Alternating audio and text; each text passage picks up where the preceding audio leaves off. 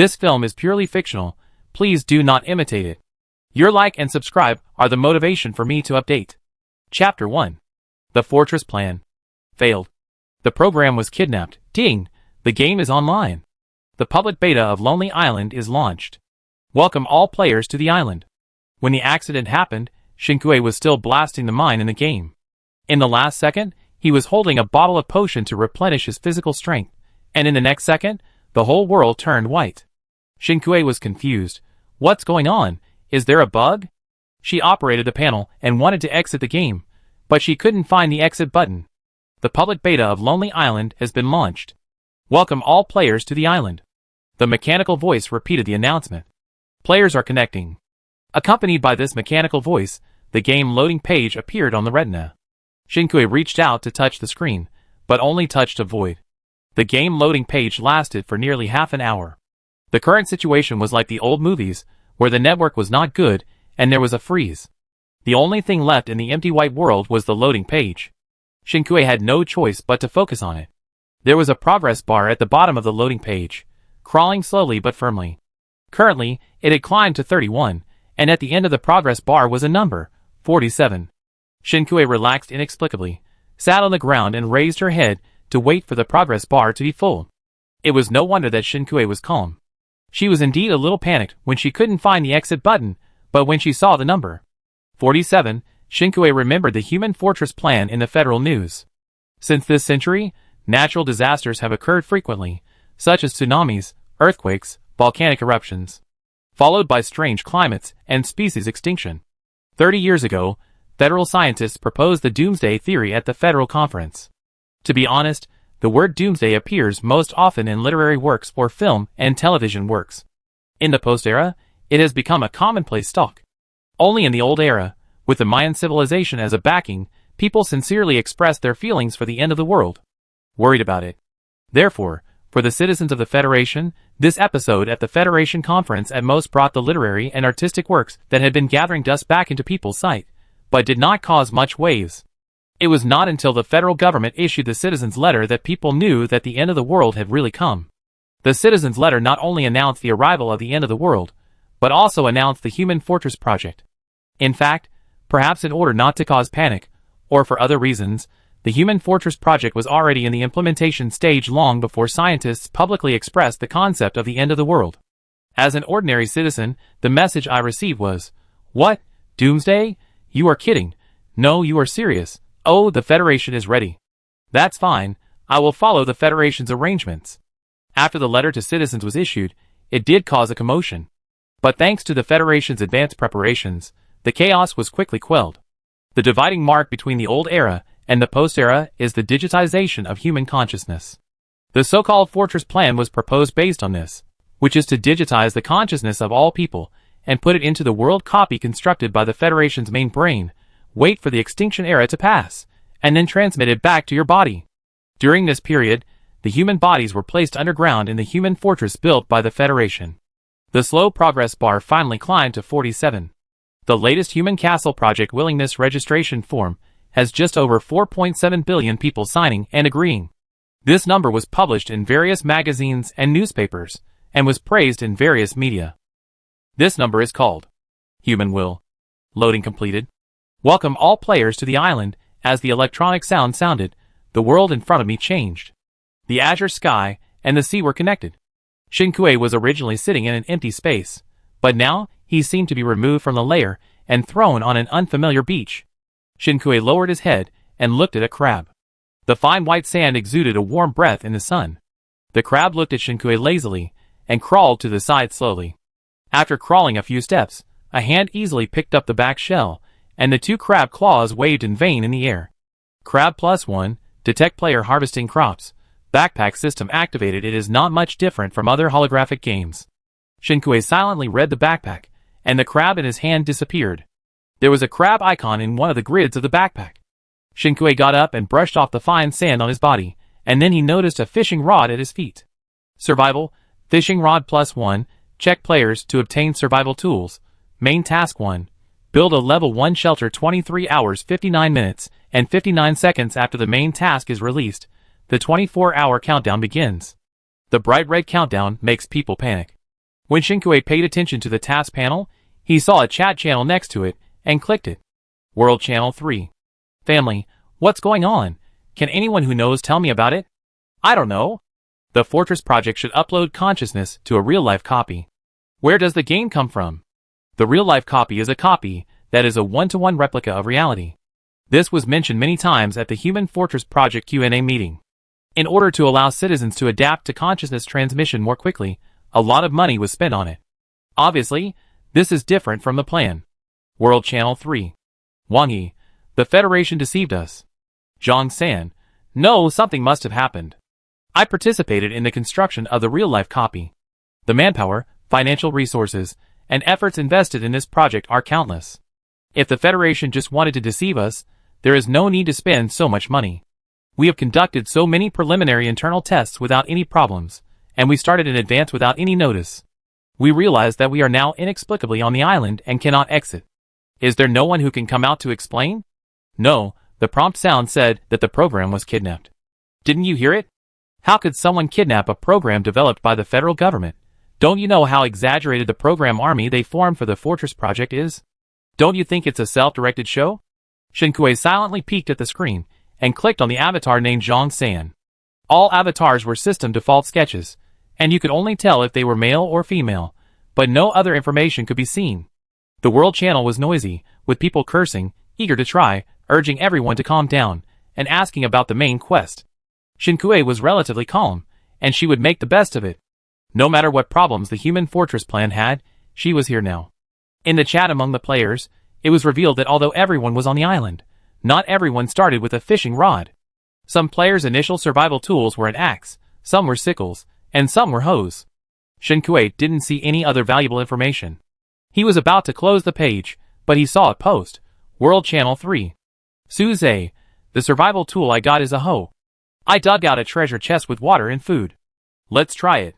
Starting with a fishing rod, all equipment depends on fishing, right? Shinkue understood, and started fishing. As soon as the fishing line was thrown into the sea, a pulling force came from the end of the fishing line. How many fishermen would be grateful for this efficiency? It takes 10 physical strength to fish once, and the player's initial physical strength is 100. Shinkue fished a few times to test the water. Wooden treasure chest plus 1. Wooden treasure chest plus 1. Wooden treasure chest plus 1. Bagged laundry detergent plus 1. Towel plus 2. Broken CD plus 1. Does it have to be so magical? It really can catch anything except fish. Shinkue complained while collecting the fishing rod. After all, he spent 10 physical strength to catch the last broken CD, so he didn't throw it away. She glanced at her own panel. Name, Shinkue. Gender, female. Age, 24. Stamina, 40/100. Hunger, 100/100. 3 wooden treasure chests were lined up in front of her, and Shinkue chose a whiter hand to open the box. Wood plus 20 nails plus 5 toilet paper plus 2. Wood plus 25 plastic stool plus 1. Mineral water plus 2 gubuli steamed buns plus 1. Everyone in the world channel was sharing what was in their treasure chests, and basically all of them opened food, some opened small cakes, and some opened lantau ramen. In comparison, Shinkue felt that her gubuli steamed buns, with a full atmosphere of sarcasm. 3 treasure chests are the limit of what players can get, and what they catch later are some messy daily necessities.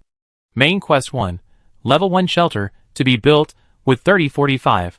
Iron nails 5/5. Please select the shelter construction point. Shinkue finally had time to look at the situation of the island where he was. The island was very large. Shinkue walked to the high platform by the beach and looked out. What he saw was a dense forest, which blocked Shinkue's sight. Someone has already built a shelter in the world channel, and the channel can share pictures. Shinkue compared other people's pictures, and saw that the situation on the island was different from the background. Shinkue decided to explore the island first, and then determine the location of the shelter.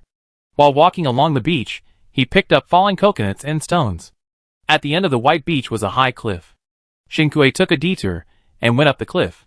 There was a large grassland on the cliff, and raspberry bushes were scattered on the grassland, with bright red and juicy raspberries in groups of 3 or 2. Shinkue muttered, I'm here now. Raspberry plus 24. The grassy area connected to a forest, with a thick layer of leaves and dense grass. Shinkue picked and chose a stick, which was of the right length, heavy, and straight. Shinkue used the stick to beat the grass while moving forward. The stick accidentally pulled the leaves on the ground, revealing something. Shinkui bent down and looked, and it was a mushroom. Unfortunately, she didn't know the species of mushrooms, and didn't know if they were edible, so she didn't pick them for safety. After walking in the woods for a while, Shinkui found animal footprints. Judging from the depth of the footprints, it was estimated that the animal was large, so Shinkui did not dare to follow. After all, she was unarmed now, and even fighting with a chicken would be difficult.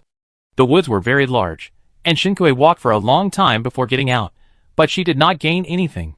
After leaving the woods, there was a swamp with a dark purple color. Intuitively, this was not a good place, so Shinkui prepared to bypass the swamp. However, before she could walk away, she heard the roar of a wild beast and the sound of it galloping through the grass and trees behind her. Shinkui's pupils shrank suddenly, and she turned her head to look. A group of ferocious wild boars with fangs were rushing towards her. At this speed, a collision would definitely kill someone. Shinkui cursed inwardly and turned around to run. After running a few steps, she realized something was wrong. The touch under her feet made her sweat coldly, and she ran into the swamp in panic. Looking at the group of wild boars that were rushing towards her, they saw Shinkui running into the swamp, and their speed of charging changed, turning into a slow march. After the wild boars approached, they gathered at the edge of the swamp, shaking their tails and no longer moving forward. Their eyes were fixed on Shinkui, as if they were alert that she would run away. Shinkui felt a tingling sensation on her back. These wild boars were actually consciously driving her into the swamp. Chapter 2. Shinkui still had the stick she had used to explore the way. Seeing the wild boars staring at her from behind, she could only bite the bullet and move forward while using the stick to probe. The swamp was not big, and Shinkui was ready to change the direction to leave the swamp. As a result, the wild boars dispersed skillfully, surrounded the edge of the swamp, and stared at her with a gloomy look. Are these wild boars spirits? The sight of these wild boars was very cold, and Shinkui was terrified. She suddenly picked up the stick and smashed it at the wild boar closest to her at the edge of the swamp. A dull collision sound was heard, and a black and purple mud mark appeared on the wild boar's rough black fur. The wild boar was hit by a stick unexpectedly, and after a roar, it rushed over to hit her to death. Roar! A low roar suppressed in the throat sounded, and the wild boar stopped sprinting, but the anger in its eyes almost burned a hole in Shinkui's body. Shinkui turned her head to look at the wild boar that just roared. The wild boar was sturdy, and had thick and long fangs. It was probably the leader of this group of wild boars. This group of wild boars was obviously driving her into the swamp in an organized and purposeful manner, but they only surrounded the swamp, and did not move forward. It didn't look like hunting, but rather like feeding something. There was a sticky sound beside me, wrapped in the black and purple mud of the swamp. What was that sound? Shinkui stared at the unknown creature with a stick in her hand and swallowed. Snake? Or something else? The sticky sound made Shinkui's scalp numb, and she heard the sound of living things moving through the mud. The sound seemed to come from all directions. A strong wind came from behind, and Shinkui was startled and dodged subconsciously. A tentacle slammed into the swamp, splashing a pile of mud. After the other party took action, Shinkui finally saw what creature was attacking her. An incredibly large octopus. A single tentacle was taller than Shinkui. The pink tentacles were wrapped in purple-black mud, which looked disgusting and reduced her sanity. Shinkui gritted her teeth. Although she knew that she would most likely die here, she was still holding a grudge and rushed towards the octopus with a wooden stick. You can be ugly, but it's wrong for you to be ugly and still come out to scare people. The wooden stick hit the octopus without any reason. The octopus tentacles paused for a moment, then suddenly rose up and bounced back in the mud. Puff. A tentacle hit Shinkui's back, and Shinkui staggered, grimacing in pain. Other tentacles took the opportunity to attack. One tentacle hit Shinkui's waist, and the other hit her head. Shinkui's head was hit, and buzzed, and warm liquid flowed to her cheeks. Shinkui was hit on the head and face several times, and her whole body was in pain. She was furious and was aroused.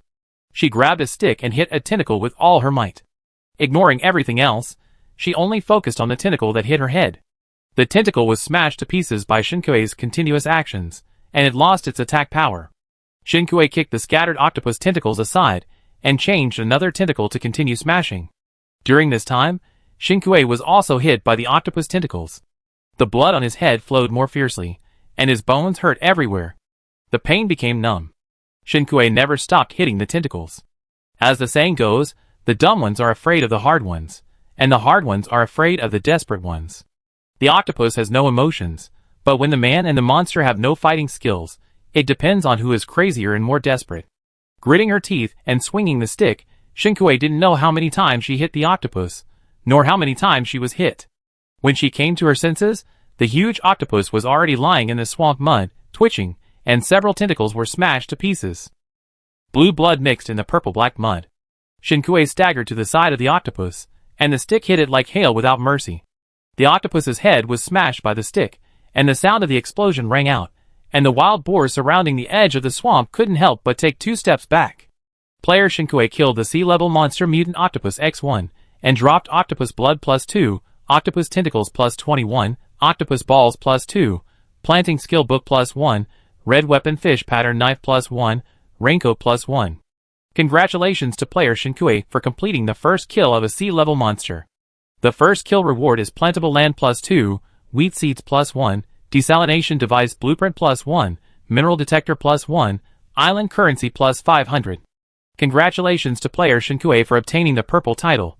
Octopus Butcher title system is enabled. Rewards. Infrastructure category. Intermediate workbench production blueprint +1 diving suit set blueprint +1 beast trap +3. Shinkue was panting, and had no time to look at the drops in the backpack, so he opened his character panel first. Purple title. Wearable, Octopus Butcher. There is a line of small words behind the title. Note, after wearing it, animal deterrence +20, octopus race hatred +20. Shinkue glanced at the wild boars around the swamp, holding a wooden stick in one hand, and holding the fish pattern knife he had just obtained in the other. Grinning, wearing the title Octopus Butcher, he walked out of the swamp with a wooden stick, looking embarrassed, but his hand holding the knife was very steady. The wild boars surrounding the swamp involuntarily took a few steps back. Shinkue's eyes swept through the wild boars one by one, and finally fell on the wild boar leader, with a fierce look in his eyes. "Do you want to try?" The girl with a high ponytail was dirty and bloody, but she had the aura of a desperate struggle. The wild boar leader stared at her for a long time, and a low growl came out of his throat. The wild boar slowly walked back to him. He took 2 steps back, and turned around to lead the herd away. If the wild boar leader really decided to hunt her again, Shinkue estimated that she would die here today. She didn't dare to relax until the herd disappeared into the woods. She didn't stay in the woods for long. Shinkue followed the previously planned route to leave the woods and swamps. Fortunately, there was a large stone forest behind the woods. Although it was not safe, it was not as complicated as the woods. The stone forest is very close to the beach. At the end of the stone forest is a cliff. The terrain here is high and the view is good. There happened to be an open space. Shinkue did not hesitate and operated the panel to place the shelter on the open space. After a series of ping-pong sounds, a simple wooden hut appeared. Complete the main task 1. Build a level 1 shelter. Primary toolbox gift package drawing +1, reward mineral water +2, bread +1. Shinkue entered the shelter, regardless of the dirt on his body and the blood in his mouth, and immediately jumped on the bed when he saw it. When I woke up again, it was already dark. The game page showed that it was past 7 in the evening. Shinkue guessed that he had fainted. After waking up and taking a while, Shinkue opened the world channel with shaking hands. World Channel 3. Pujia, help! I was bitten by a poisonous snake. My health is dropping by 2 points now. It will drop to 20 soon. Is there anyone who can save me? Yuan. There is no serum in the game world. Take a picture of the snake so I can see what kind of snake it is. Pujia, I can't take a picture. I ran away after the snake bit me. I fucking broke the game. Player Pujia was detected to have violated the rules, and was banned for 24 hours. In the ellipsis, Shinkue saw that Pujia's avatar had turned gray. Together with the red ban penalty, it looked like a hellish joke. A great sense of absurdity. Shinkue clicked on Pujia's avatar, and the system popped up a gray font. Consciousness data has been erased. A chill ran from the soles of the feet to the top of the head. The world channel was quiet for a while, and finally someone broke the silence. Suze, currently, the drop rate of medicines that restore health is very low. Everyone, please be careful not to get hurt or get hurt less. Suze, there is hope only if you survive. Shinkue remembered this person.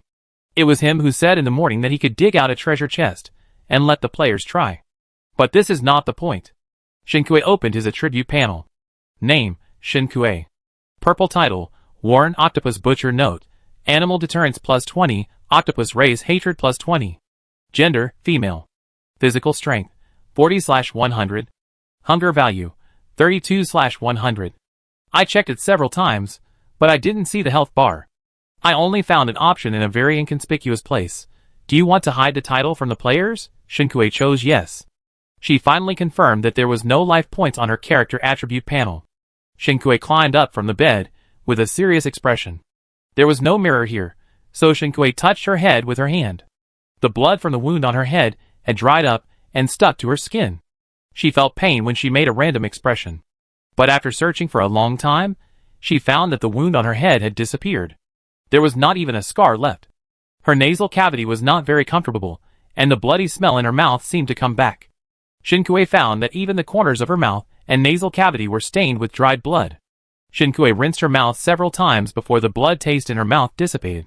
She carefully checked her body, and all the injuries she had suffered when fighting with the octopus were gone.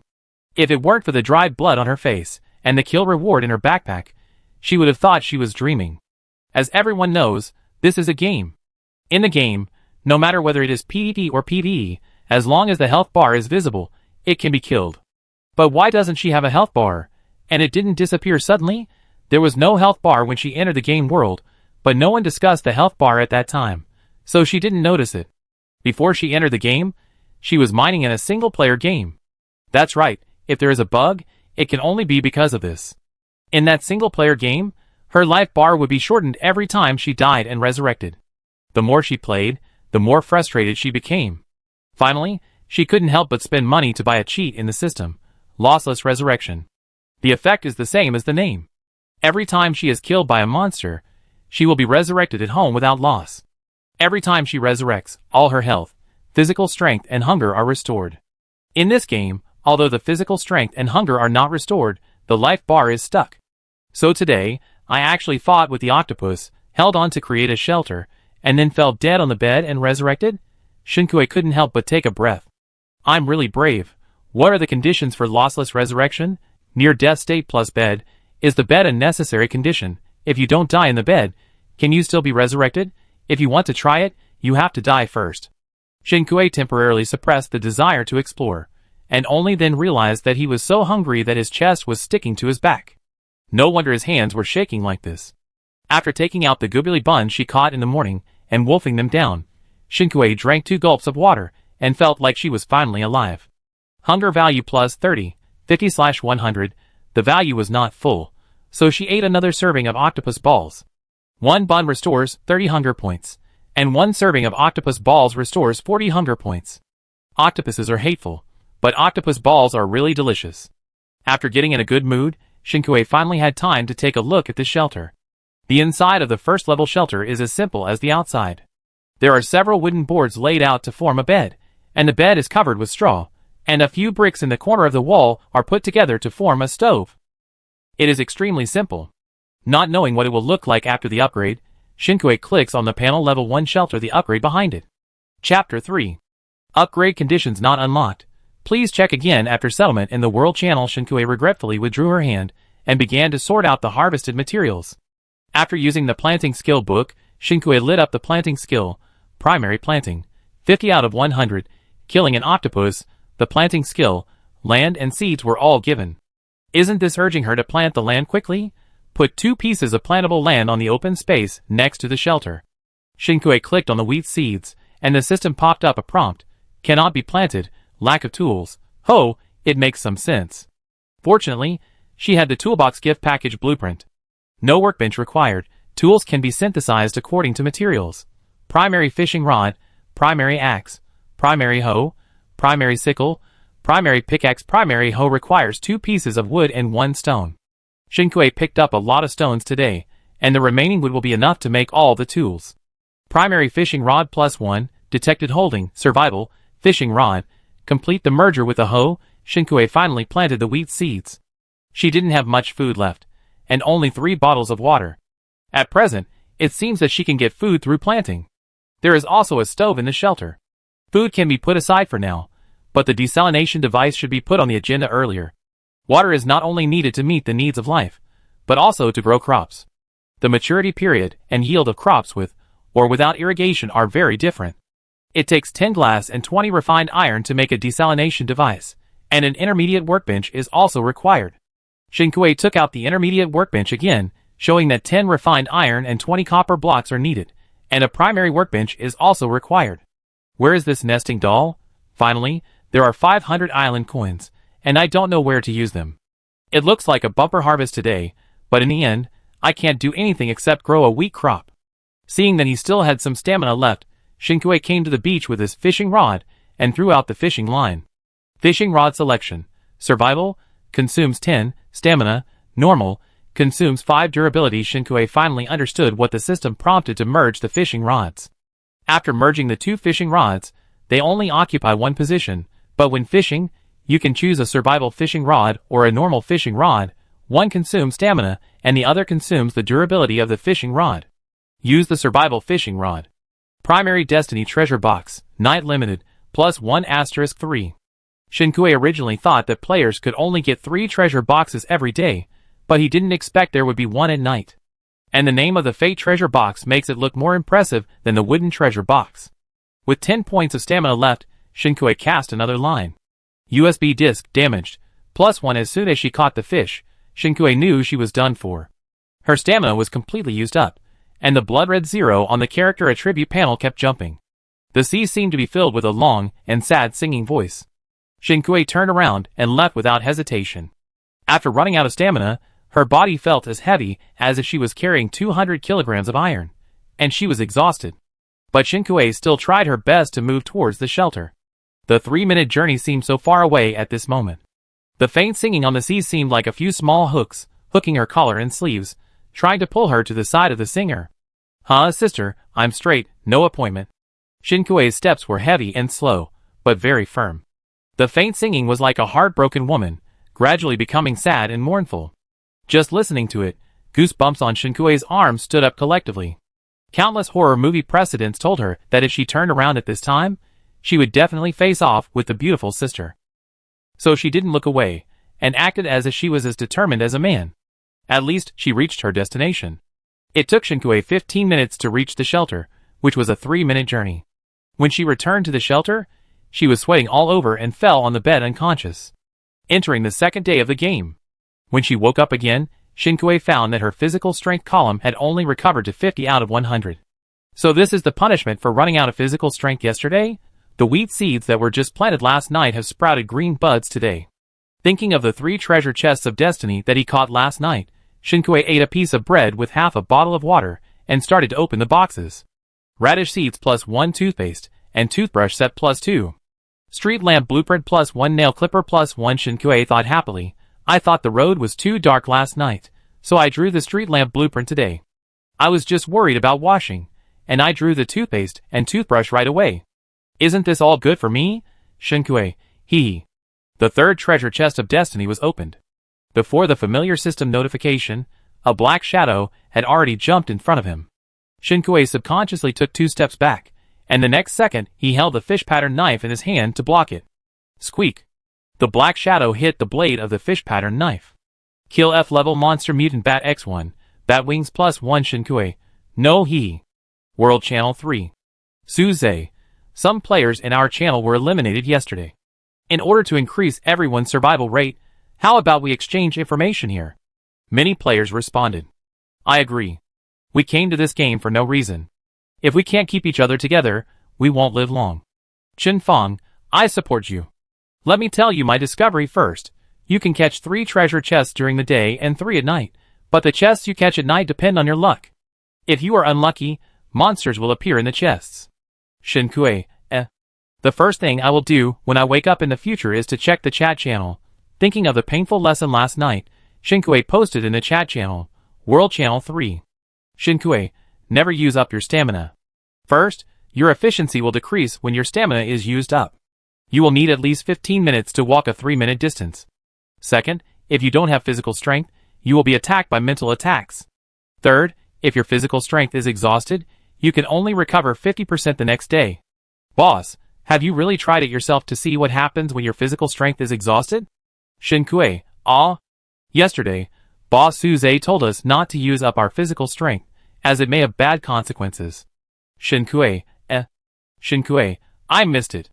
It feels like you are unlucky again. and stubborn again. The chat channel was full of ha ha ha. The remaining pieces. Love. Silently shut in, Shinkui planted the radish seeds. Although the flow of information in the chat channel is very important, it is impossible for Shinkui to stay in front of the chat channel all day. A gentleman's revenge is too late 10 years later. Today, Shinkui decided to kill the wild boars. With a grim smile, Shinkui walked through the stone forest and the edge of the swamp and walked towards the woods, muttering as he walked, "I, Nyo Hulu Shinkui, am back." Of course, it is impossible to fight hard. There were 8 to 9 wild boars that hunted Shinkui yesterday, and she only had 3 traps. Even if all 3 traps could be used, the remaining wild boars could trample her to death with 1 pig and 1 hoof.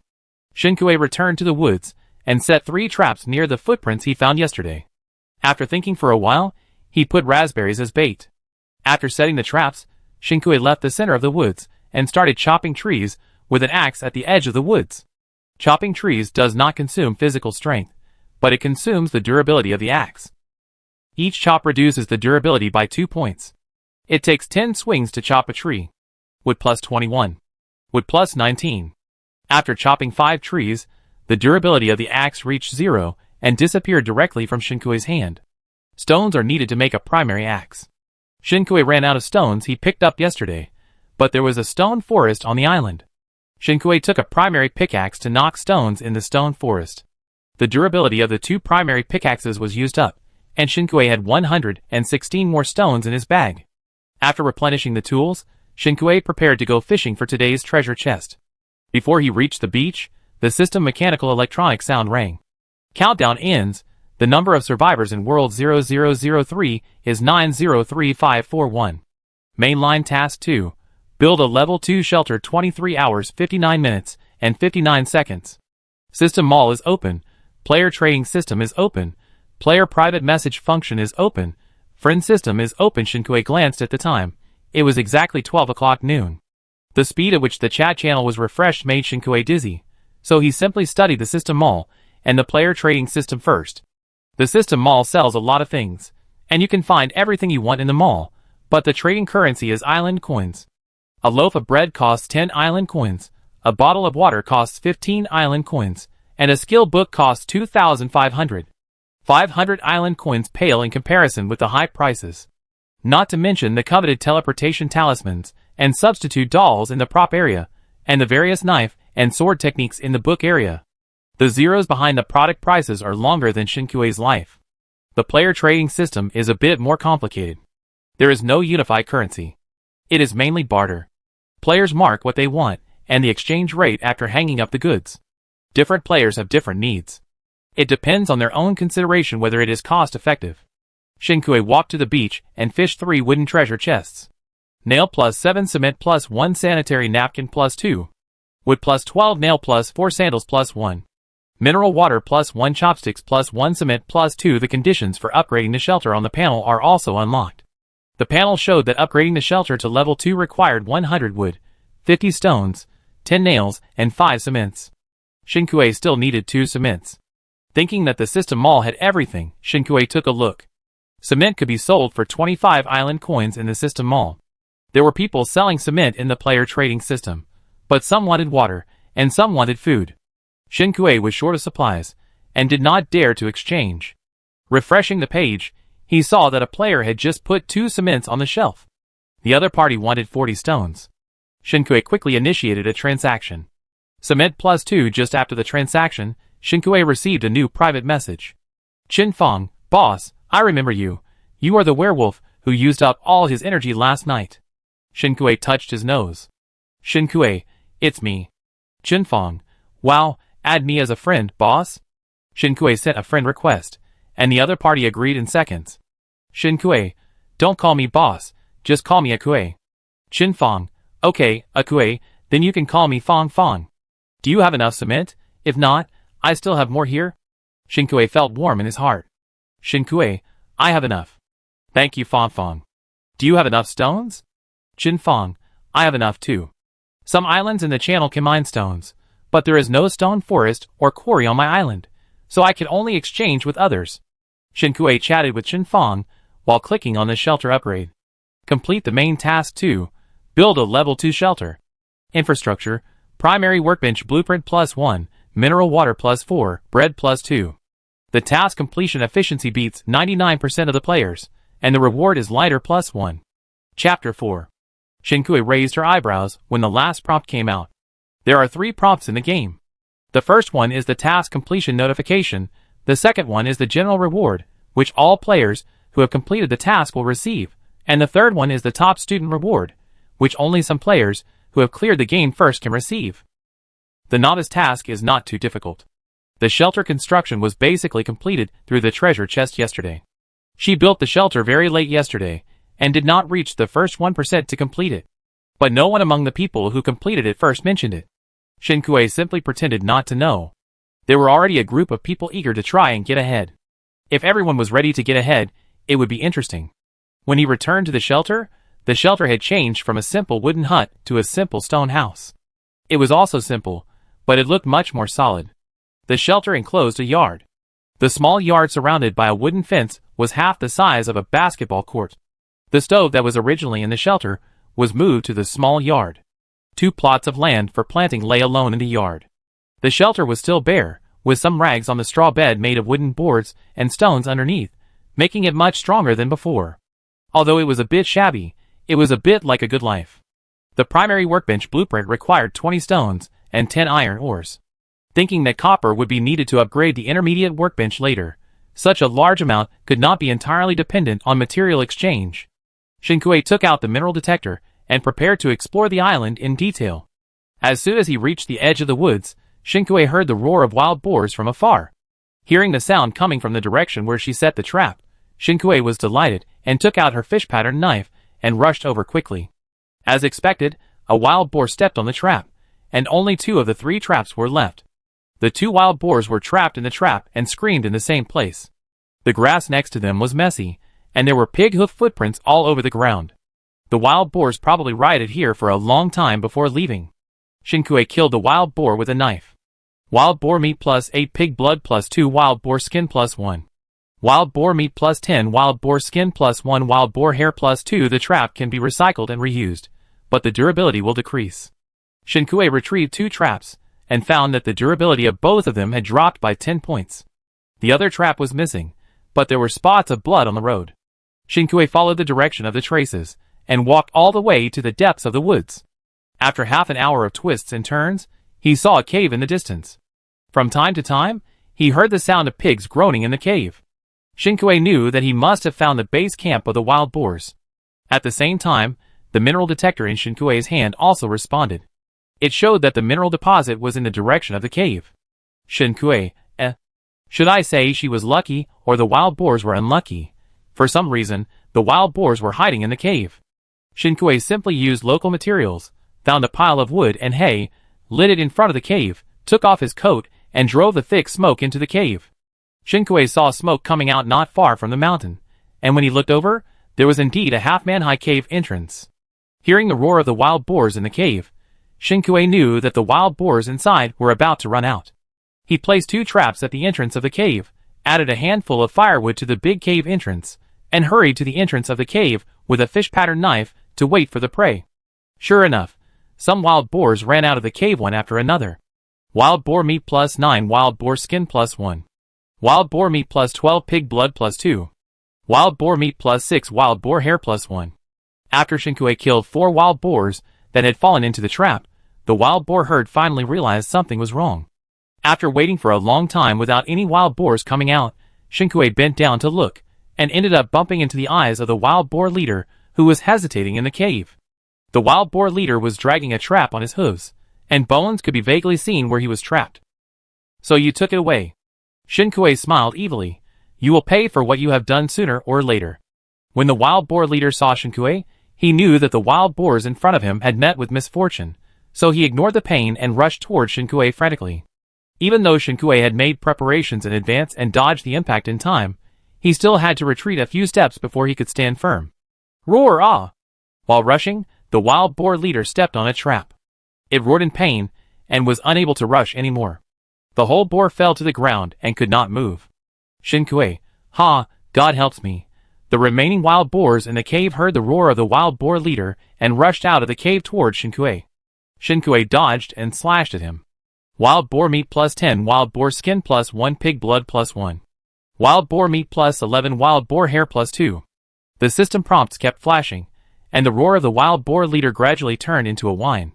After Shinkue dealt with the wild boars, he was so tired that he gasped for breath, and it seemed that he tasted a bit of blood in his throat again. The wild boar leader was breathing out more than breathing in at this time, and Shinkue killed him with one knife. Player Shinkue killed a D-level monster wild boar leader X1, dropped pigskin backpack plus 1, high quality wild boar meat plus 21, pig blood plus 4, piglets plus 3, animal husbandry skill book plus 1, pork recipe plus 1. Congratulations to player Shinkue for winning the purple title, Pig Stock. Lianjiozu yesterday, the wild boars drove her over to feed the mutant octopus, so Shinkue was mentally prepared. The level of the wild boar leader was not as high as the mutant octopus. The first kill reward was very generous, but she expected not to get the D-level first kill. There are more than 900,000 people in world number 3, and the competition is too fierce. She died once before she got the C-level first kill reward. She got another purple title, and Shinkue checked the title bonus on the attribute panel. Purple title, wearable, pig stock, Lianjiozu note, after wearing, animal deterrence plus 30, wild boar race hatred plus 40. Shinkue clicked to wear. Looking at her character attribute panel again, the title column became, purple title plus 2, weird/hidden, note, animal deterrence plus 50, octopus race hatred plus 20, wild boar race hatred plus 40. It turns out that the title effect can be stacked. If her animal deterrence reaches 100%, wouldn't she be able to become the king of all beasts? After imagining, Shinkue used the animal husbandry skill book, and the animal husbandry skill was lit up. Primary animal husbandry, 50/100, it began to rain. The fine raindrops crackled between the leaves. Shinkue finally understood why the wild boars hid in the cave. Wild boars are actually very smart animals. They took shelter in the cave in advance. In fact, if the wild boar leader hadn't stepped on 2 animal traps in a row, like a magnetic trap, the wild boars would have lost their leader and lost their position. This battle would not have been won so easily. The fire in front of the cave had gone out, with only occasional wisps of white smoke. Shinkue put away the trap and walked into the cave. The cave smelled strong, with the unique fishy smell of wild boar nests hitting his face. Shinkue took a while to get used to it at the entrance of the cave. After entering the cave, the mineral detector flashed red, indicating that the destination had been reached. Shinkue put away the detector and began to knock on the cave with a pickaxe. Iron or plus 2. Copper or plus 1. Iron or plus 3. When the durability of the pickaxe ran out, he made a new one and continued to knock until the stones in his backpack were used up. Shinkue left the cave in his raincoat with reluctance. It was already dark outside. Shinkue only had 20 stamina left, but his hunger was about to drop. After eating 2 loaves of bread and drinking a bottle of water, he brought his hunger back to the passing line. Shinkue went to the stone forest and knocked until dark before returning to the shelter. This trip was very rewarding. Shinkue returned to the shelter and started making a primary workbench. Primary workbench in progress. 29 minutes and 59 seconds. Shinkue, Shelters can be built at any time, but a workbench actually needs time to be made. This game has no logic. It takes half an hour to make a primary workbench, so Shinkue simply counts today's supplies. There are a total of 12 wild boars in the wild boar group, and Shinkue harvested 134 wild boar meat, 16 wild boar skins, 11 wild boar hairs, and 12 pig blood. In addition to the 21 high-quality wild boar meat dropped by the wild boar leader, Shinkue will definitely not be able to eat it all by himself, so he can exchange some for supplies. If you cook it, you can exchange more supplies, and the pork recipe dropped by the wild boar leader will come in handy immediately. The pork recipe is different from the skill book. You need to cook to light up the recipe. After all the recipes are lit up, you will be rewarded with 300 cooking skill points. Shinkue used the cooking skill book. Primary cooking 50 out of 100 skill books should be relatively rare now. When searching for skill books in the player trading system, I only saw a forging skill book for sale. The other party asked for 10 nails and 5 cement in exchange, probably to complete the level 2 shelter task. There is basically not much left of these 2 materials after everyone completes the task. If he wanted stone or wood, he should have sold it long ago. Everyone knows that skill books are good things. No one will take out skill books to exchange for supplies unless it is absolutely necessary. In addition to the wild boar meat, which accounts for the majority, Shinkue also harvested a lot in the cave. After building the primary workbench, Shinkui still has 116 iron ores, 82 stones, and 31 copper ores. There are still more than 10 minutes left in the countdown of the primary workbench. Seeing that there are only 20 stamina left, Shinkui decided not to waste it and go fishing for another Destiny treasure chest. He still came to the beach in the dark. This time Shinkui has experience. Primary Destiny treasure box, night limited, +1 after fishing a Destiny treasure box. Shinkui switched to an ordinary fishing rod. Ordinary fishing rods are far less efficient than survival fishing rods. Shinkui waited for a long time before a fish was hooked. Turbot +1 Shinkui collected the fish and prepared to cast the rod again, but found that the sea was foggy. The thick fog slowly eroded the coastline. Shinkui's eyes swept through the fog, but he didn't see anything, but a faint singing voice came from the fog. It was still a familiar tune, and Shinkui felt a chill. She didn't use up her stamina today. Why did this girl come? Shinkui didn't bother to argue, turned around and ran away. The chat channel was also discussing this matter. World Channel 3. Zhang Man, did everyone notice? The sea is foggy, and there are singing voices in the fog. I didn't dare to leave the shelter after dark, and I didn't hear anything at all. Oh my god, I heard the singing too, but I wasn't at the beach. Shinkui, those who heard the singing, please report your stamina points. I'm 10. Zhang Man, 10. 10. Also 10. Shinkui clearly remembered that he heard the song only when his stamina reached 0 yesterday. If the lower limit of stamina gets higher and higher, it means that the resources that players can obtain through stamina will get less and less. If this continues, dingling. The celebration sound effect of the completion of the primary workbench sounded, which scared Shinkui. With the primary workbench, you can make some basic materials, such as synthesizing an iron nail with 2 iron ores, synthesizing a refined iron with 5 iron ores, and synthesizing a wooden box with 5 wood. Shinkui struck while the iron was hot, and synthesized the 10 refined irons required for the intermediate workbench, and upgraded it to the intermediate workbench. Congratulations to player Shinkui for being the first to unlock the intermediate workbench, and rewarded with Cooking Skill Book +1, Irrigation Device Blueprint +1, Mineral Water +2, and Arable Land +1. Chapter 5. A pleasant surprise. The first intermediate workbench unlocked actually has a reward. The intermediate workbench unlocks more materials. Shinkui saw that the cement formula was also unlocked. The materials for making cement are 1 iron ore, 2 stones, and 1 clay. Shinkui searched for clay in the player trading system and found that there were still many people selling it, so it was not a scarce resource. A large number of players want to build primary workbenches, and iron ore is currently in short supply. 1 iron ore can be exchanged for 3 to 4 clays. Shinkui used 20 iron ores to exchange for 72 clays. To save some stones for backup, Shinkui used the workbench to synthesize 30 cements and 10 nails. Many things unlocked by the intermediate workbench require a long time to make, and at the same time, the intermediate workbench has also upgraded its operating system. For example, it takes 2 minutes to synthesize a batch of cement. After manually operating the workbench to make a batch, you can put all the materials into the workbench later, and then the workbench will automatically work to synthesize the materials. No need to stay by the workbench, it is quite convenient. After the cement was synthesized, Shinkui saw that the Forging Skill Book was still hanging in the player trading system, so he initiated a transaction. Forging Skill Book +1 successfully found a bargain. Upgrading this intermediate workbench is a great bargain. Light up the forging skill, primary forging, 50 out of 100, note, without a forging table, you cannot use the forging skill. Shinkui, For some reason, I had the ingredients and the stove, but I didn't have a stove. Thinking of the stove, Shinkui searched the player trading system and actually saw someone selling it. Shinkui exchanged a piece of cement for a frying pan. After the transaction, the other party sent her a private message asking if she had any extra nails, which he could exchange for seasonings. Shinkui just remembered that he still needed to buy seasoning. Baiha, my seasoning is a cooking gift pack, which contains all the commonly used seasonings, but I still need 4 iron nails. Do you have them? Shinkui only has 1 iron nail left, but the remaining iron ore can be synthesized into 18 iron nails. Shinkui, yes, wait a moment. After synthesizing 3 iron nails, Shinkui initiated a transaction through the private chat channel. Iron nails +4 Baiha opened the box and got very few materials, but a lot of messy things, so he could only hang up daily necessities to exchange for materials. Baiha had been desperate for a whole day without receiving any trading reminders, but he unexpectedly found a way out at night, and gathered all the materials at once.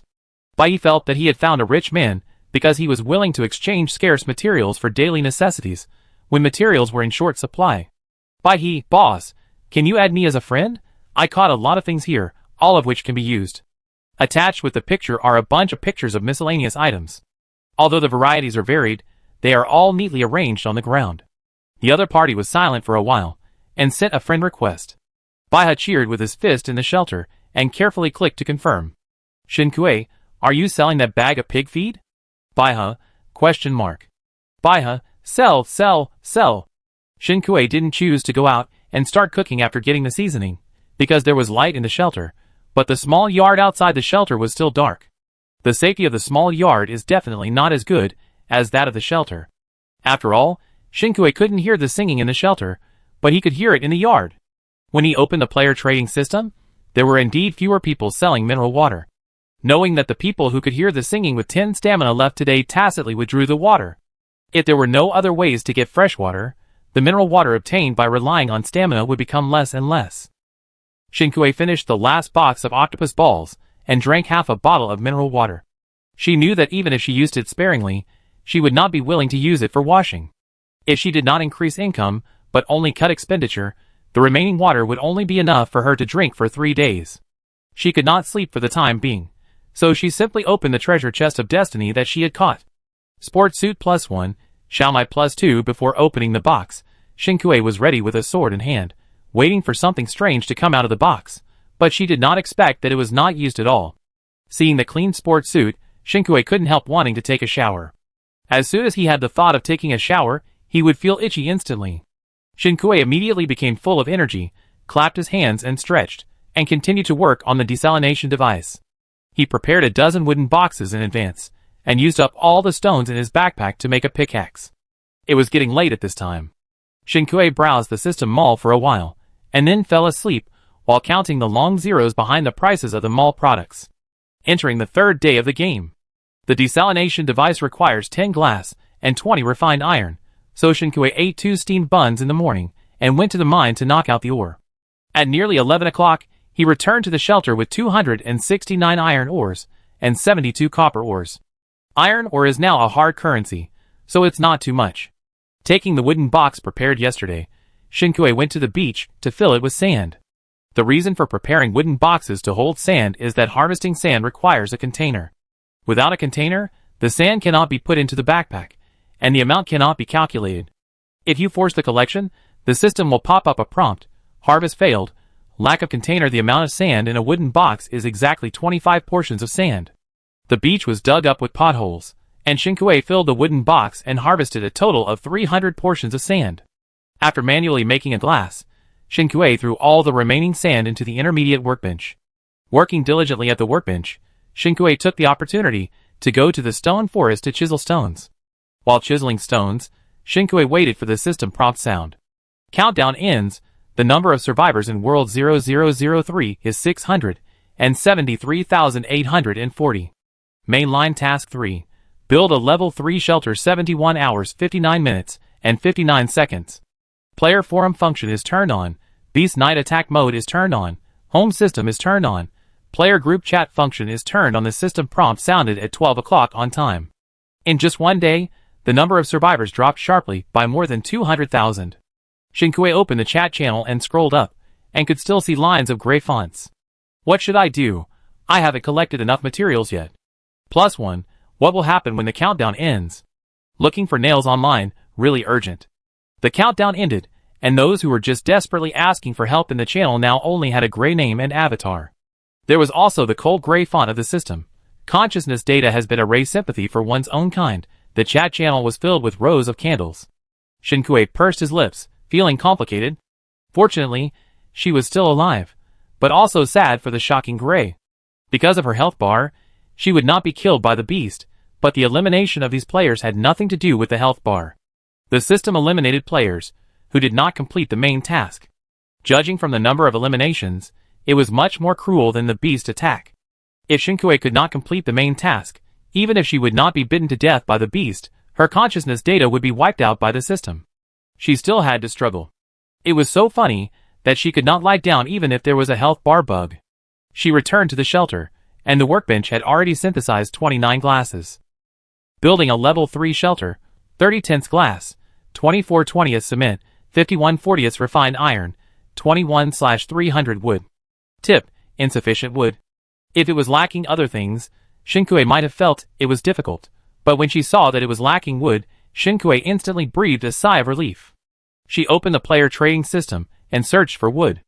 There was wood on most islands, and wood was the easiest resource to obtain, and it was not valuable to players.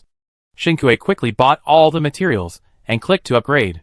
Complete the main task 3. Build a level 3 shelter.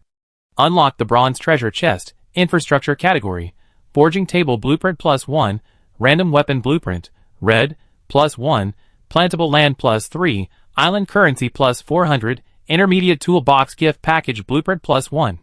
Congratulations to the player who completed the main task 3 for the first time. Reward random weapon blueprint, purple, +1, island stone +1, island currency +1000, plantable land +5, planting skill book +1. The task completion efficiency beats 99% of the players. Reward multifunctional massage machine +1. The reward for completing the main task for the first time was so generous that Shinkue was amazed. Island joining stone can annex unowned islands.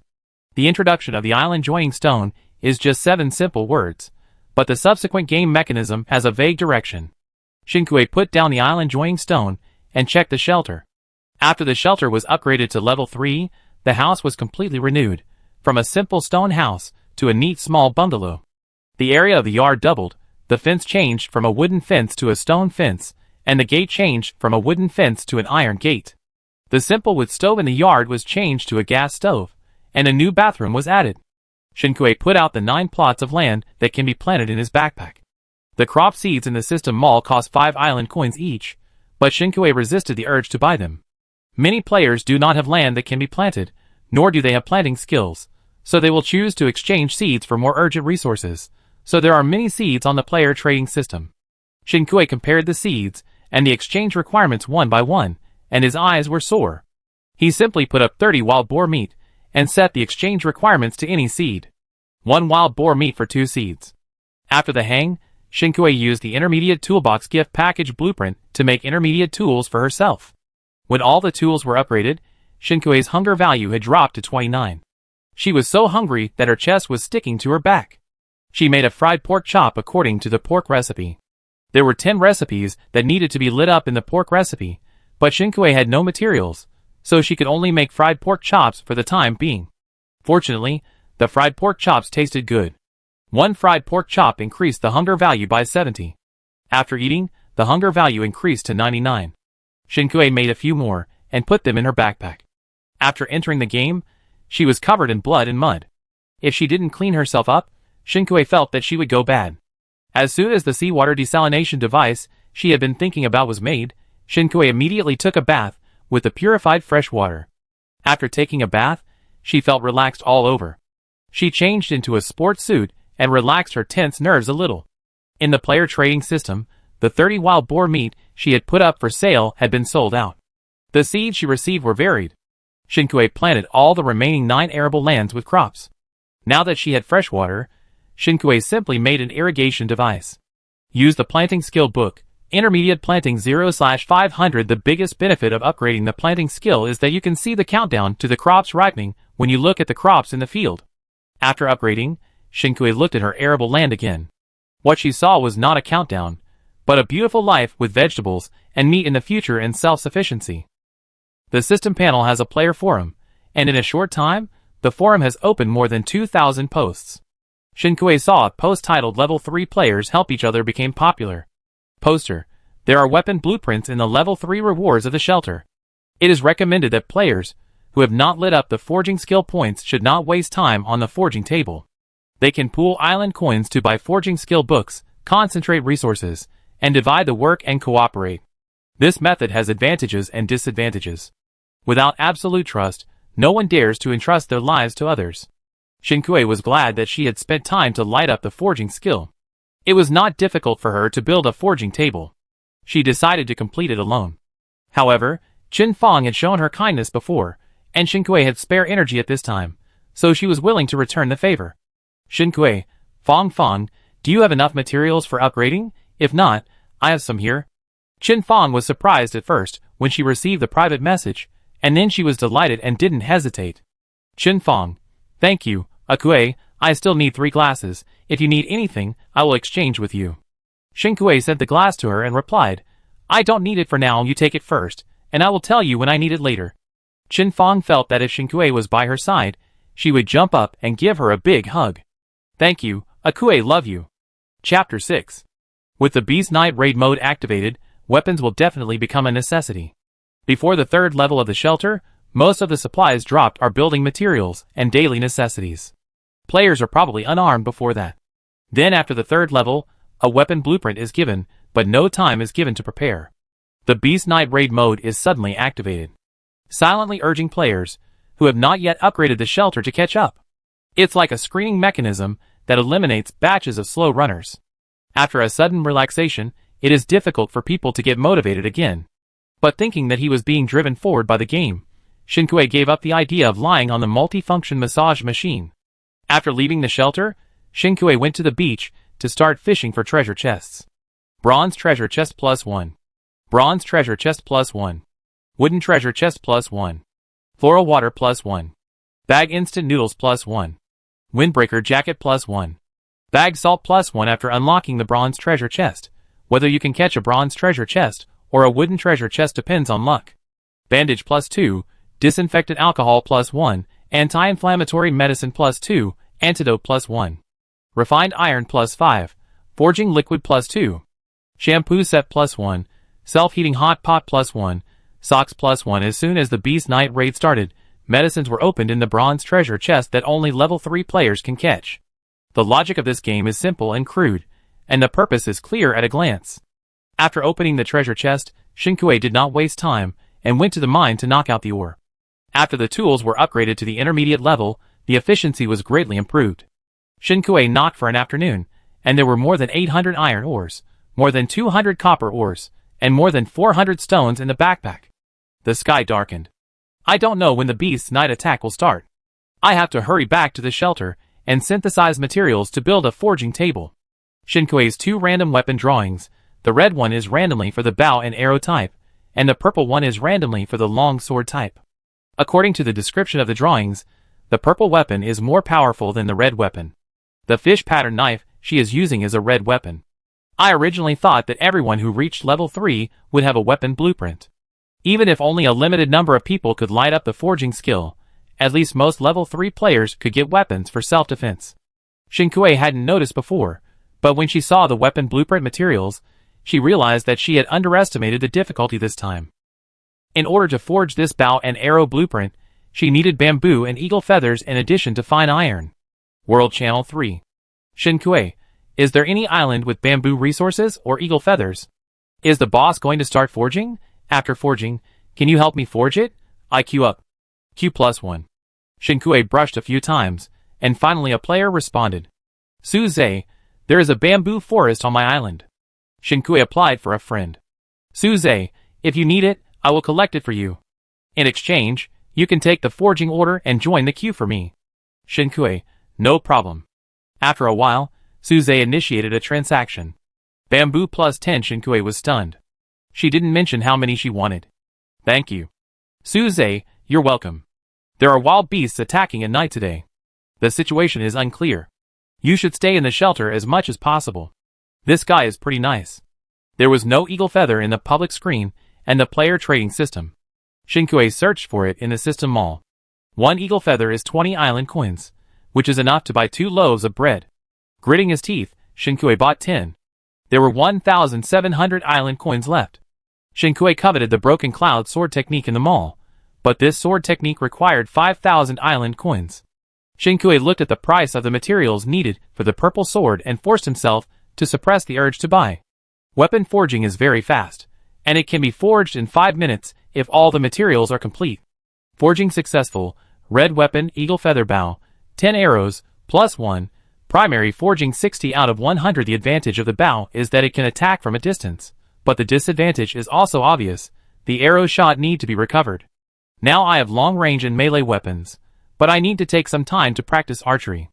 There is a skill archery hit the target every time in the system mall, but it requires 7,500 island coins, which is still an astronomical figure for Shinkui now.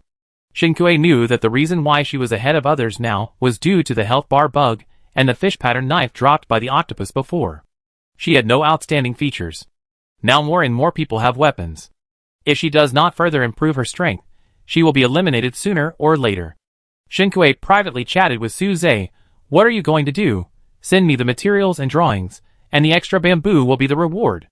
Suze, I can give other rewards, but I need to make a lot of weapons here, in addition to my own and my friend's weapons. Is it convenient to jump the queue? Shinkui hadn't started taking orders yet, so there was no question of cutting in line. He was unsure about the main forging reward, so he asked after careful consideration, I want island coins now. Ask your friends if they are willing to pay island coins as a reward? If you don't want to use island coins, you can use 10 or lead blocks. Suze, how many island coins? Shinkui, 50 island coins for one forging. Suze, let's discuss it. A forging skill book costs 2,500 island coins. The 400 island coins that players in the level 3 shelter received today should not have been used up. Shinkui felt that the price he set was reasonable. After a while, Suze and his friends had discussed it. Suze, okay, I add you to the group, and you can trade directly.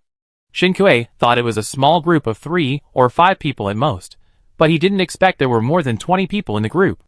Suze brought more than 20 orders. This Suze must be the reincarnation of the god of wealth. Don't so many people have a forging table? Shinkui analyzed it himself. A forging table requires a lot of cement. One piece of cement in the system mall costs 25 island coins, and there are probably relatively few people who have an intermediate workbench now. After she built the forging table, she didn't get the first unlock reward. She naturally thought that many people should have built the forging table before her, but maybe only the first few or even the first one to use the blueprints to build the infrastructure will get the reward. She started late, but not many people built it before her. It's really too hard for players. While putting the raw materials of cement on the workbench, Shinkui spoke in the group and started to take orders. Mutual Aid Exchange Group. Shinkui, everyone send me the materials and blueprints. The labor fee is 50 island dollars. Come one by one. Suze, okay, I go first. It takes a lot of courage to send materials and drawings to a stranger. No wonder Suze has such a strong appeal among level 3 players. Suze was straightforward, and Shinkui was not ambiguous either, trading his newly made bow and arrow as collateral. No additional negotiations were needed. When Shinkui prepared weapons for Suze and initiated the transaction, the group had already taken the queue number. It was well organized and well trained. 23 orders in one group, all completed in just over 2 hours, amazingly efficient. Intermediate forging 190 to 500. The forging skill has been upgraded, with a skill bonus. Increase the forged weapon attribute by 10%. Island currency, 2850. After processing the orders in the group, Shinkui finally had time to read her private messages. It is estimated that she was noticed when she was looking for forging materials in the world before, and the private messages were full.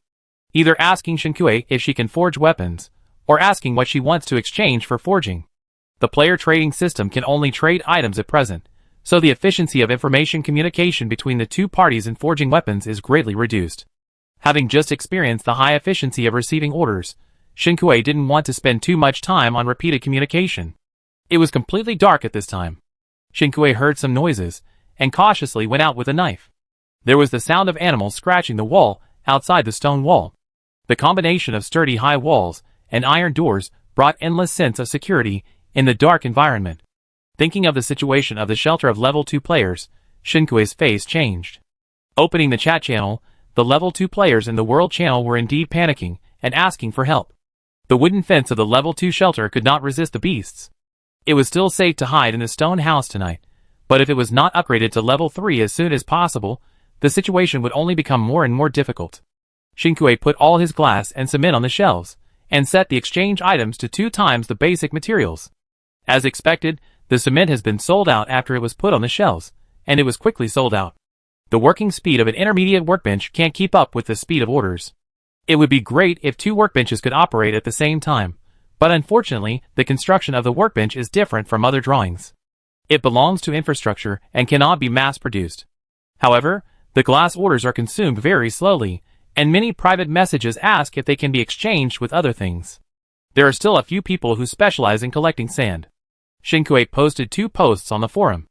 One post detailed the sand collection strategy. The other post attached his forging fee and trading requirements. As long as you survive the Beast Night attack tonight, those who try to save themselves tomorrow should be able to find the direction. The second post did not make any splash for the time being. Shinkue replied to the previous private message and spent a lot of time on communication. He only completed 7 forgings in more than an hour. He was exhausted both physically and mentally after completing 7 forgings as a customer service and a worker. After putting the basic materials obtained from the cement order into the intermediate workbench, Shinkue enjoyed the fried pork chops and went to bed to end this busy day. World Channel 3. There are beasts and singing outside. Who can sleep? Ah, I didn't hear any singing. Don't mention it. The beast is just one wall away from me. I can hear its panting. On the 4th day of entering the game, Shinkue woke up in the morning and the intermediate workbench was still working.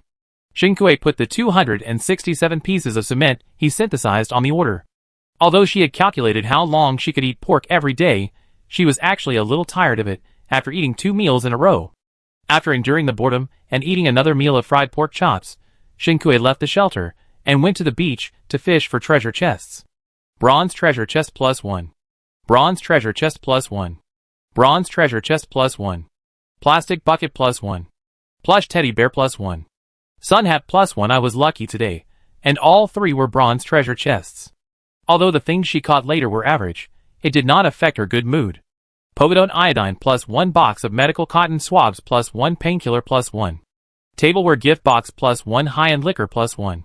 Watermelon +1 apple +2. After unpacking, Shinkue walked around the shelter to check the traces left by the wild beast's night attack last night. The stone wall was intact, except for some scratches on the wall, which were harmless. Shinkue was not going to mine today, and stayed in the shelter to handle orders. At this time, the profit from trading was far greater than her mining efficiency. The second post posted yesterday also began to receive comments and private messages. Shinkue created a group. Although the efficiency was not as good as Suze and others, it was much better than one-on-one private chats. At 12 o'clock noon, Shinkue decided to take a break. This morning, she completed 45 orders through the forum group, 2 of which used 10 or in 1 order used lead blocks for trading. Chapter 7. Shinkue's island coins reached 5,300, and he couldn't wait to go to the mall to buy cloud-breaking sword technique. The moment the island coin balance was deducted, Shinkue felt a sense of satisfaction that he had finally succeeded in shopping. Congratulations to the player for becoming a level 3 VIP in the mall after spending 5,000 island coins. Rewards: Level 1 VIP, Raffle Ticket +1, Level 2 VIP, Pet Contract +1, Level 3 VIP, Island Teleportation Stone +1. Congratulations to the player for becoming the first Level 3 VIP player in the mall. Reward Livestock Shed +1. Shinkue. Wow! This is the sense of accomplishment of a Kryptonian. The originally spacious yard became cramped, with animal sheds and arable land crowded together. Shinkue's 3 piglets finally moved into the animal shed, which also meant that she had to start supplying feed. The piglets will eat feed for a transition period in the early stage, so there is no need to worry about it for the time being. Later, she will need to consider the rations for herself and the 3 piglets. Shinkue used the lottery ticket given by the mall and drew a fragment of the mysterious machine blueprint. I don't know what it is used for, so I throw it aside for now. The pet contract needs to be bound to a creature within a 5-meter range, and there is a certain chance of failure, so Shinkue can't use it for the time being. Island Teleport Stone can be teleported to a random unowned island and teleported back to the player's shelter after 24 hours. Note: a one-time item. The resources on different islands are different, and the function of this Island Teleport Stone is obviously to give players the opportunity to mine other resources. But Shinkue remembered that there was an island combining stone in the reward for his first pass through the 3rd level shelter, and decided to use these 2 stones together. After looking at the VIP rewards given by the mall, Shinkue finally had time to check the sword skills she had bought at a high price. She opened the character attribute panel and reclassified her skills. The previous planting skills, animal husbandry skills, and forging skills were classified into survival skills. Each skill was represented by a small icon. Clicking on the icon can view the corresponding skill details. At the same time, a new row of character attribute skills was added, followed by a sword icon. Shinkue clicked to view, Broken Cloud Sword Skill, Primary 50/100. Such an expensive skill only has this little bit of prestige? It shouldn't be the case. Shinkui decided to forge her purple sword first, and try out the skill effect. Click to view the forging icon on the character attribute. Advanced Forging 140/5000. It's worth it that she has been immersed in forging from yesterday afternoon to this morning. Her forging skills have finally been upgraded. The current skill bonus is, increase the forging weapon attribute by 30%. Sword Blueprint, Purple Advanced Forger, achieved, material requirements, 10 refined iron, 5 tin ore, 2 lead blocks. 10 ore sells for 60 island coins in the system mall, and lead blocks are more expensive, costing 70 island coins. Shinkui privately chatted with players, who traded tin ore and lead blocks, and finally exchanged 100 iron ores for 25 tin ores, and 10 cement for 5 lead blocks. In the system mall, iron ore costs 15 island coins each, and cement costs 35 island coins each, so no one loses out. Iron ore has a wider range of applications, and is more basic. Thinking that forging will definitely require these materials in the future, Shinkui discussed with several players, and set up a separate or exchange group. Players all want to keep island coins for themselves, so they simply use island coins as the conversion unit to determine the conversion quantity. Shinkui put the materials for the purple sword into the forging table. It takes an hour to make a purple weapon. Shinkui took this time to cook a pack of instant noodles for lunch. Eating instant noodles seemed to be back in his own little nest when he was a happy fat otaku. After a person has eaten, the stomach is working to supply oxygen, which is a good time to empty the brain and recall the past. A quarter of an hour later, consciousness returned to reality. Shinkui wiped her face and continued to work. More and more people exchanged sand for glass, and the glass was consumed quickly. Shinkui's glass inventory was an urgent need, so she used the workbench to produce glass first. After processing, I found that many people came to the forging order group one after another. The order for the afternoon was ranked more than 60, and Shinkui quickly told to stop accepting orders. If she continued to queue, she would not be able to finish it today. The forging table was still forging swords. Shinkui took the time to open the chat channel. The topic everyone in the channel was discussing was whether to leave the shelter tonight. Shinkui, ? What did I miss? I scrolled up the chat history and found that someone in the forum had posted a post saying that he had killed a beast that attacked last night. Killing the beast would drop supplies. Shinkui went to the forum to search and found the post. Details of the level and number of night attack beasts. Poster, Yenyoan. Post content. Killing the night attack beasts will reward supplies. The night attack beasts are between level D and level E. Level D beasts attack alone, and level E will attack in groups of 2 or 3. Strong adult males can deal with it carefully, and have the strength to fight. Some of the replies below asked about the poster's level, some scolded the poster for deceiving people to go out and die, and some asked how the poster could protect himself without weapons. The poster didn't reply, but his avatar was still lit, so it was obvious that he was not dead. Shinkui checked the player trading system again, and exchanged 30 pieces of wild boar meat for seeds. Just after these things were dealt with, her sword was forged. The forging table glowed brightly. Blue Fresh Sword +1. Congratulations to the player who completed the forging of the purple weapon for the first time. Reward, Infrastructure, Master Forging Table Blueprint +1, Volcanic Casting Stone +1, Forging Master's Notebook +1. Congratulations to the player for obtaining the gold title. Forging Master Successor Gold Title. Shinkui was delighted and clicked to view. Wearable. Note to the successor of the Forging Master. After wearing it, the weapon properties of the forged weapon will increase by 50%. What is the golden title? This is called a golden signboard. The bonus of advanced forging is 30%. With this title, the properties of the weapon she made can be increased to 80%. This value should be acceptable to people even if she doubles the island currency. After looking at the materials required for the Master Forging Table Blueprint, Shinkui was silent for 2 seconds, and was not surprised at all. Put it aside for the time being, and then click on the Forging Master's Notebook to view the details. Forging Master's Notebook. The Forging Master is either looking for forging materials or on the way to find forging materials. As the successor of the Forging Master, the first lesson is of course to learn how to find forging materials.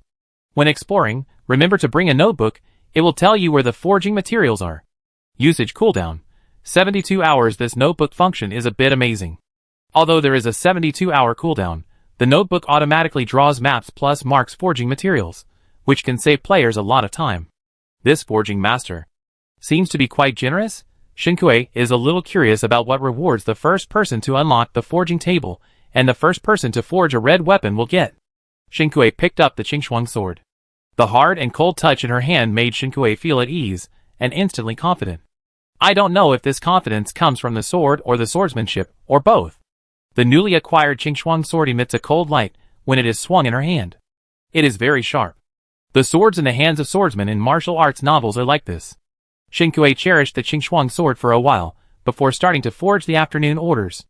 Now she has a powerful forging skill bonus, but the labor fee has been agreed before, so Shinkui is still doing the more than 60 orders in the afternoon according to the promise of 50 island coins per order. It's just that the hidden golden title was removed, the bonus data description was posted in the group, and the forum post was notified at the same time, and the order price was changed to 100 island coins per order. Those who hesitated to negotiate and didn't get the order number in the group before were dissatisfied. Forging order group. Wei Chu, it's not easy for everyone now, aren't you just raising the price? Shinkui, the forging skills have been upgraded, and the weapons forged later have bonuses. The price increase must be because it's worth the money. Xiangjiai, but it's not the bonus we asked for, and you can upgrade because you forged for us. Why do you want us to pay for the premium? Shinkui laughed angrily. Although she has a good temper, she is not someone who can swallow her anger. It is true that the forging bonus upgrade relies on the accumulation of a large number of weapon orders, but the forging experience is not delivered out of thin air. It is not that she spent time forging one order after another and slowly gained it. Why should her time cost and labor results be ignored and taken for granted? Everyone pays for the goods, and it is a bit of a road logic to say who has achieved it. And this price is definitely a good deal for players. If it is lower, she will have no motivation to accept the order. Shinkui edited the message. If you join the group and don't get a 50 island currency order, those who can accept 100 island currency orders can take a number to queue up, and those who can't accept it can find others. There were also those who refused to give up, and Shinkui kicked them out of the group chat. On the forum, Shinkui removed the group link at the same time, indicating that she would stop accepting orders temporarily, and if there were any needs, she could chat with him privately with the price. Later, when the players sorted out the timeline, they found that this day was the cheapest day for her forging fee. Even the players, who asked Shinkui to forge on this day, were jokingly called the early bargain hunters. At 7 p.m., Shinkui completed 62 orders of 50 island coins, and her island coins were full again. She decided to take a break, do a set of stretching exercises, and then open a self-heating hot pot for dinner. After that, there were 6 orders of 100 island coins. Shinkui finished dinner and completed these 6 orders at 8:30. 8:30 in the evening is the beginning of nightlife for modern people, and some office workers have not yet finished get-off work at this time. According to Shinkui's work and rest schedule, he would definitely not be able to sleep at this time. It happened that the sword and swordsmanship were in place today, so Shinkui decided to go out of the shelter to try out new skills. It was still dark outside the shelter, but there was a moon tonight, so it was not so dark that you couldn't see your hand in front of you. Shinkui held the Qingxuang sword and repeated the sword moves of the Poyan sword technique outside the shelter. The sound of the Qingxuang sword breaking through the air was endless when it was swung quickly. Shinkui was full of lofty ambitions and regained her dream of being a female knight with a sword in her second year of junior high school. Although there is no Jianghu around her now, there are only wild boars. That's right, it was wild boars that came to attack Shinkui's shelter at night. 2 wild boars came from different directions, and when they saw Shinkui from a distance, they accelerated. Shinkui did not dare to be arrogant, and dodged a wild boar that rushed over. The Qingxuang sword extended and slashed across the neck of another wild boar. The wild boar rushed forward a few steps without saying a word, and then fell down, with a bloodline on its neck. Then blood spurted out from the bloodline. Shinkui looked at the Qingxuang sword again, which was still spotless and cold. Under the moonlight, it looked like a taciturn but sharp swordsman. Shinkui. Love it. Purple weapons are not at the same level as red weapons. Another wild boar turned around, scratched the ground with its hooves, and rushed forward again. Wild boars don't have many means of attack, and the most common one is to run at high speed and knock the enemy away like a cannonball. Shinkui dodged and drew his sword effortlessly. Kill E-level monster Wild Boar X2, Wild Boar Meat +6, Rose Seeds +1 Crystal Chandelier Blueprint +1 Cement +1. Sure enough, there are rewards. Shinkui's eyes lit up in an instant. Chapter 8. After waiting for a while, Shinkui returned to the shelter without seeing any movement from other monsters. In the yard of the shelter, The wheat planted on the first day was ready to be harvested. Wheat plus 12, intermediate planting 1/500. A skill book adds 50 skill experience points. Shinkue had to read 2 books to upgrade to the intermediate level, and harvesting a crop only adds 1 experience point. Shinkue felt that it would be a long time before he could upgrade to advanced planting. Shinkue did not waste the arable land that was vacated after the wheat harvest, and planted a corn seed. Her messy supplies were all thrown in the corner of the shelter. After all, the space was limited, but the daily necessities were placed together in a mess. Every time she wanted to find something, she had to spend some time to search through the pile of supplies. Shinkue would start to sort out and put them in order when she had time. Sorting out miscellaneous items is a relaxing process. Of course, in addition to being able to empty your mind, you can also take the opportunity to take inventory. Just like now, if you don't look at it, Shinkue would not remember that she had a diving suit blueprint. To make diving suit blueprints, rubber and oil are needed as materials, as well as textile skills and sewing machines. Shinkue has not seen a textile skill book yet. The skill books she obtained before were either obtained by killing monsters or unlocked by the first pass, which shows how difficult it is to obtain. A skill book sells for 2,500 island coins in the mall, and Shinkue is reluctant to part with it. After sorting out the pile of things in the corner, Shinkue lies on the massage machine and checks the chat channel. World Channel 3. Chung Guang. Thanks to the glass sold by the big guy, I finally reached level 3. Does anyone know who to find to forge weapons? You can look for it on the forum. Chung Guang. There are a lot of people on the forum who say they met scammers. Zhang Qin. Mine was forged by Shinkue. She has posted on the forum before. You can ask her in private. An old customer advertised for himself on the public screen. Before Shinkue could speak, someone interrupted with a disdainful tone. World Channel 3. Xiang Jiai. It's better not to look for her. She's not a good person. Chung Guang. Huh? Zhang Qin. How could it be? Shinkue is still very reliable. Xiang Jiai. She raised the price and had no sense of contract. She kicked people out if they didn't agree with her. She's still a big shot. Even if you lick her again, do you think she'd pay attention to you? Zhang Qin. Did you not brush your teeth when you got up today? Your mouth stinks. Chung Guang quietly left the battlefield, and the others were happy to watch the fun. The players who were discussing other topics in the chat channel tacitly quieted down. As the person involved, Shinkue was not so tasteless as to sit aside and watch the show when someone quarreled with others because of her. World Channel 3. Shinkue, the price increase is a fact, but I have explained in detail why the price has increased. Before I made the decision to increase the price, you had not confirmed the transaction with me, so you have no right to say that I have no spirit of contract. Both parties in the transaction are equal. I decide the price, and you decide whether to accept it. After that, Shinkue added, but even if you accept it in the future, don't come to me. I won't trade with you. Shinkue announced that he would unilaterally block Xiang Jiai. The onlookers were still not satisfied. Some players started to make a noise. Xiang Jiai, do you want the order queue number of the boss? I sell it to you for 180 island coins. Xiang Jiai, you're talking as if you're the only one who has to forge it. Don't flatter yourself. If there weren't so few people who can forge now, who would buy your account? You have the ability, but instead of giving more and helping more people, you're still thinking about raising the price and making a fortune. I don't know what kind of person you are. This person is endless and entangled. Shinkue was too lazy to pay attention to her, but she didn't expect Zhang Qin, who had advertised for her before, to fight back. Zhang Qin, you have so many thoughts in your mind. Instead of building a forging platform to make weapons quickly, do you expect that when the monster comes, you can talk a few words and be morally kidnapped to let you go? I won't say anything about your character. What can you say? You're taking advantage of me. Are you so angry that you break your defense? Xiang Jiai jumped up and down. You're the one who breaks your defense. If you can't argue, just change your focus. Do you really think you're so great? I'm going to post a message to expose you. Let all players know that you're greedy and treacherous. Shinkue replied indifferently, looking forward to your masterpiece. And by the way, I'd like to remind you, use fewer idioms, which can easily expose your intelligence level. As soon as this was said, the entire public screen was filled with a voice of stealing bamboo shoots. Ha ha ha. Surrounded. In between, Xiang Jiai's various insults broke her defense. Shinkue let her jump up and down, and no longer responded. Shinkue privately chatted with Zhang Qin. Thank you for advertising for me. Next time you come to forge weapons, you can get a 50% discount. The public screen began to be lively again. The boss himself appeared, and I wanted to absorb the boss's aura. "Boss, do you take orders? Help me make a weapon." The passerby left, and Xiang Jiayi's sporadic remarks were drowned out by other players. Xin Kuei was a little embarrassed. "I'm not a boss, I take orders, but it's too late today. Limited to 10 orders, more can't be done.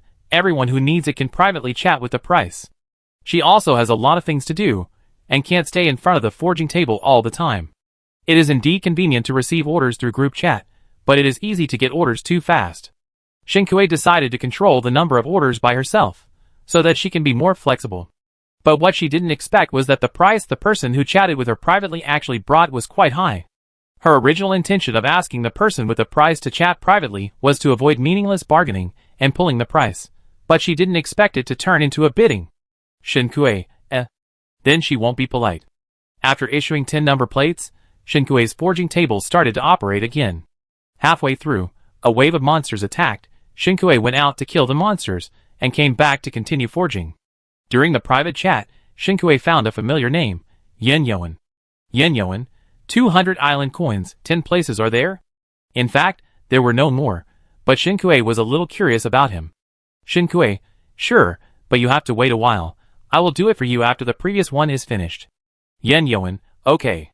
Xin Kuei, link details of the level and number of night attack beasts. Did you write this post? Yen Yuan, yes, what's wrong? It's really him. Xin Kuei, so what did you use to beat the beast before? Yen Yuan, I really used my fists and feet. Yen Yuan had replied to the question about weapons in the post. Seeing Xin Kuei's words, Yen Yuan thought she didn't believe it and added an explanation. It is not recommended to imitate. It is safer for ordinary people to prepare sticks in advance. Xin Kuei, Big Brother has a lot of martial virtues. I admire you. Yen Yuan, It feels that Yen Yuan is quite gentle and willing to communicate with others. Xin Kuei took the opportunity to ask, Big Brother, do you know how many waves of monsters will come at night? Yen Yuan, there will be a wave every 2 hours, and the last wave will be at 6 o'clock tomorrow. So clear? Xin Kuei, boss, you didn't stay up all night last night, fighting monsters all the time? Yen Yuan, it was too noisy and I couldn't sleep. In the 3rd level shelter, the beasts are still outside the wall, and there is a large yard in the middle. Those with better sleep quality can just treat it as white noise. In the 2nd level shelter, the beasts are just across the wall. Those with more sensitive nerves will have their hair standing on end and shivering all night, and can't sleep at all. Yen Yuan's sleep quality was average, and his hearing was better than that of ordinary people. On the first night after entering the game, he used up all his physical strength like Xin Kuei, so he didn't sleep all night because of the singing. Later, when the Beast Night Attack mode came out, he simply adjusted his schedule, catching up on sleep in the morning, getting up in the afternoon to collect supplies, and fighting monsters at night. Although the efficiency of collecting resources was much lower, it would not cause sudden death due to long-term lack of sleep. Yen Yuan said it calmly, and Xin Kuei couldn't help grinning after listening. The girl with a high ponytail coughed lightly, and found that she smiled too brightly, so she quickly restrained her big white teeth, put on a calm expression with a little impatience, looked at him with a look of disdain, pretended to be pretentious in the shelter, and said lightly, It's too noisy, and I can't sleep. How can this person reveal the temperament of a king in just one sentence? Yen Yuan's weapon drawing is a red tang sword. Tang swords are represented by horizontal swords, and now tang swords also mostly refer to horizontal swords. This is the last weapon Xin Kuei forged tonight. The blade is black, and the lines at the edge of the blade show some cold and hard beauty. The handle is slightly wider, and the middle handle is designed with smooth lines and comfortable grip. But Xin Kuei feels that this tang sword is suitable for people with larger hands. It doesn't matter, anyway, she won't use it. After appreciating this simple tang sword, Xin Kuei proudly puffed up his chest. I am worthy of it. Xin Kuei's products must be exquisite. Although they are all made from weapon blueprints, the texture with a tribute bonus is different from ordinary weapons. Sent the tang sword to Yen Yuan, Xin Kuei was in a good mood and decided to stop today's itinerary. Before going to bed, he soaked his feet in a plastic bucket while watching players chat. There are still people howling in the world channel. Woo woo, the beast is still outside my wall, I can't sleep. Let's chat, what are you doing? Xin Kuei, thank you for the invitation. I'm soaking my feet. Good sleep quality means being fearless. Yen Yuan received the tang sword and admired it carefully in the candlelight of the shelter. Even though he was picky, He felt that the Tang sword was forged very well. Aesthetics grew on the tip of his heart. The sound of wild beasts outside the shelter sounded again. Yin Yoan held the Tang sword in front of him and turned his sight to the outside of the shelter. A few people came outside to test the sword. After testing the sword, Yin Yoan returned to the shelter happily. He was in a good mood and transferred another 100 island coins to Xinkui. The 5th day of entering the game. After soaking her feet before going to bed, Xinkui had a good sleep. She woke up early in the morning and was full of energy while brushing her teeth and handling private chats. There were many private chat orders today, and Xinkui was going to send out 30 number plates in the morning. Huh? Xinkui paused while brushing her teeth. How can Yin Yoan transfer island currency to her? Xinkui clicked the return button and replied casually. Yin Yoan didn't reply, probably still catching up on sleep. Xinkui ate an apple for breakfast. She is now somewhat famous, and the trust of people who chat with her in private chats has increased. In addition, practice makes perfect, and her communication efficiency has improved. It takes less than 3 hours to make 30 weapons. After finishing the order, Xinkui went to the beach to fish for treasure chests. According to the pattern of the past few days, there will be singing when the physical strength is used up on the first day, and singing when the physical strength reaches 10 on the second day. Someone in the forum summarized the experience that the lower the physical strength, the louder and more shrill the singing you hear. If the physical strength is below a certain threshold, the shelter cannot block the singing. In the past 2 days, there are many people who have used 90 physical strength to get more supplies. As a result, the singing at night is so scary that they can't block it even when lying in the shelter. For this reason, they bought earplugs in the World Channel, but their avatars turned gray one after another while chatting. It's creepy. So the posts about stamina quickly became popular. Xinkui didn't take any risks and only used 60 stamina. This is a number that you can hear singing in the wild, but you can be safe and sound when you return to the shelter. With 60 points of stamina, you can catch 3 bronze treasure chests, a celebrity painting, a flour mill blueprint, and a drifting bottle. Drifting bottle? Isn't this a standalone game? Xinkui opened the drifting bottle and poured out the paper in the bottle. The paper was rolled into a long and thin strip and tied with a thin red thread. After she untied it, she took some effort to stretch the paper flat. The note reads, "The evil mermaids have taken over the town, and I will be killed soon. The war between humans and mermaids ends here, and the next era will be the mermaids. But hatred is planted, and the fire of revenge will never stop. If anyone sees this note, please go to XXX coordinates, lead humans, resist the mermaids, take back our territory, and drive the mermaids back to the deep sea." Chapter 9. Obtain the key item, the priest's suicide note. Please choose whether to start a faction war. The player's choice will be broadcast to the world and affect the direction of the game. Please choose carefully. Yes or no Xinkui?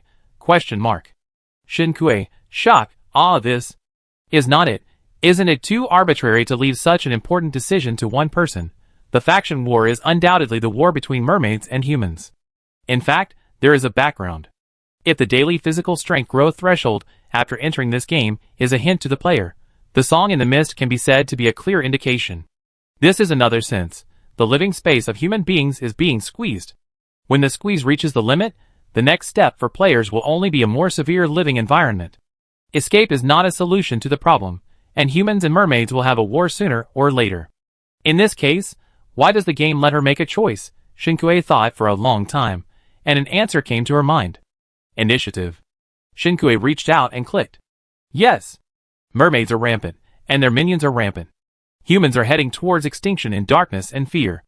Under the revelation of the prophet, people were guided by the fallen priests of the previous civilization and decided to launch a rebellion to regain their territory and freedom in the dispute between humans and mermen. The fallen priests were pleased with the unyielding will of humans and gave them the fire of wisdom and the swords of resistance. Human career selection has been updated. Players are requested to choose a career before the settlement of the 3 world channels of the main quest. The faction war has begun. Please, under the leadership of Prophet Xinkui, drive away the mermen and revive the human race. The system issued several world announcements in succession, like thunder in a clear sky, hitting the players. World Channel 3. What's going on? What happened? Who is Xinkui? The World Channel was refreshed very quickly, and Xinkui saw that his name entry was constantly refreshed. Scratching his head, he stood up and sent a message. Xinkui, the prophet is me. After Shinkui's message was sent, it was hung at the top of the World Channel, and the font was shining with golden light. The effect is very much like buying a golden trumpet for the entire server. Xinkui was stunned, and Xinkui was silent. Why is this game so complicated? She clicked on her character attribute panel, and there was an extra line under the name column. Occupation. Prophet. After the prophet was a small triangle icon, which meant that the detailed content was folded. Xinkui expanded the detailed introduction. The prophet is omniscient and omnipotent. He can communicate with the gods, understand and execute the will of the gods, and reveal the direction of mankind. The prophet can be a mage or a warrior. Xinkui. Okay, I understand. She equals prophet equals charlatan. World Channel 3. So what happened? At Xinkui. Prophet, please say something. What profession should I choose, mage or warrior? Xinkui posted a post on the forum, describing her experience. The role positioning in this new camp war is obviously very important. Although I don't know what role I play yet, it doesn't hurt to keep information transparent as we are both human. After posting, Xinkui spoke on the World Channel. World Channel 3. Xinkui, link. I wrote down the process here, and I don't know more. I will inform you in time if there is other information later. Although the system said that she should lead humans to drive away mermaids and revive the human race. But after that, she didn't give any extra hints. A prophet can be a mage or a warrior, so Xinkui didn't have to worry about choosing a profession. Clapping her hands, Xinkui focused on what was in front of her, clenched her fists, blew a breath near her mouth, and silently chanted, Mani Mani Hong. After doing the ritual, Xinkui started to unpack. She has become a charlatan, so what's wrong with letting her? Cheese and bacon pizza +1, KFC family bucket +1, taro pie +2. Generator blueprint +1, energy battery blueprint +1, robot blueprint +1. Pressure cooker +1, hot pot base +1, bagged wuchang rice +1. Xinkui. Shock. What kind of oh god is possessing this? Is she so lucky today? Humming a song, she happily returned to the shelter and hung up the glass on the workbench. This was the last batch of glass she took out to sell. There were only 24 hours left in the 72-hour countdown. She was going to keep the things she made in the next 24 hours for her own upgrade. What she would need for the next upgrade would only be known after the world settlement. If she sold all of it, it would be too late to make it by then to compete for the top spot. In 2 days, she had accumulated a lot of resources, and the rest was to wait for the workbench to be built. Xinkui ate half a pizza for lunch. After lunch, Xinkui used the island teleportation stone. The island teleportation stone was used successfully, locking the unowned island, teleporting. The teleportation process was quite simple. Just like when Xinkui entered the game before. To describe it with Shinkui's own poor vocabulary, it was probably being deducted from one layer, and then properly placed in another brand new layer. The new layer is a sea of flowers. Xinkui teleported to the island, and the fragrance of wild flowers hit her face. Xinkui closed her eyes, and took a deep breath, spreading her arms in enjoyment, looking up to feel the sun shining on her body, and the breeze blowing her hair. In addition to the butterflies flying in the sea of flowers, Xinkui also saw bees working quietly in it. Player confirms to use the island merging stone? Xinkui, confirmed. Used successfully, the island is being annexed. 1 hour 59 minutes, and 59 seconds. The island annexation process took 2 hours. Xinkui first strolled in the sea of flowers, and enjoyed it for half an hour. With the rapid development of science and technology in the post-era, cyber-tourism has entered the public eye. It was initially a fashion trend, and gradually became a popular choice. The real natural scenery has become a resource that only the top rich can consume and enjoy. Before entering the game, Xinkui had no interest in paying to see the scenery data. Although she enjoys technology, she is not a loyal believer in technology. In some aspects, she believes that her ideas are still relatively traditional, and she should return to nature. Now people are in the game, Xinkui tentatively believes that she is in most of the reality, enjoying it, but not indulging in it. After all, the death of other players in the game is real. There are many mountains on this island, and the Sea of Flowers is on the sunny side of a mountain. Climb to the top of the mountain and look. The other side of the mountain to the end of the island is divided into 2 scenes. Half is a sea of forests. From the end of the site to the treetops in front of you, the leaves are undulating in the wind, and they are continuous. Half is a white beach and high and low bushes. There is no rush to explore the island. Before the island is merged, Xinkui can find something to do. Now it is ready. Xinkui took out an axe and started chopping trees. The trees here are very hard. Even if the tree cutting tool is upgraded to an intermediate axe, it takes 15 swings to cut down a tree. Iron birch plus 11. Iron birch plus 13. In addition to the efficiency of swinging, the output is also much lower than that of ordinary wood. Until the island merger was completed, Shinkui changed 3 axes in total and harvested 265 iron birch. Island merger completed, the player gets a chance to move the shelter. Boom! As the system notified, a huge roar resounded through the sky. The forest startled a flock of flying birds. Shinkui returned to the top of the mountain and looked around. Compared with the scene she saw before, there was now an island at the end of the forest. Successfully used the Forging Master's notebook, and the island map was updated. Item use countdown: 71 hours 59 minutes and 59 seconds. Shinkui checked the updated island map and found that it not only had the island's topographic features, but also detailed the types of resources that would appear in certain areas. The island at the end of the forest was the one she had been to before, and she saw the sign of her shelter. Shinkui looked at the distribution of materials on her previous island. The resources in the swamp were octopus blood, and the resources in the wild boar cave were wild boar skin and wild boar hair, as well as wild boar tusks that Shinkui did not get. In addition to the above resources, there are also materials such as golden silk, cardinal feathers, spider venom, and squirrel hair in the woods. Perhaps Shinkui focused on the ore before, so she did not find these resource points.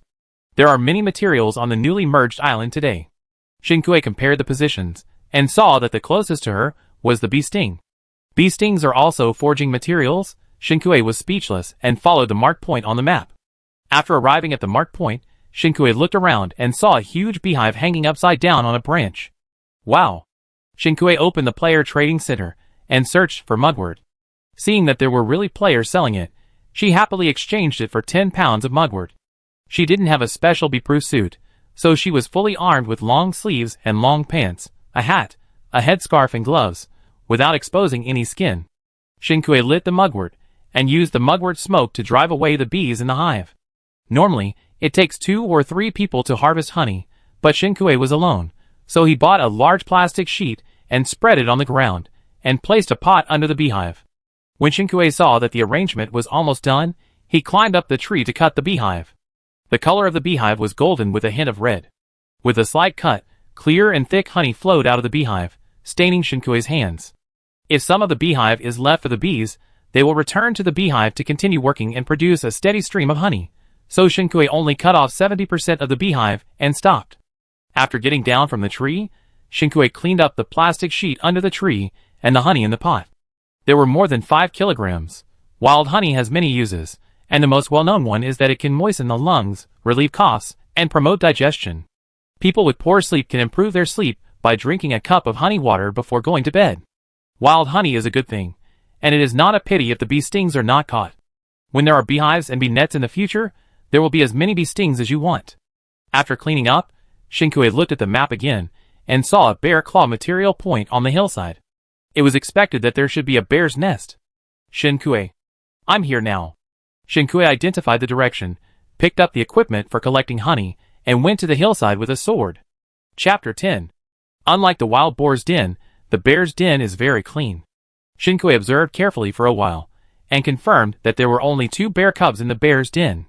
The big bear was probably out looking for food. Shinkui walked into the den, carefully confirmed that there was no threat, squatted down, and poked the 2 bear cubs with her fingers. She still had the sweet smell of honey harvesting in the woods. The little bear cub liked this smell very much. Its tiny nostrils moved, and it moved its small body to rub against her hand. Any animal is very cute when it is still young. For example, human cubs, such as kittens and puppies. Bear cubs are no exception. The little bear cubs are kept very clean, with soft and fluffy fur all over their bodies. If it weren't for the warmth radiating from their bodies, they would be no different from the dolls that can be grabbed from the claw machine. The little bear doll stuck out its pink tongue, and Shinkui felt a wet touch on her hand. The little bear cub was licking her fingers. The pink tip of the tongue flashed by, and Shinkui was so cute that her face was flushed. Are you sure to use the pet contract? Yes, used successfully. Congratulations to the player for completing the pet contract for the first time. Contracted pet brown bear +1, reward advanced pet contract +1, pet rations +10, pet home blueprint +1. Please name the pet contracted beast Shinkui. Shinny. Named successfully. After contracting a bear cub, Shinkui didn't waste the other one and put it in his backpack. Shinkui, Take it home to keep Shin'e company, right, Shin'er?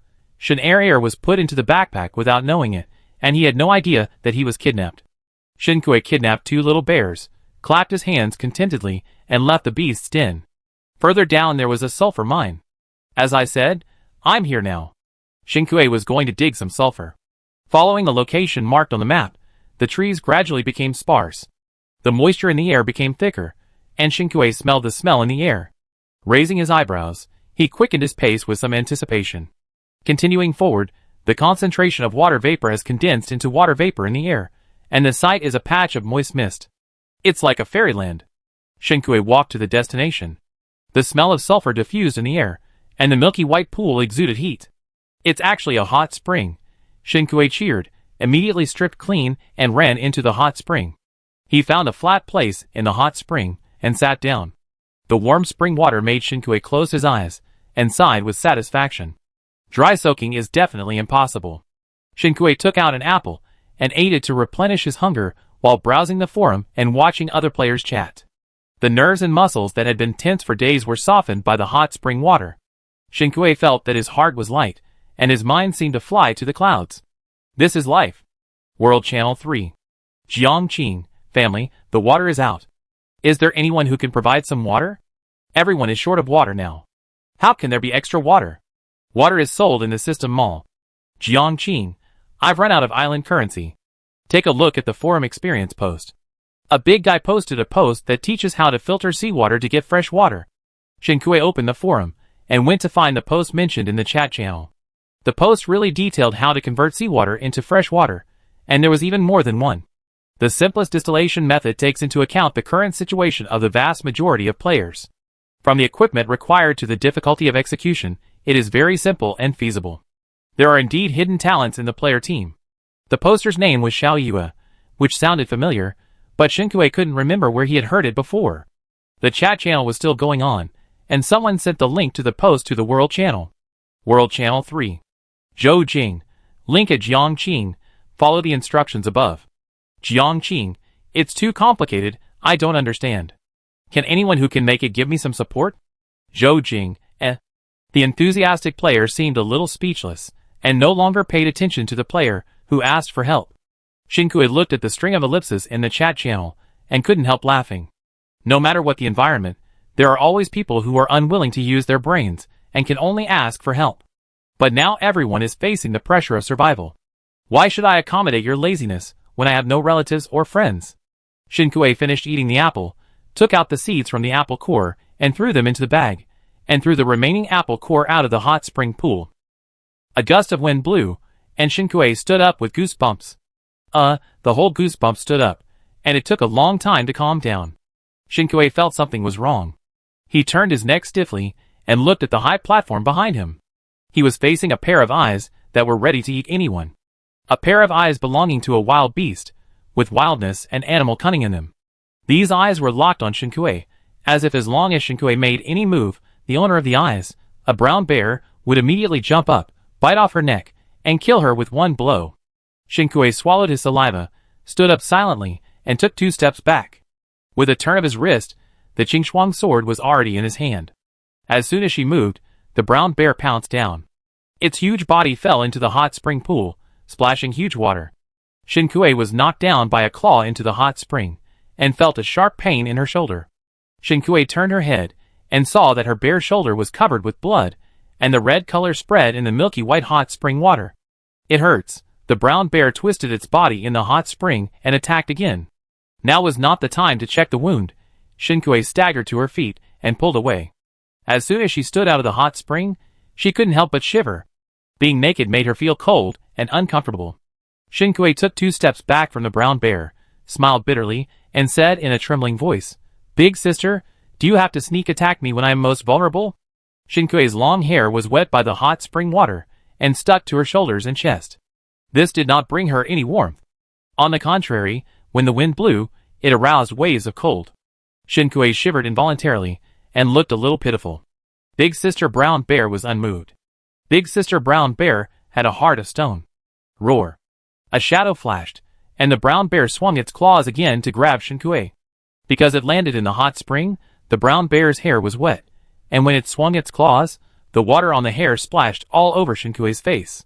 Shinkue had been prepared for the brown bear's movements, and when the brown bear pounced on him, he turned his wrist and stabbed the sword in his hand upwards.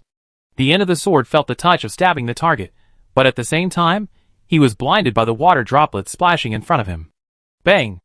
After the splashing water, there was a huge impact from the brown bear. Shinkue was hit and flew backwards, landing in the hot spring, splashing huge water. Puff! Climbing up with difficulty, Shinkue couldn't help but vomited blood. The brown bear was stabbed by her sword just now, and blood flowed from its brown fur, dripping into the hot spring pool.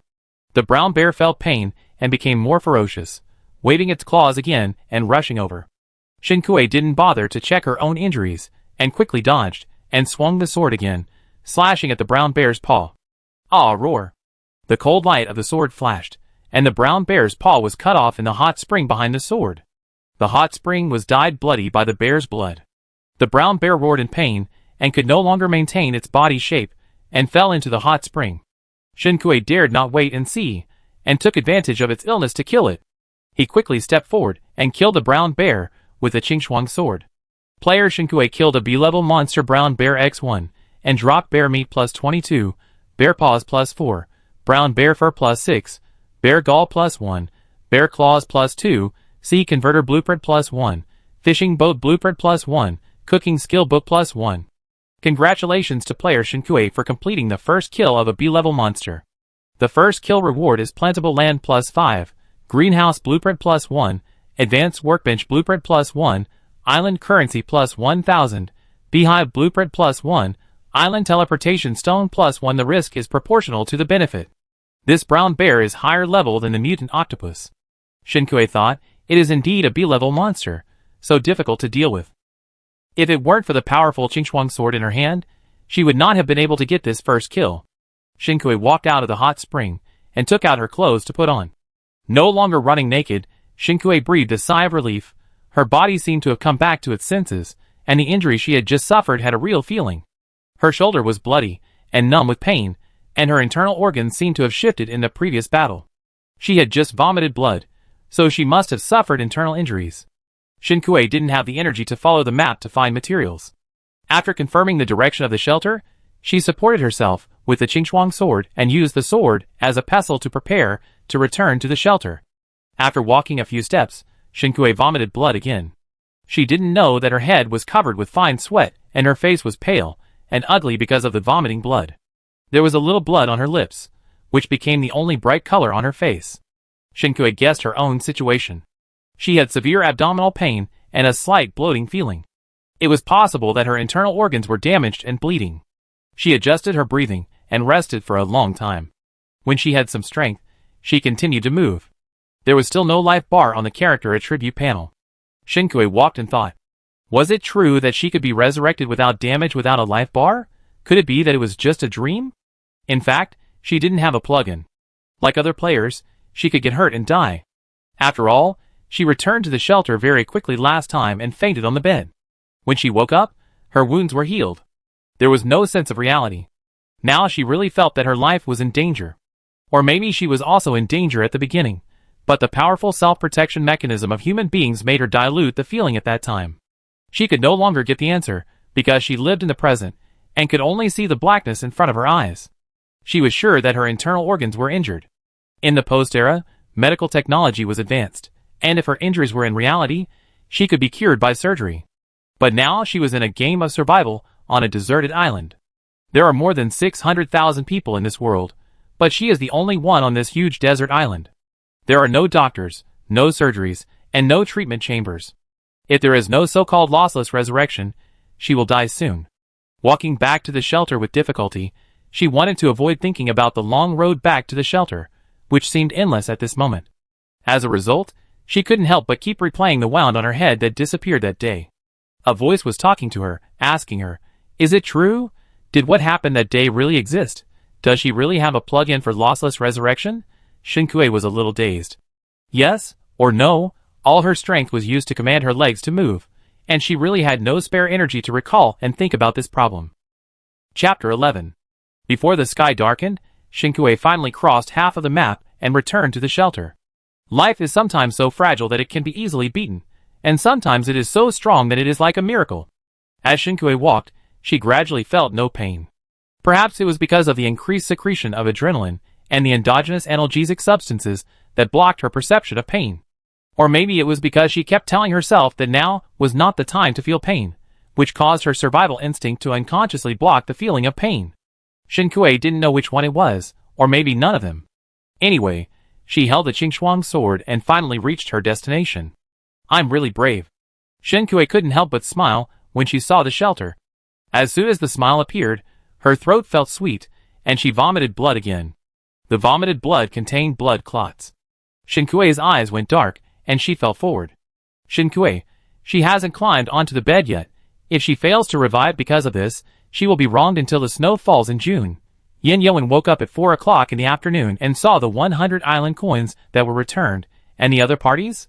Yin Yoan was a little confused. Isn't it just a reward? Isn't it hard to understand?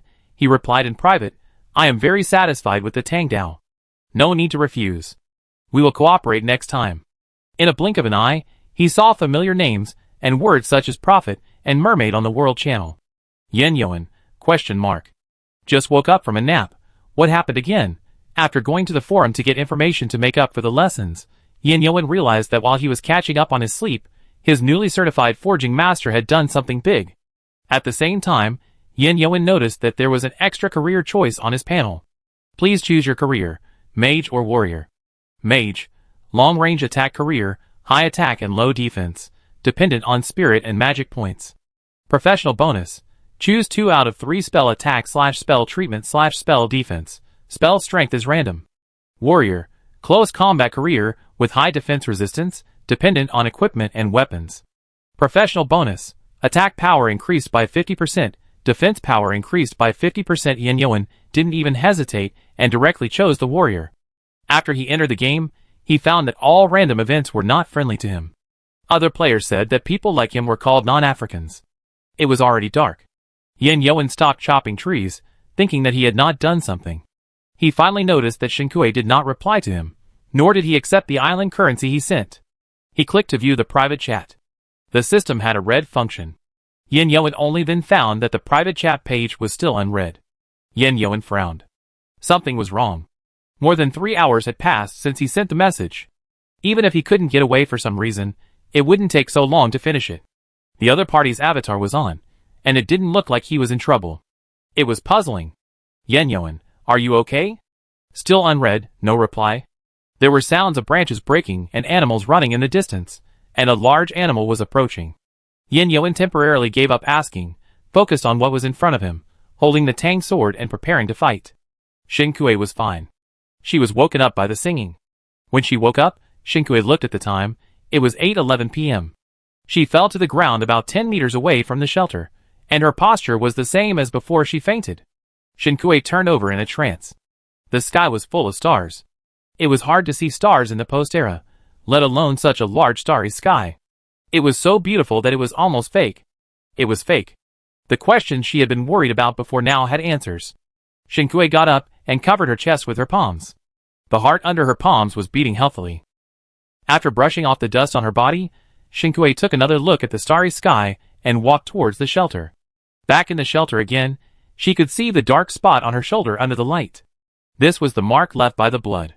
She wiped the blood off her body with a towel, and the wounds from the brown bear were gone. Although the claw marks were deep enough to see the bones a few hours ago, they were now as white as fine porcelain under the light. Shinkue swallowed.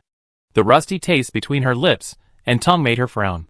Shinkue poured water to rinse her mouth skillfully. A sentence kept flashing in her mind. She died, and she lived again. Good news, no bed is needed, you can be resurrected from the same place where you died. Shinkue reviewed today's experience and realized how wild she was. She went to the brown bear's den and kidnapped the brown bear cub, so her scent must have been left in the den. When the brown bear returned to the den and found that the cub was missing, it would certainly follow the scent. However, when the whereabouts of the adult brown bear were unknown, she chose to take off her clothes and soak in the hot spring without any precautions. Shinkue. I laughed at my own stupidity. It's not unfair to be beaten for doing this. Shinkue conducted a deep self-reflection. Although she had a resurrection cheat, she decided to avoid meaningless suicide in the future. It was a fluke that she could be resurrected. If she ran out of resurrections, or the bug was fixed, she would die and not wake up. Then, regretting it would be a joke. After the reflection, life had to go on. Shinkue sat on the plastic stool, stretched, and began to check the supplies that dropped today. First, the 2 brown bear cubs. Shinkue released Shin-Yi and Shin-Era from the backpack. The 2 cubs came to a strange environment, sniffing the air anxiously with their little noses, making weak cries. Shin-Yi had made a contract with Shinkue, so she was naturally somewhat dependent on her. When she smelled her scent, she felt relieved and crawled towards her tremblingly. Shinkue put Shin-Yi on her knees and stroked her fur from top to bottom to comfort her. The only familiar brother crawled away from her, and Shin-Era stayed there helplessly, opening his mouth and making small cries. Shinkue was so cute at the sound of the baby cubs chirping that he felt very pitiful for the helpless look of the little bear cub. Shinkue, I've done something sinful. But after all, I've done something sinful, and now is not the time to reflect on myself. Shinkue took out the pet food from his backpack. A large bag of pet food weighs about 50 kilograms, and Shinkue has 10 bags. Putting the pet food neatly against the wall in the shelter, Shinkue opened one of the bags and took some out with a bowl to feed the 2 little guys. The 2 bear cubs must be hungry now, and as soon as the plate was put on the ground, they gathered around the bowl and began to gobble it up. Shinkue poured some more water and put it aside. The 2 little bear cubs ate happily, and Shinkue took out half a pizza left over from lunch and made dinner. After dinner, Shinkue continued to count the supplies. She contracted the bear cubs and obtained a blueprint of a pet home. The 2 bear cubs needed a nest. Although Shinkue didn't mind sleeping with the 2 little ones, Shinkue read the introduction of the pet home blueprint and found that the role of the pet home is not just a simple nest. For pets, the pet home can bring buff bonuses to pets and avoid 80% of diseases. Shinkue, live, let it live. I can sleep in the wild, but Shin-Yi and Shin-Era must live in the pet house. To make a pet house, you need 50 glandular fruit vines, 50 iron birch, 20 pearls, and 10 synthetic fibers. Shinkue opened the map and saw that there were glandular fruit vines on the island, at the foot of the mountain where the brown bear's nest was. Glandular fruit vines and iron birch were both found, but there were no pearls on this island. Shinkue guessed that he might have to go to the sea to find them. Synthetic fiber needs to be unlocked by an advanced workbench. Shinkue also got the advanced workbench blueprint, but she can't make it for the time being. There are too many materials needed. Shinkue searched for pearls in the player trading center. No one was selling pearls, but someone was selling pearl necklaces. Shinkue bought the pearl necklace. A string of pearl necklaces has 25 pearls. Shinkue took the pearl necklace apart and found that all 25 pearls could be used. This is a real pearl necklace. The system mall sells pearls, 50 island coins each, so this string of pearl necklaces is worth more than 1,200 island coins. The seller's exchange condition was only 5 pieces of glass. Shinkue picked up a big bargain and felt embarrassed, so she sent the seller another 5 pieces of glass. It was at this moment that Shinkue found out that the seller was her old acquaintance Baihe. She had bought her seasoning and pig feed from Baihe before. Baihe didn't read the message and didn't know what he was doing. Shinkue sent the glass and continued to do her own thing. There were many people selling fibers in the player trading center, but synthetic fibers were really hard to find. Shinkue spent 700 island coins to buy it back in the mall system. After the purchase, Shinkue still had more than 8,000 island coins left. She sighed silently. Island coins are really good things. In this case, we can't miss every opportunity to earn island coins. Shinkue checked the private chat and began to do 2 things at once, taking orders for forging while sorting out supplies. The drawings she got today were all very useful, but Shinkue found that the only things she could focus on at the moment were greenhouses and beehives. The advanced workbench requires 50 gold ingots, 50 silver ingots, 100 refined iron, 20 amethysts, and 10 magic stones. Shinkue can exchange gold and silver ingots with other players for gold or in silver, and synthesize them using the intermediate workbench, but she has no idea about amethyst and magic stone. Of course, she can also buy them with island coins. In the system mall, 1 amethyst costs 500 island coins, and 1 magic stone costs 3,000 island coins. Shinkue will not be able to buy amethyst and magic stone even if she uses up all the island coins she has. And there will be many places where island coins will be needed in the future, so she will not be able to spend all of them on this. Fishing boats use less materials, but in addition to wood and nails, they also need tung oil and raw lacquer. The seed converter material requires 40 ore alloys, and ore alloys require a high-level workbench. Beehives require pine boards and live bees. There are pine trees on the island, and bees are also readily available. She can currently make all the materials needed for the greenhouse, but correspondingly, the greenhouse requires the most materials: 500 glass, 500 refined iron, and 300 cement. The materials Shinkue earned in the past 2 days plus the ores she had worked hard to mine before were just enough to make the greenhouse materials. Shinkue sighed faintly. She still had work to do. Chapter 12. As for the generators, robots, and other things that she had obtained from fishing treasure chests before, Shinkue did not expect to make them for the time being. After counting the drawings in her hand, Shinkue placed the newly acquired arable land in the yard. Together with the previous ones, she now had a total of 16 arable lands. The 16 plots of land were neatly arranged, which was quite pleasing. Some of the crops planted before had matured. Lettuce plus 6. Green pepper plus 21. Garlic plus 10. Radish plus 5. After harvesting the mature crops, Shinkue added seeds. It happened that the weapon on the forging table was finished. Shinkue sent the weapon to the owner of the blueprint and continued to negotiate privately. She saw Yin Yuan's message. Yin Yuan, I am very satisfied with the Tang sword. No need to refuse. We will cooperate next time. Island currency plus 100 Yin Yuan. Are you okay? Shinkue was a little surprised. It was not surprising that Yin Yuan was generous. Although she was used to being modest, the bonus of the weapon she forged was unmatched in the whole area. She took so many orders, so of course there would be people who knew the goods. Shinkue was surprised that Yin Yuan told her that it was just a commission forging relationship. This kind of concern from almost a stranger touched Shinkue's heart, but then she calmed down. After entering the game, although there is a chat channel, there is always a system between them. Lines of text carry the unknown future of life and death. No time to take care of yourself, let alone other things. It is precious to be able to show kindness in the game at this moment. Shinkue accepted the 100 island coins sent by Yin Yuan. On the operation panel, she took the initiative to send a friend request. Shinkue, I'm fine, thank you. Add me as a friend, and contact me if you need forging in the future. I'm fine, be careful. Yin Yuan replied quickly, and then he agreed to the friend request. The two did not communicate more, and continued their work tacitly. There was a roar of wild beasts outside the shelter. Shinkue accepted the order, put the materials on the forging table, and stepped out of the shelter with the Qingshuang sword in hand. Shinkue worked until almost 1 o'clock in the morning. After killing the beasts at 12 o'clock, Shinkue continued forging while washing and soaking his feet. That night, she processed 39 forging orders and earned 4,600 island coins. 2 waves of beasts attacked, 1 D-level and 1 E-level. The E-level beast dropped 2 rice balls and a bamboo basket, and the D-level beast dropped a rose seedling, a set of mahjong tiles, and a bottle of pure milk. Speaking of which, she also got a flower seed last time. Shinkue searched for it. Confirmed, the last time was a rose. When she has enough land for planting, maybe she can build a garden for herself. Shinyi and Shinera slept soundly, their little chests rising and falling with their breathing. Shinkue made a simple nest for them with cloth and straw. Before going to bed, Shinkue collected the glass and unused sand on the workbench and replaced them with cement materials. Good night, Shinyi Shinera. After covering the 2 little guys with clothes, Shinkue also put on a coat and ended a busy day. She always slept well. Not to mention that there were 2 more little guys breathing around her, one after another, which was quite helpful for sleeping. The 6th day of entering the game. Shinkue was awakened by the cries of Shinyi and Shinera.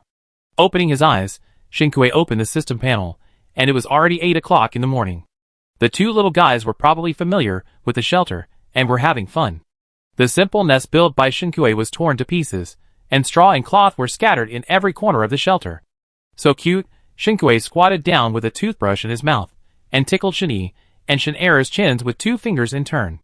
The 2 little guys made a snoring with enjoyment. After contracting with Shinyi, Shinkue could see its status. There was an expression in the pet status bar that showed the pet's mood. At the same time, it had health, hunger and stamina like the player. Yesterday, the expression on the status bar was a slightly uneasy sad face, but now it has become a happy smiley face, and the hunger value is half left. Although only one was contracted, the status of Shinyi and Shinera should be similar. After washing up, Shinkue cleaned up the messy shelter of the 2 little guys, and added pet food and water to the plate. After that, Shinkui ate 2 more taro pies for breakfast to fill up his hunger bar.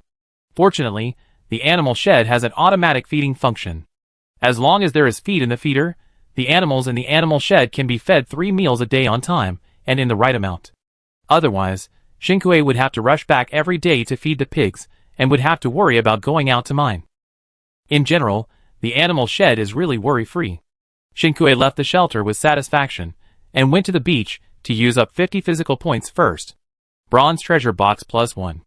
Wooden treasure box +1. Wooden treasure box +1. Bath towel +1. Watercolor pen set +1. Today's luck seems to be average. Shinkui frowned slightly, and started to open the box. Box cold medicine +1, anti-diarrhea medicine +1, stomach strengthening and digestion promoting tablets +1. Strong suit +1, bear pajama set +1, sweater +1. Mineral water +2, cement +2, wood +5. Looking at the things he opened, Shinkui sighed.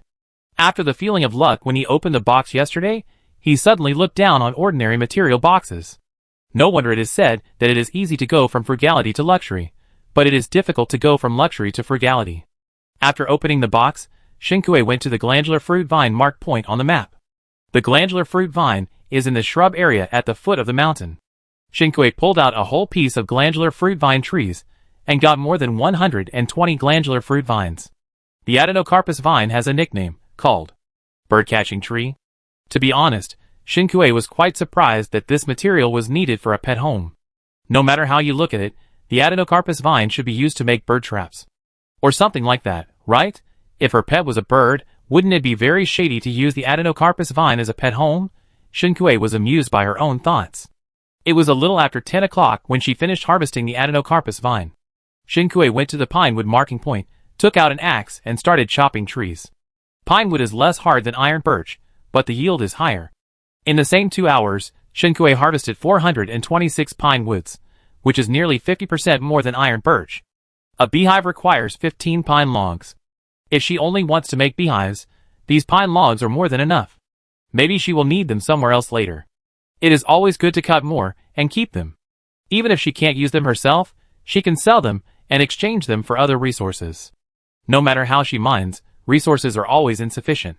Countdown ends. 363,840 people survive in World 0003. Main mission 4.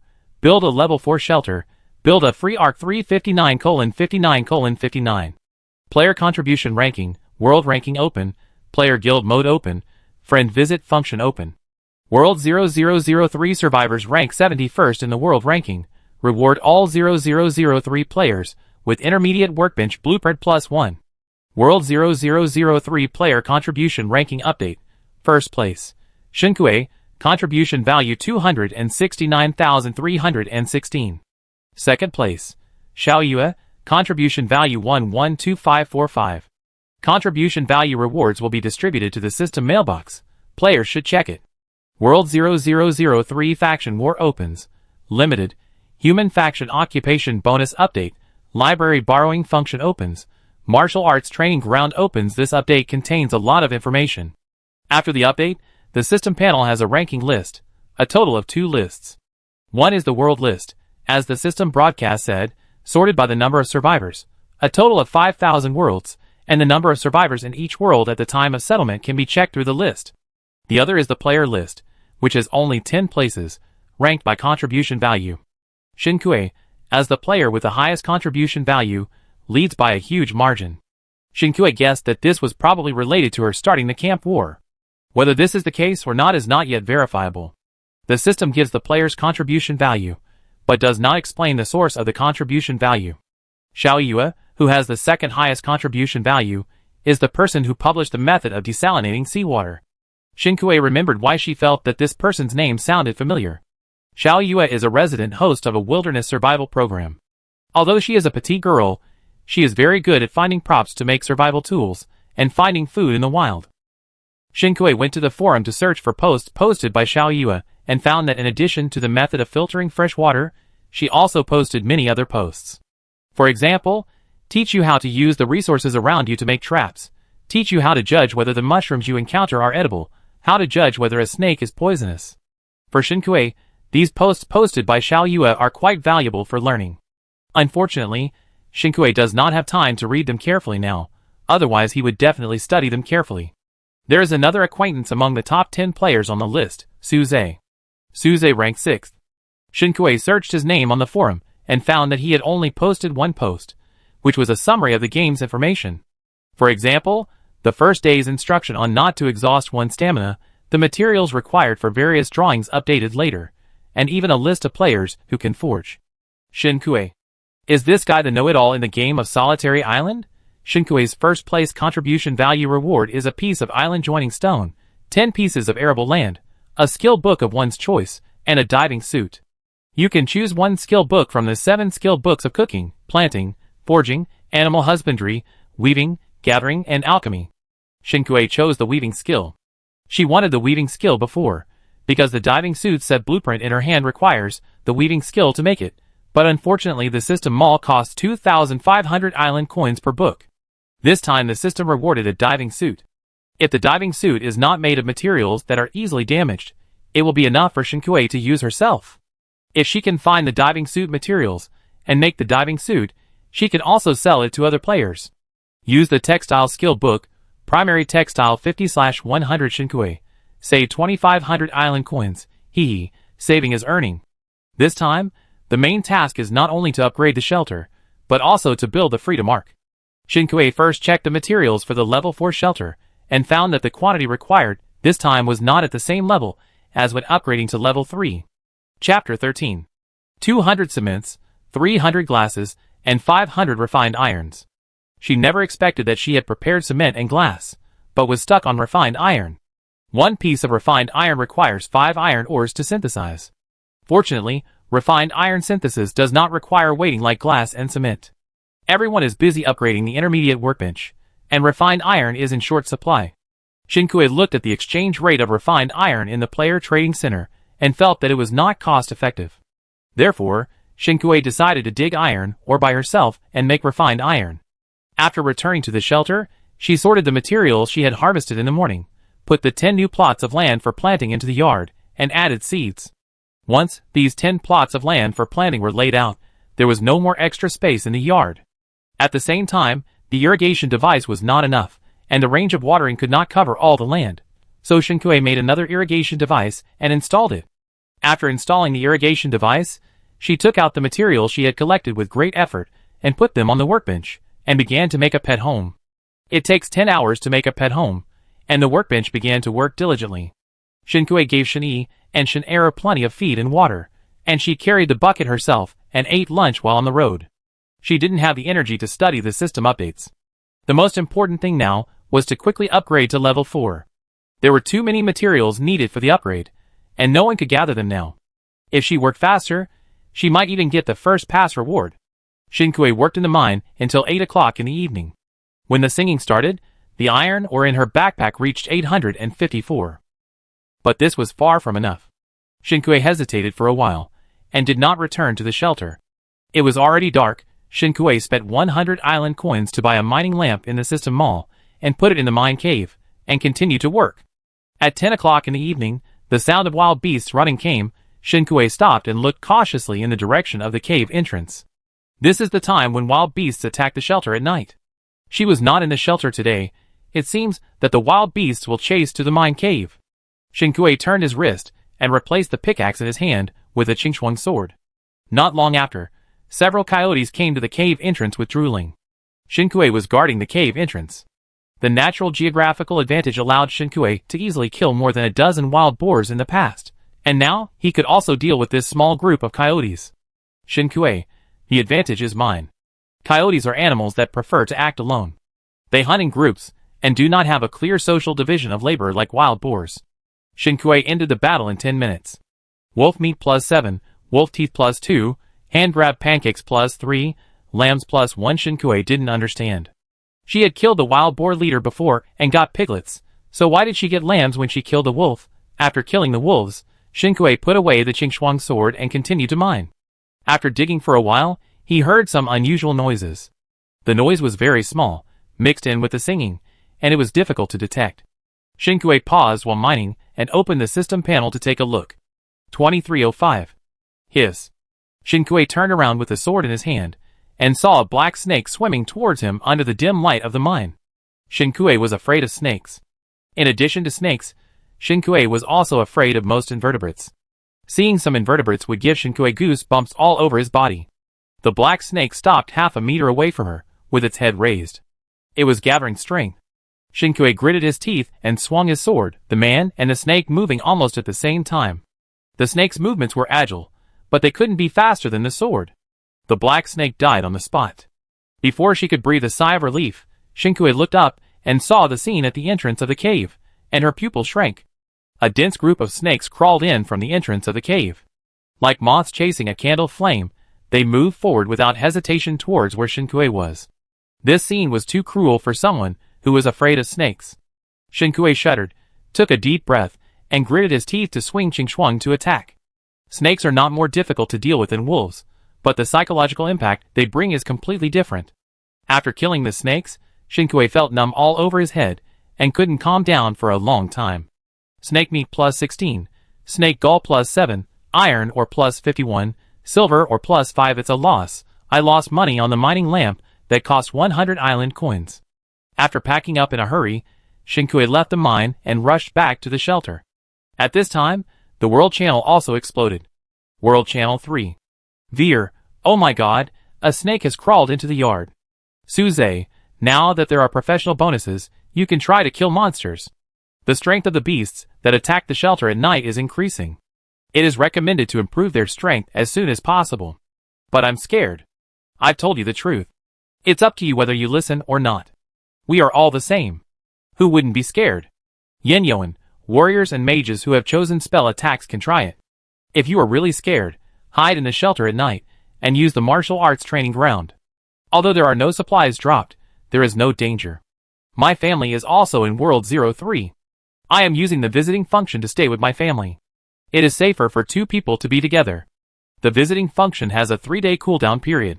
It is useless to escape. If you use it tonight, won't you still have to face it tomorrow? It doesn't matter if you can live one day at a time. Shinkue returned to the shelter, and the howling of wolves sounded outside the shelter. 12:02. Today, the frequency of wild beast night attacks has become 1 way per hour. Obviously, a new round of wild beast night attacks has begun.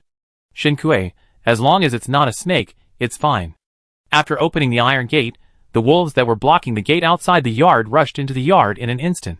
Shinkue quickly swung her sword and killed a wolf that rushed in front with one sword.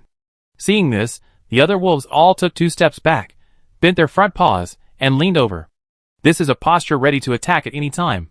Stepping out of the yard, Shinkue closed the door with her backhand. These beasts don't ruin her crops.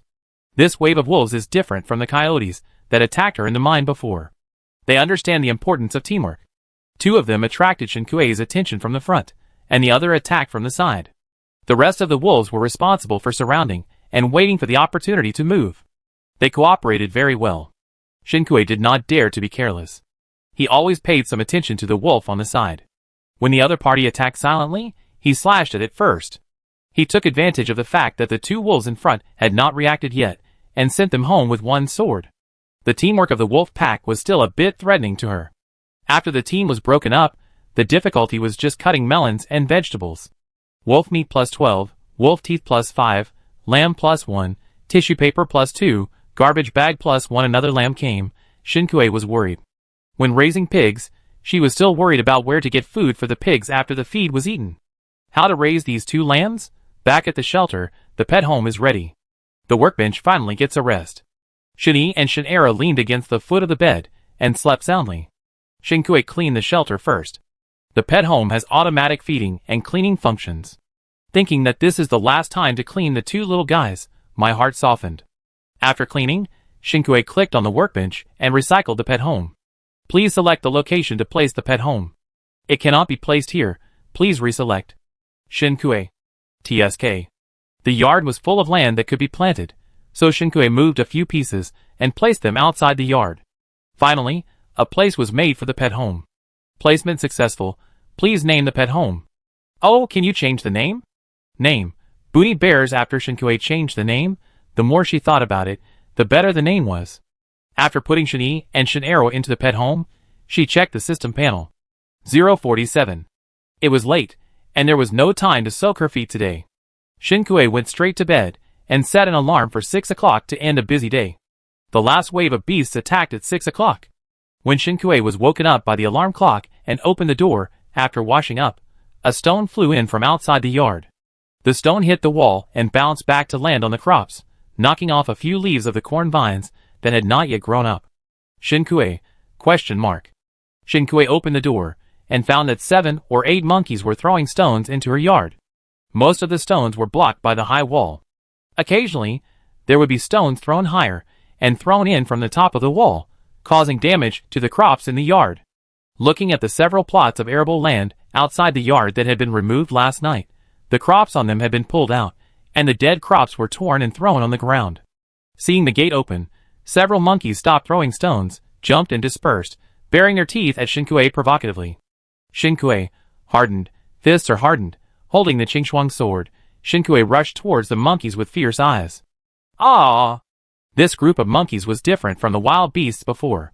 When they saw Shinkue rushing over, they immediately turned around and ran in the opposite direction. It ran away, she chased, and they couldn't escape even if they had wings. The monkeys dispersed, Shinkue chased one of them, and the other monkeys stopped and threw stones at Shinkue. Being harassed again and again, Shinkue failed to catch up with the monkey. Shinkue stopped chasing, his forehead twitched, and his fists clenched. What a bunch of beasts! Switched the Qingxuang sword in his hand to the eagle feather bow and arrow, Shinkue took a deep breath to calm himself down, and drew the bow to aim at a monkey. The monkeys didn't know what Shinkue was doing. When they saw Shinkue drawing the bow, they looked at each other for a few seconds and then quieted down. The bowstring was pulled to the limit, and the slender fingers suddenly released. The bow and arrow, carrying the potential energy of the bowstring, rushed forward towards the monkey.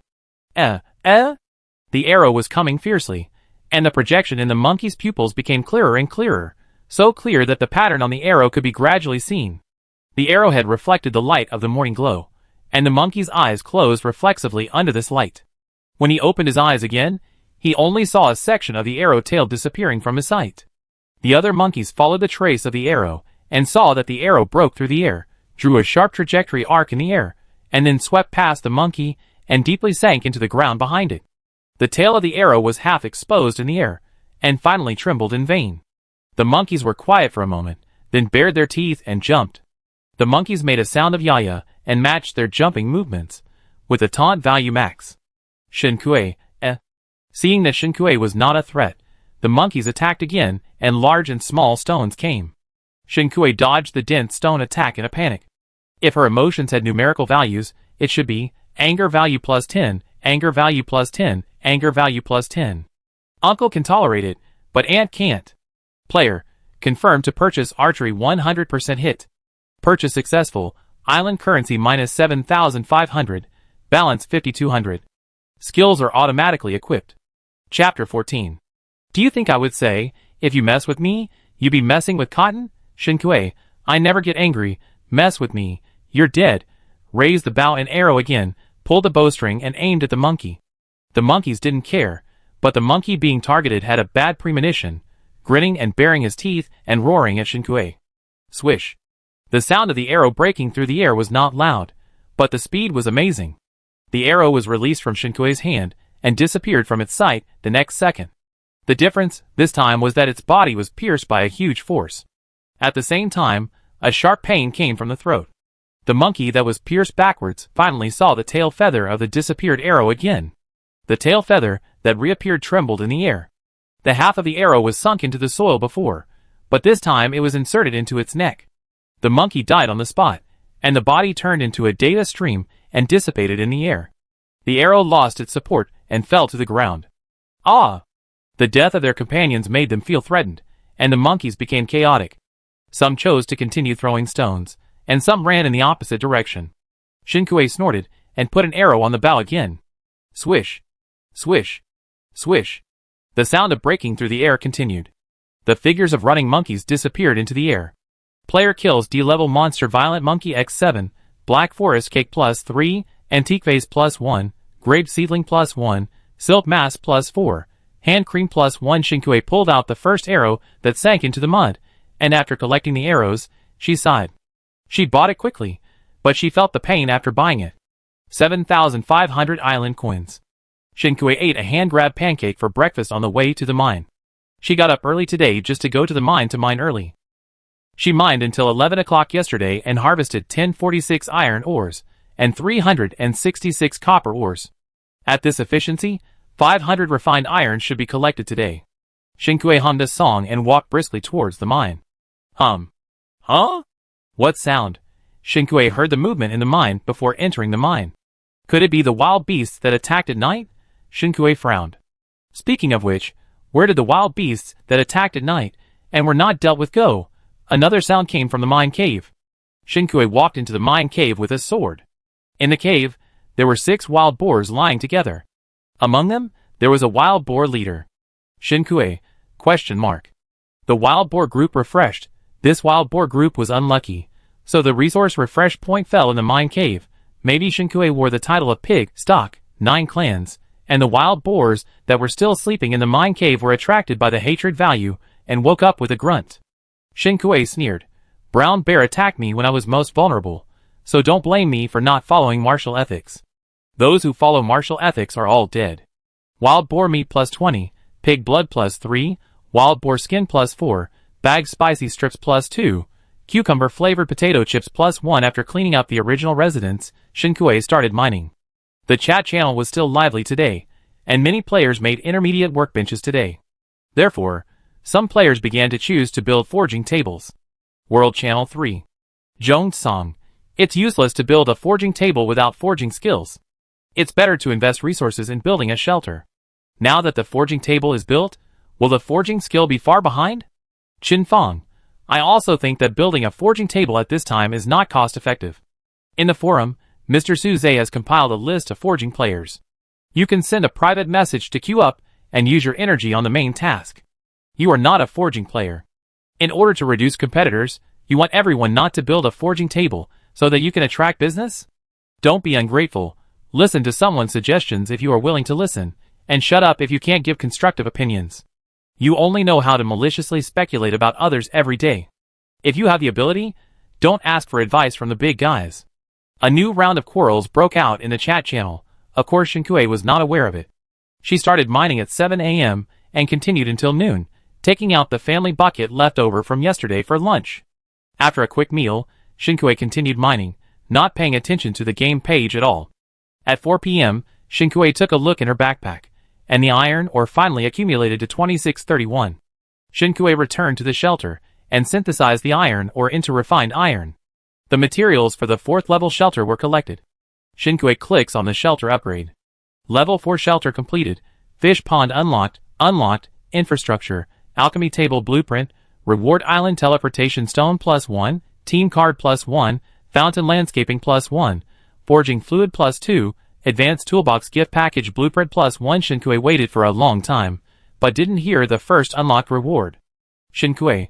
Shock. After 2 days of mining, she was not the first player to upgrade to a level 4 shelter. It's like running hard for more than 10 kilometers, only to find that the prize that should have been at the finish line is gone. Shinkui was petrified, and the wind blew, and pieces of her body shattered in the wind. Another gust of wind blew, and Shinkui's dull eyes finally focused. It didn't seem too surprising. Before the 3rd level main task was settled, she used the island teleportation stone and the island combination stone to spend a lot of time on the newly opened map. Although the workbench was making glass and cement at that time, there was no iron or resource at all. If someone kept grinding iron ore, glass and cement during that period, it would be entirely possible to collect all the materials before her. Shinkui breathed a sigh of relief, suppressed his frustration, and checked the newly upgraded level 4 shelter. Compared with the level 3 shelter, the most obvious change is that it has changed from a single-room bungalow to a 2-story villa. The first floor is the kitchen, living room and bathroom. The second floor is the bedroom and a storage room. The house has become larger, and the originally crowded space has become more spacious. After Shinkui rearranged the location of daily necessities and supplies, he opened the door and walked out of the yard. The yard has doubled in size, and the high wall and iron gate have been replaced with an iron fence and a carved iron fence gate. Shinkui frowned when he saw the iron fence with ventilation on all sides. The original stone wall was obviously more secure. However, Shinkui thought that snakes would crawl into the original stone wall, and the monkeys could also throw stones in from the top of the wall, so it didn't make any difference. Bears was placed at the entrance of the yard. Shinkui finished the pet home last night, and went back to sleep after placing it and changing the name. He went out to mine early this morning, and didn't pay attention to what bears looked like. Now he has time to take a closer look at Shin'e and Shin'era's home.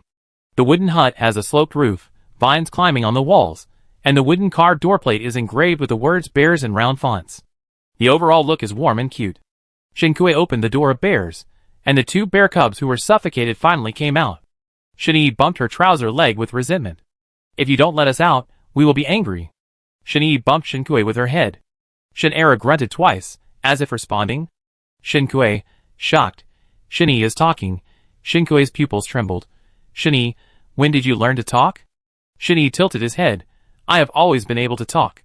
Shinkui, "Nonsense, you were still humming yesterday." Yesterday? Shinkui checked the introduction of Bunny Bears again. Bunny Bears, pet home, a residence for pets, automatically cleans and feeds. Helps pets to be immune to 80% of diseases, allows pets to grow healthily, and builds a bridge of communication with players. Shinkui hadn't noticed the last sentence before. So, Pet House also allows players to communicate with pets. Shinkui squatted down in surprise, lowered his head and stroked Shin'e. "We can communicate, great. Then don't lock us up at home in the future, it's so boring."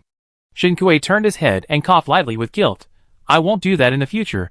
I keep the door open, and you can take Shin'era out and home in the future. By the way, remember to supervise Shin'era. Don't destroy the vegetables I planted, okay?" Shin'era hummed and stared at Shin'e and Shinkui blankly.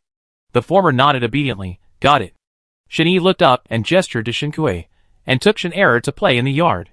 Shinkui watched the 2 little bears playing for a while, then went out to move a few plots of land that could be planted back to the yard, and rearranged them all, pulling out the crops that were smashed in the morning and planting seeds.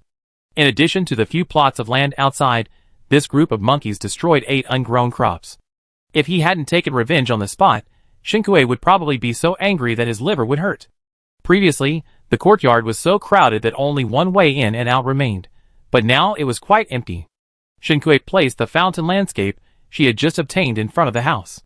The sculpture in the center of the fountain could be designed by herself, so she simply made it look like 2 little bears playing together.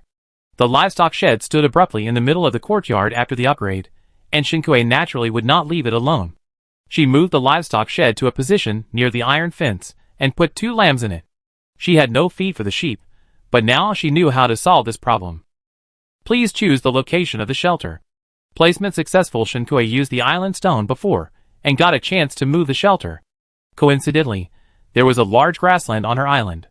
The scenery outside the iron fence changed from a vast expanse of white to the grassland that Shinkui was familiar with.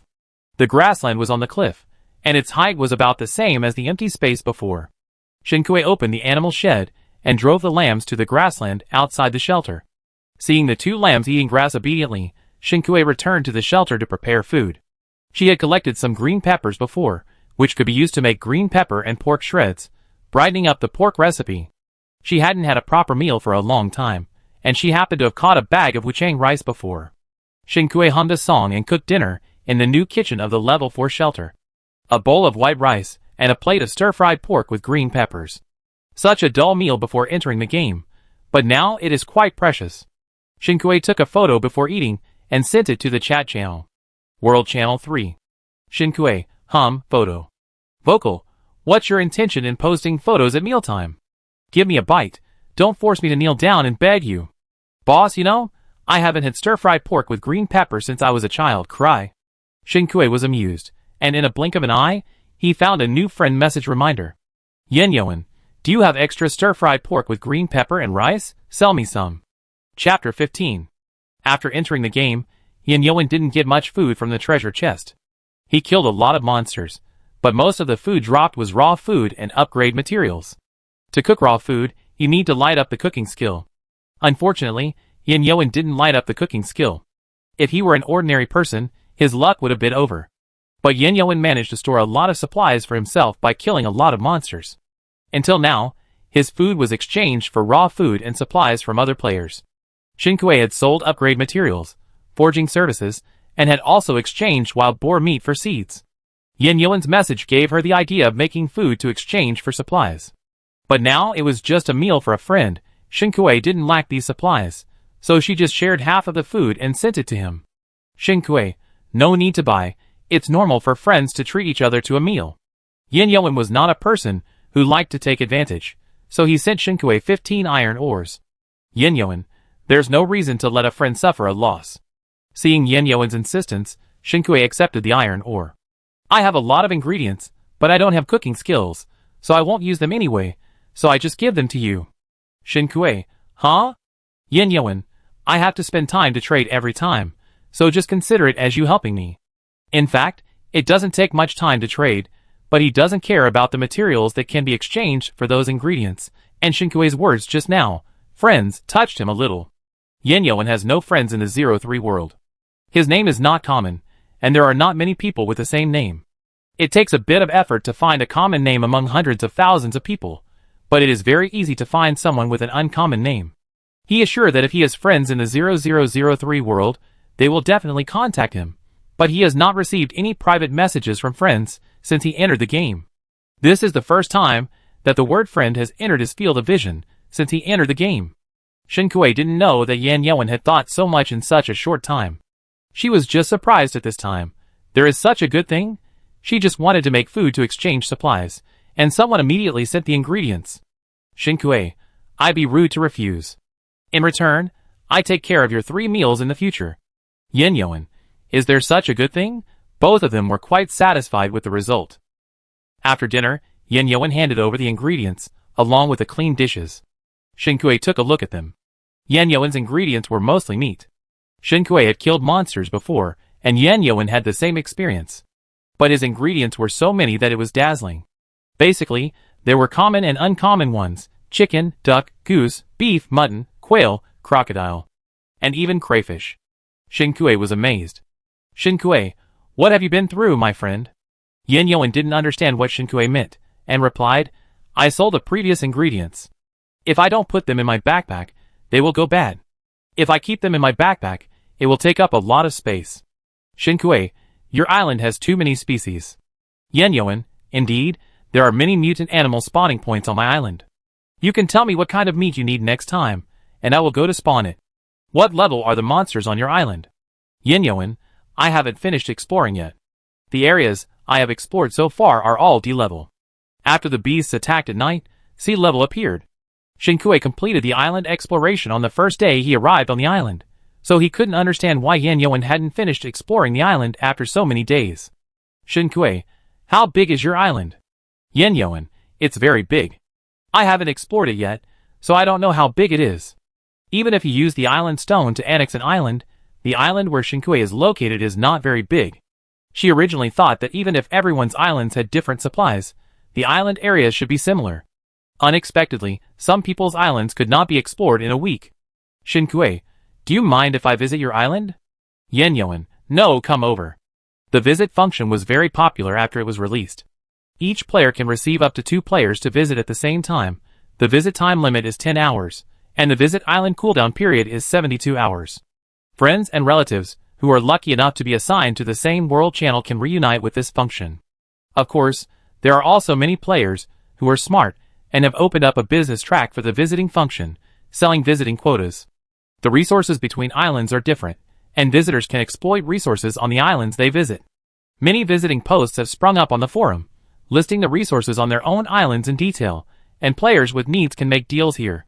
In order not to waste 10 hours of visiting time, Shinkui and Yin Yoan agreed to visit at 10 o'clock the next morning. Yin Yoan listed the regional resources he had explored and sent it to Shinkui. Shinkui was stunned when he saw the list of more than 40 kinds of beasts at the beginning. Is this guy living among beasts? In addition to beasts, there are more than a dozen tree species in the resource list, including red oak needed to build a free ark and tumwood, the raw material for making tum oil. There are abundant wood resources, but no ore resources. I don't know if the resources on his island are extremely unbalanced or he hasn't explored them. After all, not everyone has a mineral detector. Shinkui got this mineral detector when he first killed a sea-level monster. With the item Forging Master's Notebook, the mineral detector is not very useful. But now the notebook is still in the cooldown period, Shinkui decided to bring the detector to visit tomorrow. Shinkui did not waste the time tonight. She used the Advanced Toolbox gift package blueprint to replace all the tools in her hands with advanced tools, and also made a lot of them, and put them in her backpack for backup. After the tool upgrade, Shinkui began to accept forging orders. Now she can privately chat with her orders with prices. The average price of each order can reach about 180 island coins. Someone on the forum opened a special post, which analyzed the labor costs of several forging players, who often received orders. If the forging fee is too high or too low, both parties feel that they are at a disadvantage, so this forging post is quite popular. Among them, Shinkui is the leader among forging players because of the weapon bonus buff. The market will not prosper because of monopoly. On the contrary, competition will eliminate the sand, and the truly excellent ones will be verified and praised by the market. Of course, Shinkui didn't know these. She just thought that the people who chatted with her privately with prices were very sensible, and were slowly raising their own prices. Shinkui gave the brand the price according to her order volume every day. People with sufficient resources will not be stingy about spending money on weapons. Shinkui bought all the recipes posted in the player trading system. It takes normal time to make a recipe after it is lit up. After the recipe is lit up, it only takes 5 minutes to make each one. Just like the intermediate workbench, put the ingredients on the stove, and the stove will automatically generate them. Lighting up a recipe is a very patient thing. The pork recipe that Shinkui got before listed the ingredients needed for each dish in detail. As long as Shinkui has the materials, the corresponding dish on the pork recipe will change from gray to slightly glowing. When Shinkui makes the dish, the color will change to bright gold. Now, the recipes bought from other players have to be screened one by one to see which dish is more suitable for the materials in hand. Recipes are also different from recipes. According to Shinkui's understanding, the pork recipe is a prop, and the recipe she bought is a daily necessities. Shinkui studied the recipes for a while, and decided to make braised chicken, salted duck and lamb stewed with radish, garlic crayfish, spicy octopus tentacles, and cabbage fried with pig blood. There is only one position on the workbench, but there are 2 stoves in the kitchen. While accepting orders for forging, she started to cook. At 12 o'clock in the morning, Shinkui completed 61 forging orders and earned 11,020 island dollars. At this time, she finally lit up the recipes for several dishes she had expected. It would not be so troublesome to make these dishes in the future. Just put the ingredients on the stove. Shinkui made a bag of wuchang rice into rice, and put it in her backpack. After using up several ingredients, Shinkui decided to wash and rest, so she soaked her feet and browsed the chat channel and forum. Purchasing a large amount of fresh water. Poster, Ma Yanshu. Post content. As the title says, a large amount of fresh water is needed, starting from 10L. The post will be deleted after the collection. Don't ask if you still want to collect it. You can also see the post and chat with the price directly. Some people asked why so much water was collected in the reply, and some people followed the post to collect water. 23F. Same as collecting water +1, my filtering speed is just enough for domestic water, but I want to plant. 25F. If you want to collect water, just open a post yourself. Why go to other people's posts to show your presence? 26F. The host doesn't mind. Why are you arguing with me about the loan? 30F. Just because someone doesn't say anything doesn't mean they don't mind, right? Skip these meaningless arguments. Shinkui saw someone comment. 45F. Why does the host need so much water? Planting doesn't require so much water, right? 46th floor. Isn't it good for people to hoard it? 50th floor. I don't care whether they hoard it or not. I only care whether the OP can afford to pay for so much water. 51st floor. I know this OP's ID. He has exchanged refined iron with me before with island currency. Although the price is not as high as the system price, he is a big shot who trades with island currency. Shinkui can guess what this man named Ma Yanshu is doing with the water. After the 4th level of the shelter, the fish pond blueprint is unlocked. It takes 20 tons of water to make a fish pond. As expected, Ma Yanshu collected a lot of water just to make a fish pond. Shinkui flipped forward and checked the posting time of this post. 16:17. So, Ma Yanshu had already reached level 4 at this time. Shinkui was upgraded to level 4 at about 4 o'clock. Shinkui didn't remember the exact time, but it was probably after Ma Yanshu. Shinkui searched Ma Yanshu's posts on the forum, and saw that in addition to purchasing freshwater, he opened 5 other posts, 4 of which were also purchase posts, but they were for purchasing materials to build a freedom arc. There was another post about forging, and Shinkui clicked on it. Forger order post. Poster, Ma Yanshu. Posting content. Labor fee 100 island coins. Accepting payment of labor fee with refined iron/glass/cement. Group link. Posting time was around 3 p.m. on the third day of entering the game. Shinkue remembered that the main task 2 was settled at 12 noon on the third day of entering the game.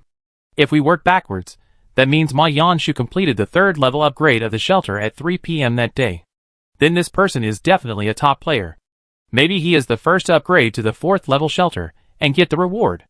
Chapter 16. Level 4 shelter. The bed has a proper bed frame and a thin mattress. Shinkue lay on the bed and prepared to sleep. Before going to bed, she called up the system panel to set an alarm, but saw a friend message reminder. It was Suze. Suze, Shinkue, do you plan to build a guild? Build a guild? Shinkue knew that the main task settlement this time would enable the player guild function, but Shinkue was busy upgrading to level for these 2 days and had not taken a closer look. Of course, she had no plans to build a guild. Establishing a guild will inevitably require energy to manage. Currently, Shinkue is too busy to do anything. Of course, in addition to not having time, Shinkue feels that he is not good at managing others. I haven't studied it, and I don't have this plan. Suze, I established a guild. Are you willing to be our vice president?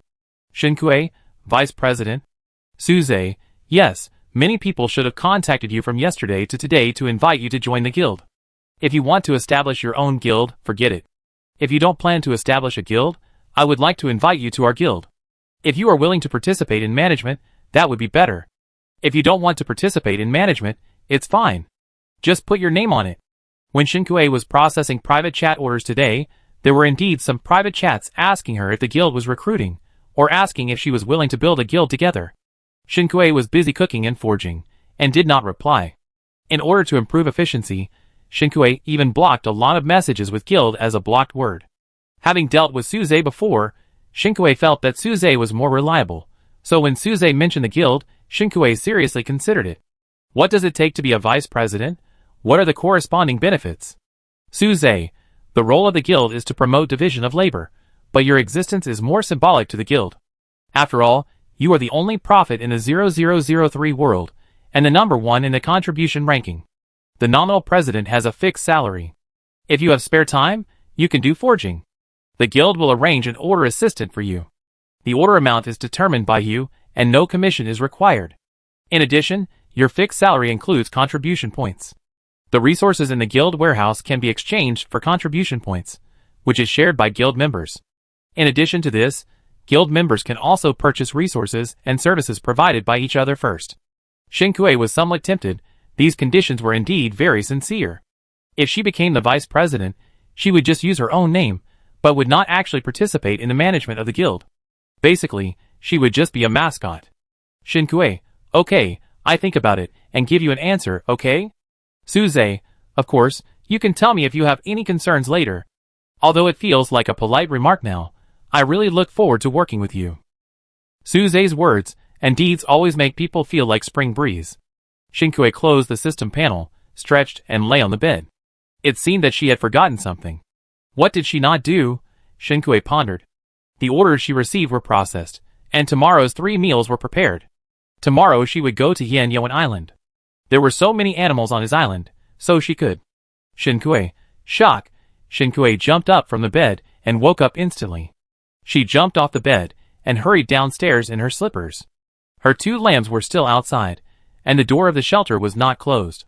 Strange, she should have been able to hear the sound of a wild beast invading the courtyard. Is the soundproofing of the level 4 shelter so good? Shinkue held the sword, pushed open the door of the shelter, and walked to the courtyard. The courtyard was very quiet. Shinkue checked the time. 0:41. All the arable land and the crops on it were safe and sound, and it didn't look like they had been attacked by wild beasts. Although she felt strange, Shinkue was relieved. She walked to the carved iron fence door of the shelter and tried to push the door, but it didn't move. The door was locked. Shinkue, I clearly remember that I drove the 2 lambs out to graze, and I didn't lock the door when I came back. Because the 2 lambs were outside, she thought she would go out and drive the lambs back before the wild beasts started their night attack. But she was busy and forgot. Shinkue went to the animal shed and saw the 2 lambs sleeping quietly in the corner. Shinkue, shocked, what's going on? These lambs are so sensible that they can go home by themselves? Shinkui returned to the shelter in a daze, and this time she settled down and fell asleep. Because she slept too late, Shinkui set the alarm for 7 a.m. When the alarm rang, Shinkui still couldn't get up. She tossed and turned in bed for another 10 minutes before she barely managed to open her eyes. After getting up, washing up, and walking out of the shelter, today was a good day with bright sunshine. Shinkui yawned loudly. She had been busy until late every night recently, and got up early in the morning, which led to insomnia and a lack of energy. The crops in the yard were ripe, and Shinkui added seeds after harvesting them. She didn't have much crops left, so it seemed she had to make the seed converter as soon as possible. This would not only save the money to buy seeds, but also allow her to get the seed she wanted. If she wanted to grow them on a large scale, the seed converter would be essential. Shin-E and Shin-Era walked out of Boonie Bear slowly. Era, good morning. Shinkui rubbed the two little guys twice. You can play at home today. I keep the door open, but don't take Era out. It's dangerous outside. Then why can the two sheep go out? Shin-E raised her head and asked in a baby voice. Shinkui, because they have to go out to get food. But they are so stupid that they don't know how to go home when it gets dark. Shinkui's eyes. Didn't they go home yesterday? Shin-E proudly puffed up her chest. I drove them back. You closed the door too? Yeah, that's right.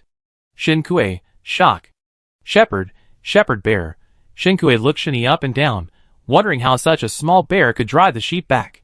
The amazement in Shinkui's eyes was too obvious, and Shin-E's chest was a little higher.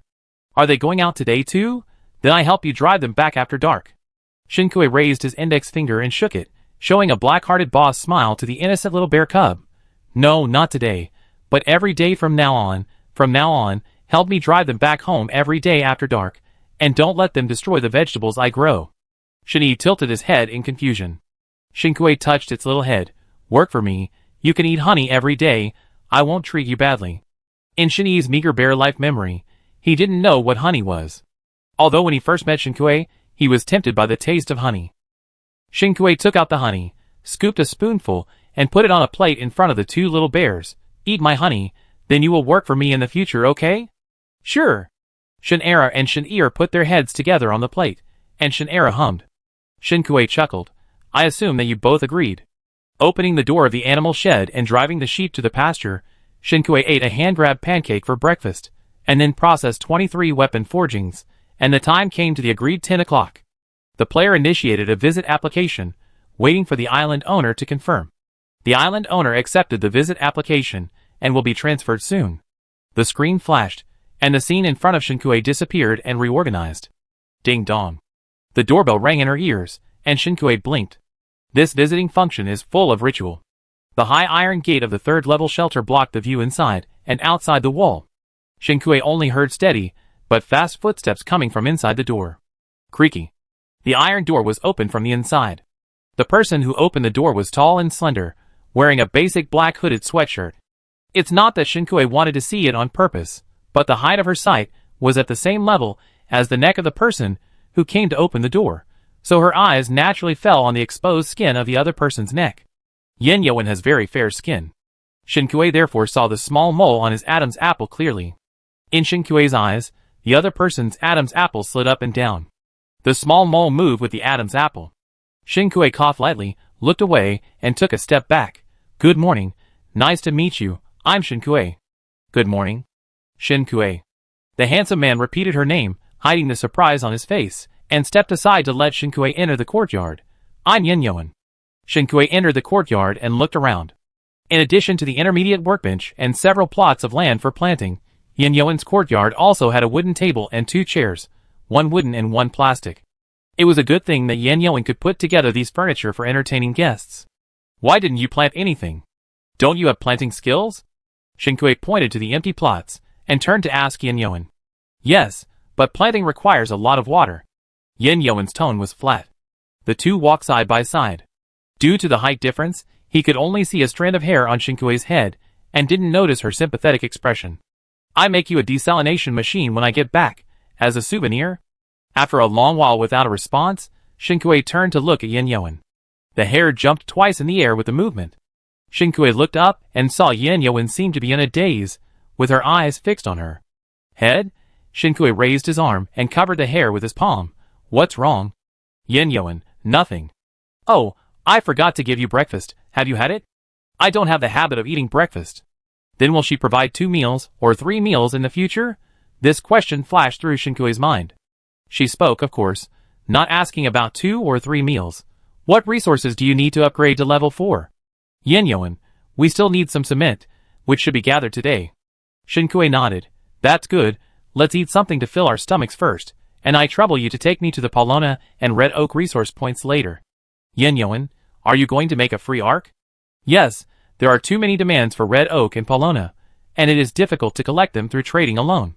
At this time, unless the player has completed the construction task of the free arc, no player is willing to sell it.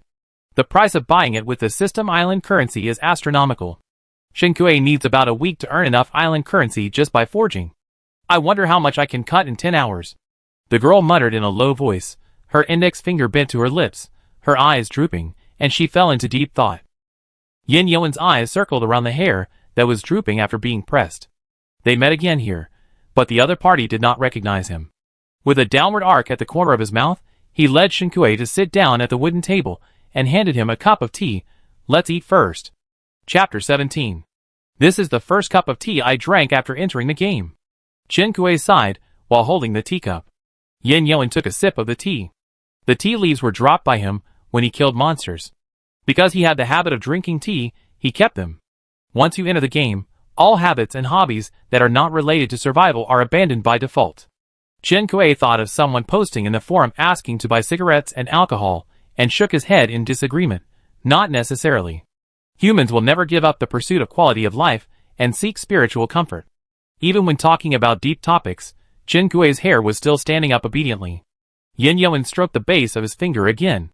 This stubborn hair was exactly the same as when he was a child. She smiled the same way. Her eyes seemed to be full of crushed stars.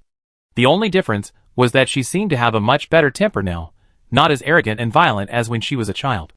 Shinkue had no idea what the person opposite was complaining about, and took out the lunch prepared in advance and placed it on the table one by one. I forgot to ask if you have any dietary restrictions. I made a lot. See if you like it?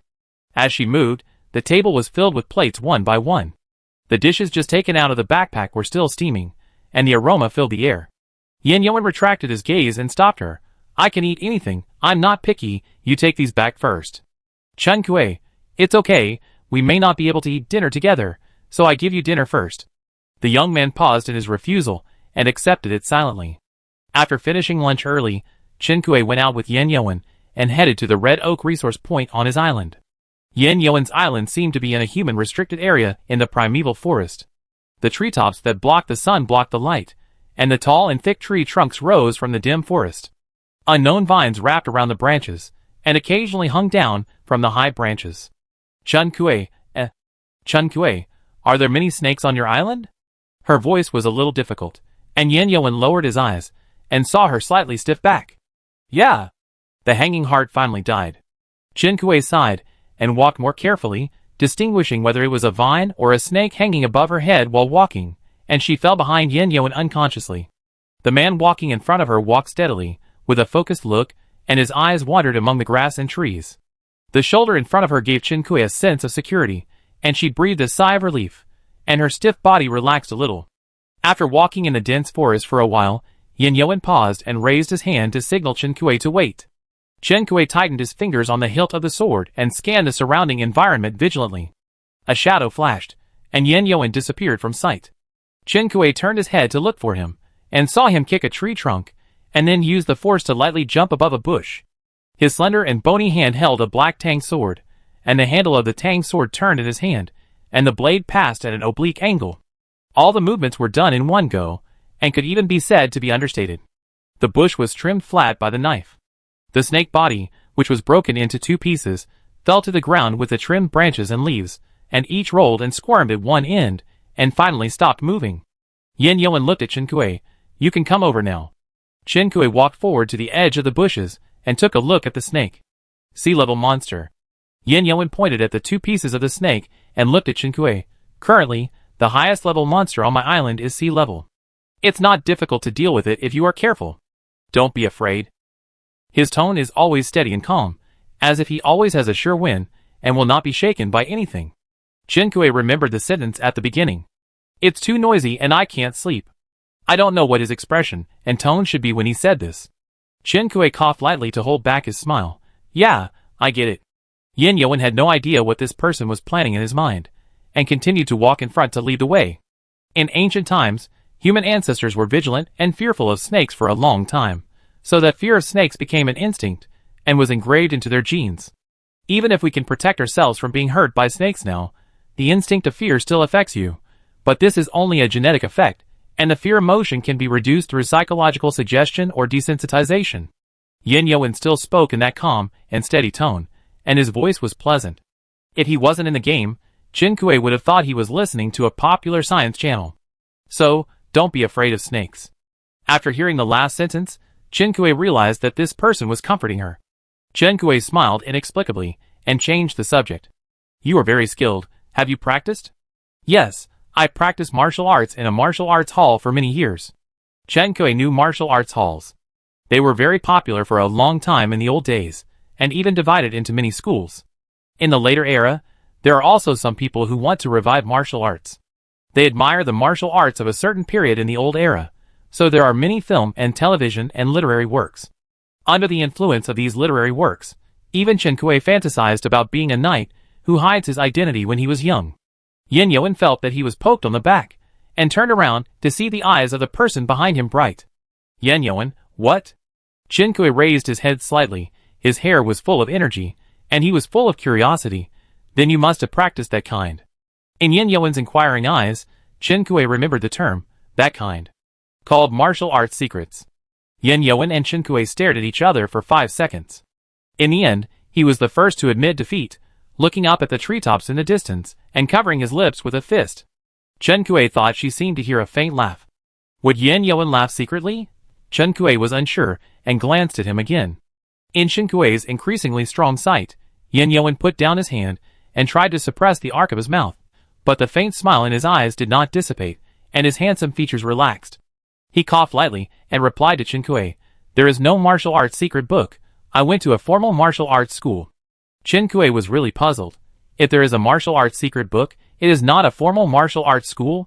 Yin Yoan pondered for a while, and continued to lead the way, while explaining to Chen-Kuei. The martial arts secret book was fabricated in the martial arts novels of the old times. In the middle and late old times, some people used the martial arts secret book as a name to cheat, so the federal government recorded a popular science program. The middle and late old times was the period when martial arts schools were very popular. It was also after the official science and anti-counterfeiting program of the Federation came out that martial arts schools on the market gradually declined. Existing martial arts schools have training guidelines, but they are all scientifically formulated to train reaction ability and enhance physical fitness, stimulate potential, and have little to do with martial arts secrets. Yin Yoan's clear voice continued to play the science channel in front. Because the martial arts school he trained in was opened by his elders, Yin Yoan also had some understanding of the ins and outs of martial arts school management, and talked in a simple and easy-to-understand manner. When did you start practicing martial arts? Yin Yoan thought for a moment, with nostalgia in his eyes. Around 8 years old. That must have taken many years. Chen-Kuei asked him curiously, are your parents willing to send you to a martial arts school at such a young age? The young man walking in front lowered his voice by 2 notes. No, I asked to go myself. Why? 8 years old is not old enough to awaken the soul of middle school, right? Yin Yoan, because I can't beat you. Chen-Kuei. He is too honest. No wonder his voice became lower just now. It turns out that he felt embarrassed. The two walked in the forest, and Yin Yoan would occasionally stop to deal with monsters on the road, sometimes snakes, sometimes lizards or mutant birds. After walking for nearly 40 minutes, the two finally arrived at a red oak forest. During this period, Chen-Kuei's mineral detector did not sound. After Yin Yoan sent Chen-Kuei to the destination, he still had to fight monsters and collect upgrade materials. Chen-Kuei lent him the mineral detector. It just so happens that you can take another look at whether there are minerals on the island. If there are, leave me the mining rights, and treat it as the rental fee for this mineral detector. How about it? Yin Yoan took the mineral detector from her hand, and looked at Chen-Kuei. The two looked at each other briefly. Most of the time, Chen-Kuei had something peaceful and warm in her eyes. She gave him a big smile, and waved goodbye to him. After Yin Yoan left, Chen-Kuei rubbed her hands, changed to a high-level axe, and started chopping trees.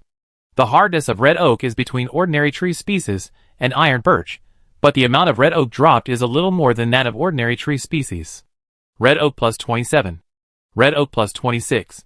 As Chinkue was chopping, she received a different drop reminder. Red oak plus 27, oak seed plus 1. Before this, she had never cut out a tree species when chopping trees. Chinkue didn't know if this was a unique property of the red oak tree, so he collected the oak seeds and prepared to plant them on his own island. The high-level axe can chop trees very quickly, and it doesn't even take 10 minutes to chop a red oak tree. By 3 p.m., Chinkue had more than 700 red oaks in his bag. It took 1,000 red oaks to build a freedom arc, and Chinkue could collect them in less than a day. The reason he stopped to check was because Yen Yoan had returned. He gathered the materials to upgrade the shelter to level 4, and then returned to the red oak forest. How much more do you need? I help you cut them. Chinkue stopped chopping trees and looked at him in surprise, but he reached out to take the axe in her hand and started chopping trees. Chinkue was naturally surprised to have someone to help her. She prepared a lot of high-end axes. She gave the one in her hand to Yen Yoan and had more in her backpack. It will be enough to chop about 300 more. After that, we will go find tongue trees. Yen Yoan nodded, indicating that he understood. He kept chopping and his movements were crisp and clear. Chinkue looked at him while taking a break and felt that he was a good worker. 2 people chopping trees, double the efficiency. At a little after 4 o'clock, Chinkue called Yen Yoan, and the two compared the number of red oaks in their hands. There were more than 1,000. Chinkue chopped out a total of 11 oak seeds, but Yen Yoan didn't get any. And he seemed to be used to it. My luck is average, and the probability of dropping is not very friendly to me. Chinkue felt strange. No matter how bad the luck was, it was a bit strange that no one dropped. But Yen Yoan didn't think so. Red oaks were collected, and she was in a good mood. 1 red oak cost 55 island coins, which meant that she earned 55,000 island coins that day. You know, even if she started forging every day and slept only 6 hours a day, the daily limit would not reach 30,000 island coins. It was not cost-effective to earn money from forging materials at this time. Let's go to the tongue tree forest. This time Yen Yoan continued to lead the way. I used your mineral detector to find that there are minerals under a certain piece of land. It is not clear what the specific minerals are. I will tell you after I confirm the mining. By the way, I have enabled automatic visitor login for you. You can come here anytime you want to mine. Automatic visitor login is equivalent to giving her an island key. Chinkue was speechless for a moment. They met for the first time today. Yen Yoan was so easy to trust others. Wouldn't he be cheated and lose everything in the future? Chapter 18. It's okay. I contact you before I come to the island, so I won't delay your normal sale of visitor qualifications. Yen Yoan shook his head. I don't sell visitor qualifications. Chinkue stopped refusing after hearing this. She had seen players asking where to find materials for the free arc in the forum before. It takes a lot of effort to find all these materials. There are red oak and tongue trees on Yen Yoan's island. If he is willing to sell the qualification to land on the island, there must be players willing to pay a high price to buy them. But everyone has different ideas. Yen Yoan does not sell visitor qualifications for his own considerations, so Chinkue did not ask more. The tongue trees were not far away, so the two did not spend too much time on the road. The raw material of tongue oil is the fruit of the tongue tree. Chinkue cut down several tongue trees, and found that only tongue wood could be dropped, not tongue fruit. The two looked at each other, and honestly divided the work of picking the fruit. Tongue trees grow to be 2 or 3 stories high, and the branches of the trees are staggered. Yen Yoan is good at picking, so he climbs the tree to pick the fruit. Chinkue was lucky enough to see that after the other party picked the fruit, he kicked the trunk with his foot, jumped into the air with a reaction force, and quickly grabbed the branch of another tree with one hand. The branch swayed slightly. Yen Yoan looked up and turned over. A flash of white appeared at the bottom of the black sweater, and the hood covered the back of his head. Yen Yoan simply put the hood on his head and reached out to grab the fruit on the branch. Chinkue, didn't you say there is no martial arts secret book? The so-called training guide can't explain why he can fly, right? Of course, Chinkue didn't do nothing but stand under the tree and watch the flying man perform acrobatics. She has the skill of hitting the target every time, standing under the tree with a bow and arrow, shooting down what she can see. For this reason, a lot of time was spent on picking up arrows. At about 7:30, darkness enveloped the entire tongue oil forest, obstructing vision. Yen Yoan jumped down from the tree and pulled down his hood. I collected 212 tumwell fruits. He gave them to Chinkue. Chinkue wasted a lot of time picking up arrows, and only collected 132. The two of them together collected less than 400. It takes 500 tumwells to make a free arc, and 1 tumwell requires 2 tumwell fruits to make. There is still a long way to go. Chinkue was a little annoyed. Her visiting time was about to run out, and she would have to wait for the next visit for 72 hours before the cooling-off period was over. Yin Yuan's eyes fell on the tall tung tree. He didn't know what he was thinking. After a while, he lowered his head and asked Chinkue, "There is still half an hour left. How do you plan to use it?" "Of course, it can't be wasted." Chinkue took out the lamp that he had bought in the mine for 100 island coins. The mining lamp came out of the backpack, and the vision suddenly became bright. Chinkue put the lamp on the ground, cut some tumwood in the last half hour. "Maybe it will be needed one day." Yin Yuan nodded. "Okay, I go with you." With the light provided by the mining lamp, Chinkue and Yin Yuan swung their axes and began to chop down the tung tree. Chopping down trees does not require too much attention, and Chinkue and Yin Yuan chatted while chopping trees. "You said you have average luck, but there are many free arc-making materials that many top players are looking for on your island." Chinkue smiled. "It seems that you are still lucky." Yin Yuan also smiled, with a gentle look in his eyes. "I never expect probability events and good luck to come, but the goddess of luck favored me this time. There is an idiom in the old days, called misfortune will bring good luck. This idiom probably means that if a person's luck is extremely bad, he will rebound and turn to good luck. Maybe it's because he is too lucky that he needs some hardships to balance it." The last sentence was so light that it sounded like a murmur.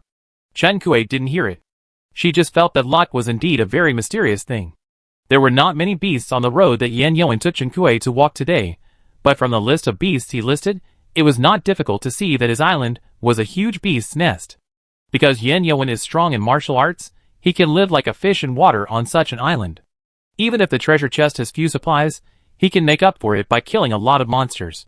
Good and bad are interdependent. When 8 o'clock came, Chinkue happened to cut down a tung tree. Tumwood plus 22. The player's visit time is over, and it will be teleported back to the player's island. Chinkue put away the axe and waved goodbye to Yin Yuan. "I'm leaving. Thank you for your help today." Yin Yuan nodded and watched her figure disappear on the spot. The tung tree forest was quiet. Only the miner's lamp left by Chinkue was dimly lit. "I forgot to take the lamp." Chinkue remembered it when he teleported back to his own island. Chinkue privately chatted with Yin Yuan. "Friend, my lamp fell down." Yin Yuan sent a lamp, the body of which was carved with intricate patterns, lifelike vines wrapped around a blooming flower, and the lamp in the flower core was made to look like a candle. It was a beautiful lamp, but it was not hers. "I like your current lamp very much. Shall we change it? The functions of the lamps are similar, and this one is more exquisite and beautiful." Chinkue will naturally not refuse. "Okay." Chinkue's teleportation destination is the courtyard of the shelter. The lambs have been driven back to the livestock shed, and the 2 little bears are not in the courtyard. They are probably back to bears to rest. Chinkue left the shelter with the lamp. She hasn't fished for the treasure chest today. After moving the shelter, the current location of the shelter is on the cliff by the beach, so it is not as convenient for her to go to the beach as before. After taking a short detour to reach the beach, Chinkue put down the lamp, cast the rod and started fishing for the treasure chest. Intermediate Destiny Treasure Box, Night Limited, +1*3 Mysterious Machine Blueprint Fragment +1. Chinkue hadn't gone out to fish for treasure chests at night for several days, and today she found that the Destiny Treasure Box had changed from elementary to intermediate. She had also drawn a blueprint fragment in the lottery before, and she didn't know what she could make out of it. Almost at the moment when the blueprint fragment was put into the backpack, the singing sounded faintly. Chinkue held the lantern and shone it towards the sea. The fog on the sea was so thick that it seemed to be dripping with water. There were faint black shadows moving behind the fog. Chinkue remembered that when he first discovered fog on the sea, the fog was not so thick, and there were no black shadows in it. I don't know if it was Chinkue's illusion, but the singing sound was closer to the coast. Chinkue opened the system panel, and the line profession, profit had no changes compared to before. After other players choose a mage or a warrior, there will be a specific value behind the profession column. The 2 spell directions selected by the mage player will display the spell strength bonus and the player's mana. The spell strength bonus is random, and depends entirely on luck. Some players have a strength of 75%, while others have only 20%. The attack and defense strength bonuses of warrior players are fixed at 50%, corresponding to the mana of mage players. Warrior players also have combat power. Both mana and combat power can be increased. In addition to fighting against beasts, you can also borrow spell-related books from the library and simulate actual combat growth in the martial arts training ground. The Shinkui character attribute panel says that the prophet can be a mage or a warrior. But there were no mage and warrior stats on Shinkui's panel, so she couldn't use the library and martial arts training ground functions. Shinkui didn't know what the system was saying, but the thick fog on the sea made her smell the smell of a storm. She didn't stay at the seaside for long, holding a lantern and returning to the shelter along the original route. After entering the courtyard of the shelter and closing the door, Shinkui began to open the boxes. A lion came out of the first Fate treasure chest. Shinkui was stunned, and almost forgot that some Fate treasure chests would have monsters. The lion has a thick mane and a strong body. The heat and stench from its mouth hit Shinkui in the face. Shinkui dodged to the side and escaped from the lion's bloody mouth. The lion took the initiative to retreat after missing the attack. When hunting, lions like to hide in the grass and observe their prey, looking for the critical moment to approach and attack silently. Even if the attack has failed once, the lion still follows its hunting habits and is ready to retreat and look for grass to hide, and then find an opportunity to attack. There is no grass in Shinkui's yard, only crops that are still on the land that can be planted.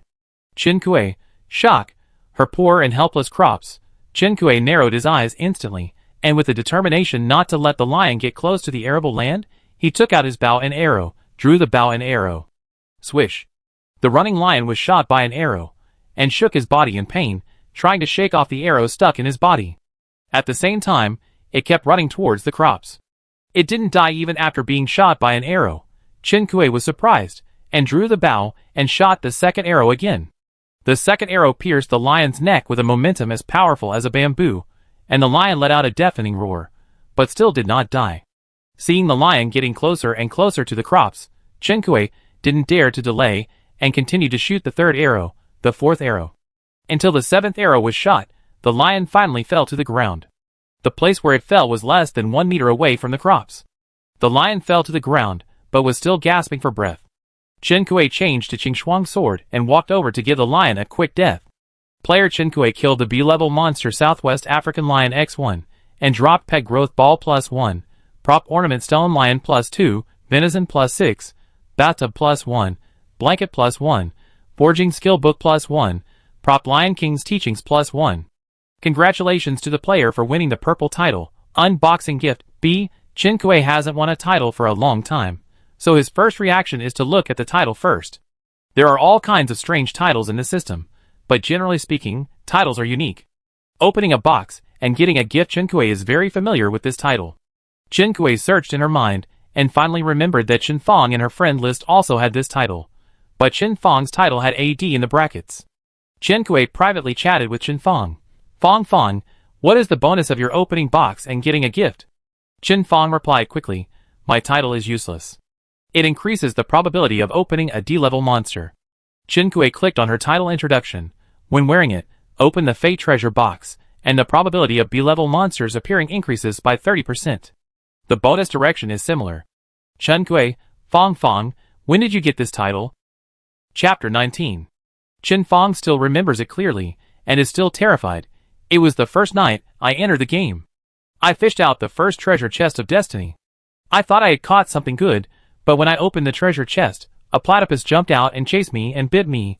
Luckily I ran fast, otherwise I would have died in the platypus's mouth. Later I killed it by snagging the terrain, and got this title. Shinfang. By the way, the player who got the title of opening the box, got a C-level hyena. He mentioned it in the World Channel when he got the title. Akue, you suddenly asked me this, have you also obtained this title? Yes, I got a B-level lion. Shinfang sent several exclamation marks. My Kue is awesome. You are worthy of it. The reason why this title can be kept until today is that the person who got a B-level monster before has already gotten it. Shinkui thought it was probably the case. I haven't encountered a B-level monster yet, Shinfang said with emotion. Yin Yuan has already discovered more than 40 kinds of monsters on the island. Although there are many, like Shinfang, the highest level of monsters he has killed so far is also C-level. In comparison, this lion today was already the second B-level monster that Shinkui had encountered. Kue thought that she seemed to be specially taken care of by this game. But in general, the monster level is rising. As long as the player survives, he will definitely encounter B-level monsters, and will encounter A-level, or even higher level and more difficult monsters in the future. Kue bent down to pick up the arrows that fell to the ground after the lion disappeared. With the blessing of the skill of hitting the target every time, she shot a full 7 arrows to make the lion lose its ability to move. So for players without skills, it is obviously a bit difficult to use red weapons to fight against B-level monsters. Kue reminded Fong, B-level monsters are hard to kill with red weapons. If you can get advanced weapon blueprints, upgrade your weapons as soon as possible. By the way, did you choose the forging skill? If not, I can help you. Fong sighed. I only got a collection skill book, not forging. I asked a big guy named Ma Yanshu to help with forging. If I had known that you would have a gold title if you chose forging, I would have jumped the queue through the back door. Kue just got a forging skill book. The first skill book can light up skills, and after that, it can only increase proficiency. She is now increasing her proficiency by helping others forge every day, so she thinks it is a bit of a waste to use the forging skill book on herself. So she asked Fong, I have a forging skill book here, if you want, I can sell it to you at a lower price. Skill books are now invaluable, and Fong naturally understands Kue's good intentions. Thank you, Akue, but Akue, it is enough for you to forge. I need to find you through the back door, haha. I forgot to tell you that I have lit up the gathering skill, and I plan to specialize in refining medicine in the future. The alchemy table blueprint is unlocked after the shelter is upgraded to level 4. Kue was surprised. Have you upgraded to level 4? Not yet, but it should be in the next 2 days. I am working hard to grind cement. Some big guys shared the situation after upgrading to level 4 shelter. After reading it, I found that I am very suitable for the alchemy route. I am currently using the gathering skill to collect medicinal materials to prepare for future alchemy. Kue silently gave Fong a thumbs up. Finally, she still posted the forging skill on the player trading center. For the sake of her precious crops, Kue decided to leave the remaining 2 fate treasure chests for tomorrow. Kue first dealt with the items that the lion had just dropped, put the bathtub and blanket into the bathroom and bedroom, and then sat in the living room to check the prop introduction. Pet growth ball. Shorten the growth time of a certain pet, the specific time is random. Prop Lion King's teachings. Lions are brave, strong, endurance, and social animals. The Lion King's teachings can allow your pet to acquire some of the good qualities of lions. Stone lion props. A pair of stone lions, used to ward off evil spirits. Placing a male and a female lion at the entrance of the shelter can prevent monsters below level B from entering the shelter. Kue. Surprise! These props are very practical, worthy of being dropped by level B monsters. Kue couldn't wait to put the 2 stone lions at the entrance of the iron fence. Before placing them, she asked if anyone knew how to distinguish the gender of the stone lions. As a result, a folklore research expert on the World Channel really answered her question. Kue followed the other party's instructions, and placed the male and female lions in the corresponding positions. The incident of a snake crawling into the player's shelter on the World Channel left her with a lot of trauma. Now that the stone lions were placed, she felt relieved. Kue prepared the 2 pet props, like the 2 fate treasure chests, and would deal with them tomorrow morning. She still had some things to do. Kue put the materials on the workbench. She had said before that she would give Yen Yoan a desalination machine as a souvenir. She would build a fish pond later. Like Ma Yanshu, she also needed a lot of fresh water.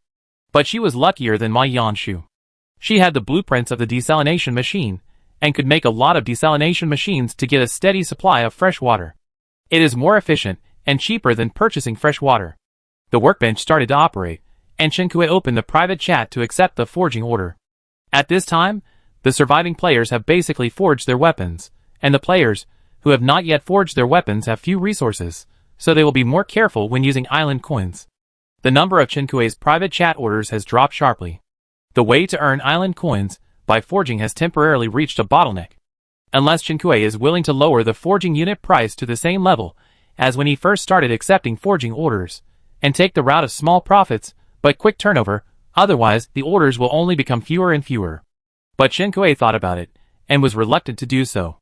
It was not feasible to accumulate island coins in exchange for materials through forging, so she had to try other methods.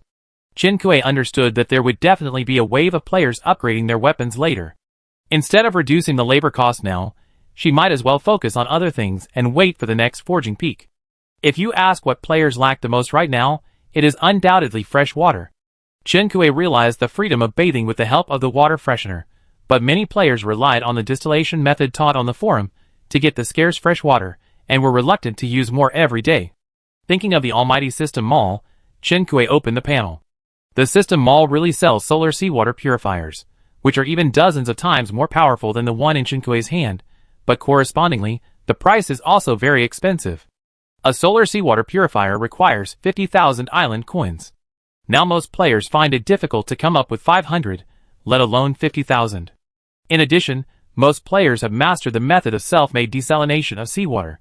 Although water is scarce, they will not die of thirst due to lack of water. Therefore, even a top player like Ma Yangshu, who has accumulated a lot of wealth through forging, only purchases a large amount of fresh water from other game players, instead of spending all the island coins earned from forging for several days to buy solar water purifiers. So, who is the target customer for such an expensive thing, and who will buy it? After Chen Kui complained about the products in the Bala System Mall, she wanted to see how outrageous the pricing of the System Mall was. Then she saw the last product on the System Mall page. 1, 2, 3, 4. Chen Kui counted the number of zeros and took a deep breath. A full 100 million island coins. This 9-digit high-priced commodity is a bionic android. The technology of artificial humans in the post-era has matured. Due to ethical issues, artificial human technology has been banned by the federal government, and relevant laws have been introduced. As far as Chen Kui knows, the artificial humans produced by a certain technology company before the introduction of the law have become unique and are very popular in some gray areas. However, as a law-abiding citizen, she has never seen what the so-called artificial humans look like. I saw this in the System Mall, so I curiously clicked on the product introduction. Artificial Human Companion. Players can set the companion's attributes, implant memories, and create their own customized companion. Note: after the setting is completed, it cannot be changed. The artificial human will have independent thinking ability and implanted related memories. Please set it carefully. Chen Kui, The federal ban is not without reason. If this technology is released, will the artificial human be a human or a commodity? Do androids have independent personalities and civil rights? The series of social problems derived from this are visibly difficult. I'm thinking too far ahead. Chen Kui laughed at herself. She closed the System Mall mercilessly. It's okay in reality. There are many rich and sick people. Which serious person in a survival game would spend 100 million island coins just to buy an android as a partner? Goo. The sound came from Chen Kui's stomach. Chen Kui was stunned, and then she felt hungry. She had eaten lunch with Yen Yuan in advance today, so she should have been hungry by now, and it was also because she had been busy and didn't think about eating. Chen Kui brought the prepared food to the table, and took a photo as usual before eating, and posted it to the chat channel. World Channel 3. Chen Kui, here I am again photo. Boss, thank you for being so busy, and still wanting to hurt me. By he, I'm dying of greed. Boss, are you in need of a dishwasher? Thieves can only eat that kind of food. Yen Yuan, it's delicious. Photo. Chen Kui was surprised to find that Yen Yuan also posted a photo. If it wasn't impossible, Chen Kui would have wanted to ask if his account had been hacked. No matter how you look at it, Cool Guy B King would never do something like showing off his dinner. The chat channel quickly went off topic. World Channel 3. Is it my illusion? Are the dishes of the two bosses the same? Oh my god, it really is. Are the two bosses so in sync? Today they both ate stir-fried cabbage with pig blood and crayfish. It's obvious that the dishes were made by the same person. Okay, even the plates used to serve the dishes are from the same series. Boss! It's not the lack of wealth that is worrying, but the inequality of wealth, sir. We are also friends on the list. Last time, I bought a pearl necklace from Baiha. Chen Kui felt a little guilty when he saw this, so he gave Baiha a portion. Baiha was very surprised when he received it. Not only did he send a private message to thank him, but he also sprinkled flowers in the chat channel. World Channel 3. Baiha, Prophet, how can I live without you? Yen Yuan, Chapter 20. After dinner, 6 desalination machines were made on the workbench. Chen Kui gave one to each of the 4 friends on the list. Baihe, wow, thank you for helping the poor. Pass the cigarette to the big guy. Whatever materials the big guy wants, I get them for you. If you ask what materials Chen Kui wants now, Chen Kui can list a list that is taller than hers. But Chen Kuei didn't give them the desalination machines to exchange materials. If you have anything you don't need, just give me some. He was quite honest. He took a screenshot of his backpack and the various daily necessities neatly arranged in the shelter and sent it to Chen Kuei. What are you talking about, boss? I'm not that kind of person, boss. If you have anything you like, tell me. You're welcome. Chen Kuei asked him, have you upgraded to level 4? No, I can't find all the materials in a short time, but it's okay. This time I have a longer time, so I can take my time. Chen Kuei skipped the upgrade materials in the backpack. Have you learned the forging skill? Baihe, I don't plan to learn the forging skill. You know me, big brother. The treasure chests drop all kinds of daily necessities. Now there are not many treasure chests left. So now, in addition to mining and cutting trees, I rely on squatting in the player trading system and reselling materials to make a profit. I don't have time to do forging. I also got a forging skill book before, but I posted it in the trading center and exchanged it for 2,400 island coins.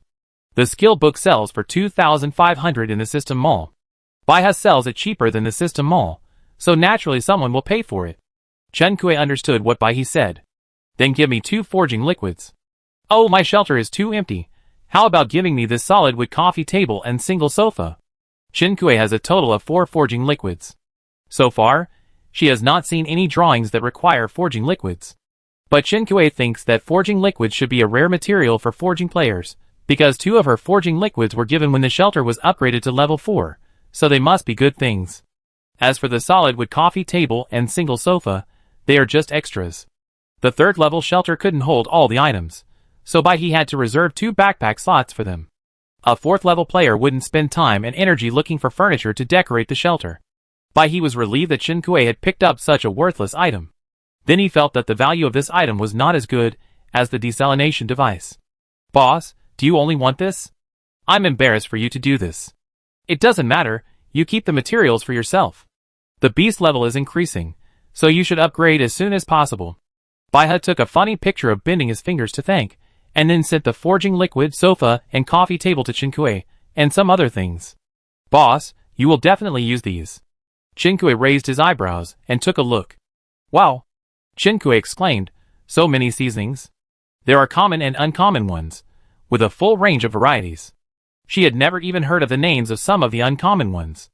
In addition to the seasonings, there were 2 sets of tableware. One set was painted with blue and white, very elegant. The other set was enamel, exquisite and luxurious. Under the tableware is a pile of kitchen supplies, including dishcloths, detergent, aprons, rubber gloves, etc. There is even a cookbook among them. At the end of the old era, technology was relatively mature, and people's lifestyles changed dramatically. Nutritional supplements appeared on the market. This thing can replace meals and compress citizens' 3 meals a day to the extreme. With the emergence of nutritional supplements, there are waves of opposition. Waves of parades held up respect dietary civilization, refuse nutritional supplements. Nutritional supplements are anti-human products. Our tongues and stomachs are being forced by technology companies. Such banners walked through the streets and alleys, and finally rows of people sat in front of the nutritional supplement technology company to protest. The demonstration was held quite civilized and cowardly. Many game companies took advantage of the popularity to develop food games. The demonstration failed completely, but some games were called masterpieces and passed down. As a game-up master, Chen Kuei followed the trend and played one of them.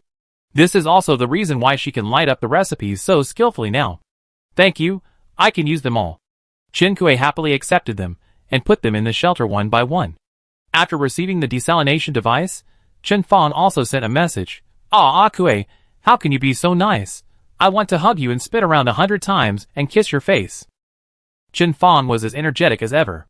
Chen Kuei laughed. I know, my dear, please leave. Chen Fang followed suit.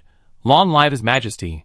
In return, Chen Fang sent Chen Kuei some gold and silver ores, and also gave her 3 golden silk woods. Chen Kuei had seen golden silk woods in the system mall, and they were expensive, so they were undoubtedly rare woods. Fang, do you have gold and silver ores on your island?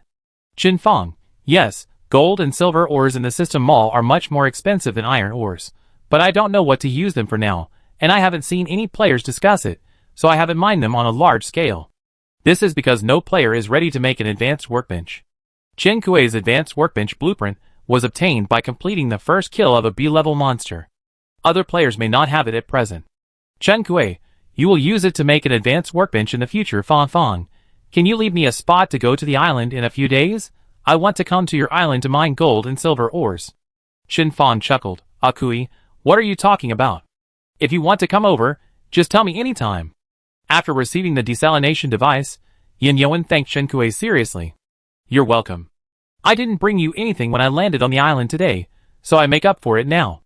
Even through the text, Yin Yuan could imagine Chen Kui waving his hand without caring. He upgraded the shelter to level 4 this afternoon, and just finished dinner in the courtyard. The desalination device was taken out of the backpack and placed on the ground in the courtyard. The man in a black sweater sat at the wooden table, staring at the desalination device for a long time, opened the friend chat and typed something, then deleted it silently after a while. He went back and forth several times, but in the end, he just closed the page in silence. Thank you for your desalination device, Miss Chen. Do you have the production drawings of the desalination device? Su Zhe's focus was different from the others. Does Miss Chen plan to mass produce and sell it in the future? Chen Kui thought he would ask about his acting president, but he didn't expect him to say a word. The last time she chatted with Su Zhe, she ended it with her saying she wanted to think about it. This time, Su Zhe was very gentlemanly and did not ask or urge, but only asked about matters related to the desalination device. I will make what I need, and the next one will be posted to the trading center. Chen Kui told him frankly. You want to build a fish pond? Su Zhe reacted instantly. Chen Kui knew that he had also reached level 4.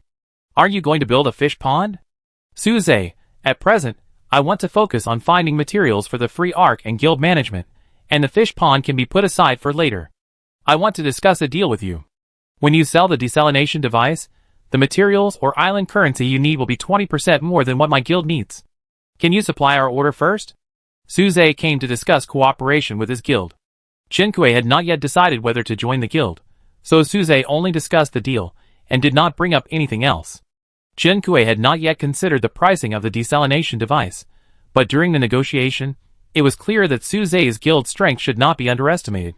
Chen Kui, sure, I send it to you after I confirm the unit price. Then I wish us a happy cooperation in advance. I have some forging materials here, I guess you should be able to use them. The forging materials that Su Zhe sent to Chen Kui were 2 molten steel blocks, 7 peacock tail feathers, a blood coagulation crystal, and even a dozen volcanic magma. They are indeed all forging materials, and they should be used to forge high-end weapons in the future. Is there a volcano on your island? Looking at the lava steel blocks and volcanic magma he sent, it is not difficult to draw a conclusion. Su Zhe smiled bitterly. Yes, it's alive. Chen Kui, then be careful. By the way, using the island stone can give you a chance to move the shelter once. You can try it. Very useful information, thank you. Chen Kui obtained the island stone twice, once as a reward for completing the 3rd main task for the first time, and once as a reward for being the first on the contribution ranking list. The system mall also sells island stones. Each one costs 50,000 island coins. It can be seen that it is difficult for ordinary players to obtain island stones. But Chen Kui thinks Su Zhe should have a way. After dealing with a friend's message, Chen Kui cleaned the shelter and then took a nice bath in the new bathtub. The intermediate workbench worked tirelessly. After taking a bath, Chen Kui had already made more than a dozen seawater desalination devices. The seawater desalination device needs to be placed in the sea. The system defaults that the desalinated fresh water will automatically appear in the shelter. The one Chen Kui made before can provide irrigation water for 26 plots of arable land at most, and then meet her daily use. There is no more. Her arable land will only increase in the future, and the demand for water will increase. In the future, she may encounter a large amount of water. Chen Kui planned to leave 10 desalination machines for himself after the fish pond was completed. Now, of course, he would use as many as he could get. Chen Kui collected the 17 desalination machines on the workbench and walked out of the shelter to the beach. The moment he walked out of the shelter, the block singing instantly returned to Chen Kui's ears. The night sea breeze blew on Chen Kui, bringing a bit of coolness. Chen Kui looked at the sea while walking. Unlike the perception of watching from close up, Chen Kui could not see clearly whether there were any shadows in the fog when he stood high up. Instead, he felt that the fog looked fairy-like, and the ethereal singing tempted everyone who heard and saw it to explore the fog. Chen Kui placed the desalination device on the beach. A whole row of desalination devices floated up and down with the tide on the coastline, which was quite spectacular. She admired it for a while, clapped her hands, left the beach, and returned to the shelter. Gaw gaw gaw. Halfway, Chinkue heard a noise coming. The sound was like the sound of birds and ducks. 2201. The first wave of wild beasts' night attack began. Chinkue walked quickly to the grass on the top of the rock where the shelter was located, but found that he was surrounded. Chapter 21. A group of groundhogs surrounded the door of her shelter. When they found Chinkue coming back, they stood up and glared at her. The groundhogs once again made that bird-like and duck-like sound. Chinkue, So this is how groundhogs call. She thought they would be as rough and broken as some emoticons. Ah! Being stared at by so many groundhogs standing guard at the same time, Chinkue hesitated for a rare time. Damn, I don't feel threatened at all. Her conscience would hurt if she attacked these furry creatures. Chinkue took a deep breath and ran without hesitation, quickly heading for the shelter. A group of groundhogs behind her froze for a moment, then immediately chased after her in a group. Chinkue had never thought that one day she would be chased by groundhogs. She opened the iron gate of the shelter as quickly as possible, entered the door, and closed it in one go. The groundhogs were stopped outside the door, and the one in front jumped towards Chinkue's legs, but was bounced off before it touched the iron gate in the air. There is a layer of light film outside Chinkue's shelter. When there are no beasts attacking, the light film is silent and invisible. When there are beasts attacking, it will cover the entire shelter like a cover. Chinkue immediately realized that this was the effect of the stone lion props.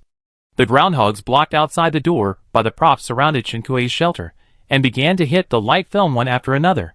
Being bounced back again and again made them more emotional, and their desire to attack became stronger. Chinkue squatted down and advised the furry group through the iron fence. You are so small. Why are you so angry? You look cute, so I won't argue with you, but it's rude to keep pestering me. I don't want to know what groundhog meat tastes like, so you all should be more calm. You, right, that's you. I've seen you hit it for the 4th time, rat. You are so stubborn. Are you going to die? The groundhogs don't know what the human hiding behind the fence is mumbling to them. But no one can remain calm in such a mocking context, not even groundhogs. The speed at which the Death Vanguard team outside the light film hit the light film was so fast that after images appeared. Chinkue was worried that if he stayed here any longer, the marmots would be so angry that they would explode on the spot. I haven't slept enough for many days, and now I'm so sleepy that I can't even open my eyes. You guys take it easy, I won't accompany you. Chinkue stood up, yawned, and waved goodbye to the marmots with his back to them. Entering the small house, Chinkue went to sleep in the bedroom on the 2nd floor without hesitation. The lights in the yard of the small house made people feel at ease in the dim darkness, and the crops on the land quietly stretched out their branches and leaves, and quietly bloomed and bore fruits. In the animal shed, piglets and lambs slept soundly on their own without interfering with each other. The morning sun peeked in from the courtyard wall, and gradually occupied the entire courtyard. Chinkue opened the door, and walked out of the small house, stretching lazily towards the sun. The desalination device weighing over 100 tons on the workbench was completed. She looked at the fresh water in the shelter, and the storage capacity had reached 8 tons. As usual, Chinkue harvested the crops in the field first, returned to the shelter, and cooked a few sweet potatoes for breakfast, and this time she did not forget to send half to Yen Yoan. When she finished breakfast, Shin-Yi and Shin-Ero were already running happily in the courtyard. Era, come and get today's wages. Wages. Before they put it in the plate, the 2 little guys rushed to Chinkue like a cannonball. After Chinkue put the honey, he let the lamb out of the animal shed and drove it to the grass outside the shelter. Today, you have to help your sister herd the sheep well. Shin-Yi and Shin-Ero were busy licking the honey on the plate and had no time to pay attention to Chinkue. Chinkue didn't care either. He took out the 2 props, the pet growth ball and the Lion King's teachings, and used them on Shin-Yi together. The prop was used successfully, and the pet Shin-Yi growth time increased by 57 days. The prop was used successfully, and the pet Shin-Yi obtained the Lion King quality. Good at fighting Shin-Yi, who was still licking the honey, suddenly began to grow. Shin-Ero, who was beside him and sharing the honey with him, was knocked to the ground by the sudden force. He rolled around in a daze, and got up to see his good brother gradually turned into a giant. The bear cub, which was originally less than the height of Chinkue's knee, grew to the height of Chinkue's waist in less than 5 minutes. Shin-Ero cried out, and Shin-Yi finally lifted his bare face from the increasingly smaller plate. Shin-Yi? Question mark. Shin-Yi, shock. The two bears didn't know what they were talking about, and Shen Yi's cry was no longer the soft humming sound of the past, but a somewhat strong bear cry. Shen Kui, you won't be so cute when you grow up, what a pity. There was some regret in his tone. Shen Yi, woo. Shen Yi, who had just accepted the fact that he had grown up suddenly, was disliked by Shen Kui, and his whole bear was gray. Oh sorry, I don't mean to dislike you. Although you are not cute now, you are super powerful now. You can protect me and heir in the future. Are you happy? The gray half-grown brown bear finally recovered his mood, and even proudly puffed up his chest under Shen Kui's comfort. Yes, it is a mature bear. It is full of endless energy now. If it encounters those disturbing guys at night, it can tear them to pieces with its sharp bear claws to protect the bipeds and its brother. Seeing this, Shen Kui chuckled. She added some honey to the plate and pushed it in front of the little bear cub. This is your exclusive plate from now on. As for Yi, Shen Kui looked back at the half-grown brown bear. She curled her index finger and put it on her chin, thinking. Shen Yi had grown a lot. Now this plate is not as big as its face. It is not suitable for it to use. Shen Kui opened the player trading center and browsed for a while. She really found a suitable one. A wash basin. You can use this for now. We can change it if it's not suitable in the future. Shen Yi pushed the basin forward, and the bears paws. Clang clang. Knock twice. Okay, give me some more. Shen Kui, It's normal for children to eat more as they grow up. No matter how hard it is, we can't let the children suffer, right? Shen Kui resigned himself to adding honey to it. As for the Lion King's quality good at fighting obtained by using the prop Lion King's teachings, Shen Kui didn't take it seriously. After all, brown bears are large animals that are good at fighting. Drawing this quality is like drawing a duplicate card in the card drawing game. Shen Kui went to the beach and installed the newly made desalination device into the sea. After installing the desalination device, the entire coastline was packed with people, and Shen Kui couldn't even find a place to fish. After finally finding a tricky position, Shen Kui cast his rod and started fishing for today's treasure chest. Bronze treasure chest +1. Wooden treasure chest +1. Wooden treasure chest +1. Looking at the treasure chest, you can tell that today's luck is average. Shen Kui took out the two fate treasure chests that he didn't open yesterday and started opening them. Adrenaline +2, Antidote +1, Bottled Vitamin C +1. Compressed Biscuits +4, Cola +2, Snowflake Crisps +2.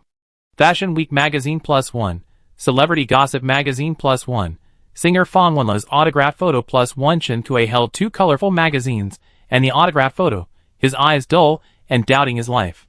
For a moment, he felt that he was possessed by Baiha. Is it necessary to open the remaining two treasure chests of destiny? Let's do a ritual first. The two treasure chests of destiny were neatly placed on the beach. Shen Kui bowed devoutly towards the sun, stared at the two treasure chests firmly, and then began to circle around them. He walked a few steps, stamped his feet once, and chanted something. This method was learned by Shen Kui from the master invited by the neighbor next door when he was a child. At that time, the aunt next door couldn't stop crying. The master said something to her after the ritual. The woman with a sad face wiped away her tears, and her eyes gradually became firm. Shen Kui firmly believed that there must be a secret behind the magic performed by the master, so she secretly asked the master before he left, asking what he was saying when he was performing the magic, and what the magic was used for. The master touched her head at the time, and passed the magic to her with a complicated look, saying that it was a magic that could bring good luck. It was amazing that although she was ridiculed by her childhood friends for 2 days, because of her feudal superstition, most of the time Shen Kui would soon encounter good things after performing the magic. For example, the broken light at home would fix itself, or the annoying gangster would be arrested by the federal police. After Shen Kui finished the ritual, he took a deep breath, took out the Qingxuang sword and prepared to start opening the box. Wood +8, glass +5, silver or +2. The second fate treasure chest was opened, and there was no familiar reminder sound for obtaining supplies. Shen Kui immediately distanced himself from the treasure chest, with the sword in front of him, waiting seriously. After waiting for a long time, a snake slowly emerged from the treasure chest. Shen Kui, Kill E-level Blackneck Snake X1, Snake Meat +3, Snake Gall +1. It seems that the spell has no effect on opening the box. Shen Kui, it doesn't matter. As long as I do the ritual, good luck will come today. Her visit function is still cooling down. She is making a desalination device on the workbench. There are no forging orders. The beehive that was halfway through the production process can finally be continued. Chen Kuei spent 120 island coins to buy a bee catcher in the system mall. Follow the map to the beehive again. The beehive on the tree, which was cut to only 30% at the beginning, has grown a lot now. The hard-working wild bees travel between the flowers and the beehive. Chen Kuei climbed over the hill, picked up the bee catcher, and looked for single wild bees in the sea of flowers. The wild bees stopped in the flowers, and worked diligently, not knowing that they had been targeted. Hey! Chen Kuei moved quickly, and the wild bees that were just collecting honey were taken away by the bee trap in the blink of an eye. Wild bees +1 buzz buzz buzz. As soon as the wild bees were put into the backpack, the sound of a swarm of wild bees rang out behind them. Chen Kuei looked back and felt like he was suffering from intensive phobia. The swarm of wild bees seemed to have been set with some kind of switch. As long as someone heard one of them, a bunch of wild bees would gather together to attack the intruder. Chen Kuei ran down the mountain quickly, trampling countless branches and leaves along the way. Halfway through the pursuit, the swarm of wild bees collectively stopped as if they had completed a KPI and returned the same way. Chen Kuei, interesting. Chapter 22. There is one more post in the forum. Click to see the precious images of early humans taming wild bees. Poster, Chen Kuei. The reply of the front row dense fear avoidance was pushed up high. The post recorded the whole process of Chen Kuei catching a lone wild bee and walking back and forth with the wild bee swarm. Catching wild bees, being chased by the wild bee swarm, the wild bee swarm gave up, continued to catch wild bees, and continued to be chased. The dense swarm of bees in the photo is enough to make people's scalps numb. Because someone trampled back and forth, a small path appeared on the hillside in the sea of flowers. As the saying goes, there is no road in the world, but when more people walk on it, it becomes a road. Although Chen Kuei is only one person, the principle is the same. 12th floor, wild bee, I am not a human, but you are a real dog. 14th floor, wild bee, it is annoying to collect honey every day. 17th floor, what do you catch wild bees for? 20th floor, you should want to raise bees. Players who have wild bees on the island can check out the post posted by Xiao Yue. There is a tutorial on artificial beekeeping in her post. 21st floor, there are wild bees on my island, and they will attack people. I killed a few bees, and got stingers, but I don't know what they are used for. 25th floor, you will know what they are used for when you can use them. Chen Kuei caught more than 40 wild bees in the morning. She had lunch, made a beehive, and went to the sea of flowers again. The path she trampled when she was walking the bee swarm gave her inspiration. Chen Kuei used a sickle to cut a piece of open space halfway up the mountain in the sea of flowers. She hadn't used a sickle since she came to the game, and almost forgot the existence of this tool. Fiber +32. Wild flowers +25. Putting the fiber and wild flowers into the backpack, Chen Kuei placed the beehive on the newly cut open space. With the path and the open space, this sea of flowers seemed to be like the wild bee she caught, from wild to domesticated. She made a total of 9 beehives. With Shani's current appetite, the more than 5 kilograms of honey she collected before would not be enough for long. Although Chen Kuei did not feed it with honey as a staple food, even if it was used as a snack, seeing Shani's eager look, Chen Kuei could not help but scoop a little more for it. After the beehive was placed, a countdown immediately appeared on the beehive, which was similar to the maturity countdown she could see on the crops after her planting skills were upgraded. This is a function that only beehives made using system drawings have. Just like the desalination device made by Chen Kuei, according to the system drawings, can store the obtained fresh water directly in the shelter, the fresh water made by other players using distillation methods needs to be brought back to the shelter by the players themselves. The countdown shows that the harvest time of honey is half a month later. This time is quite long for the players. It is unknown whether the players will still be alive in this game world tomorrow, let alone half a month. She had picked wild honey before, and had also drunk wild honey in water. Apart from the fact that it tasted quite good, she didn't think it was anything special. But crops only take 3 to 5 days to mature. Is it normal for beekeeping to take so long to harvest? Chen Kuei put away the beehive and returned to the shelter. When she had lunch, the shelter had nearly 20 tons of fresh water. It should be full when she came out to put the beehive. She clicked on the shelter information and saw that it was indeed more than 20 tons. The shelter can store fresh water. The storage limit of the 4th level shelter is 50 tons of water. Chen Kuei planned a place and placed the fish pond next to the iron fence wall. Click on the shelter decoration. The system automatically deducts the construction materials, and a construction shed immediately appears at the planned location. There is a sound of ding ding dong dong from the construction shed, and a warning sign is erected in front. Construction in progress. please do not approach. 2 hours. It takes 2 hours to build a fish pond. Chen Kui has not yet retrieved the pile of desalination devices that he put into the sea in the morning, so he knocks on Suzai's friend list with the more than 60 desalination devices he made today. I have 62 desalination machines in my hand now. Do you want them? Suzai replied after a while, all of them. Our guild will order 200 from mission first. Please send me the price. Chen Kui has already thought of the pricing standard today. She decided to set the price to twice the production materials, just like when she sold cement and glass. You can choose materials or island coins for trading items. I need 20 glass and 40 refined iron for materials. If it is island coins, the price of a desalination machine is 1,700 island coins. Suzai probably made an estimate and agreed after a while. Okay, then as we said before, give priority to our guild and we will pay 20% more. Chen Kui, okay, if you pay with island currency, I will round off the 2,000 island currency for a freshwater dispenser.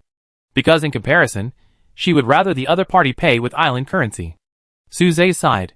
It's a pity that our guild members don't have so many island currencies, and most likely they will barter with Mission.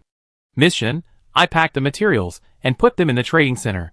Because they are the guild supplies, it is more appropriate to go through the trading center. Chen Kui understood that business was business. Chen Kui easily found Suzai's material package in the trading center. After all, there were only a few packages of thousands of materials sold in the entire world channel. Chen Kui originally thought that Suzai would communicate with his guild members after getting the price, and it would take some time to raise materials. Unexpectedly, he could get it out in a blink of an eye. His control over the guild was really powerful. Chen Kui initiated the transaction, and the 62 desalination devices that he had just taken off the workbench disappeared into the backpack. At the same time, Chen Kui's backpack had nearly 1,500 glass and nearly 3,000 refined iron. With such efficiency, why would she need to worry about the greenhouse? Chen Kui was like someone who found out that she had won the lottery, but the lottery ticket was thrown away in a corner, and she only remembered the lottery ticket when the redemption period was about to end. She was full of surprise and relief. Putting all the materials for making the seawater desalination device on the workbench, Chen Kui looked for someone selling cement in the player trading center and prepared to start making the greenhouse. She still needed a dozen cements. Most of the players were still preparing to upgrade to level 4, so there were basically only people who wanted to buy cement. Chen Kui searched the trading center for a long time, but couldn't find any players selling cement. Since she couldn't buy it from the players, she decided to buy it from the system mall. Chen Kui closed the player trading center page, but accidentally opened the forum. The forum was full of various purchase posts. People wanted to buy cement, glass, iron or refined iron. There were also people who wanted to buy fresh water. Chen Kui immediately realized that she could make a deal with Ma Yangshu. Ma Yangshu needed a lot of fresh water.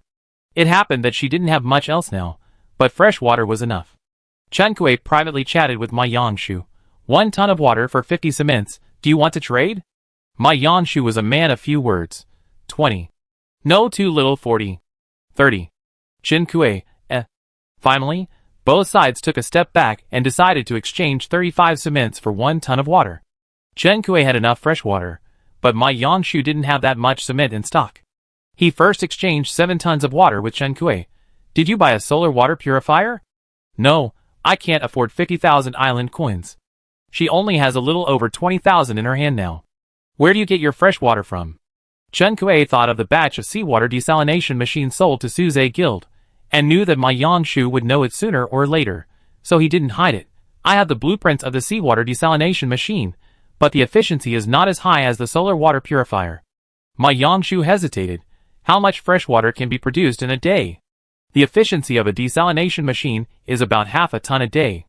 Knowing what Ma Yangshu would ask, Chen Kui simply explained, my price is 2,000 island coins per unit, or 20 glass and 40 refined iron. But I have an agreement with someone else to give priority to his guild. If you want to buy, you can only wait until I complete his order. Ma Yangshu took the license plate and said, sell me too after you complete the transaction with him. Chen Kui readily agreed, and after the transaction, the two added each other as friends. Chen Kui used 7 tons of water to exchange with Ma Yangshu for 245 cements, which was enough for the greenhouse materials. Chen Kui clicked on the greenhouse to build. Greenhouse, under construction, please do not approach.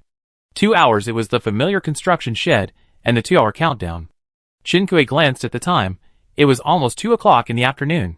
In addition to red oak and tung oil, the materials for the Freedom Arc also required 200 nails and 2 sails. Synthesizing nails does not require a workbench, so Chinkui took advantage of this free time to synthesize the nails. The sails should be made by advanced workbenches. Chinkui did not struggle and directly opened the system mall to search for sails.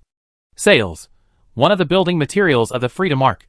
Unit price, 2,000 island coins. She bought 2 sails, and the island coins in her hand shrank to 19,430 in an instant. Chinkui felt pain for a long time, and suddenly felt something was wrong. A sail costs 2,000 island coins. She is one of the richer gamers. Although she feels pain, she can afford to spend 4,000 island coins to buy sails. What about ordinary players? You can't expect ordinary players to make advanced workbenches without spending island coins, right? Chinkui dare not say that she is the only one in the entire 0003 world who has advanced workbench blueprints, but at least she can count them on one hand.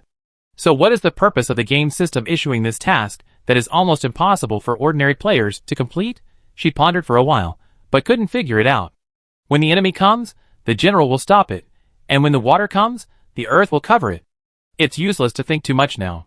Chinkui stopped struggling and took out the diving suit from the bottom of the box in the storage room. Now her fish pond is under construction, and she is going to collect some seawater desalination devices and deliver them to Suze. Before that, she can use a diving suit to explore the sea. The sea surface looks mysterious and strange at night, but it is beautiful and calm during the day. Occasionally, seagulls fly over the sea and disappear in the distant sky. Chinkui put on a diving suit at the beach. After putting on the diving suit, it quickly adjusted the size according to Chinkui's body shape. The overly close-fitting material made Chinkui feel like she was running naked. A gust of sea breeze blew, and Chinkui shuddered.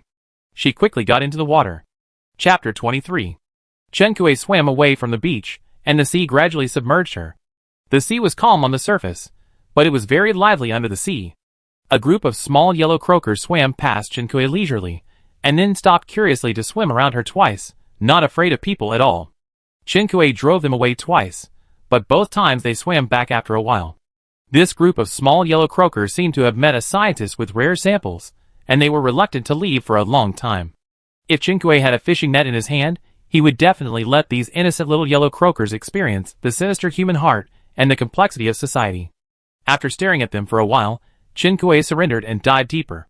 This was still a shallow sea, and the seabed was clear so you could see beautiful coral reefs, with large and small colorful fish swimming among the corals. Chinkui scraped the white sand and pulled out a shell much bigger than her palm from under the sand. Chinkui weighed it and found that it was not only big, but also very heavy. White butterfly shell +1. Chinkui knew that there were pearls in the white butterfly shell. She had used a lot of pearls when she was a pet home before. I would not miss this opportunity. Chinkui squatted down on the seabed and dug up a lot of shellfish from the sand beside the coral reef. White butterfly shell +2. Pearl oyster +1. Clam +6. Scallop +5. Mussel +11. Razor clam +22. Coconut snail +3. Chinkui dug more and more. No wonder catching seafood has always been popular. This experience, like buying seafood in a seafood market, is irresistible. Unconsciously, he slowly moved away from the coral reef. When she looked up again, Chinkui was startled by the kelp all over the screen. The roots of these kelp cling to the rocks, and the leaves sway gently in the seawater, and the whole world becomes peaceful and tranquil. Chinkui closed her eyes, emptied her mind, and opened her arms. Feel the touch of the ocean currents washing over her body. Some ocean currents are warm, and some are not. These ocean currents pass through Chinkui's body and soothe her emotions. Chinkui found a long-lost piece under the sea. A mackerel hit her goggles. Chinkui's empty expression paused, and she opened her eyes. The Spanish mackerel that caused the accident fled the scene before she could make a move. Chinkui, why are you running? Even if you don't run, I can't do anything to you. Chinkui said TSK in his heart, took out the sickle and started to harvest the kelp. Kelp +2. After harvesting 2 kelps, Chinkui unexpectedly discovered a flash of purple on the rock. The kelp that was growing densely before blocked the view, but now the kelp that blocked the view has been harvested, and the ocean current drives the remaining kelp roots to float. Something that was hidden well was exposed, and Chinkui was able to see it from a good angle. Chinkui circled around the rock. There were still some kelp that had been cut off on the rock, and Chinkui pulled them apart to look carefully. There were only bald branches and leaves left on a piece of kelp, and Chinkui pulled those branches apart, and purple came into view again. It was a very beautiful purple. The rich purple made the crystal look mysterious and beautiful. Chinkui picked up the crystal carefully. Amethyst +1. Chinkui wondered, where did the crystal come from? Amethysts usually grow together with minerals, don't they? It turns out that they are only found on the seabed. Who could have thought of this? Chinkui complained silently, and dug on the rock for a long time, but didn't find any other amethysts. Chinkui, is it really good that this thing is so hard to find? She needs 20 amethysts to make a high-level workbench. At this rate, her workbench will never be upgraded. Chinkui picked all the kelp in the sea area, and a whole piece of rock that was previously hidden behind the kelp appeared in sight. Chinkui carefully pulled at the kelp roots, peeling them off piece by piece to search. Amethyst +1. Amethyst +1. Sapphire +1. Lost red pearl +1. After turning over the entire rock, Chinkui only found these few pieces. Chinkui continued to go down. The color of the sea water gradually darkened, the environment became dim, and the water pressure increased. If she went any deeper, she would exceed the depth limit of her diving suit. Chinkui peeled off a piece of immature kelp, and a hole appeared behind the kelp. The cave entrance was deep, and it was hard to see what was going on inside. Chinkui gestured and found that the cave diameter was much wider than her shoulders. It was just big enough for her, with an oxygen tank. She circled the cave entrance twice, and finally decided to take a risk and go in. Before going in, Chinkui opened the system store and bought a waterproof flashlight. With the help of the flashlight, Chinkui saw dense seaweed attached to the cave wall. The water flow caused the seaweed to float, revealing what was under the seaweed. The flashlight passed by and Chinkui could see clearly what those colorful things were. Chinkui, surprise! She found the home of gems and crystals. Yes, there are gems and crystals of various colors on the cave wall. There are many amethysts among them. Chinkui's heart was suddenly surging, and he carefully got into the cave. The gems on the cave wall could not be knocked out, and Chinkui took out a pickaxe to knock them out after trying in vain. Coal ore +2, amethyst +1. Coal ore +3. Coal ore +1, glauconite +1. Coal ore +2, ruby +1, amethyst +1. The pickaxe not only knocked out the gems, but also knocked out a lot of coal ore. This turned out to be a mine. Chinkui paid attention to his oxygen level. When he entered the mine, he had little oxygen left, so he stayed at the shallow level and did not go deep into the mine. He paid attention to oxygen while knocking the ore, and finally left the seabed mine before the oxygen ran out. The mining time was not long. When he left the mine, Chinkui got 11 amethysts, 3 glauconites, 4 rubies, and 1 drilled out of the mine. When Chinkui swam up, he saw a black shadow flashing by. Chinkui stopped his action reflexively, turned his wrist, and replaced the cross pick in his hand with a Qingxuang sword. She turned her head, and saw only seaweed undulating with the ocean current. Unlike the colorful and lively coral reefs, there are not many fish here, and the blue sea is quiet, like the unchanging starry sky. Chinkui did not find anything unusual, and turned to swim to the surface.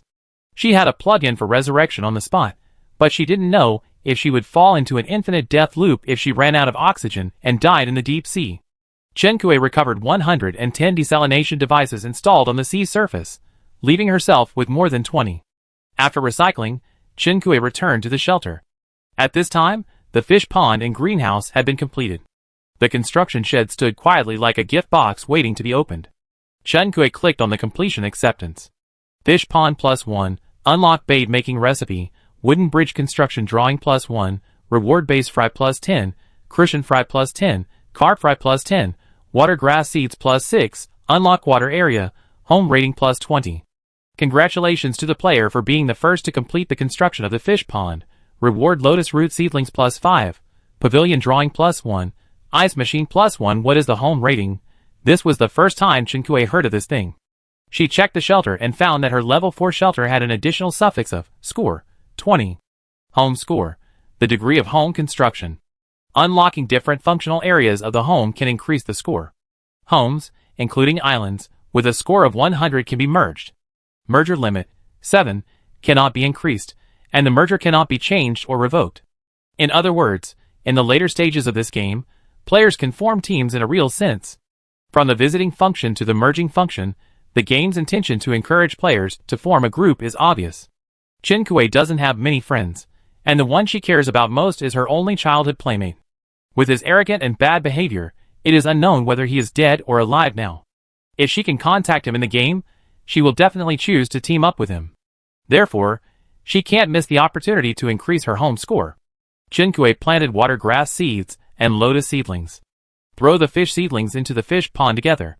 30 small fish seedlings are pitifully small for a fish pond of this size. As soon as Qinkui threw them into the fish pond, the fry disappeared into the water, shaking their tails. With the drawings of the wooden bridge and the pavilion, Qinkui felt that his fish pond could be transformed into an ornamental pond, where he would not raise koi, but only fish that he could eat. When the lotus root seedlings grow up, the lotus leaves on the pond will be connected into one piece, and the lotus flower stems will stretch out from the pond, blooming beautifully. When the wind blows, the lotus leaves and lotus flowers will sway gently with the wind. The pavilion will be placed in the middle of the pond across the wooden bridge, so that Qinkui can enjoy the scenery and take a nap in the pavilion. All good life is half struggle, half fantasy. Qinkui completed half. From the construction shed, it can be seen that the area of the greenhouse is only half of the fish pond. Qinkui completed the greenhouse inspection. Greenhouse +1, unlock fertilizer production formula, reward scarecrow production drawing +1, ginger seeds +10, soybean seeds +10, ginseng seeds +10, grapefruit tree seedlings +1, unlock planting area, home rating +20. Congratulations to the player for completing the construction of the greenhouse for the first time. Reward flower pots +5, orchid plants +1, osmanthus tree seedlings +1, air conditioning production drawings +1. The flower pots come with plantable land.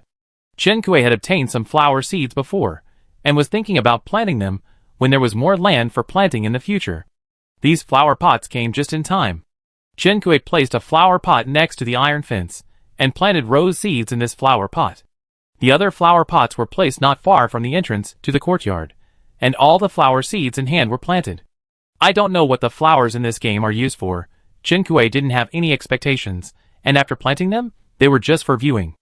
After placing the flower pots, Qinkui moved the land for planting in the courtyard to the greenhouse. The temperature in the greenhouse is not much different from the temperature outside, so there is no need to move it, but Qinkui got an ice maker and air conditioner today, and feels that the climate may change in the future. After arranging the land for planting, there is still 1/3 of the space in the greenhouse.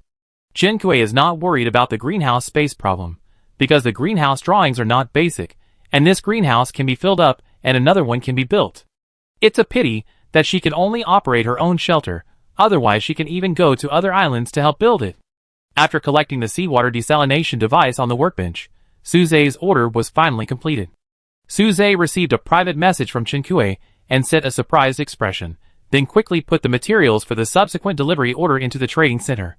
Qinkui remembered that Ma Yanshu had the number, so he privately chatted with him and the friends. Qinkui waited for a while, but never waited for Ma Yanshu to see the message, but received a reminder from Yen Yoan for the material donation. Chapter 24. The supplies Yen Yoan sent to Qinkui were 800 tumwell fruits. Qinkui almost couldn't help but accept them. What is this? Yen Yoan replied, Freedom Arc materials. You haven't passed the visit cooling period yet, so I picked them for you first. Qinkui was shocked and at a loss for words. She and Yen Yoan had picked tumwell fruits together before, so she knew the efficiency of picking tumwell fruits. The 800 tumwell fruits sent by the other party must be the result of the other parties picking from this morning until now. In addition, Yen Yoan put down his work yesterday to help her chop trees and pick tumwell fruits. Is Yen Yoan too sincere to others? It's easy to be deceived. Thank you. Do you need anything? I can't take your things for free. After saying that, Qinkui consciously added tactfully, even if you are friends, you have to give and take. If you are a friend who only wants you to give, you must not cherish your friendship. Yen Yoan, Qinkui saw that the other party had read the message in the friend chat channel, and was silent for a long time before replying her. Only one word was replied dryly. Yen Yoan, oh. Qinkui felt that the other party should have listened to her advice, and reflected on it. Then I will give you a desalination device. Now that you have reached level 4, you can build a fish pond. The fish pond can increase your home rating. This thing will be useful for you to reunite with your relatives and friends in the future. After that, Qinkui sent over a dozen extra desalination devices. With these desalination devices, Yin can quickly build a fish pond. There was no news from Yin, and the desalination device was not confiscated. Qinkui realized that the other party's previous message was unread. What did this guy do while chatting? Qinkui was puzzled. After thinking about it for a while, she clicked the sign-in button and accepted the 800 tongue fruits. Adding the tongue fruits she and Yin picked yesterday, there was more than enough tongue material for making the free arc. Without saving any, Qinkui made all the tongue fruits into tongue oil. Tongue oil plus 572. Player confirms to start making the free arc? Yes or no? Qinkui click yes without hesitation. Free arc in progress. At the same time, all chat messages in the world channel were cleared, and system notices were posted in the chat channel in red bold font. The sound of the system announcement also rang in the ears of all players. Player Qinkui has completed the collection of materials for the free arc, and the free arc is being made. 47 hours 59 minutes and 59 seconds. All players in the 0003 world have cancelled the free arc making task. Players who have completed the level 4 shelter upgrade will automatically complete the main task 4, and the completion reward will be issued soon. During the free arc making process, players cannot obtain treasure chests. When the free arc completion time expires, all players who have upgraded to level 4 will board the free arc by default and go to Mermaid Island to fight against the mermaids. Please work hard to upgrade, improve your strength, and prepare for battle. The system announcement rang 3 times to ensure that all players could get the news. After the announcement, the chat lock status in the world channel was lifted, and players can continue to chat, but the chat channel page has changed. World Channel 0003 Freedom Arc Construction Countdown. 47 hours 54 minutes and 6 seconds. Oh my god, so there is only one Freedom Arc in the whole world. Whoever completes it first will not have to make it. I thought it would be a disaster if I couldn't make it this time. The boss is the boss. First he became a prophet, and then he was the first to make the Freedom Arc materials. The boss is so terrifying. This game is a huge Matthew effect. The strong get stronger, and the weak get weaker. Who says it's not? Only level 4 players can board the ship to participate in the Mermaid Crusade. Players who can't level up are miserable. Can't get the treasure chest. I haven't dug the treasure chest today. Can you tell me in advance before initiating the production? Come on, even if you can dig, you can't dig many times. Now the lower limit of physical strength must be kept at 70. It counts as one time if you can dig. Who would complain about having too many treasure chests? Rong, there is a countdown in the chat channel, just to let you level up quickly and stop chatting here. Wangdongban, what are you saying? Then why are you still chatting here? Rong, because I'm level 4. Wangdongban, I don't really want to go to that Mermaid Island. It feels very dangerous. Me too. Anyway, there are big guys ahead, so I won't join in the fun as a rookie. There are many people who have this idea. They have managed to survive until now after entering the game, and they don't ask to become the top players. They know that they are not strong. Although there will be rewards if they succeed in conquering Mermaid Island, they don't want to risk their lives. After all, the system has said that we must work hard to upgrade, improve our strength, and be prepared for battle. This crusade activity is definitely full of dangers. Some people want to wait for the countdown to end before upgrading, and naturally there are people who are eager to upgrade to level 4 before the countdown ends to get a ticket to the free Arkansas World Channel 0003 Free Arc Construction Countdown. 47 hours 49 minutes and 51 seconds. Gene Gumming. Can anyone who doesn't want to upgrade to level 4 cooperate and exchange upgrade materials? I want to upgrade quickly. Zhang Xing at Gene Gu Ming, private chat. Wu Qi, also waiting for a player to exchange materials. Here is my own material list, and the materials I want to exchange. The channel was very lively for a while, and players realized the rapid circulation of resources on the public screen. Qinkui didn't pay attention to the chat channel. After she clicked the free arc construction button, the system issued a world announcement. After the world announcement was notified, Qinkui received the reward for completing the main task first. Complete the main mission 4, build a level 4 shelter, and build a free arc. Unlock silver treasure chest, teleportation array blueprint +1, random weapon blueprint, purple, +1, plantable land +3, island coins +1,200, island stone +1, NPC invitation +1. Congratulations to the player who completed the main mission 4 for the first time. Rewards, optional weapon blueprint, gold, +1, submarine blueprint +1, island coins +2,000, plantable land +5, radio +1. Due to the task coverage factor, The main mission 4 is settled with the free art builder as the first player to complete. The task completion efficiency beats 99% of players. Reward humidifier +1. The progress of the free art construction is detected. The Prophet Authority is enabled. Prophet the player unlocks the library and martial arts training ground functions. The Prophet can get 3 priest questions. The 3 questions are related to the direction of the war between humans and mermaids. Please use them with caution. Please Prophet player Chen Kuei chooses the Magician Profession bonus. Spell attack / spell defense / spell treatment. Choose 2 from 3. Chen Kuei chose spell attack and spell defense. The strength of the player's spell profession is random. Please wait. Prophet player Chen Kuei's Magician Profession bonus. Spell attack, strength bonus, 67%, mana, 0, spell defense, strength bonus, 59%, mana, 0, warrior profession bonus, attack power increased by 50%, defense power increased by 50%. Battle power, 0. Previously, the game system said that the Prophet player could be a mage or a warrior. It turns out that it means both a mage and a warrior. A combination of a violent mage and a sinister warrior, right? Chen Kuei looked at the glaring 0 behind the mana and battle power of the 2 professions and fell silent. It was already very difficult for the Prophet player to balance the improvement of mana and battle power, and the Prophet player was also the last person in the world to unlock the library and martial arts training ground. She didn't eat, drink or sleep for 48 hours, but she couldn't train herself to perfection in such a short time. Chen Kuei opened the game panel, and a red dot appeared on her friend's message. Chen Kuei clicked on the friend list, and found that her few friends had sent her messages. Chen Fong, Akui. You are so awesome. After 48 hours, a level 4 player boarded the Freedom Ark to attack Mermaid Island. Does that mean we will meet soon? Ah, so excited. Chen Kuei replied, it should be. Have you reached level 4? Yes, I finally upgraded to level 4 shelter today. The purple weapon given by the system just now was randomly changed to a spear. Akui, can you help me make it? Chen Kuei agreed. Wow, thank you Akui. Then I will go to collect forging materials.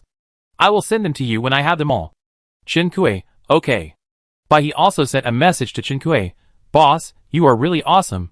Ha ha ha. I also want to quickly upgrade to level 4 and board the Freedom Ark, so that I can hug the big boss thigh. Chen Kuei, okay, hug you. Bye he, big boss, you are my only big boss. Chen Kuei laughed and ended the chat with 2 words of encouragement. Yin Yuan should have read the message after receiving the system notification.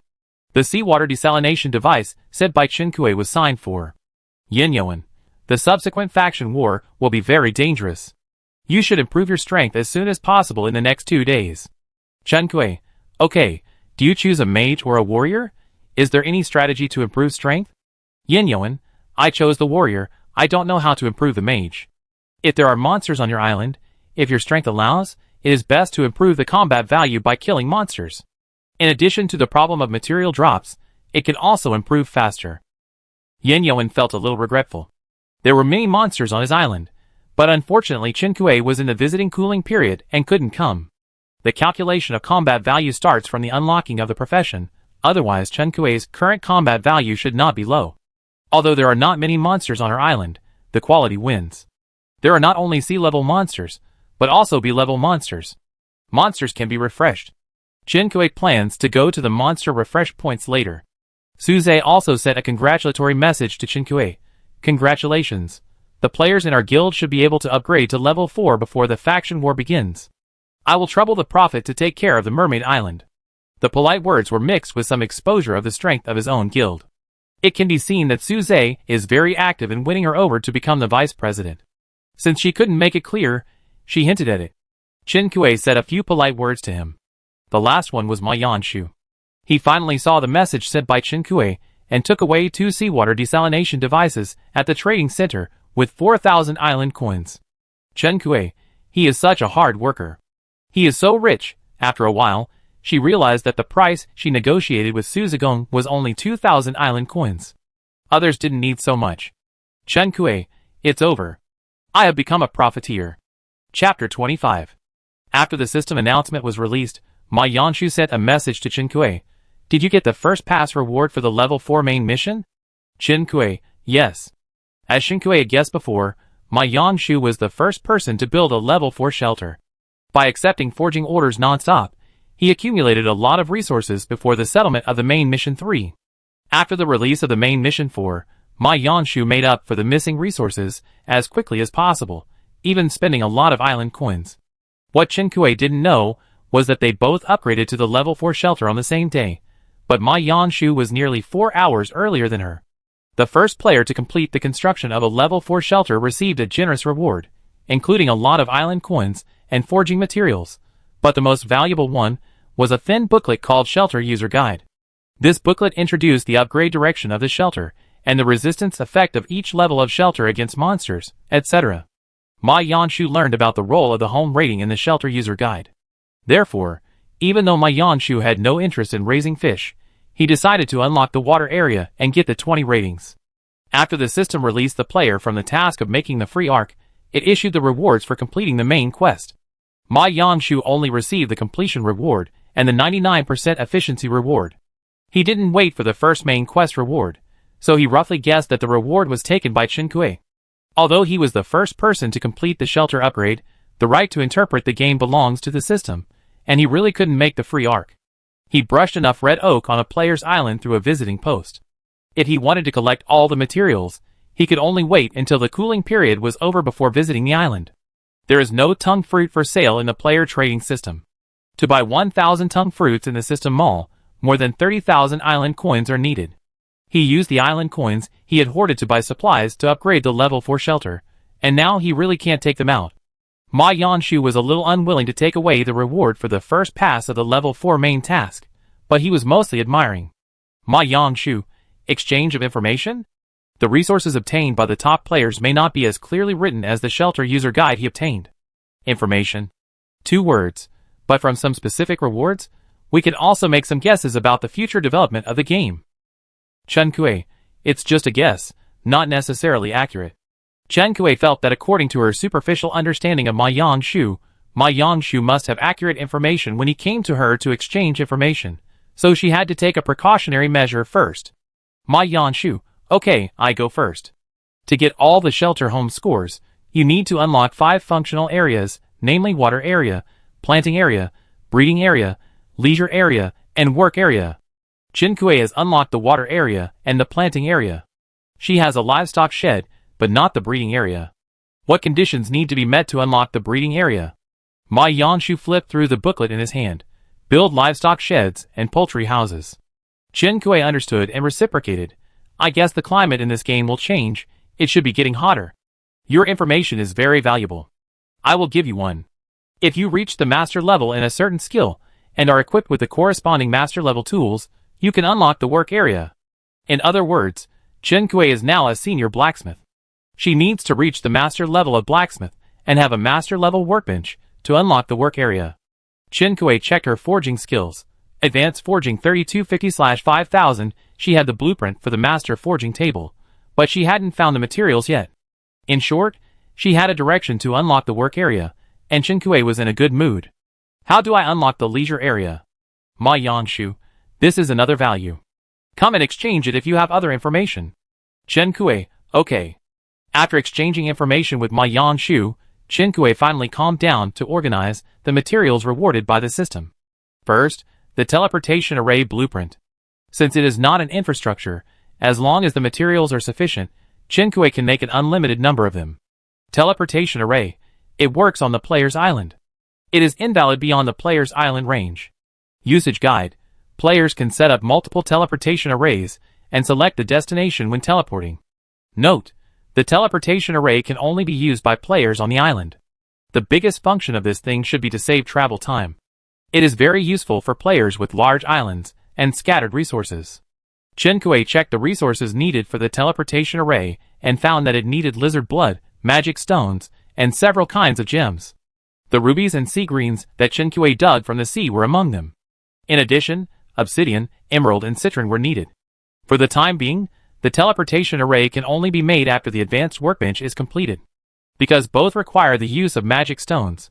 But for Chen Kuei now, the role of the advanced workbench is definitely greater than the use of the teleportation array. Chen Kuei has not seen the purple random weapon he got this time. After clicking on the blueprint to use it, the blueprint was randomly turned into a whip. The whip in the blueprint looks quite exquisite. Even without coloring, You can see the tightly woven pattern on the whip rope. The whip handle and whip rope are connected by a finely carved, lifelike dragon head. The overall gorgeous retro style complements the tassels hanging at the end of the whip rope. Forging materials require animal skins, animal fats, and some refined copper blocks. Chen-Kuei has a variety of animal skins in his hands. After selecting them, he finally decided to use cowhide. As for animal fats, Chen-Kuei took out 2 pieces of wild boar meat that he had not finished eating, put them on the stove, and started to refine the fats. The forging materials for the whip were not difficult to find, so Chen-Kuei simply spent some time to make it.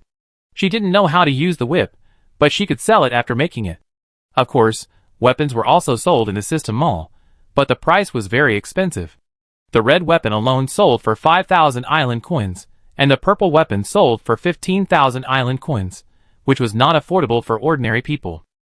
The weapons made by Chen-Kuei were even better in quality than those in the mall because of the bonus. A flash of light passed by, and the work on the forging table was completed, and the whip on the forging drawing appeared on the forging table. The forged whip looked exactly the same as the one on the blueprint, but there was no color on the blueprint, and the whip turned out red. The red whip handle and whip rope and the dark golden dragon head were so beautiful. Chen-Kuei tried to swing the whip in the courtyard, and the tail of the whip made a sound, and at the same time a clang sound suddenly rang out, frightening Shen-Yi and Shen-Er so much that they froze in place, stopped playing, and looked over here. The stainless steel wash basin was overturned by the whip, rolled on the ground and fell to the ground. Clang, clang. It trembled non-stop. After being stunned for a while, Chen-Yi walked to the wash basin, picked up her own rice bowl, and looked at Chen-Kuei with round eyes. The stainless steel basin was deformed by the whip. Chen-Yi did not speak, but Chen-Kuei actually saw condemnation in the animal eyes. Chen-Kuei, The whip was posted on the forum by Chen-Kuei and sold in the form of an auction. After posting it, Chen-Kuei did not care about it. She would wait until she went to bed at night to see if there was a bid that satisfied her. This time, she got 8 arable lands, and Chen-Kuei put them all in the greenhouse, planted the grapefruit tree seedlings on 4 of them, and planted ginseng seeds on the other 4. After placing 8 plots of land for planting, there is still room for 6 plots left in the greenhouse. Chen-Kuei installed the irrigation device and exited the greenhouse. This time, the system generously gave each player who completed the 4th main task a combined island stone and an NPC invitation letter. Chen-Kuei had not used the combined island stone that was ranked first in the contribution list before, so she now had 2 combined island stones. She put the combined island stone aside and looked at the NPC invitation letter first. NPC invitation letter. You can invite a random NPC to work for you for 8 hours. Please provide meals and tools for the NPC.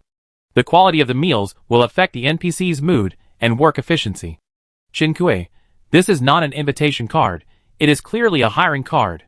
Seeing the word random, Chen-Kuei opened the forum and searched for NPC.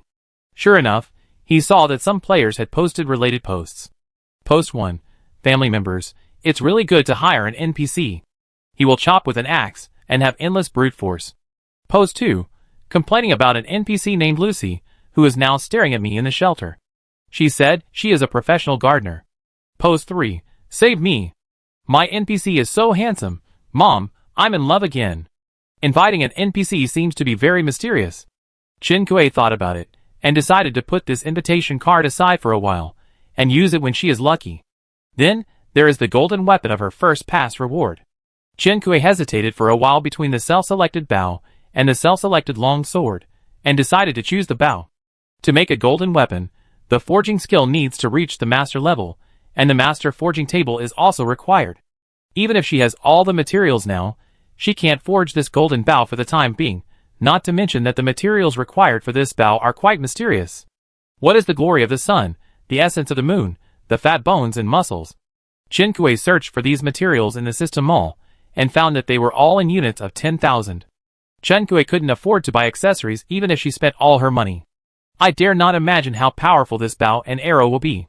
Chen-Kuei went into the water wearing a diving suit before, and after going to a certain depth, she gradually couldn't bear the water pressure.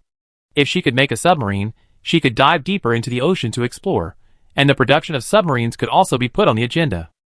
But all these will have to wait until she finishes the faction war and comes back to arrange.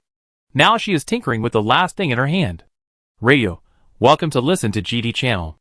Every morning at 9 o'clock, A gu and a dao will broadcast all kinds of gossip and weather conditions on the island for you. Please stay tuned and don't miss it.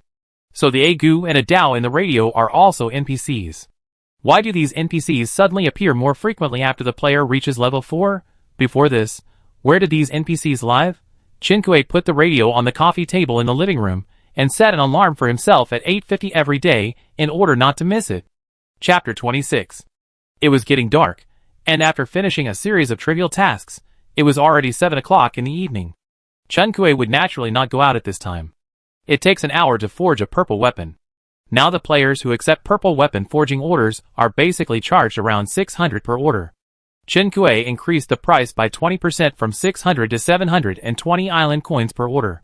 He accepted 5 orders on the forum. Putting the forging weapon materials on the forging table, Chinkue began to use the library function that was just opened today. After selecting the library, part of the building inside the shelter overlapped with the library. When Chinkue touched the bookshelf, he touched the wall of the shelter. This is virtual projection technology. It is called a library, but in fact there are only 3 rows of bookshelves. One of them is locked. Chinkue selected spell attack and spell defense, and the books in the row of spell healing were gray and could not be selected. Chinkue selected a book on the spell attack bookshelf, and the content on the page was projected in front of Chinkue. A book only has 1 page of content. The book she got contains a bunch of difficult spell formulas and matching spellcasting gestures.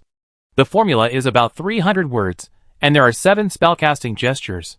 Beast trapping technique Earth. After the spell is completed, it can trap the target for 3 to 15 seconds. The spellcasting effect is determined by the spell strength and mana value. Do you want to start the exam? Yes or no? Why did the exam start? Chinkue quickly chose no, and went to the forum to find a strategy. Post 1, Nani level strategy, questions and answers on the mage player library function. Thanks to the almighty forum. Post content. If you are a mage player and don't know how to use the library function to increase your mana, please read on. Mages are different from warriors. Warriors increase their mana through fighting, but mages increase their mana through learning. Mage players will see 2 rows of bookshelves to choose from after entering. These are all spells. Choose a book you like, and then start reciting the formula, practicing the spellcasting gestures. You must be able to connect without lag, otherwise you won't get too high a score. If you can do this, you can click Start Exam. The content of the exam is to recite the formula while making gestures. After completing all the steps, the system will give you a score. The full score for a spell is 5 points. The mana value in the professional bonus bracket is the cumulative sum of all the spell scores. When using the spells that have passed the exam, just recite the spell name plus make a casting gesture. After completing all the spell exams, the library will give you a Good Scholar achievement. This achievement has no effect and only rewards a decorative ornament. In addition, you will trigger the buff of Learn and Practice, which means that this exam is not a one-time thing. The library will conduct regular exams to spot check your learning and mastery. No one has experienced the spot check exam yet, so it is not clear what the consequences will be if you fail the spot check. Everyone must spend some time studying again before the spot check exam. P.S. There are 3 exam opportunities for the same spell, and the highest score counts. Chinkue explained that this post is indeed a Nani level strategy, so detailed that it is almost impossible to feed the points to the players. There are benefits to unlocking after others. At least now that she has unlocked it, a group of big guys on the forum have already explored the way. Chinkue scrolled down and saw that some players shared practical quick memory methods. Before closing the post, she glanced at the title. Poster, Suze. Chinkue. I was not surprised at all. After reading the post, she had a direction and focused on the beast trapping technique Earth. The formula of about 300 words is not very long, but the difficult chanting nouns in it increased the difficulty of reciting. Chinkue followed the method in the forum guide post to practice, but she almost got tongue-tied several times. Chinkue. She never thought that she would have to cry about studying after graduation. To be honest, practicing this formula and gesture made Chinkue feel like she was having a second-year illness. When Chinkue got 2 perfect 5s, an hour had passed. Chinkue handed over the purple weapon on the forging table and replaced it with new forging materials and drawings. Keeping this rhythm of forging and memorizing formulas and gestures, after completing the forging of the 3rd weapon, Chinkue felt a little tired. Checking the time, it was exactly 10 o'clock in the evening. Chinkue took the sword and walked out of the shelter. Outside the iron fence of the shelter, 2 ostriches were surrounding the light film and were furious. The most cost-effective way to relax is here. Players kill sea-level monsters and attack ostriches x2, ostrich meat plus 5, ostrich eggs plus 2, ostrich feathers plus 11. Combat power plus 10. Mage players have strategy posts, and warrior players certainly have them too. Qinkui also studied how to increase combat power in his spare time. It's quite simple and crude, just kill monsters. The higher the level, the higher the combat power. For example, killing an F-level monster gives 1 combat power point, an E-level monster 2 points, a D-level monster 3 points, and killing a C-level monster gives 5 combat power points. The combat power of warrior players is the same, and the limit is 100 points. After killing the monsters, Qinkui continued to return to the shelter to recite the formula. It can only be said that practice makes perfect. Qinkui spent a lot of time on the first few spells, and even took the third test to get full marks. Some of the gestures overlapped in the back, so Qinkui didn't find it so difficult to recite. After completing 5 purple orders, Qinkui successfully got full marks for 11 spells. The mana value in the brackets after her professional bonus increased to 55. There are 20 books in total on the 2 rows of bookshelves, 10 for spell attack and 10 for spell defense, both of which are divided into 5 attributes: gold, wood, water, fire, and earth, with 2 books for each attribute. For example, the book Bee's Trapping Technique Earth that Qinkui picked up first is one of the books with Earth attribute in spell attack, and the other one is called Quicksand Earth. And the 2 defensive spells with Earth attribute, one is called Shield Earth, and the other is called Escape Earth. The name alone can tell the effect of the skill. After working all night, Qinkui gained 32 combat power points, 55 mana points, and 3,600 island coins. She now has a little over 30,000 island coins, which seems to be quite a lot. But if she wants to use island coins to buy materials to make advanced forging tables or golden weapons, these island coins are not enough. So she is richer than other players now, but she still spends island coins very quickly. After completing the last purple weapon order, Qinkui checked the greenhouse, harvested the mature eggplants and celery, and planted soybeans. The food game that Qinkui played at the beginning was set up in a way that the player inherited his grandfather's shabby restaurant and wanted to fulfill his grandfather's last wish, restore the restaurant's glory, and even turn the restaurant into a 5-star gourmet restaurant. The setting was very old-fashioned, but the game content was very detailed, focusing on reality. In the early stage, players had to use extremely limited funds to purchase ingredients and develop dishes. Qinkui remembered that in order to develop mapo tofu, he bargained with the NPC in the vegetable market with 100 yuan, and finally annoyed the NPC to the point of smoking, and carried dozens of kilograms of soybeans back to the restaurant. In reality, the widespread use of nutrient solution and the rise in food prices occur at the same time. Not only the price of food in restaurants has increased, but also the price of food in markets and supermarkets has gradually increased to a staggering level. The reason why the food game became popular is largely because it uses holographic technology, and players can even eat a variety of delicacies in it. Qinkui is not the kind of person who can only rely on nutrient solution to survive from childhood to adulthood. On the day she downloaded the game, she went to a real restaurant and ordered the mapo tofu, which was really delicious. Therefore, she wanted to start by planting soybeans and making tofu for herself. After closing the greenhouse door, she went to the animal shed to take a look and saw that the pigs and sheep were sleeping soundly. Ginny also helped her herd sheep seriously today. However, the rations of the 3 piglets were about to run out, and Qinkui had no food to give them for the time being. Qinkui privately chatted with Baihe and asked him if he had any more pig feed. Baihe should have fallen asleep and did not see her message. She edited a post and posted it on the forum, asking for pig feed. After posting, Qinkui soaked her feet as usual, went upstairs to wash and sleep, and ended the day. 7.5 hours later, her biological clock woke her up on time. The first thing Qinkui did when she woke up was to open the system page. 7:47. Baihe replied to Qinkui, "Boss, we are out of pig feed. I have a small bag of fish feed. Do you want it?" Reply time, 4:21. Qinkui, "Okay, what's wrong with your schedule?" Baihe didn't reply again this time. Qinkui couldn't tell whether he was sleeping or doing something else. Someone replied to the post posted last night in the forum, but Qinkui didn't see anything of value. Pig feed is wanted. Players who have pig feed, please bring the price directly. Poster, Qinkui. 1F, the boss posted, front row photo. 11F, people are almost out of food, but they still raise pigs. The boss is really living a comfortable life. 12F. You are too sour above, please stop. 25F. Speaking of which, I haven't heard the word pig feed for a long time. I miss my family's farm in the real world. 27F. A rich man appeared above. 30F. He is not a rich man, but my grandfather is good at business. 36F. Don't be so modest. You can open a farm when food is so precious. Your family must have some connections. I didn't see any pig feed in the private chat, but there were a lot of people who said they were born in the year of the pig, looked as cute as pigs, and asked the boss to adopt them. Chen Kuei. Chen Kuei was afraid of missing out on valid messages, so he could only click on them one by one, which was very annoying.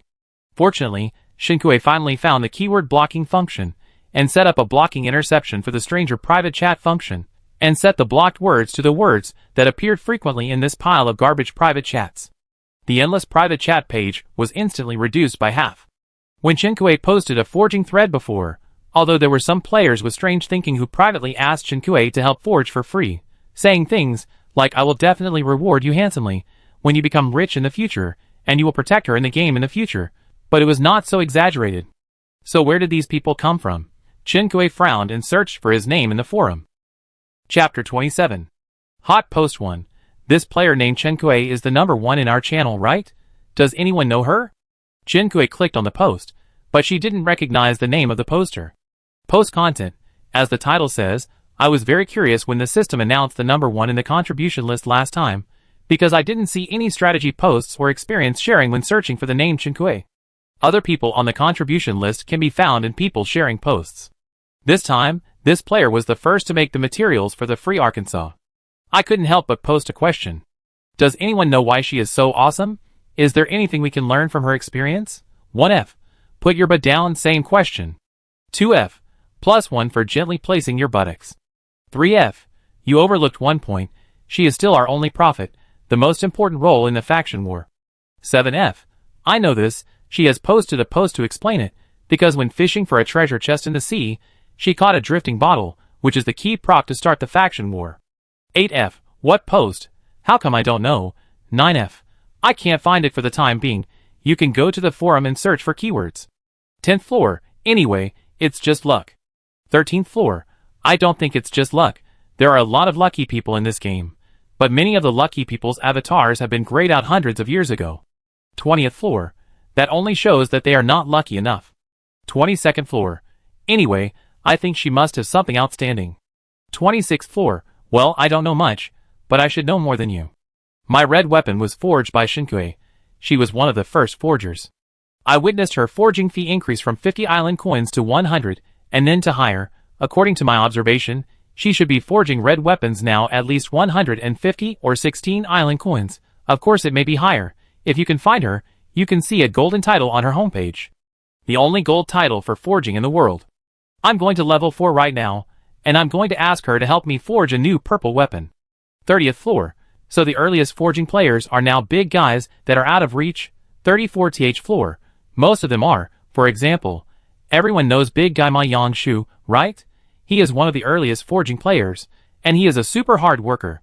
Except for the necessary sleeping time, he spends nearly 20 hours a day taking orders for forging.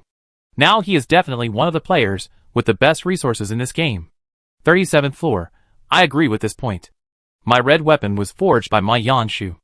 Although his weapon forging bonus is not as high as that of Chen Kuei, it can save a lot of labor costs. 38th floor. I am willing to pay for the bonus. To be honest, isn't it worthwhile to spend more money to have a more powerful weapon? 40th floor. I think it's enough for the weapon. The most important thing for us now is to stock up on basic materials for upgrading. 41F. That's not right. One red weapon is enough. Currently we have only encountered CE level monsters. What if there are higher level monsters in the future? 45F. Too many off-topic posts. Link to Sexy Forging, online order. This is the order group that Chen Kuei first posted. Please check the posting time. Even if there is indeed a luck factor, it is not surprising that the first batch of forging players are still the top players.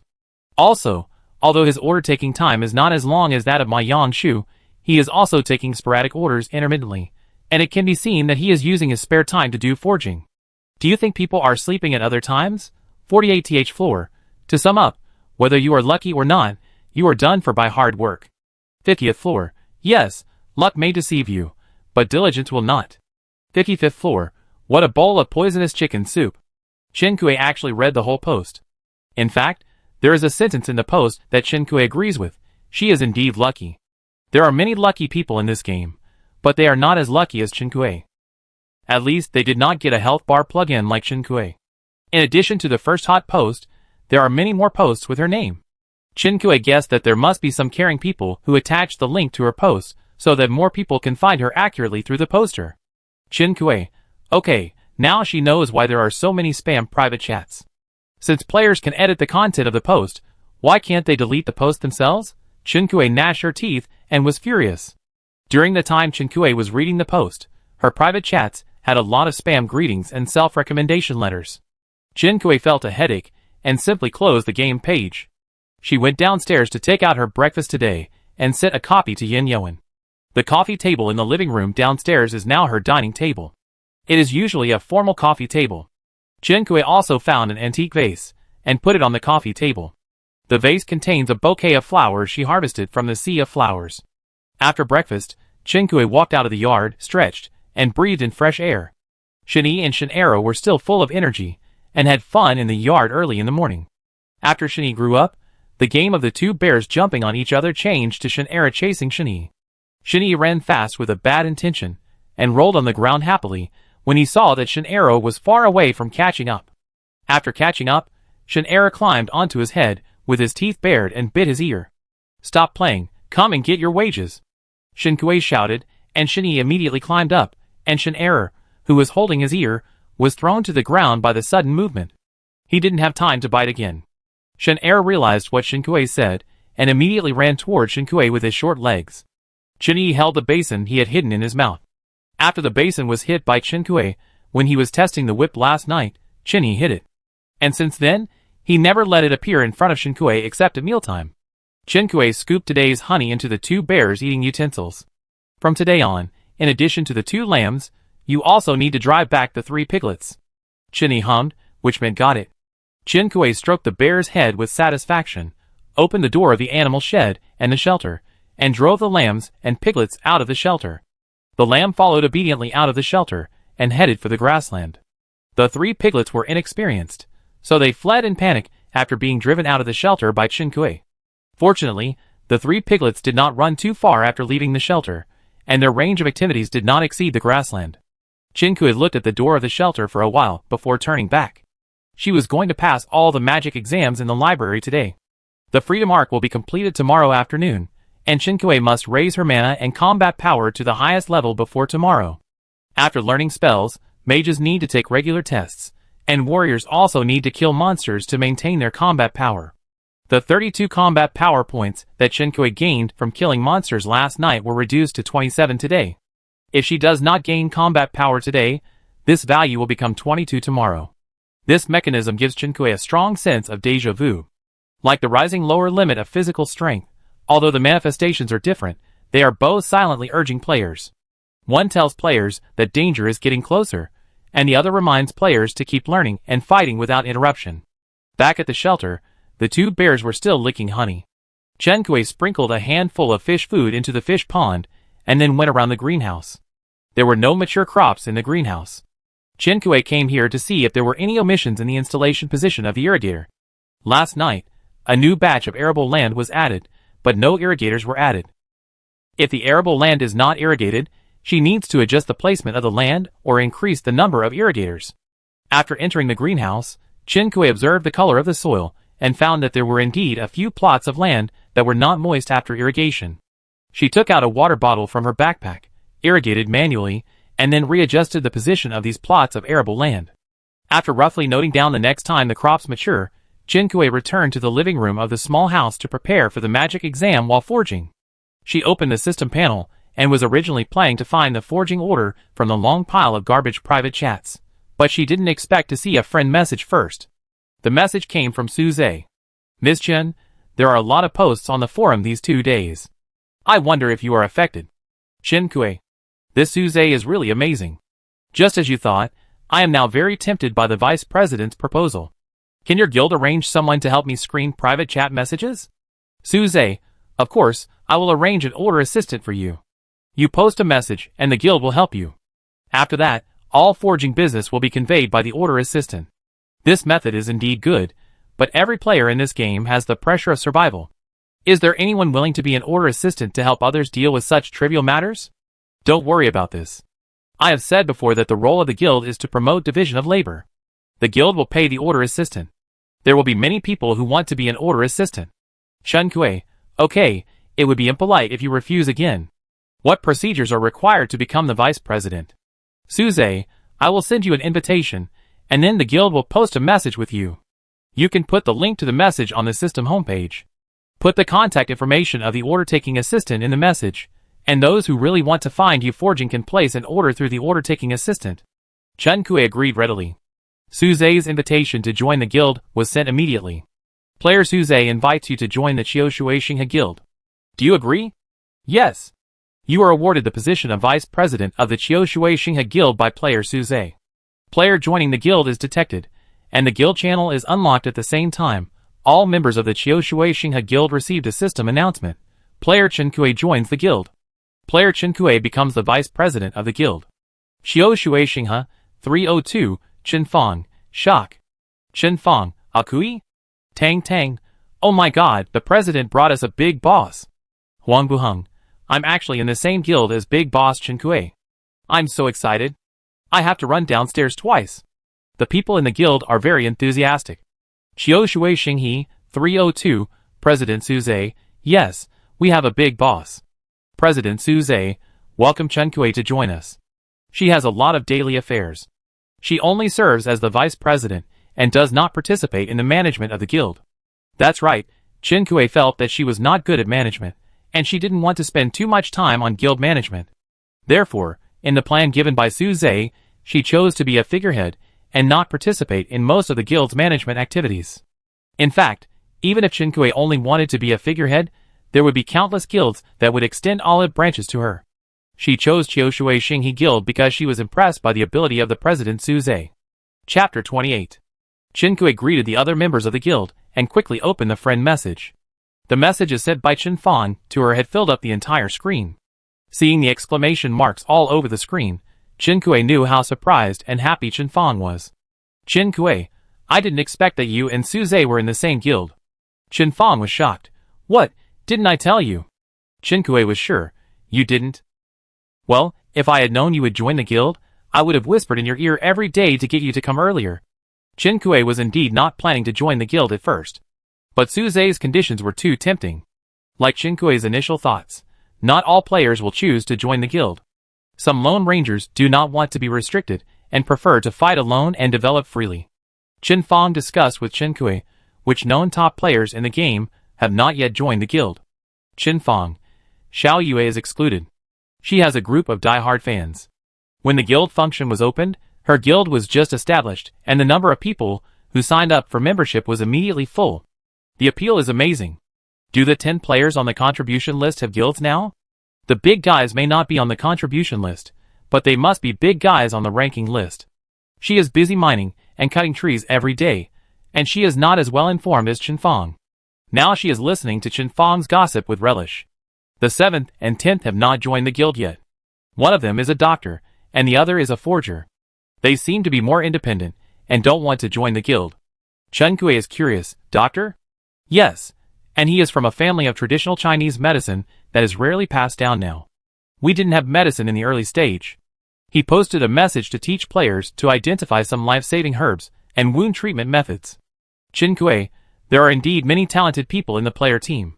The two sighed for a while, and Suze sent a message. Ms. Chen, the order-taking assistant has been found. Please add the contact information. Chen Kui checked the business card link sent by Suze. The order-taking assistant is named Tang Tang, and she has posted in the guild channel before. After dealing with the matters of joining the guild and taking orders, Chen Kui began to use the library function to prepare for the magic exam. She told Tang Tang about today's arrangements, and Tang Tang temporarily only accepted the morning forging for her. As usual, she placed the materials on the forging table while reciting the formula and casting gestures. When Chen Kui got the first 5 points of mana today, the forging table was still working. She glanced at the countdown and continued to devote herself to the spell. But not long after she started, the alarm rang. 8:50. This is the radio alarm. Jinkui checked the radio antenna, took out the watercolor pen she had caught before, and bought a notebook at the player trading center. After making sure everything was ready, she sat in front of the radio, ready for battle. Zitzi. Good morning, listeners. Welcome to GD Channel, which brings you the latest gossip and weather forecast every day. I am Agu. Agu is a young male voice. I am Adeo. Adeo is a gentle female voice. Adeo, we seem to have a new listener friend today. Wow, it's a little girl. Agu, that's right. Jinkui, surprise, she looked confused. Are they talking about her? Agu, but this friend is shy, so we won't introduce her too much. Let's start today's gossip carnival. Adeo, the Mermaid King said that they have discovered the human breath and are now gathering the tribe to prepare for an attack to end hundreds of years of feuds in one fell swoop. Jinkui wrote down the information he heard on the open notebook. Agu, it looks like a big war is imminent. Adeo, you went to the Mermaid Palace to interview the Mermaid King. What do you think of the atmosphere of the mermaids? Adeo, actually I think it's okay. The king seems to be quite calm and should be determined to win this war. Agu, that's right. After all, the strength of the mermaids is obvious to all in the ocean. Once the mermaids are assembled, I don't think humans have a chance of winning. Adeo, it depends on who gets the upper hand first, but it's not certain. After all, it's spring now. Agu, ahem, the Mermaid King must have his own considerations. After talking about mermaids, let's talk about the situation on the human side. Agu coughed and changed the subject. Jinkui wrote down spring on the notebook. Adeo seemed to react to being interrupted and smiled and turned it over. Adeo, haha, yes, the world with the fastest progress in preparing for war is already making the freedom arc, but most worlds are still collecting materials. Agu, then they have to hurry up. The number of humans in the last camp war was 3 times that of mermaids, but they still lost so badly. Now the number of humans and mermaids is so different, and the situation is not optimistic for humans. Adeo, let's stop talking about the camp war here, let's talk about tomorrow's weather. Agu, it will rain tomorrow. Adeo, okay, today's GD channel broadcast ends here. Dear listeners, we will see you at the same time tomorrow. Zitzi. After Adeo finished his closing remarks, the radio made 2 noises just like when it started broadcasting, and then fell silent. Compared to the topic of the camp war, the 2 announcers perfunctorily reported the weather forecast with only 4 simple words. It will rain tomorrow. The content heard on the radio is very informative. Jinkui sorted out the information she wrote down in her notebook. First, the mermaids have a stable social structure. The highest decision maker is the Mermaid King, who lives in the Mermaid Palace. Second, the mermaids are gathering their tribes to prepare for an attack on humans. The mermaids are stronger than humans, and it seems that humans do not have an advantage in numbers at present. Third, it is spring now, which is a disadvantage for mermaids. Tomorrow, after the Freedom Arc is built, players will board the ship and head to Mermaid Island to defeat the mermaids. Before that, she needs to get more information about the mermaids. Jinkui put down the spell formula that she was memorizing halfway, opened the system mall, and searched for the keyword. Mermaid. Mermaid map. A mermaid map can not only keep you from getting lost in the mermaid world, but also let you know where to meet the handsome mermaid prince and the noble princess. Price, 5 million island coins. 5 million island coins.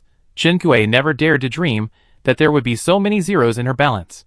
She skipped and went straight to the next one. Mermaid candle. A candle made by humans in an extremely cruel way during the last camp war. It can burn forever, is waterproof, and can also illuminate in water. Note, do not let the mermaids find out that you are using a mermaid candle, unless you want to become the public enemy of the mermaids. Price, 20,000 island coins. Not this either. Shark pearl. A trophy dug from the killed mermaids by humans during the last camp war. Using the shark pearl allows you to breathe freely in the water. Note, don't let the mermaids know that you are using the mermaid pearls. You know the reason. Price, 100,000 island coins. The mermaid pearls seem useful, but the price is too expensive. No player can afford it at this stage. The mermaid witch's special medicine. In the fairy tale, the little mermaid exchanged her beautiful voice for a pair of feet for foolish love, and the witch encountered a lot of misunderstandings for this. For this reason, the witch developed a special medicine to turn the damned humans into mermaids, and then be killed by their own kind. Their struggles for help, and the expressions when they know the truth are really delicious. Note: humans who take the special medicine will exchange their voice and force for a fish tail. The witch thinks this exchange is much more interesting than in fairy tales. Price: 20,000 island coins. There are many mermaid-related products, which are dazzling, but Chinkue did not find any that can play a role in this camp war, and she can afford it. The last mermaid witch's special medicine seems to be suitable for humans to disguise as mermaids and sneak into the mermaid tribe to get information, but the side effects are very dangerous. Chinkue flipped to the end and saw a product that was only sold for 15 island dollars. Compared with the string of zeros behind other products, this price was refreshingly cheap. Chinkue's eyes fell on the product itself, a book with a fancy cover. On the cover, a girl with long pink curly hair had a sweet smile on her face, her hands on her slightly bulging belly, and behind her was a man with long dark blue hair, holding her, looking at her with a gentle and indulgent look. The reason why Chinkue was not sure was that the part below the waist did not seem to be legs. 3 babies in one berth. The mermaid loves them dearly. Oh, this is a novel. Chinkue was shocked by the title. Is brainless novel popular among mermaids? This kind of novel is posted in the human system mall. Is the target audience wrong? Which human who is not busy killing monsters and leveling up has time to read the mental products of your mermaids? She glanced at the line of words below the title of the novel. Author: Adeo Chinkue. But then again, she doesn't read ordinary novels. She really has to read a novel as sick as this one. Successfully purchased 3 treasures in one berth. Mermaid Prince loves me very much. Balance: 30145. After completing the payment, the novel came to Chinkue's backpack. Chinkue turned her wrist, and the novel with a colorful cover came to Chinkue's hand. She looked closely and confirmed that the 2 protagonists on the cover had fish scales on the half below their waists. These are 2 mermaids. Giving the weapon that had just been forged on the forging table to Tang Tang, Chinkue continued to put the next weapon material and blueprint on it, and then found a comfortable position to lean on the sofa in the living room and began to read the novel. The content of the novel is very cliché. It is about a mermaid who accidentally breaks into the hotel room of the mermaid prince. The prince is set up by his political enemies and is in an unspeakable state. The 2 mermaids have sex in the hotel. After sleeping, the girl fled in panic, but found out she was pregnant 3 months later. Chinkue, running away with the baby, is never out of date. It is difficult for the mermaids to reproduce, and the girl is a very kind mermaid, so they decided to keep the child. At a banquet, the girl met the prince, who was shining as a waiter. After many twists and turns and many hardships, the 2 finally came together.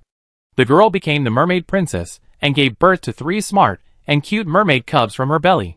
Chinkue studied this novel with a cliché plot and touching logic with a rigorous scientific attitude.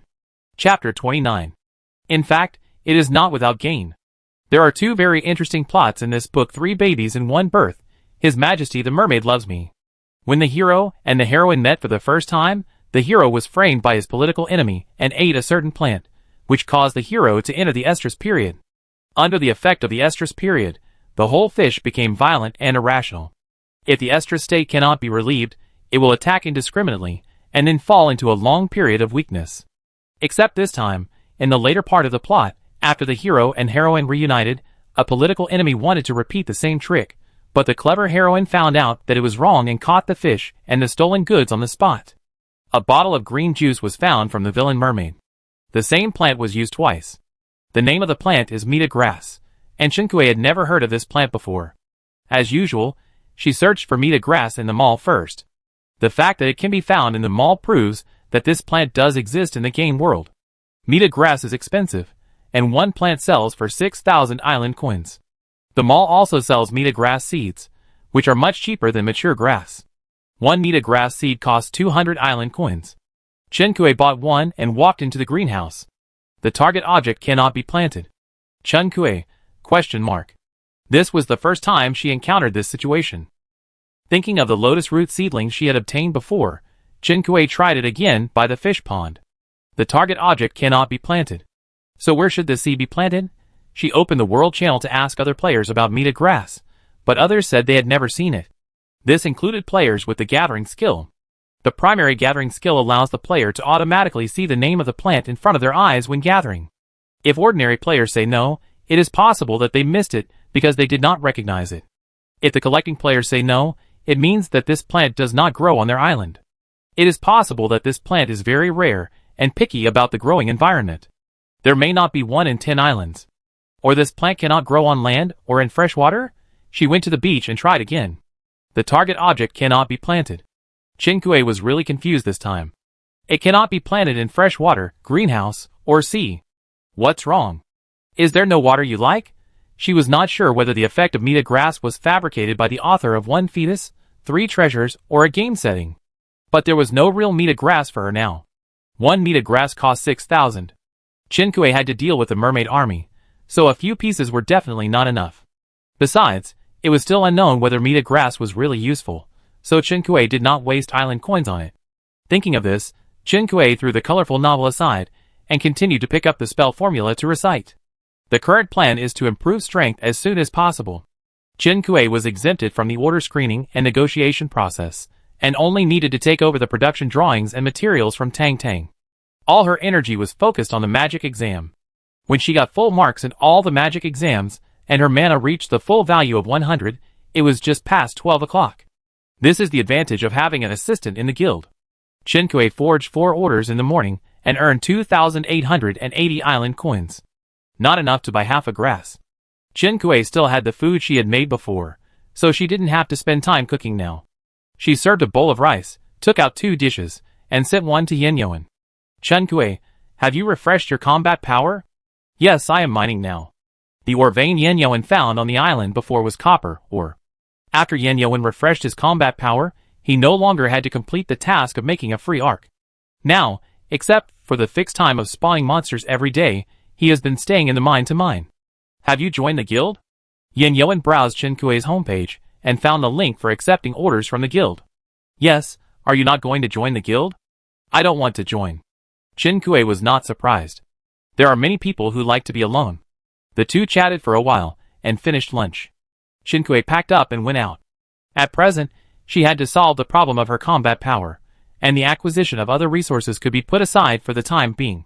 She went to the swamp first. The mutant octopus was refreshed, but it was different from the first time she saw it. The tentacles of the octopus were pink before, and the pink skin made the mutant octopus look a little immature. But now this mutant octopus is dark red, and Chinkue can faintly see some purple textures in its dark red skin. This color revealed something ominous. Chinkue had a guess in her mind, bent slightly, and lowered her center of gravity. She tightened her grip on the Qingshuang sword to ensure that she could attack immediately if something unusual happened. The octopus tentacles reacted quickly when they noticed a creature entering the swamp. The first time Chinkue faced the octopus, she could still hear the rubbing sound of the octopus tentacles crawling through the mud, but this time, the octopus was as fast as lightning. If you don't prepare in advance, the creatures that enter the swamp will be attacked as soon as they enter the octopus's perception range, like an electric snake biting. As Chinkue expected, the mutant octopus in this swamp evolved. Or it would be more appropriate to say that it grew up. The reason why the one she encountered the first time was sea level was because it was still an immature octopus. No matter what kind of creature it is, immature ones are always easier to deal with than mature ones in the growth period. The same is true for wild animals, so Chinkue was able to kidnap 2 little bear cubs. The octopus tentacles were broken into 2 pieces by the cold sword light before they touched Chinkue. Blue blood sprayed from the broken ends. Blue dots were flying in the air. If you ignore the fact that this was a battle, the blue trajectory was a very beautiful painting. The broken tentacle of the octopus curled and twitched in the mud. The octopus immediately retreated after losing a tentacle instead of hitting the target. Its movements were obviously much more cautious. The octopus not only grew in appearance, but also in combat awareness and crisis awareness. Chinkue wanted to increase her combat power, so she naturally couldn't let it escape easily. She couldn't move as fast as the octopus in the swamp, and she was also worried that she would step on something and sink into it. At that time, the offense and defense would be reversed, and she would be at the mercy of others. Chinkue took out his bow and arrow, aiming at the octopus and shooting. After the octopus's skin turned dark red with purple patterns, its defense improved a lot. The arrow shot by Chinkue only pierced the mutant octopus lightly and fell into the swamp while the mutant octopus twisted its body. But this attack seemed to make the octopus feel that the enemy was not as strong as it expected. In addition, when it met this person, it had an inexplicable dislike that seemed to be rooted in the depths of its soul. This made it not want to escape, and it launched another tentative attack. When the opponent's tentacles changed direction, Chen Kuei switched the bow and arrow in his hand to the Qingxuang sword. She switched weapons so smoothly that even the most critical people would applaud. This time, 2 tentacles attacked, and Chen Kuei cut off one and quickly blocked the other with her sword. The octopus was so powerful that Chen Kuei's wrist was numb. She didn't give the octopus a chance to breathe and retreat. With a turn of the sword, the second tentacle followed suit, and was also broken into 2 pieces. Dots of blue sprinkled on Chen Kuei's face, and Chen Kuei subconsciously closed her eyes. The sound of the octopus's tentacles squirming away came to her ears. It's trying to escape. Chen Kuei quickly opened her eyes, and saw the mutant octopus moving away from her. Only 5 of its 8 tentacles remained. Its movements were not coordinated, and its speed was much slower. Chen Kuei threw the long sword in her hand without thinking. She had a good aim. The long sword pierced into one of the octopus's tentacles, like a long nail, nailing the mutant octopus to the swamp. The octopus struggled twice, but couldn't get free. The other tentacles tried to climb up the long sword to move it away, but were cut by the sharp blade instead. Finally, the mutant octopus attacked the nailed tentacle. It wants to abandon this tentacle, and cut off its tail to survive. Chen Kuei has walked to its side, and the tentacle was broken by the sword in the octopus attack. Chen Kuei drew out his long sword and swung it to cut one of its tentacles. The octopus fell several meters away, and did not move after falling into the swamp. The dark red skin and purple patterns on its body slowly turned gray, and the color was somewhat similar to the swamp. Chen Kuei, okay, you can actually pretend to be dead. If it weren't for the game system, there would be a kill notification and supplies dropped when the monster died. Maybe Chen Kuei could really be fooled by her. Chen Kuei took the sword, and went forward to finish off the enemy.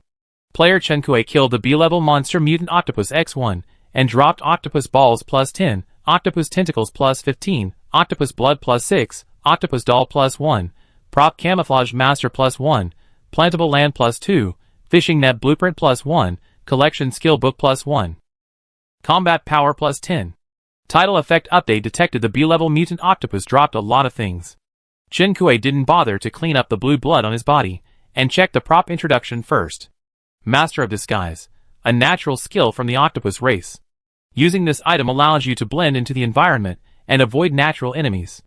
Note: please do not move or make noise when using the item. Use times: 3/3 this item is good. It's a pity that it can only be used 3 times. Chen Kuei opened the attribute panel to check the title update. Purple title: Warren Octopus Butcher Animal Deterrence plus 20, Octopus Race Hatred plus 50. It's still a purple title, but the Octopus Race Hatred has increased. Chen Kuei spread her hands and shrugged. There's a saying that goes, if you have too much debt, you don't worry. If you have too many lice, you don't fear their bites. Moreover, she now has a KPI to improve her combat power, and it would be even better if an octopus could come to her door to give her experience. Chen Kuei was also surprised by the skill book dropped by the mutant octopus this time. The gathering skill book is definitely what she is most looking forward to at the moment. Chen Kuei lights up the gathering skill, primary gathering, 50 out of 100. Last time she killed a C-level octopus to light up the planting skill. This time she killed a B-level octopus to light up the gathering skill. Squidward is really considerate. Chen Kuei didn't delay. He quickly checked his supplies and left the swamp to go to the mine, which is the wild boar's nest. The wild boars were refreshed. The wild boar leader was D-level, and the ordinary wild boars were E-level. Chen Kuei slaughtered the entire wild boar family again. Combat power plus 11. No special things were dropped this time. Most of them were food and foraging materials such as wild boar hair and wild boar skin, as well as a pig storage tank and a piglet. Chen Kuei, 3 piglets are also raised, and 4 piglets are also raised. After she activated the gathering skill, she found that the island was rich in supplies. Some of the shrubs she had not paid attention to before were Chinese medicinal herbs. Chen Kuei even saw mulberry leaves on the way. If she had the energy in the future, she could raise silkworms and make silk quilts. Chen Kuei rushed all the way to the brown bear's lair, but found that the brown bear had not refreshed yet. If there was that teleportation array, Chen Kuei would not have to waste so much time on the road. Chen Kuei opened the friend chat channel and wanted to ask Yan Yoan about the refresh frequency of the beast, but she didn't expect to see Baiha's message first. Baiha, boss, I'm injured. Do you have any extra medicine? Chapter 30. Wait a minute, I go back to the shelter and get it for you. Chen Kuei had never used the medicines that were opened in the treasure chest before, and had never thought of selling them. All the medicines were piled up in the storage room. After receiving Baiha's message asking for medicine, Chen Kui immediately rushed to the shelter. At this moment, she deeply felt how convenient it would be if there was a teleportation array. Chen Kui returned to the shelter as quickly as possible, climbed the stairs, and went into the storage room to find medicine. Are you seriously ill? Chen Kui sent all the trauma medicines that she could find, including iodine and disinfectant alcohol for disinfection, boxes of medical cotton swabs, bandages for dressing, 2 boxes of anti-inflammatory drugs and painkillers. After sending it, Baihe has not received it. Chen Kui sent several messages in succession. Are you still conscious? I will find a doctor to treat your wound. Have you used up your number of visits? Baihe? If Baihe still has the number of visits, Chen Kui will directly contact the doctor and push it to Baihe, asking Baihe to initiate the visit. On the contrary, if he is still in the visit cooling period, Chen Kui can only find a professional who has the number of visits for Baihe. Baihe was indeed unconscious for a while. He wanted to refresh the beast spawn point again today, but he didn't expect these beasts to evolve. When he fought before, it was still C level, but today the beast became B level. Facing the B level beast, the red weapon in his hand was like a rusty and blunt knife picked up from the corner of the kitchen. He tried his best, but only left a few shallow cuts on the B level beast. Baihe had no choice but to escape. When he fled back to the shelter, he felt cold due to excessive blood loss. He barely managed to send a message to a few of his friends asking for medicine, then he lost consciousness and fell on the bed. When he regained consciousness, Baihe saw the supplies and greetings sent by Chen Kui in his friend's message. He no longer had the strength to treat his wounds himself, and he didn't know if he could stay conscious until Chen Kui found a doctor. He struggled to lift his eyelids and operate the game panel. When the white light came on, Baihe lost consciousness again. Player Baihe initiated a visit request. Do you agree to the player's landing on the island? Chen Kui received a system prompt and had a bad feeling, so he immediately clicked to confirm. Tourists are being teleported to the island. Ding dong. A crisp doorbell rang. Chen Kui then remembered that the visiting players were teleported to the door of the shelter, and hurried downstairs. The door of the shelter was not locked because of the piglets and lambs, and was wide open. The doorbell rang, but no one came in. Chen Kui went downstairs, and saw a person lying outside the door from a distance through the gap in the iron fence of the wall. She quickly ran out of the shelter courtyard. Outside the shelter, the person on the ground had a white shirt stained with blood, his face was as white as paper, and his forehead was covered with cold sweat. It was Baihe who had lost consciousness. At the same time, the medicine that Chen Kui had just sent over was scattered around him. Chen Kui did not dare to move him, as she was not a professional in treating wounds. Across the game channel, Chen Kui could still analyze calmly with only text descriptions, but at this moment, a living person, who might be dying, was lying in front of her with blood dripping. Chen Kui lowered her head and looked at Baihe, biting her thumbnail, and turned around helplessly before forcing herself to calm down. First of all, she had to find a doctor. Or a healing mage. In short, she could not save people just by panicking. Chen Kui took a deep breath, clicked on the world channel, and asked if there were any doctors or healing mages with visit time saved. At the same time, he opened the friend list, and asked all the few friends he had. Chen Fong replied almost immediately, Kui, are you injured? Chen Kui explained the situation to her in a few words. There are healing mages and nurses in the guild. I asked them if they have any more visits. Don't worry. With Chen Fong's help in finding people in the guild, Chen Kui focused on the world channel. Those who had used the visit function before were now in the cooling off period. If you want to find someone who still has a chance to visit and is a professional, and the other party happens to be watching the chat channel at this time, you need some luck.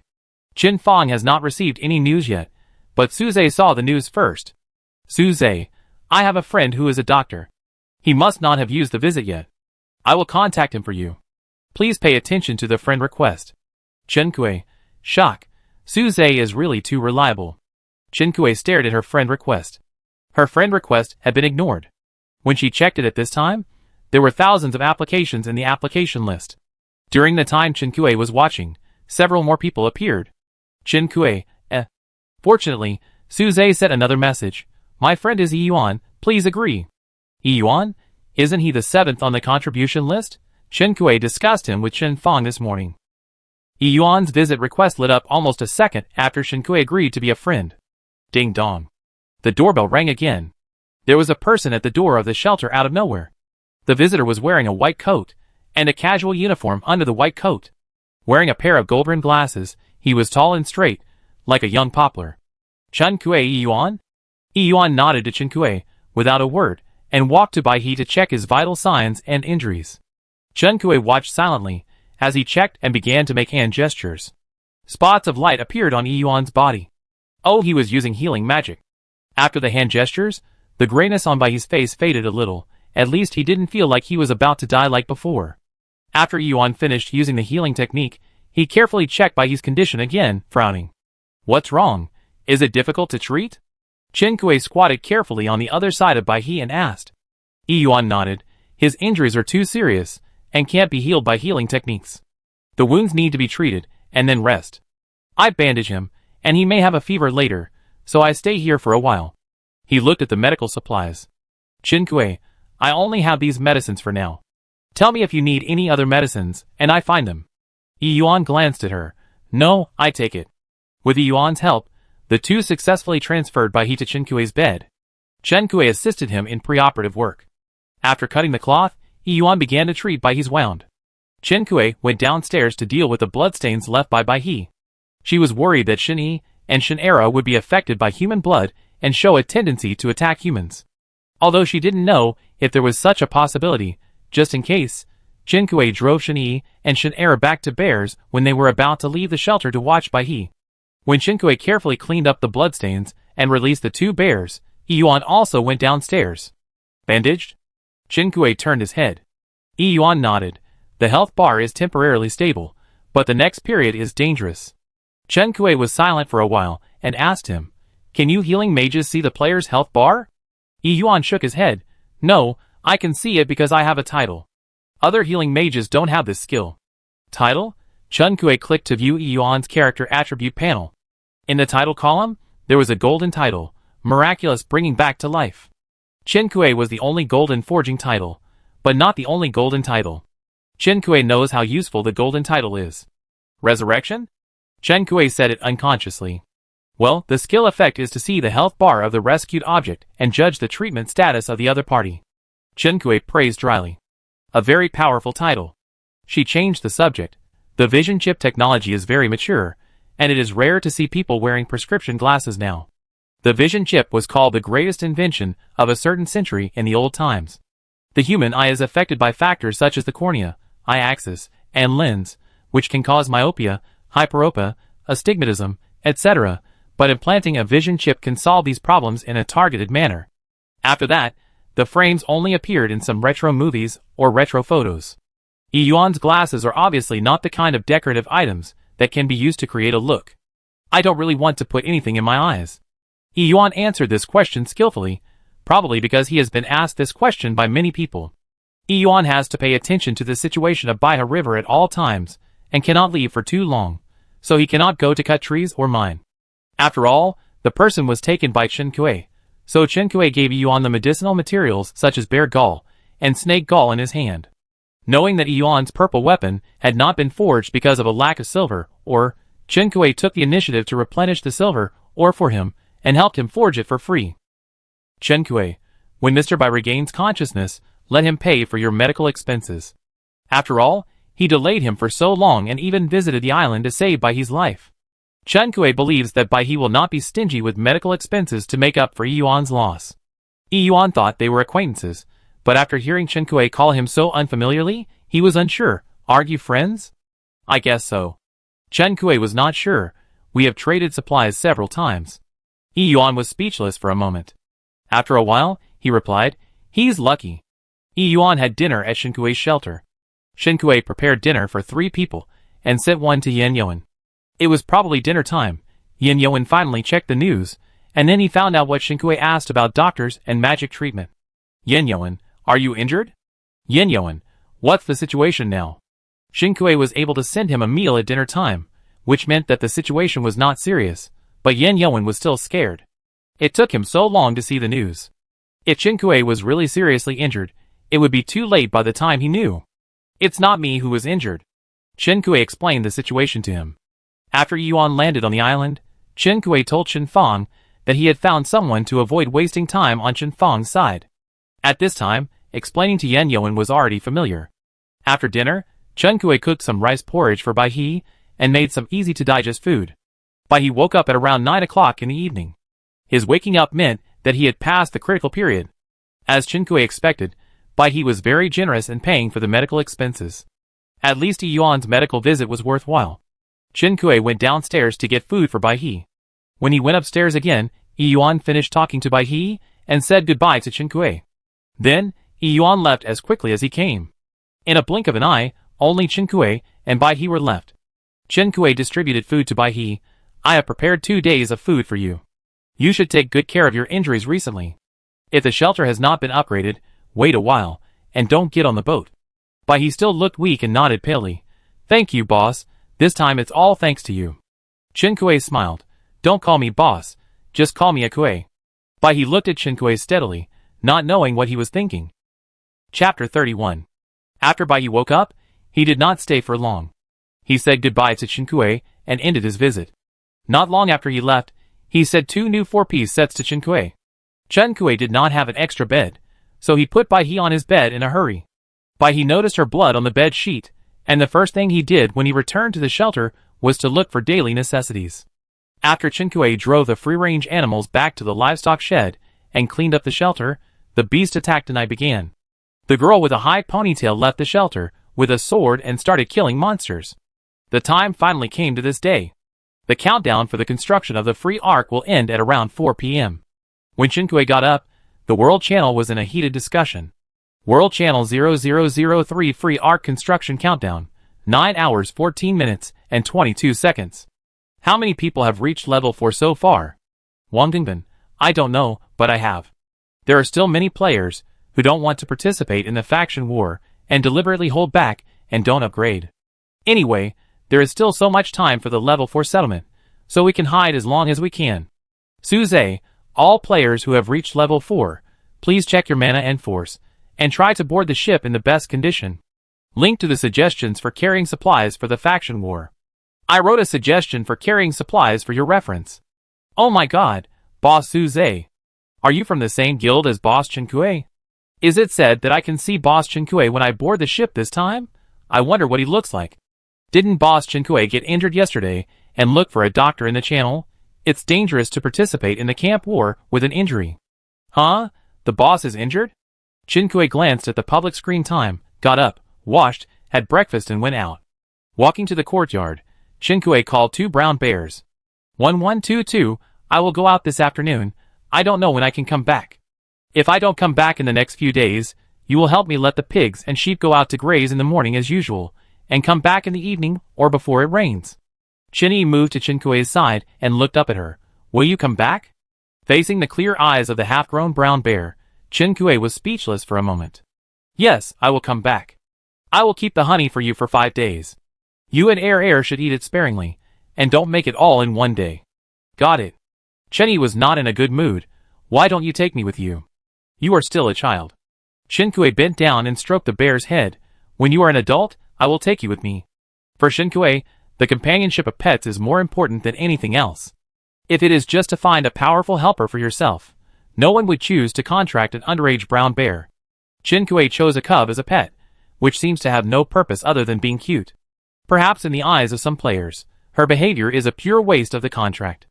But Chinkue has done a lot of things that are not worth her ability, and she only does it for her own pleasure. What's more, Shini and the others helped her do a lot of things, and also gave her a lot of company. After explaining to Shini and Shinero, Chinkue went to the greenhouse first, harvested the mature crops, and then planted ginseng seeds. She didn't know how long it would take her to come back, so she picked a field with a long maturity period to plant. The 2 plots of land she got yesterday could no longer be covered by the irrigation device, so Chinkue made up for it. Coming out of the greenhouse, Chinny and the others had already driven the pigs and sheep to the grassland. Chinkue sprinkled a lot of fish food in the fish pond. I hope that when she comes back, her fish will still be alive. Today the weather is gloomy, and there is no sunshine. The water in the fish pond inevitably looks a little cold.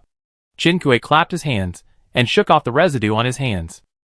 Turning back to the shelter, contact Tang Tang to prepare for forging. At 9 o'clock in the morning, the radio sounded on time. Zitzi. Good morning, listeners. Welcome to Listen to GD channel, bringing you the latest gossip and weather forecast every day. I am Agu. I am Adeo. Agu, we have many more listeners today, it seems that many worlds are actively catching up. Adeo. Yes, although it is far behind, there is hope. This is not the first time they say that human progress is lagging behind. Egu. Adeo seems to be in a good mood today. Adeo. Yes, because the novel I wrote has been sold. The male host sensibly took over. Egu. Not bad, Adeo. The beginning of a successful career, a future best-selling author. The female host was flattered and overjoyed. Adeo. To celebrate the sales of the new book, we will randomly select a listener to connect today. Those who want to participate, please click the green button on the radio to sign up. Chenkue immediately pressed the green button to sign up. The dialogue session was arranged at a later time in the program. Generally speaking, this arrangement is to improve the audience retention rate. But this program should not need to worry about the retention rate. The two hosts continued to talk about the faction war. Egu, how many people do you think will die this time? Adeo, half? It depends on the progress. There are several worlds that don't even have the shadow of the freedom arc now. The survival rate will not exceed 30%. Egu, wow, you make me feel a little sympathetic to them. Adeo, okay, you cry so fake. The two hosts laughed instantly. If the topic they were discussing was not about life and death, the atmosphere could be called relaxed. Egu, Adeo, you go to the mermaid palace all day long. Do you have any latest news for us? When will the mermaids gather? Adeo, not as often as you say, and I went there to collect materials for the novel. You made it sound like I was a spy who infiltrated the mermaids. It would be so bad if the mermaids misunderstood me. Egu, ha ha ha, sorry. I want to clarify to the mermaids here, Adeo is not a spy, our GD channel is a neutral program. But this should be able to say, when will the mermaids gather? Adeo, soon, I think the humans are not prepared enough, but I can't say much about their arrangements. Egu, yes, after all, we are a neutral radio station. Ah Dao, did you encounter any interesting things while collecting materials for your novel? Ah Dao, I can talk to you about this. As veteran listeners know, Ah Dao is a person who likes to travel everywhere. Before going to the Mermaid Palace this time, I also went to the Amadeo Trench. The scenery there is really beautiful, very suitable for checking in and taking photos, and also super suitable for young couples to go on a sweet date together. Agu, really? Then I can take my girlfriend there. Ah Dao, oh, the coordinates are XXX, your girlfriend should like this dreamy place very much. Ah Dao made a teasing sound, and Agu cooperated with shy coughing to change the subject. Agu, okay, then today's gossip is over here, Ah Dao continued, let's start drawing today's audience connection. Wow, there are so many listeners who signed up. It seems that everyone likes our program very much. Egu, oh yes, we still have a live link today, ha ha ha, come and see who the lucky winner is. Adeo, I got it, let me see, oh, it's Chinkue from the 0003 world, congratulations. Egu, hello Chinkue, can you hear me? I have enabled your radio access rights. You can now press the green button on the side of the radio to talk to us. Before this link started, Chinkue could vaguely feel that he was the lucky listener. As expected, she was chosen. She pressed the green button. Chinkue, hello, I can hear you. Adeo, wow, your voice is very suitable for our radio station. Egu, it is indeed very nice. Then Miss Chinkue, please introduce yourself to everyone.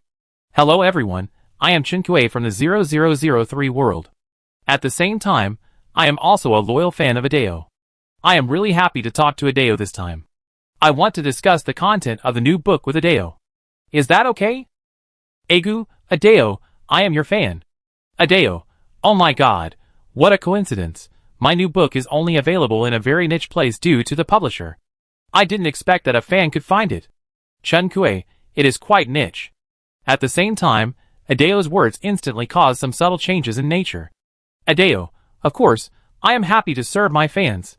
Chinkue, Adeo, your novel is based on reality. So is it possible that what happened when the hero and heroine first met in reality? Adeo, of course, I am very strict about the setting, but, a friendly reminder, love is sacred and beautiful, don't think of relying on external forces to achieve it. After all, even if it is achieved, it may not be love, right? Chinkue, yes. She swallowed and finished the next sentence in one breath. Many listeners must have come into contact with GD channel later than me. Here I want to recommend Adeo host to these friends. Dao is the Dao of rice fields. Her novels are really interesting, especially pages 4 and 31. The writing is so good that I have been reading them over and over again. She tried searching for Adeo in the mall, and found several books about Adeo, but only this one had the word merman in it. I believe that players from other worlds, who understood her hints, would pay attention to it. Since the other party has been emphasizing that humans are not well prepared, and has spent so much time and effort to give hints, it must be useful. If Chinkue didn't buy a book yesterday, the reason for her happiness today should be that her new book is on the shelves. There are always players who are curious to take a look. How interesting, a host of a neutral radio channel, but his position is biased towards the players. Chinkue politely said goodbye to the two radio hosts, and ended the connection. Adeo, I am really very happy today.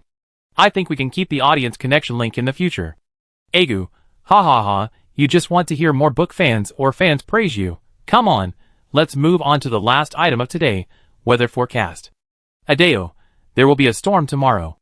Egu, okay, today's GD channel broadcast ends here. Dear listeners, we will see you at the same time tomorrow. Zitzi. Chinkue circled the coordinates he wrote on the notebook. Her combat power today is 56 points, but the beasts on the island will not be refreshed for a while, so Chinkue did not go out, and forged and cooked in the shelter, waiting for the countdown to complete the construction of the free ark. The workbench has never stopped working. Chinkue is not short of basic materials now, and there is no need to go out to cut trees and dig sand. Chapter 32. When Chinkue counted the supplies and prepared to select the items to bring on board, he found that the food he had cooked before was almost consumed. Is there a place to cook on the ship? Chinkue was not sure, so he simply took out the ingredients that had accumulated recently and processed them together while he was free today. There are 2 dishes in the pork recipe that Chinkue already has the ingredients for, but he just hasn't had the time to cook them. The 2 dishes are potatoes and pork and sweet and sour pork tenderloin. After the accumulation of planting during this period, Chinkue saved a lot of potatoes. Chinkue unlocked these 2 dishes on one stove, and used the other stove to make the recipes that were unlocked before.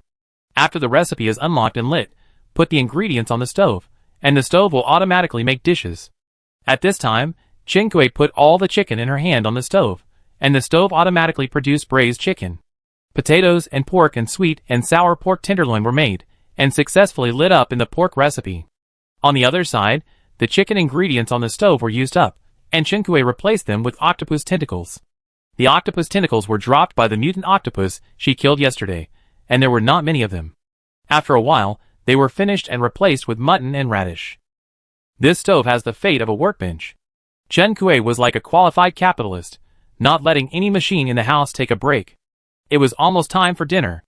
Chinkue evenly distributed a portion of the newly unlocked sweet and sour pork tenderloin and roasted pork with potatoes to Yen Yoan. Although the number of menus on her recipe book was not small, the new dishes still made her appetite good, and she ate 2 bowls of rice. After lunch, Chinkue opened the game panel. Freedom Arc Construction Countdown. 3 hours 46 minutes and 19 seconds. There was still time to spare. Chinkue unlocked 3 more recipes: dry-fried beans, fish-flavored eggplant, and stir-fried cabbage. When Chinkue unlocked the last dish, a dish of mutton stewed with radish was finished on the stove next to her. A faint light flashed by. Chinkue checked carefully, and found that the dish she had just finished was made with high-quality mutton. Her cooking skills were also upgraded. Intermediate cooking. 2 out of 500. Chinkue took out this dish of mutton stewed with radish and tasted it separately. Except that it tasted better than ordinary ingredients, there was nothing special about it. Chinkue had cooked with high-quality wild boar meat before, and felt that the taste was no different from ordinary wild boar meat. Later, she just used whichever she took without making any special distinction. But the 2 quantities are different, so basically they all use ordinary pork. Yen Yoan provides her with a lot of ingredients every day, including high-quality meat, and Chinkue uses them as ordinary ingredients. Now it is probably because her cooking level has caught up, and the high-quality ingredients have played a role. Chinkue unlocked and lit up 5 recipes, and then compared them with Su Zhe's material strategy post to select what she would bring on board. After making sure that there was nothing missing, Chinkue checked the game panel. The countdown of the free arc, which the entire World Channel was watching, was finally about to reach 0. World Channel 0003 Freedom Arc Construction Countdown. 3 minutes and 25 seconds. Chongyun, family, I finally reached level 4 in the last 3 minutes. The countdown is about to end. Is there any level 4 player who can open a live broadcast thread on the forum? Non-level players are really curious about what will happen after boarding the ship. Zhou Jing, Fighting, brother. Zhang Man, good idea, I open one. Link to the level 4 tour guide to take you to experience the faction war. 666. Well done, Mr. Tour Guide. Freedom Arc is completed. Stop counting level 4 players. Current number of level 4 players, 5,136. Players boarding. World Prophet's identity confirmed. Player Chen Kui. Freedom Arc Captain's identity confirmed. Player Chen Kui. The countdown ended, and a white light flashed before Chen Kui's eyes. She closed her eyes reflexively. When she opened her eyes again, the scene around her had changed. She was in a huge control room. On the wall of the control room was a black navigation information panel with rows of blue text. There was a lounge and a bathroom next to the control room. But Chen Kui couldn't find the door to the entire control room. She didn't know whether the door was designed too hidden by the designer, or there was no door in the control room. Chen Kui first checked the information panel on the wall. Freedom Arc number 0003. Captain, Chen Kui, ready, Prophet. Chen Kui, ready, boarding personnel, unknown/5136, boarding, data not updated, destination, XXX. Mermaid Palace, modifiable, in-ship broadcast, ready. Priest Q&A, 3/3, Prophet Authority, mode selection, navigation mode/stealth mode. Navigation time. Chen Kui felt that she was not a navigation genius who could recognize the logic behind all the data on the information panel at a glance. So she searched in the control room and finally found a very concise instruction manual. To be honest, this manual is so concise that it's shabby. The sincerity of the product introduction is not even comparable to the music umbrella that Chen Kui bought before. Oh, the music umbrella is the kind of umbrella that automatically plays music in 5D surround when you open the umbrella. It is an invention with no technical content. But there is a small, but solid product introduction and instructions. Chen Kui looked at the explanation of the entry. The control room is prepared for the captain and the prophet. Chen Kui is both the prophet and the captain, so he confirmed it twice during the identity confirmation link. Chen Kui had unlocked the prophet's authority before and got 3 chances to ask questions to the priest, but he never found the question page. He didn't expect that it could only be opened on the free arc. What Chen Kui cares about most is the destination column. The editable in the brackets after the Mermaid Palace. You can enter it manually here. Chen Kui currently has 3 coordinates.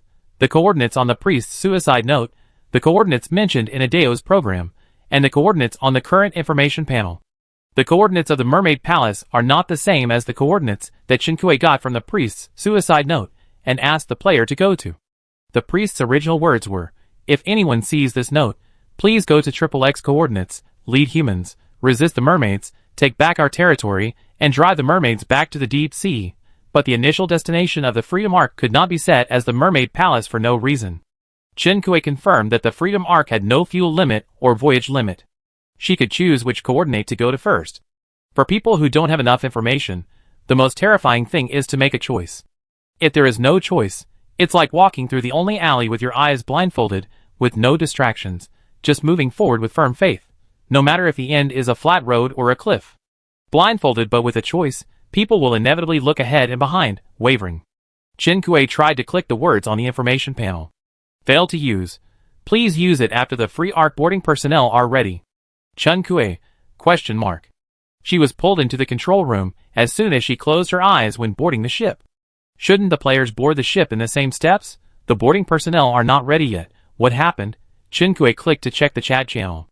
World Channel 0003 Faction War in progress. How is it?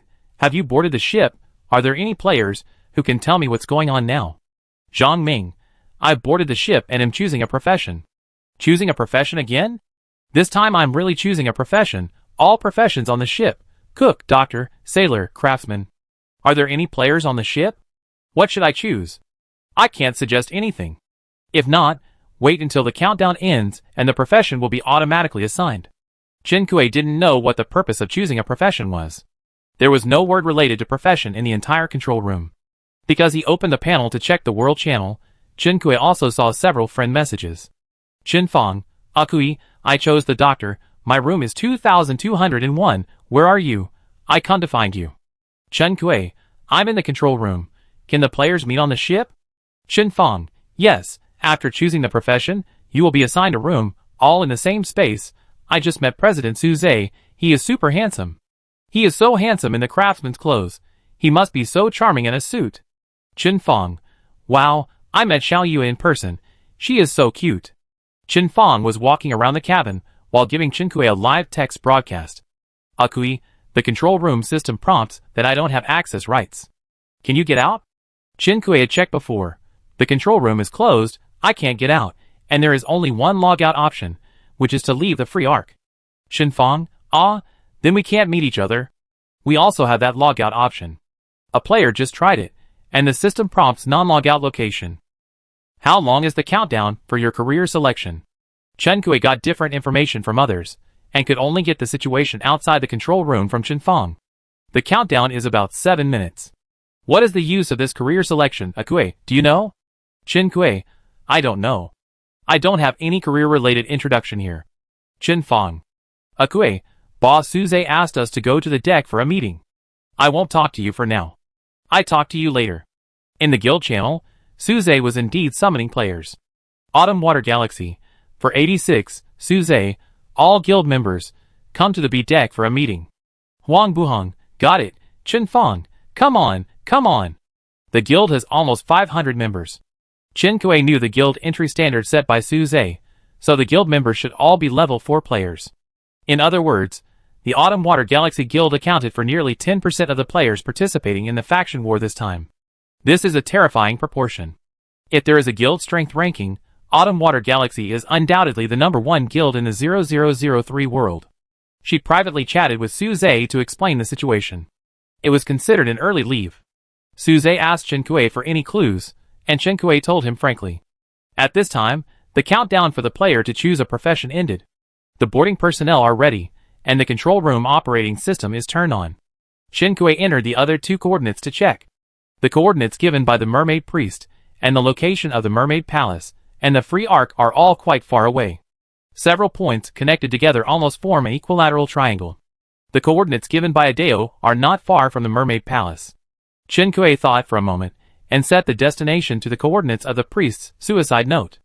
The GD channel repeatedly emphasized the huge gap in strength between humans and mermaids, so Chen Kui guessed that the coordinates given by the priest were weapons, and other things that could enhance the player's strength.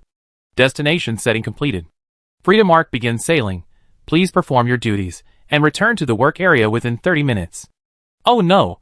Hearing the announcement, Chen Kui's first reaction was, Suze's guild face-to-face meeting could not be held.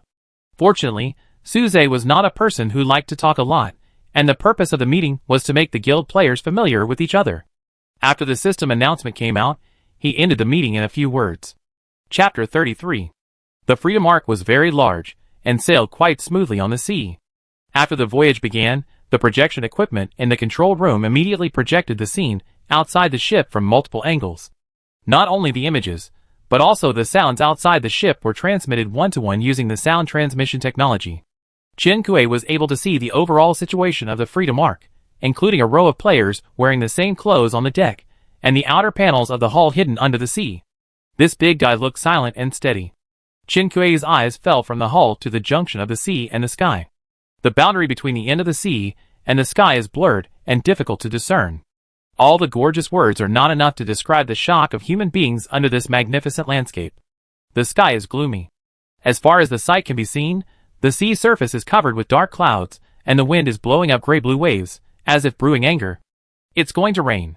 Chen Kui saw the low-flying seabirds hovering around the free arc, and finally chose to land on the deck. Chen Kui heard the sound of its flapping wings. A player took out breadcrumbs to tease the seabird. The seabird was not afraid of humans, but it did not eat the food in her hand. After combing its feathers with its slender beak, it spread its wings and fluttered them in the air for a few times before flying away. Other players on the free arc were busy with their professional work assigned by the system, but Chen Kui was alone in the control room, unable to forge, cook, or even talk to anyone else. She opened the system panel, and turned to the posts posted by Xiao Yue in the forum. She found an interesting post among a bunch of posts, and sat in front of the projection wall to start making up lessons with relish. Ding ding ding. The restaurant is open. All crew members please go to the restaurant for dinner. At the same time, a meal was delivered to the table in front of Chen Kui. This meal that appeared out of thin air contained a bowl of porridge made of unknown ingredients, 2 slices of white pork and half a boiled corn. This free arc actually provides meals for players on board. Qinkui tasted the porridge in the bowl. It was a very simple porridge, without any taste. In Qinkui's recipe, this is the type that can be included in I will eat if I am starving to death. Qinkui took out the dishes she had prepared. If she sold food at this time, there would definitely be people buying it. The ship was full of big guys. The richest people in the entire 0003 world were all here. She opened the group chat, and saw that there was indeed an extra group on the system panel. This was set up by the system. You cannot quit before the faction war is over. Each player's profession is marked in small letters in front of his name. Qinkui posted the extra food on the player trading center, and shared the link to the group. Free Arc Crew, 5136, Captain/Prophet Qinkui, link trading category. Oh my god, Boss Qinkui, you finally showed up. You're still thinking about making money at this time. Dr. Qinfeng, why, are you eating your rice? That's right, if someone is willing to sell you food, you should be happy. There's no need to force it. There's food on the ship. At worst, there's cheap bread in the mall. The vegetables sold by Qinkui are not cheap. Am I a cheap person? I have to choose between this porridge and the dry bread in the mall. Stop arguing, it's sold out. Oh my god, I didn't get it. The people who got it took out the dishes in the restaurant, and the fragrance instantly swept the whole space. The players who were still holding the porridge in their hands wanted to smash the bowl instantly. It smells so good, so the condemnation of the chef's cooking skills was launched in the group chat. Free Arc Crew 5136, did no one among you who chose the chef light up the cooking skill? How can the food be so bad? Chef Dilu, you can't blame us for this. The ingredients provided by Free Arc are just these few. Unless we can cook, we can only rely on recipes to light up the cooking skill. Chef Kulin, yes, it's good enough to be able to do this. Now, besides professional chefs, who else can cook? Do you think everyone is Qinkui? Wasn't Qinkui a chef before he entered the game? Oh my god! The topic of discussion went off track again. Qinkui found out a long time later that he was actually a full-time chef in a luxury restaurant before entering the game. She sent the link to the group and didn't read the message again. She put the dinner on the desk and sent it to her dinner partner when she remembered that Yin Yuan was also on the boat. The two exchanged information over dinner. Yin Yuan chose sailor. This is the profession with the largest number of people among the four. The other three professions have a number limit when choosing, but sailors accept everyone. The sailor's job is to patrol on the ship, which has a higher degree of freedom than the other three professions. He explored the entire ship while patrolling. The draft of this ship is not right. Yin Yuan asked Qinkui, does the Freedom Arc have combat functions? Qinkui was surprised at his sharpness. Indeed, the job of the craftsman player is to make weapons to fill the Freedom Arc. Qinkui guessed that in this camp war, the sailors with the largest number of people were the main force. The other three professions were logistics personnel. This division of labor is too mechanical. Yin Yuan said, now there is no danger. It is obviously more efficient for other players to act as craftsmen first. The system's division of labor is indeed unreasonable, but the system is now in a state of mandatory trusteeship for the situation on the ship. Although Qinkui is the captain, he can only control the direction of the sailing. In short, this is her ship, but it is not her ship. After dinner, it started to rain. It was raining heavily. The visibility on the sea was very low because of the rain and the dark sky. Fortunately, Qinkui's boat did not rely on people to identify the direction, and it sailed towards the coordinates firmly in the dark. Qinkui looked at the rain and fog on the screen of the projection, feeling a little uneasy. In this game, fog has always been a symbol of danger. Your friend Suze used a forced reminder prop on you. A system prompt sound suddenly sounded. Qinkui's eyelids jumped inexplicably. She quickly opened the friend chat channel. Suze, Qinkui, check the world chat channel. The players on the island were attacked by mermaids. Qinkui, shock. The world chat channel was full of people asking for help or cursing. World channel 0003 faction war. Help! I saw the mermaids coming ashore. Everyone, hurry back to the shelter. Go back to the shelter. Hurry! The mermaids are very fast. Their sound waves. Attack! The avatars and texts of the people on the world chat channel gradually turned gray. Just by reading these words, one can imagine the degree of misery of the players on the island. After a while, the death rate of the players slowed down. The players who are still alive should have returned to the shelter, but the situation has not improved. World Channel 0003 Faction War. Level 3 shelters cannot stop mermaids. They are attacking the outer wall, and I see the outer wall of my courtyard is falling apart. Help! Didn't the free ark attack the mermaids? Why did the mermaids come ashore? They are still on the way. Help! If I had known, I would have upgraded to level 4 and joined them. Chen Kuei thought of Bai He and checked his status. Fortunately, his avatar was still lit.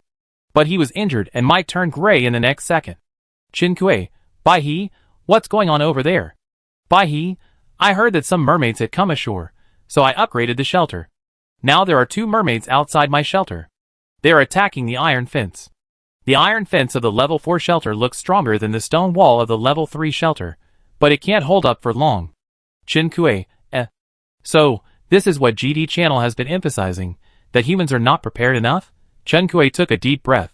That is to say, except for the players who boarded the Freedom Ark, all other players will die, right? Is this the Freedom Ark or the Noah's Ark?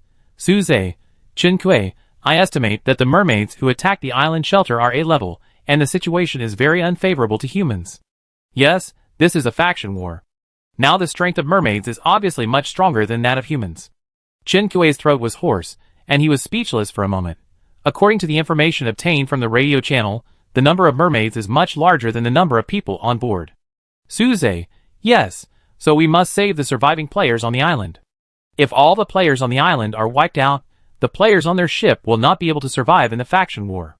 Chen Kuei knows this truth, but all playable games will not give a death ending. There must be some turning point.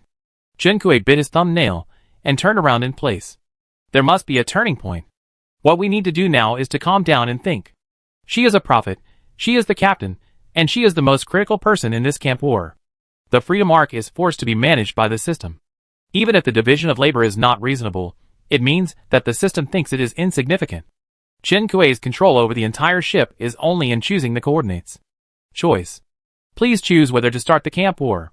The player's choice will be broadcast to the world and affect the direction of the game. Please choose carefully. The prophet can get 3 priest questions. The 3 questions are related to the direction of the war between the human and mermaid camps. Please use them with caution. The system actually has a prompt. But Chen Kuei wanted to grab the collar of the game system and shake it and roar. Such an important decision, and you give it to one person again and again, are you sick? Chen Kuei took a deep breath and pressed the throbbing nerves. Do you want to use the prophet's authority and start the priest's questions? Yes. A burst of light flashed, all the projections outside the ship disappeared, and all the wind and rain stopped. The entire control room fell silent. In the dim environment, some small flying light spots suddenly appeared. There were more and more light spots. These light spots were like the fireflies in the old literary and artistic films that Chen Kuei had watched when the hero and heroine fell in love. The light spots flickered faintly in the silent and dark environment, and then gathered together in a certain pattern. Chen Kuei watched the light spots gather into a human figure. A man with long white hair and a majestic face. He wore a headband with a strong ethnic color on his head, and a cloth shirt embroidered with irregular patterns on his body. Priest? Chen Kuei asked him. Are you the prophet of this generation of mankind? The other party did not answer, but looked at her critically. Chapter 34. A little girl. The priest looked at her and commented. Chen Kuei, I am offended. She forced a fake smile. I am not as good as you. You have been dead for hundreds of years, and still need to be reemployed. The priest choked and glared at her. I won't bother with you, a little girl. Ask whatever you want to ask. Chen Kuei didn't talk to him about other things, and went straight to the point. What is hidden at the coordinates in your suicide note? The priest raised his chin arrogantly. You will know if you go and see it. Why waste an opportunity to ask a question? We don't have time to waste. The players on the island are in danger. Chen Kuei looked at the console with a serious tone. If the 3 coordinates and the location of the free ark are regarded as points, the will coordinates are the farthest away. If the things obtained from the will coordinates cannot make them strong enough to fight the mermaids head-on, the players on the island can basically be declared dead after wasting time. There will be sacrifices in a faction war. Those people are not strong enough, so they deserve to die. The priest snorted coldly. You are really a girl. Womanly kindness will not accomplish anything great. Chen Kuei was really annoyed with this old man. Yes, you are the best. Under your wise leadership, mankind has achieved the achievement of annihilation. You are awesome. Chen Kuei gave a thumbs up sincerely. She hadn't done such sarcastic things for many years, and she was quite skilled at it. You little girl, what do you know? If not for a human traitor, How could the mermaids be so arrogant today? Chinkue nodded in agreement without even looking at him. All right. The priest was so angry that he almost couldn't breathe. He blew his beard and glared for a long time, and finally decided to end the questioning quickly and let the little girl die. I won't argue with you. There is a prescription hidden in the coordinates of the suicide note. It was developed by several generations of human doctors and can kill mermaids. This prescription sounds very powerful. It belongs to biological weapons. With such a heaven-defying prescription, how can you be killed? Chinkue was not sarcastic this time, but really puzzled. Didn't I say that there is a traitor among humans? The priest was very dissatisfied. Being stabbed in the heart again and again, even the best-tempered people couldn't stand it, not to mention that he was not a well-educated person. Chinkue, okay, then are the ingredients for this prescription easy to find? Where can I find it? The priest was about to leave in anger, but when he heard Chinkue's words, he turned his head and smiled at her grimly. It's not easy to find. Even if you get the prescription, your world will be peaceful immediately. The old face was full of gloating. The priest cannot lie during the Q&A session, but he can say something unpleasant to make people upset. Before Chinkue could react, the priest's figure had already scattered into clusters of fine light spots. The gathered light spots dissipated in the control room, and then disappeared as silently as when they appeared. The scene outside the ship was projected onto the wall again, and the sound of waves and rain seemed to be played. Chinkue rubbed his sore eyebrows and contacted Suze. We may have to take a gamble. Confirmed to change the sailing destination.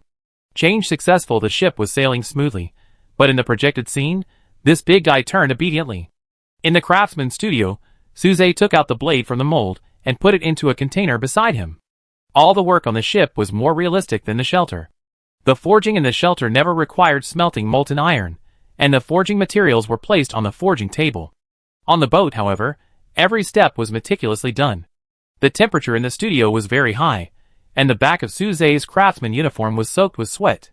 Some male players, who chose the craftsman profession, had taken off their upper bodies, and were working on iron tools with bare chests. Suze stopped and wiped the sweat from his forehead. He looked up at the loudspeaker above. Dear players, I am Chinkue. At the right time, a girl's clear voice came from the loudspeaker.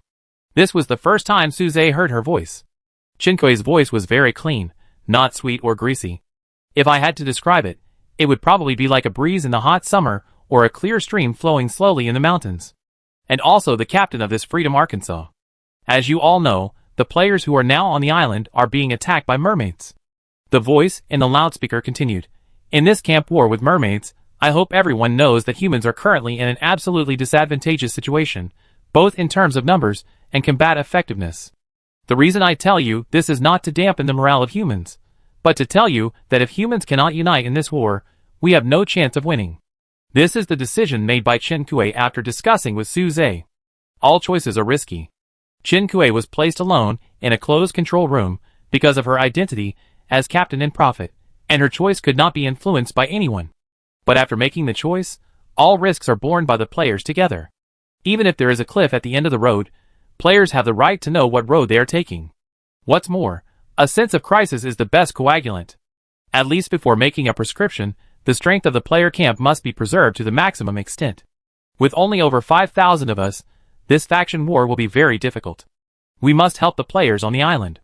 Chinkue's voice was gentle and firm, without any inflammatory words, but with a convincing power. Suze raised his head, his eyes fell on the loudspeaker, and the corners of his mouth rose.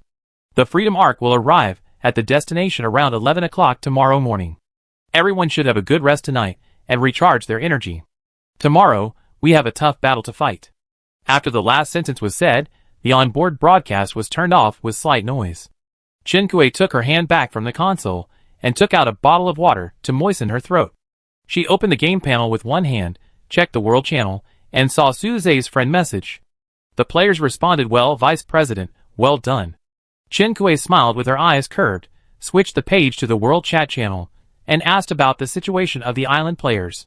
World Channel 0003 Faction War. Chinkue, what is your situation now? Are the mermaids still attacking the shelter? It just stopped for a while. Now there are wild beasts outside the shelter that attack as usual. Boss, why did you go to fight the mermaids?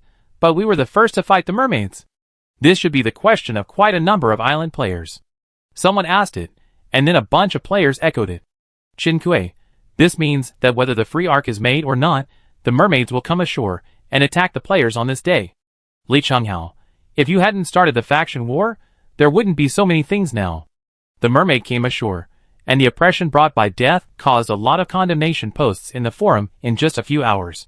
The target of condemnation had no choice but to be the culprit who started the faction war as a prophet, Chinkue. From the title, we can see the hatred of the poster for Chinkue. A certain prophet stepped on the blood of the bottom players to become a top player, and there are still people who worship her. My sister died at the hands of the mermaid today. Chinkue, you better pray not to meet me. Chinkue didn't know about these condemnation posts, but the other party's hostility was not concealed. It's not because of my choice that the camp war occurred, but because the camp war exists, there is a choice in front of me. Ha, of course you will quibble to excuse yourself. The other party did not accept Chinkue's explanation. Today, so many players died because of the mermaids. You'd better have a clear conscience for them, and their surviving relatives and friends. Chinkue has a clear conscience. No matter what choice she made on the day she picked up the drifting bottle, today's attack would come. She is not a god. She has done everything she can. Some of the people who blamed her today were ignorant and optimistic, while others were just venting their anger. When faced with a desperate situation that cannot be escaped, people always have to find an outlet for their powerlessness and anger. Chinkue knew the reason, but it did not mean that she was willing to endure these unwarranted malice. Of course, there were also people who spoke for Chinkue. In addition to the players who boarded the ship, there were also many island players who stood on Chinkue's side. Chinkue now seemed to have become a bloody celebrity in reality. Even though she was very low-key, the World Channel still quarreled over her every day. He stayed in the shelter to browse the forums today because he was recovering from his injury. He had also seen those accusation posts, and had even argued with the posters. When he opened the World Chat channel at night, he was blinded by the quarrels on the screen. At this time, all the players who were watching the chat channel were out, and the screen was refreshed so fast that it was dizzying. He circled Chinkue in the World Chat channel to let the other parties see the private chat of friends. Don't worry about it. Only a few people think that way. Most players know that faction wars are inevitable. Chinkue, I know how is the situation in your courtyard. The courtyard of the level 3 shelter may not survive tonight, but the iron fence of the level 4 shelter should be able to survive until tomorrow night. By his side, level 3 players may be lucky enough to survive tonight, but they will die after dark tomorrow. Of course, the level 4 players who stayed on the island will soon follow the footsteps of the level 3 players. It's just one more night and one less night. Chinkue comforted him. The players on board are actively looking for ways to alleviate your situation. Don't be too pessimistic. Now our fates are tied together. Our fates are tied together. If there is a sentence in the world that can soothe all the anxiety, it is probably this sentence. Baiha felt himself calm down strangely. But Akui, you said that as if we were married. He even wanted to joke. Chinkue, hey. The two smiled knowingly, and all the heavy atmosphere disappeared. In the middle of the night, the rain stopped. The courtyard of the third level shelter was crumbling under the attack of the mermaids. The players on the free arc went to sleep early, but the players on the island were worried all night. It was almost dawn. Bang! A huge noise came from the courtyard. The player was frightened by the noise and his face turned pale. He leaned over the window and looked at the courtyard. The stone wall of the courtyard collapsed. There were only a few ruins left at the stone wall. The things blocked outside the courtyard by the stone wall revealed their shapes behind the dust. The player's pupils trembled suddenly. He finally saw the legendary mermaid.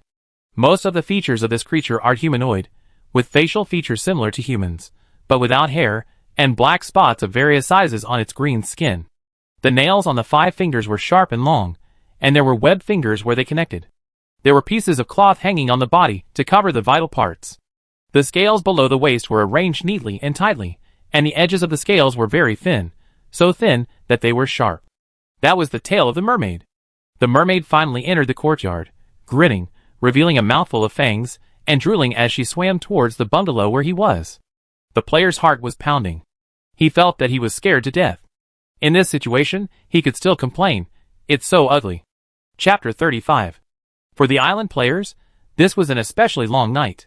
The first thing Chinkue did when he woke up was to open the World Chat channel to confirm whether this group of players were alive. In the chat channel, the players were still active, but this time, the screen was filled with various photos. Photos of the shelter from different angles, and with different degrees of damage. The iron fence of the level 4 player shelter was bent and broken. A large hole was opened. If the iron fence is attacked again tonight, the mermaid will be able to get into the shelter through this hole. The situation in the 3rd level shelter is much more serious. All the outer walls of the shelters of the surviving players are only a piece of broken wall. The small bungalow stands alone in the ruins. Fortunately, the small bungalow is the last line of defense. Before dawn, after destroying the stone wall, the mermaids attacked the bungalow where the civilians were hiding. The player hid in the bungalow, and the last wall was hit with a bang. These mermaids not only physically attacked, but also made sharp and piercing sounds. Even through a wall, this sound can still make the player's chest resonate and vibrate, and make him dizzy and nauseous. After a series of violent collisions, a hole finally appeared in the wall that was attacked. Cement and lime fell from the hole. The player swallowed his saliva and looked up, passing through the hole and meeting the eyes of the mermaid on the other side of the wall. At dawn, the orange-yellow sphere jumped out of the sea level, and the night was driven away by the morning light. The last batch of attacking beasts reluctantly retreated when the morning light came. The player recovered and tremblingly opened the door. The wall of the bungalow was not stronger than the outer wall of the courtyard, not to mention the amazing destructive power of the mermaid. Looking inside the wall, the hole was only the size of a fist, but the outer wall was already in ruins. A large area of cement and lime fell at the base of the wall, and part of the steel bars in the wall were exposed. If the merfolk were given even one more hour, the entire shelter would have been demolished to pieces. The photos shared on the forum at this time were so tragic and shocking. Baiha was right, the level 3 players had reached their limit. Level 4 players might be able to stay in the shelter for another night, but level 3 players were left with only a precarious wall. It's not that no one has chosen to fight against the attacking mermaids, but judging by the number of grayed out player avatars, this choice is risky. The mermaids are at least at level B. What's more, some of the mermaids that attacked the shelter were more than one. Despair spread among the island players. After a player dies, the posts or replies he made during his lifetime will not be cleared. Some players are already writing suicide notes. The suicide notes are for the family members who were separated after entering the game. Although they don't know whether the other party can still see the suicide note, almost all players don't think about other possibilities. Negative emotions are unavoidable, but if this group of people give up hope of life, everything Qinkue and his team have done will be in vain. Fortunately, the players on board will not sit idly by. Qinkue saw that the players on board have been posting. She could probably guess the content of the post, so she didn't click in to read it. Free Arc did not provide breakfast, so Qinkue ate a little and opened the game page to look for information about mermaids. The mermaid-related products in the system mall today are still the same. However, there are many more mermaid photos and mermaid combat power analysis in the player forum. Qinkue clicked on the mermaid photo and took a look. He instantly felt that his eyes were attacked by the mermaid's mind. It was too ugly. The black spots on the green skin made people feel physically uncomfortable. The humanoid features of this creature made this discomfort worse. This shouldn't be a mermaid, it should be called a goblin fish, right? Qinkue took out the book 3 Babies in One Birth. Your Highness, the mermaid loves you very much that he had bought before. The 2 mermaids on the cover can't be said to be exactly the same as the creatures in the photos shared by the players, but they can only be said to be completely unrelated. Life imprisonment for this level of photo fraud is a light punishment. Qinkue smacked his lips, put aside the appearance of the mermaid, and read the player's mermaid analysis post. Players who were attacked by mermaids naturally got first-hand information. Some players died quietly last night, and naturally some players escaped by luck. The post Qinkue was reading was written by a lucky guy. The lucky guy's name is Ogwa. He is a low-level player. After the rain stopped last night, Ogwa heard the mermaids outside the courtyard hitting the outer wall of the shelter. He felt that it was not good to hide in the shelter all the time. The mermaids would break through the outer wall sooner or later, so he took his red weapon, the rainstorm pear blossom needle, and stood against the wall of the small bungalow in the courtyard, waiting for the outer wall to be broken before taking action. Needles are weapons with limited lethality. Ogwa certainly knew this, but he still chose this method because he coated each needle with a deadly poison. Alchemy players can use snake venom and certain herbs to make poison. Ogwa spent a lot of money to buy poison to equip himself. Last night, his outer wall collapsed. Ogwa seized the opportunity and shot the rain of pear blossom needles when the mermaid was unprepared. The mermaid fell to the ground in surprise. Ogwa waited for a long time, but did not hear the sound of the system settlement. He bravely crouched forward to check the situation of the mermaid lying on the ground.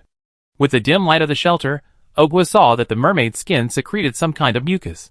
The mermaid's lower body was a fish tail, but it was as flexible as a snake and swam on the ground. The mermaid was poisoned by the needle, but she still had breathing fluctuations. The mucus secreted by her skin and scales brought out the needle that had pierced her body. After being poisoned, her face, which was green and purple, gradually faded from purple. Mermaids can detoxify themselves. Ogwa was about to make up for it, and bought a kitchen knife to chop up the mermaid on the ground. Unexpectedly, a shriek came from the seaside, and then the shriek got closer and closer, and the shriek stimulated Ogwa's temples to throb. Another mermaid rushed to his shelter from the sea. Ogwa did not dare to stay any longer, and quickly collected the needle and hid in the shelter bungalow. He saw the new mermaid outside the shelter through a layer of glass. The other party looked exactly like the mermaid on the ground. Both had green skin, no hair, and scales on their lower body. Ogwa saw that the other party rushed straight to the mermaid on the ground, with a clear target. It seemed that he could sense that the mermaid was injured. The new mermaid leaned over to check the condition of the mermaid on the ground, and confirmed that the mermaid still had vital signs. Then he screamed at the bungalow and dragged the mermaid on the ground out of the courtyard of Ogwa's shelter. Soon the two mermaids disappeared into the night. The other party chose to save his companions or attack the player. Chinkue flipped through the forum posts again, and this time, he saw a player who was not sure whether to say lucky or unlucky. He originally had two mermaids here, and they had poked a hole in his small bungalow, but one of the mermaids gave up the attack, communicated with the other mermaid, and quickly left his shelter. Yes, some mermaids who attacked the shelter came in groups. Two mermaids teamed up. Generally, players who were attacked by two mermaids died. But this player was lucky enough to survive because of this incident. The one who stayed behind seemed to be much weaker. At least before dawn, his small bungalow was still standing there with difficulty.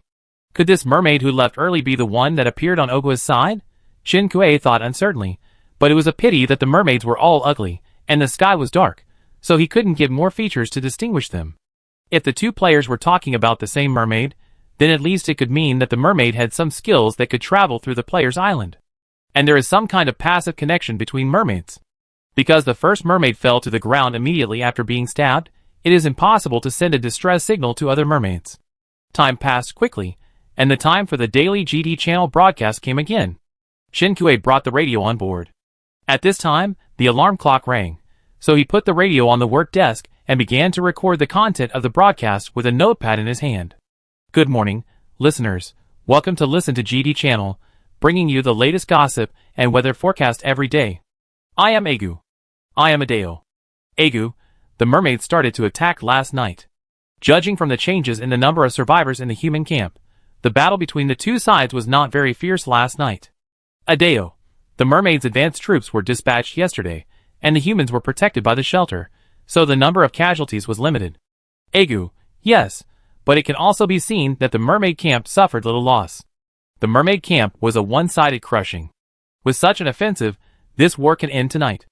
Adeo, indeed, but we can also see that the human camp has successively created worlds with the free Arkansas. Chinkue didn't know if any players had studied what she said yesterday, and she was not sure whether Adeo and the others would draw listeners to connect today. Agu, it's hard to say whether the human camp really has no chance of winning. Adeo, at least those worlds that have started the faction war seem to have hope. Agu, speaking of this, Adeo, do you think that all the players in the worlds that have not started the faction war will eventually die at the hands of the mermaids?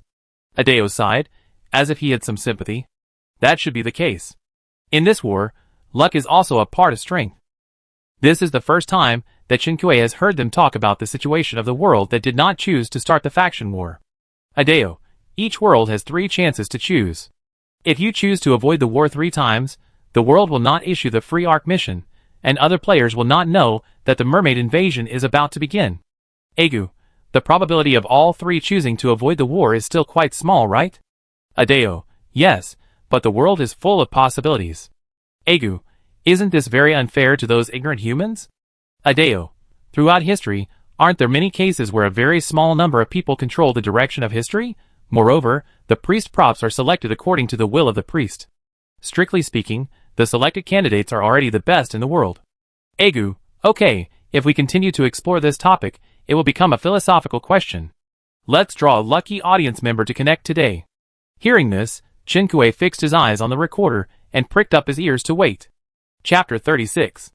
Adeo, hold out my golden left hand. Wow, I got it. Let's see, who is this lucky guy? Adeo draws out his tone, very good at teasing people's appetite. Jiang Tingfeng from the 4602 world. Congratulations. Yesterday I got the 0003 world with a higher number, and today I got a world with a lower number. My golden left hand really has its own ideas. It was not me that was expected.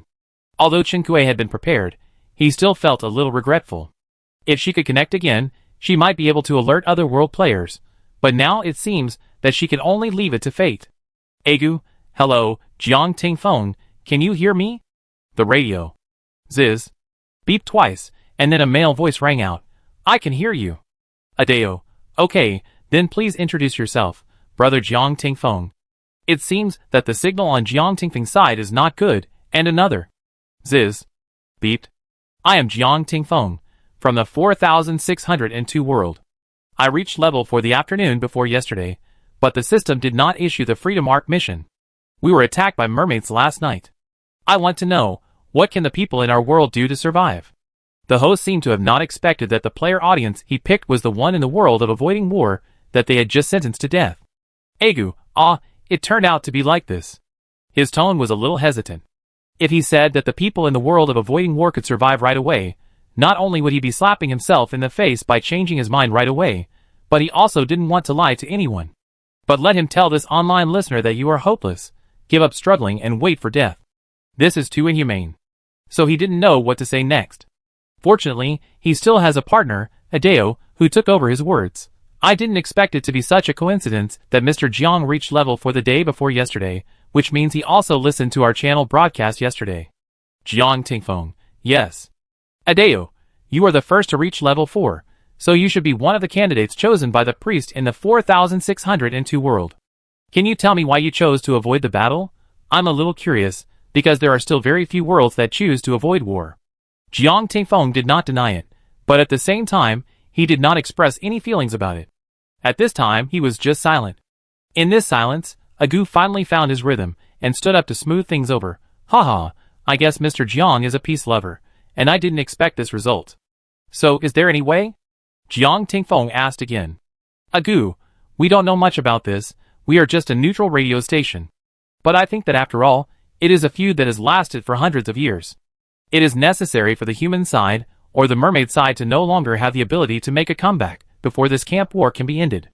Adeo. Yes, humans and mermaids are equal races in our eyes, but from hundreds of years ago to today, both sides seem to be unable to tolerate the existence of each other. Adeo. Mr. Jiang's situation is indeed sympathetic, but our audience connection today ends here. Next is the weather forecast time. Agu, the storm will continue tomorrow. As usual, the two hosts finished their closing remarks, and the radio automatically turned off after the noise. Chinkue put down the pen in his hand. According to Agu and Adao, Jiang Tingfeng in this 4602 world, including the 4602 world, will not be able to escape death. Chinkue felt that Adao's attitude was a bit strange, but he couldn't think of the strange point for a while, so he put this question aside. After a night of sailing, the Freedom Arc was very close to the target point. On the navigation information panel, the countdown to the target arrival was only a little over an hour. Arrived above the destination, the stealth mode is about to be activated. Captain, please evacuate the crew and evacuate the deck within 5 minutes. 0:04:59. Along with the notification, there was also a big countdown on the navigation information panel. Chinkue reacted, turned on the ship's broadcast, and opened the crew group at the same time. Emergency notice. The Freedom Arc is about to turn on the stealth mode. Please return to the cabin immediately and stay away from the deck. Notice again. The Freedom Arc is about to turn on the stealth mode. Please return to the cabin immediately and stay away from the deck. The players on the deck were basically sailors. After the notification sounded, these players looked at each other, quickly did as they were told, quickly left the deck and ran back to the cabin. Chinkue notified on the radio, and in the crew group at the same time. Before the countdown ended, Chinkue carefully checked the external projection and confirmed that there were no players on the deck before stopping the broadcast. They were all top players, who knew the importance of the situation, and would not make a fool of themselves at this time. After the countdown ended, the Freedom Arc began to dive. From the projection, Chen-Kuei noticed that the entire Freedom Arc seemed to be wrapped in a layer of light film, which isolated the intrusion of seawater. Chen-Kuei remembered the 2 stone lions he had placed outside the shelter. When a wild beast attacks at night, the item also forms a layer of light film, which completely covers Chen-Kuei's shelter. The water level outside the Freedom Arc rises higher and higher, and slowly, the sea water covers the hull. The entire Freedom Arc sinks to the bottom of the sea. The players in the cabin with windows exclaimed at the same time when they saw this scene. Outside the cabin is the blue sea. The sun casts sparkling waves on the sea surface above, and occasionally there are sea fish swimming by the window. Of course, there is also sea in reality, but the marine tourism industry is quite backward. It's not that the level of technology is not enough, but that the marine tourism industry has no development value. The seawater is seriously polluted. Unless it is a scientific research survey, no one is willing to spend money to see the sea with floating garbage, stinking and radioactive. The value of the ocean is more in the development of marine mineral resources. Now in the cabin, seeing the vitality and mystery under the sea, no player can remain unmoved. The Freedom Arc sank deeper and deeper. The sunlight coming through the sea surface gradually dimmed until it was suppressed by the brightness of the light film covering the Freedom Arc. The Freedom Arc became a giant glowing in the sea. The giant passed through a school of fish, which was composed of hundreds of thousands of small fish. The players in the cabin only saw densely packed small fish swimming around the cabin, and the picture was beautiful and spectacular. The players only saw the scenery in a corner, but Chen-Kuei felt the whole process from the projection. Chen-Kuei's heartbeat rose and fell with the projection screen. Before he could sigh at the charming scenery under the sea, he saw a line of red fonts on the navigation information panel. You will encounter water turbulence soon. Chen-Kuei skillfully turned on the in-ship broadcast. Please note that you will encounter water turbulence soon. Chen-Kuei, she is just a qualified messenger.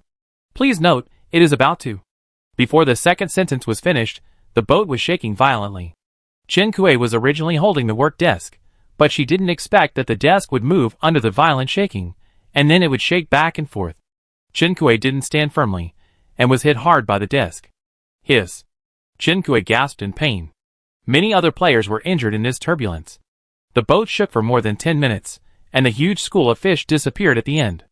Originally, there were still some things to see by the window, but now it was completely dark. In the projection, only the giant free arc was glowing. Players who chose the doctor profession on the ship finally found a place to use their skills. The injured players reported their positions, and the doctors carried medicine boxes and delivered medicine everywhere. Those who had healing spells used healing spells to heal the players. Chen-Kuei's control room was closed, so he could only gasp and endure the pain. After recovering, Chen-Kuei counted the conditions of the crew members on board. Fortunately, none of them were in serious condition, and those with serious injuries were treated by doctors.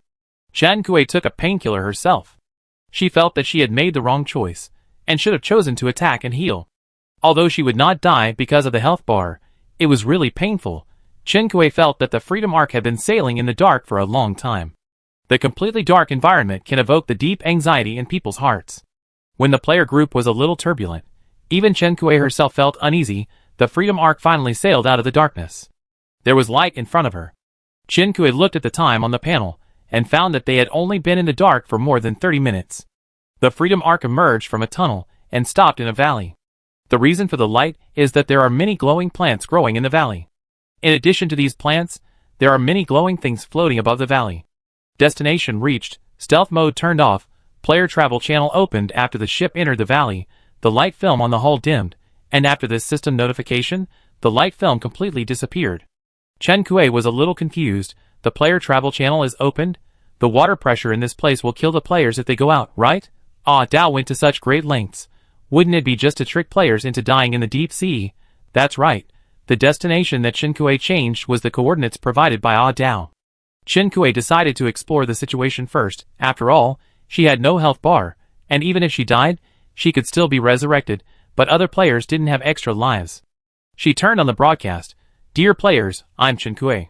We have arrived at the destination, but please don't get off the ship for the time being. Stay where you are, and wait for my next order. After that, Chen-Kuei spent 5,000 island coins to buy a one-time fixed-point displacement prop in the system mall, and set the prop target point in the cabin. After making preparations to stay behind, Chen-Kuei opened the operation panel, and clicked the logout button. Are you sure you want to leave the free arc? Chinkui clicked yes the next second. Chinkui's eyes blurred, and he left the control room. After hearing the broadcast, everyone on the ship who was familiar with Chinkui fell silent. Autumn Water Galaxy 547 Tang Tang. Did the boss go down first? No way. This is the bottom of the sea. No kidding, the water pressure is terrible. Chinfeng. Akui's profile picture is still on, but she didn't reply to my message. I feel like she really went to explore the way for us first. Since the boss's profile picture is still on, doesn't it mean that everything is fine, and we can go down? Didn't you hear the boss's broadcast? She specifically told us not to act rashly, and wait for her next notification. Chinfeng knew that Chinkui and Suze had discussed matters together before, so she asked Suze directly in private chat, President, has Akui gotten off the boat? Suze felt that it was highly likely, but Chinkui not only did not reply to Chinfeng's message, but also did not reply to his message. At this moment, he could only tell Chinfeng, believe her and wait a little longer. In fact, he was just trying to be calm now. If Chinkui told him that she would get off the boat first, Suze would definitely be the first to object. Anyone on this boat could get off first, except Chinkui. Because Chinkui was the captain and prophet, the fate of all the crew members, including the people on the island, depended on her. Anyone could die at this time, but Chinkui must not be in any danger. But Chinkui had already gotten off the boat, and Suze could only be angry at her for not considering the overall situation, while looking at her lit avatar and praying that she was okay. Chapter 37. Chinkui had prepared herself mentally. She would die in the control room immediately after logging out of the Freedom Arc and entering the deep sea. For this reason, Chinkui did a lot of preliminary work in advance, put on a diving suit, and spent 5,000 island coins to buy a fixed-point teleportation, just to prevent herself from falling into an embarrassing cycle of dying, living, and dying again in the deep sea. Unexpectedly, when she pressed the logout button and left the control room, her body felt light. She came to the outside of the Freedom Arc. There were large areas of glowing plants on the ground here, mixed with some non-luminous ones. Chinkui did not feel the obstruction of the water flow, but this place did not feel like land. Chinkui could not feel the weight of her body. From the moment she left the Freedom Arc, she felt that her body was very light, like floating on the clouds. Although she did not really float up. Chinkui tried to take off the oxygen mask. The expected feeling of suffocation did not come, and Chinkui could breathe freely here. She tried to speak, but no sound came out. This valley was like a painting. Silence and brilliance were its inherent attributes. It was a very strange place. But Chinkui knew that other players could come down. She lit up the gathering skill, and could see the names of the plants in this valley at a glance. The luminous plant was called translucent grass. Chinkui searched in the system mall, and found that a translucent grass cost 100 island coins. There was good news. Among the non-luminous plants, there was the meta grass that Chinkui was looking for. Chinkui searched the names of the remaining plants in the valley in the mall again. One of them was called Yushin, which was rare in number.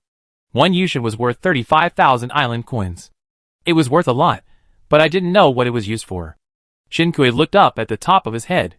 There was a whole piece of glowing things floating on the top of the valley, stretching and swaying above, looking graceful and beautiful. The location of that thing was some distance away from the valley. Chinkui stared at it carefully for a while, and recognized that the whole thing was jellyfish. The jellyfish floated above his head, as peaceful as watching a crystal lamp, and had no intention of swimming down to attack. Chinkui clicked on the free arc and chose to log in. In a blink of an eye, she returned to the closed control room. All the lightness disappeared, and she felt the weight of her body again. It was as if the gravity that had just disappeared suddenly returned to her. Chinkui turned on the in-ship broadcast. Dear players, there is no water pressure problem outside. You can breathe freely. All players, regardless of their profession, will get off the ship together and collect plants in the valley, giving priority to those that do not glow. There are a large number of luminous jellyfish at the top of the valley. I will assign some players to keep an eye on these luminous jellyfish. Once the luminous jellyfish move, notify other players to immediately evacuate the valley and return to the free arc. Chinkui simply divided the tasks for the players on board. If there is anything wrong, immediately explain it in the group of boarding crew members. Everyone can get off the ship now. Hearing the broadcast, some people on the ship breathed a sigh of relief. Suze just let go of his worry and made one thing clear. After finishing the collection in the valley, he had to talk to Chinkui. Of course, there were people who had the same idea as him. But at this time, everyone tacitly followed Chinkui's arrangement to log off the free arc and enter the valley. When Chinkue changed out of her diving suit and logged out of the free arc again, the players had already started collecting excitedly. Chinkue naturally joined the group of players in the collection work, and no one realized that she was the captain who had just broadcast in the free arc. After just a few minutes of collection, Chinkue realized something was wrong. She had only collected 1 usage and 2 meta grasses, and the number of valley plants in her backpack had reached thousands. And this number was still increasing. In addition to usage and meta grass, the number of species in the backpack that were increasing was also some that Chinkue had not collected before. Chinkue? ? She looked around. The players on guard were looking up at the jellyfish, and the other players were collecting them diligently. Chinkue, surprise, she knew. All the plants collected by these players flowed into her backpack. She was surprised that in just a few minutes, the players had collected more than 20,000 plants of meta grass. What is it like to have 5,135 people working for you? Chinkue, thank you for the invitation, it's a good deal. Chinkue bent down and continued to collect, while paying attention to the number of backpacks and the group of players on board. This caused her speed to be out of tune with the crowd. She was neither anxious nor panicked, not realizing that she looked like a lazy employee who had sneaked into the army of the King of Rolls in a company that advocated wolf culture. The efficiency of more than 5,000 people was quite amazing. In less than 2 hours, most of the plants in the valley, whether glowing or not, were pulled into Chinkue's backpack. During this period, Chinkue returned to the free arc once and vacated the things in his backpack and put them in the control room to make room for the huge number of plants. A backpack can hold 9,999 items of the same type. When Chinkue loaded nearly 24 backpacks with plants, it took only an hour and a half. Even if all the luminous plants were pulled out, the whole valley was still glowing. Although the light was not as bright as before, it was enough for people to see the surrounding environment clearly. In the crew group on board, a player found something wrong and spoke in the group. Free Arc Crew, 5136, Dr. Zhou Jing. The stones under the roots of the translucent grass here are glowing. Captain Chinkue, where are you? In the huge collection team, a tall and thin girl raised her hand to signal. Chinkue asked others to continue in the group chat, and walked towards the girl. The players who saw the message continued their actions with their eyes, and occasionally turned their heads to look in the direction of the girl. When Chinkue walked to Zhou Jing, there was already a person standing next to her. This person was tall and handsome, with an upright posture, a gentle smile on his face, and he was wearing a craftsman's work clothes, but he had a calm and friendly temperament. Chen Fong had taken a photo of this person, and sent it to Chinkue, while she was live streaming to Chinkue, while walking around the interior of the Freedom Arc. He was Su Zhe. Chen Fong described him as, even if you don't know him, you can tell it's him the moment you see him. This description is not an exaggeration. Chinkue politely nodded to Su Zhe and said hello. Su Zhe smiled warmly and sent her a message in the French chat channel. Nice to meet you. Chinkue guessed that Su Zhe saw the message in the group and knew that she was coming, so he recognized her. She took the initiative to extend her hand. Thank you for your care. The two shook hands briefly. The plants under their feet had been harvested, leaving only half of the glowing grass stems in place. Su Zhe squatted down and pulled away the grass roots, revealing a small piece of stone. The stone below should be some kind of ore, but I don't know if it can be mined. The environment here is very special. I am worried that there will be some unexpected dangers during the mining process. Indeed, although at present, this valley is peaceful and beautiful, and there is no danger, but no one can say whether there will be some chain reactions due to mining of ore. If Chinkue came alone, she could still mine without any care, but now she brought a whole ship of people, and the required meta grass had been almost harvested, so Chinkue didn't want to cause trouble. I come back to see it next time I have a chance. The players were like locusts passing through, quickly plucked out the plants in the entire valley, and returned to the free arc with a sense of unsatisfaction. Chinkue first counted the meta grass in her backpack. She used 37 backpacks to carry the plants in the valley, and 13 of them were filled with meta grass. More than 120,000 meta grass. One is 6,000 island coins. The total value is more than 700 million.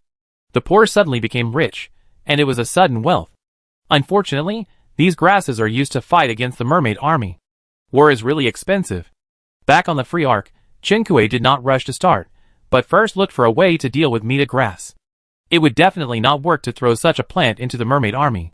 Su Zhe tried the equipment in the craftsman's room and found that this thing could not be processed on the ship.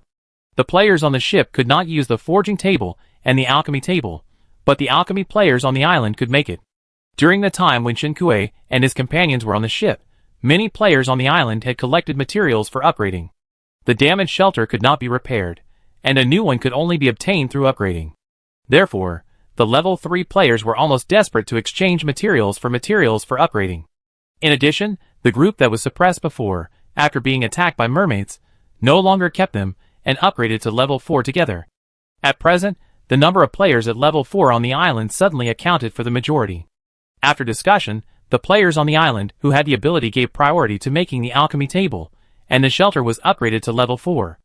The system rewarded a total of 2,200 island coins. Those who did not have the alchemy skill could collect island coins, and buy the alchemy skill book. In a short time, a large number of alchemy players gathered on the island. Among them were the players on the ship's leaderboard, and the players who were still on the island in the same situation as Baiha. The efficiency of the players' grouping made Qinkui smack his lips. Suze, after all, with a life and death crisis ahead, the players can prioritize. But to a large extent, thanks to your broadcast yesterday, most of the players on the ship posted today, so the human camp can be united. It is naturally a good thing for the players to unite.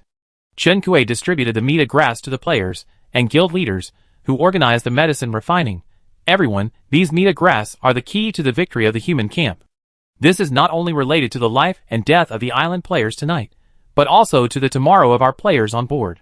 Everyone understands the truth. No matter what selfishness you have, put it away now. If the medicine is flawed because of someone, it will be fine if all humans die, but if there are still survivors, everyone will fight him to the death. This was said on the radio. In the World Chat channel, Qinkui used the golden trumpet to repeatedly pin it to the top of the screen. Qinkui believed that most players could still distinguish the importance of things, but this kind of situation requires close cooperation among multiple links. If there is a mistake in any link, the consequences will be unimaginable. Qinkui did not want to test human nature under extreme conditions, so she could only increase the cost of these people's choices. However, her broadcasts and screen-sweeping behavior at least received the support of the vast majority of players. World Channel 0003 Faction War. Boss Qinkui is right. If someone goes wrong at this time, as long as I am alive, I will fight him to the death. That's right, to the death. To the death. Even if there are some small thoughts in the full screen of to the death, they have to reconsider. After assigning the task of refining medicine, Qinkui operated the Freedom Arc and set sail again. This time the destination is the Mermaid Palace. Chapter 38. The Freedom Arc rose out of thin air in the valley, and after running smoothly, it plunged into the tunnel. It turned out to be a return trip. Qinkui skillfully shone a light on himself, and the dim light in the valley quickly disappeared before his eyes.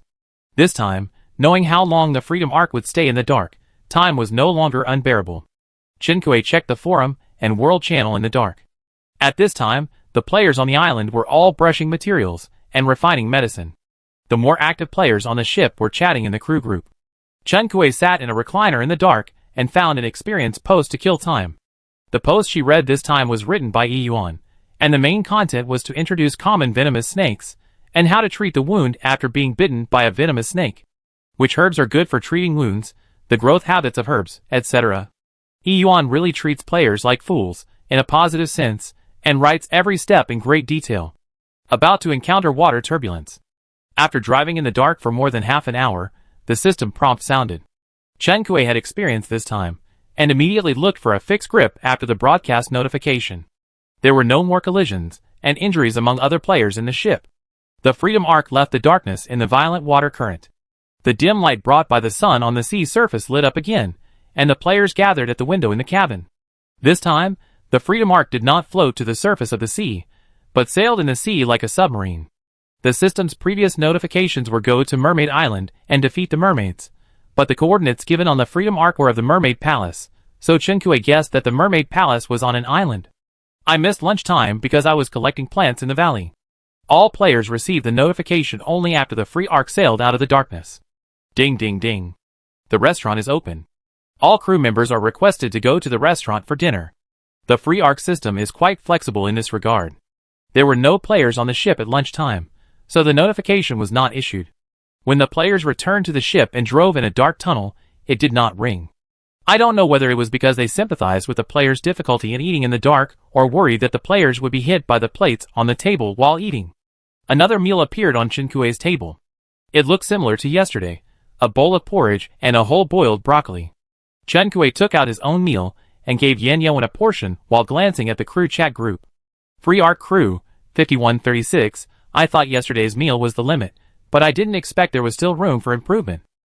At least there was meat yesterday, although only a few slices, and it wasn't delicious, but why is there no meat today? Chef, you are getting more and more perfunctory. Chef Shaku, it's unfair, Mr. Chin Tang, today's meat ingredients are pufferfish, we don't know how to handle it. Pufferfish is poisonous, we are afraid that we can't handle it well, so we will kill you all. If there were no chef players who knew about pufferfish, they would have really acted rashly. There are also players who cue Chinkue. Free Arc Crew 5136, and Mr. Chinkue, are you watching? Are you still selling food today? Same question. Captain Chinkue, sold out yesterday. My heart is broken. There are cooking players on the island selling food. Look for them in the player trading system. Oh my god, a live boss, I actually saw the link. Is the person in this post you? The order volume of cooking players on the island suddenly surged, and for a while, they thought they had ushered in the spring of cooking players.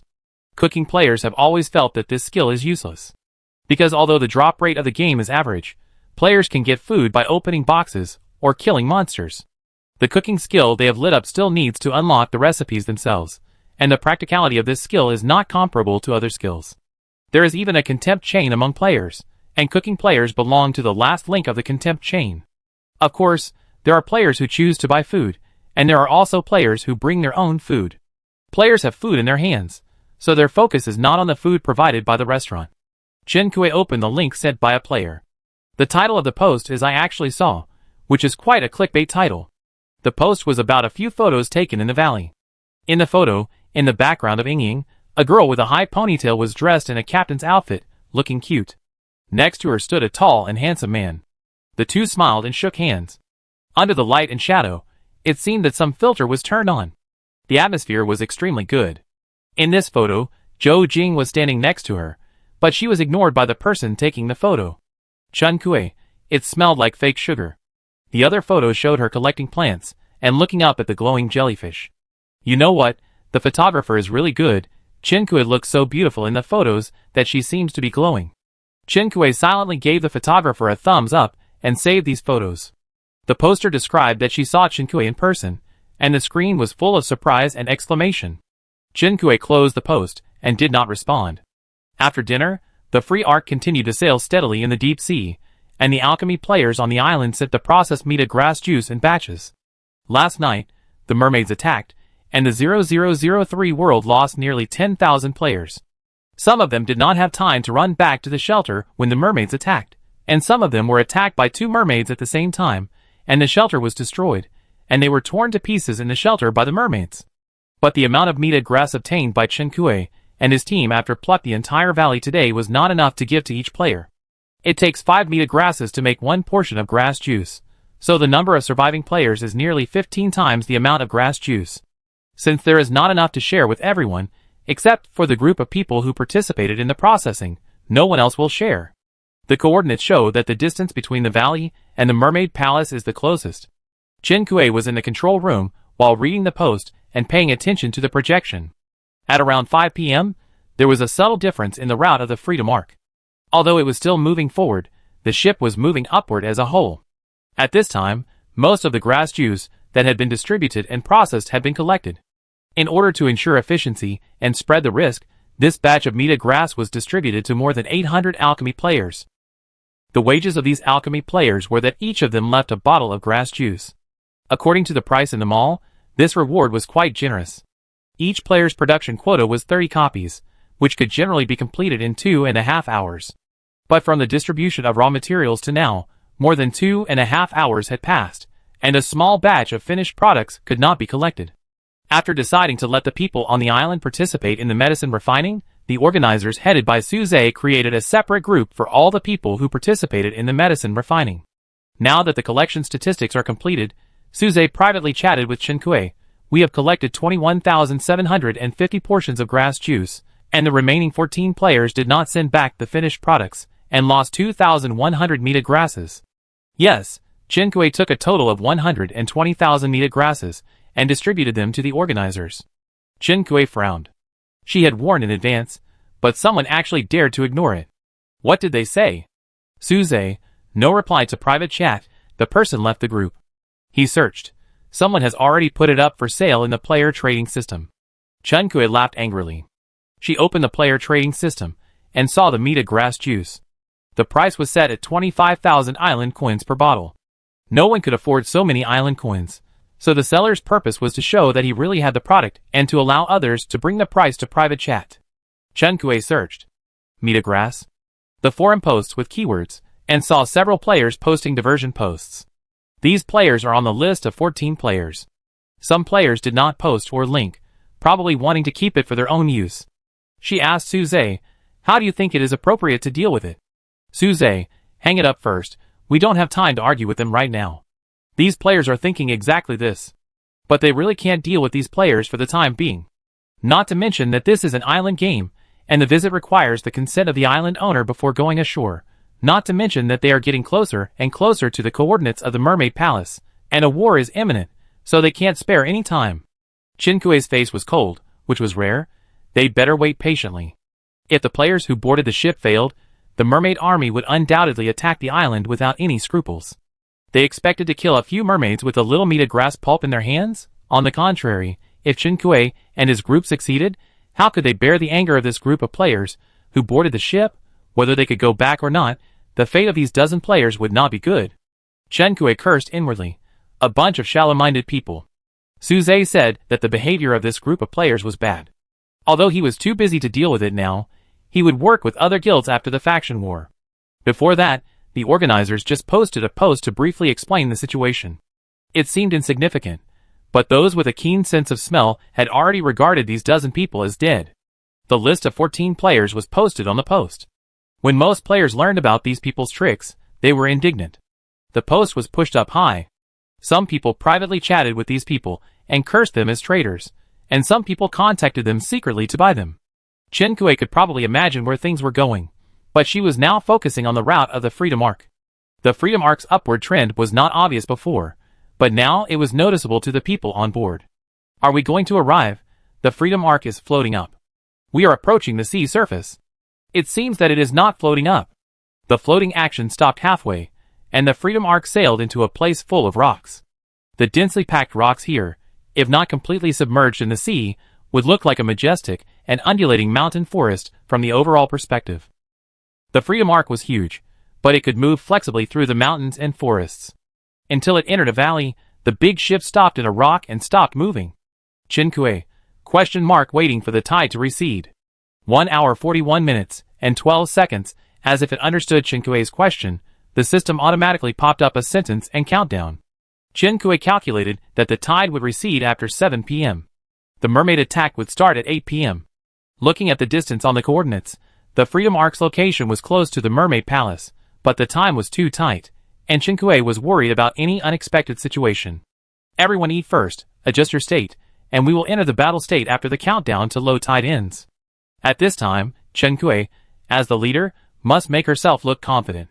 With someone as the backbone, the players will not panic. After finishing dinner quickly, Chen Kui clicked to check the system mall, and took another look at the mermaid map. 5 million island coins. She was sure she couldn't afford it. But it can still be raised by asking each player on the ship to collect 1,000. Chen Kui turned on the broadcast in the ship. Dear players, knowing yourself and the enemy, we will never be defeated in 100 battles. We now need a lot of island coins to buy the mermaid map, just in case. We also need to buy some props to ensure the smooth operation today. At this time, even if the players who can be on the ship have some small calculations, they are clear about the overall situation. It's not that no players have seen the mermaid map in the mall before, but 5 million island coins is a sky-high price for players at this stage. Of course, players can cooperate in crowdfunding, but the question is who will be the initiator? The most suitable one is of course the captain himself. In fact, even if Chen Kui didn't mention it, there would be players who would propose it. With the active response of the players, Chen Kui collected 5 million island coins before the tide receded. Mermaid map purchase successful. Consume 5 million island coins. Congratulations to the player for becoming a level 6 VIP in the mall. Chapter 39. VIP upgrade rewards. Level 4 VIP, Egg Incubator +1, Level 5 VIP, Detoxification Pill +1, Level 6 VIP, Item Upgrade Card +1. Congratulations to the player for becoming the first Level 5 VIP player in the mall. Reward Invisibility Cloak +1. Congratulations to the player for becoming the first Level 6 VIP player in the mall. Reward Bidirectional Translator +1 after spending 5 million island coins. Chinkui upgraded to Level 6 VIP in the mall. She put all the rewards aside, and took a photo of the map floating in front of her, and uploaded it to the group. Sharing together, this is the condition that the players who boarded the ship are willing to pay 1,000 island coins. It took a lot of time to raise 5 million island coins, and now the countdown is less than 20 minutes. The mermaid map is very large, and players use the map to guess the situation of the mermaid territory. The map includes mountain terrain and building distribution. The mermaid palace is surrounded by the inner city, and there is an outer city and a mermaid scattered area outside the inner city. It is very similar to the distribution characteristics of concentrated humans. As a map holder, Chinkui can view the map points in real time, so after remembering the overall situation, he went back to check the VIP upgrade rewards. Invisibility Cloak, wear it to hide your body. Two-way translator, a permanent item that can automatically translate the languages of both parties. Note, the communication partner needs to have a stable language system. The countdown to low tide ended, and a channel appeared at the ship's berth. The Freedom Arc trembled and swayed in the channel for more than 10 minutes. When Chinkui was a little seasick, the Freedom Arc finally drove out of the channel and landed on a platform. Destination reached, stealth mode turned off, player travel channel turned on, and the external scene projected by the control room. The environment here is a bit desolate. The platform is on a mountain, and there are 2 or 3 peculiarly shaped buildings scattered at the foot of the mountain. The real-time location of the mermaid map shows that Chinkui and his friends are in the mermaid scattered area. The mermaid palace is still some distance away from them, and they need to pass through a dark stone forest and 2 inner and outer urban areas. There are a total of 4 points marked on the entire map, 1 green and 3 pink. The green point is Chinkui himself, and 2 of the 3 pink points are in the mermaid palace and 1 in the inner city. Chinkui glanced at the map introduction again. The mermaid map has a function that allows the holder to meet His Royal Highness the Prince and the Mermaid Princess. So who are these 3 points? She clicked on the pink dots on the map, but they didn't respond. After zooming in on the map, she could see that they were moving slowly. Chinkui, I can only wait to open the blind box. As soon as the ship came to a stop, some players had already clicked to log out and disembark. Free Arc Crew, 5136, everyone, come down quickly. The environment here is the same as the valley just now. There is no water pressure, and you can breathe normally. Oh my god, it's true, it's amazing. The players excitedly disembarked, saving Chinkui the trouble of getting off the ship first to investigate the situation. Chinkui saw a green mermaid open the door and walk out of the house made of coral reefs and shells at the foot of the mountain. The other party looked up and found a large ship docked on the platform. The human player who just got off the ship was blocked by the platform and the hull, and the green mermaid didn't see it, but the existence of the large ship made the mermaid feel something was wrong. The mermaid made a sound to warn the mermaid in another building. Chinkui thought it was not good and quickly notified the player. Chinkui, Level 1 alert. The mermaid at the foot of the mountain has discovered us. Get rid of the mermaid at the foot of the mountain before the situation gets worse. Some players ran down the mountain quickly. The green mermaid saw the ferocious human running towards him, and his green face was full of fear, and his voice to warn his neighbors became more urgent. Chinkui used the two-way translator and understood what the mermaid was saying. There is a human invasion. Run to report to the outer city officials. Chinkui couldn't let them go, and urged them again in the group. Hurry up and solve it. Don't let them run away. A figure in the team of players going down the mountain passed by like the wind, and quickly arrived at the building at the foot of the mountain. Seeing that the situation was not good, the green mermaid who gave the warning finally chose to turn around and run away. Its neighbor opened the door, and saw a fierce human holding a tang sword. The first person to reach the target was Yen Yoan, who was fed by Chinkui every day. Yen Yoan and the mermaid quickly fought. He was agile, and his moves were quick and decisive. When fighting, he could even be praised as cool. Chinkui breathed a sigh of relief when he saw him stop the mermaid, and focused on the mermaid who had just escaped. Letting the mermaid go, and tipping off the news would definitely cause endless troubles. Fortunately, someone among the other players caught up with it, and fought with it. Judging from the battle situation, this mermaid is obviously not as strong as the one fighting Yen Yoan, so it chose to notify its neighbors as soon as possible instead of running away to report the news. If it chose the latter, Chinkue and the others might be in trouble, but this mermaid misjudged the difference in strength between the two sides. All the players on the ship got off the ship. Chinkue did not stay any longer, logged out of the Freedom Arc, and appeared on the open space on the platform. From the outside, the size of the Freedom Arc gave people a great sense of shock. Standing in front of the Freedom Arc, she felt as small as an ant standing at the feet of a giant elephant. Such a big ship is too conspicuous. It's a pity that the Freedom Arc has no recycling function. Chinkue took out the props she had put away for a long time. Use props, Master of Disguise. Use target, Freedom Arc. Target abnormal, prop function updated. Props used successfully like completing a coloring game. The Freedom Arc's color from bow to stern changed to the platform background color, blending into the background cliff and disappearing from sight. Chinkue didn't expect that her safe haven move would save the lives of all the players on board. When the free arc was completely covered by the colors and disappeared, the two mermaids at the bottom of the mountain had been killed by the players, who ran down the mountain. Chinkue and other players went down the mountain to meet them. The other building is empty. One of these two mermaids is B-level, and the other is C-level. The player who went down the mountain first saw Chinkue, who was wearing different clothes, and went up to explain the situation to her. In the valley before, the players were busy collecting plants, and not many people noticed Chinkue, but now everyone's attention was on her. In her peripheral vision, someone was making hand gestures in the air, probably taking photos. Chinkue, The level of the first two mermaids she met was somewhat beyond Chinkue's expectations. Suze and Yanyoan walked to Chinkue's side, and the organizers who were elected earlier also gathered here. A dozen people gathered together and held a brief meeting. Suze acted as a middleman to introduce these people to Chinkue. When it was Yanyoan's turn, he paused. Suze often appeared in front of the players, but Yanyoan had a unique personality, and they were not familiar with each other. Chinkue called out each other's names, and the two looked at each other, nodded slightly, and then returned their gaze to Chinkue. Suze, let's regroup and adjust our tactics. Chinkue smiled at this tacit understanding. I think so too. She opened the map and explained to the group. The map itself can show where we are. Now we are southwest of the dark stone forest. Chinkue took a photo, marked it, and sent it to the group. A group of people quickly made groupings and route arrangements based on the map. Everyone, remember our purpose today. Be careful, and call for help in the group chat if there is any situation. Everyone, open the group chat. From now on, the group chat is officially requisitioned. Do not allow irrelevant topics to appear in it. Yanyoan insisted on being in the same team with Chinkue. He has a high military power, which the players just saw. Suze did not object to having a high military power to protect Chinkue. Giving him an ambiguous look, and telling Chinkue to be careful, Suze turned around and went to integrate his team. Chinkue has an invisible cloak and a two-way translator, which are tailor-made for this faction war. These props can be used alone to achieve the best effect. But it is obvious that these people will not let Chinkue act alone in the mermaid base camp.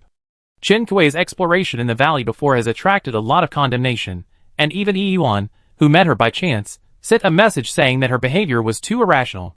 Chinkue can't tell these people that she has a health bar bug. Even if Lang is well prepared, nothing will really happen. This time, everyone tacitly assigned Chinkue a group of players with high intelligence or combat power. Chinkue, just talk. Everyone agreed to protect her safety, and Chinkue didn't say much else. Accepting her fate, she turned her head and looked down, and met a pair of bright eyes. The owner of the eyes was a girl with a round face. The girl was not tall, and her chubby face was white and rosy. She looked very healthy. With those bright eyes, she was very likable. Chinkue was stunned for a moment, and asked in the French channel, Fong Fong? Fong Fong jumped in excitement. Akui, I knew you could recognize me. Chinkue was infected by her enthusiasm, and laughed unconsciously. Fong Fong opened her arms, and raised her eyebrows in a strange way. Hug one? Chinkue smiled, opened his arms, and bent slightly to give her a hug. Chin Fong and Chinkue were not in the same team. The two ended the hug, and Chinkue saw Chin Fong's white professional suit and remembered that she had chosen to be a doctor. I was assigned to the same team as Lei Feihong, the one ranked 10th on the list. We are going to the outer city area, so I can't go with you, Akui. You must pay attention to safety and protect yourself. Chin Fong gave her careful instructions, like an old mother before leaving. Although she looks childish and cute with her round face, She is actually a worried person. Before the teams parted, Qinkui swept her eyes over all the players on board, and when she looked at Qinfang, she winked at her. The heavy emotions unconsciously dissipated in the blink of an eye. She sorted out her mood. She reminded the crew of the Free Ark to be careful. The main force separated here. Qinkui led more than 20 people into the dark stone forest. Suze held the compass in his hand. After Qinkui and his group disappeared from his sight, he turned to look at his team. Let's set off too. Chapter 40. The colors in the dark stone forest are dark, and the emotions of people walking in it gradually become depressed. On the map, there is a normal road from the mermaid scattered area to the inner and outer urban areas. That road does not pass through the dark stone forest, but it has to pass through a large scattered area, which is far less close than their side. Qinkui can see the real-time map and the 3 blind box points, so she took a shortcut to lead this team deep into the mermaid territory, and the players of other teams cooperated to attract firepower. More than 20 people in the dark stone forest quickly walked through in order. The 2 players with compasses walked in the front to control the direction, and Qinkui was protected in the middle of the team. There was no need to control the direction of the team. The girl with a high ponytail looked around in the team. Qinkui focused on the stones on the roadside. Walking in the dark stone forest will affect people's emotions. In addition to the color, the shape of these stones is also one of the factors. These stones are rugged in all kinds of strange ways. If you just look at these stones at an art exhibition, you can call them art, but most ordinary people may appreciate art exhibits, but they don't want to be in art exhibits. Walking among these densely packed and randomly growing stones, the players could not chat. At the same time, in order to be alert to the surrounding environment, they could not always focus on the system panel. The team atmosphere was dull. Fishing Team 1, 21, Lin Lang, look, there are flowers on the stones over there. A player in the team pointed in a direction to signal everyone. Qinkui looked in the direction of her finger. Not far away, there were brown vines growing on the stones. The light yellow flowers on the vines were graceful and elegant. It looks even more fresh and refined against the other bare, ugly stones. Qinkui checked the map and found that they had reached the middle of the dark stone forest. There was a small black block marked here on the map. The group had all walked here, but did not see the building marked by the black block. Time is limited, let's continue on our way. Qinkui made a quick decision, and did not stay any longer. Others had no objections, so the team stopped for a short while, and continued to move northeast. Under the platform, the players split up and left quickly. The original place returned to the desolate scene again. However, the calm did not last long, and a wave of water suddenly appeared in the air. A hand with sharp nails and visible veins stretched out from the water waves and pressed the water wave door frame. The moment the palm hit the door frame heavily, a circle of air waves rose from the door frame, from small to large, from near to far. Freedom Ark Crew, 5136, Sailor Lei Feihong. Fishing Team 14 has arrived at the designated area. Captain Qinkui, hide well and wait on the spot. Sailor Lei Feihong, there is a situation. Most of the mermaid buildings along the way are empty. Craftsman Suze, I am still on the way, but the situation is the same. Lei Feihong's team is weaker, and the area they are assigned to is the closest scattered area with fewer mermaids. Qinfang saw the message in the group, and she stood on the ground with a long spear, which was taller than her. Qinfang held the spear with both hands, half of her body leaned on it, and raised her eyes to see Lei Feihong's expression. Lei Feihong is a girl with broad shoulders and long legs. Although her name sounds bright, she is an iceberg beauty. At least since the team was formed, Qinfang has never seen her have any other unnecessary expressions. Noticing Qinfang's gaze, Lei Feihong lowered her eyes and looked back. Qinfang, did she just wink at me? She is famous for her lack of tact in real life. Qinfang stood up straight and returned a clear and stupid look. Fishing Team 21, 84, Craftsman Lei Feihong, find a place to hide, and don't come out before there is an action order. Dr. Qinfang, oh, okay. At 8 o'clock in the evening, the island players huddled in the dilapidated shelter. The singing sounded in the thunderstorm. With the rain, the fog on the sea's surface drifted to the island, and wisps of fog penetrated into the shelter from the damaged hull.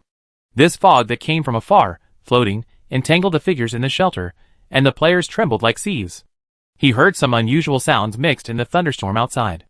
It's coming! No, they are coming!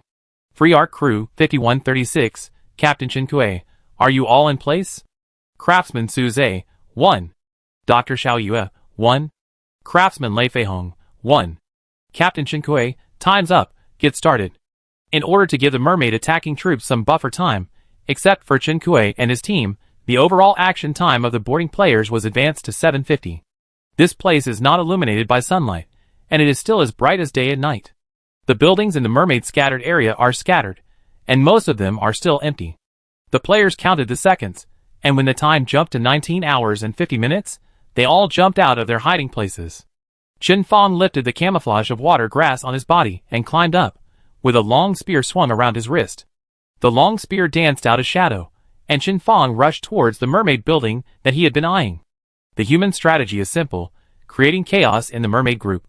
If you can beat them, you will fight head-on. If the level is too high and difficult to deal with, 2 or 3 players will join forces. If you encounter a situation that cannot be solved, use the juice of meta grass.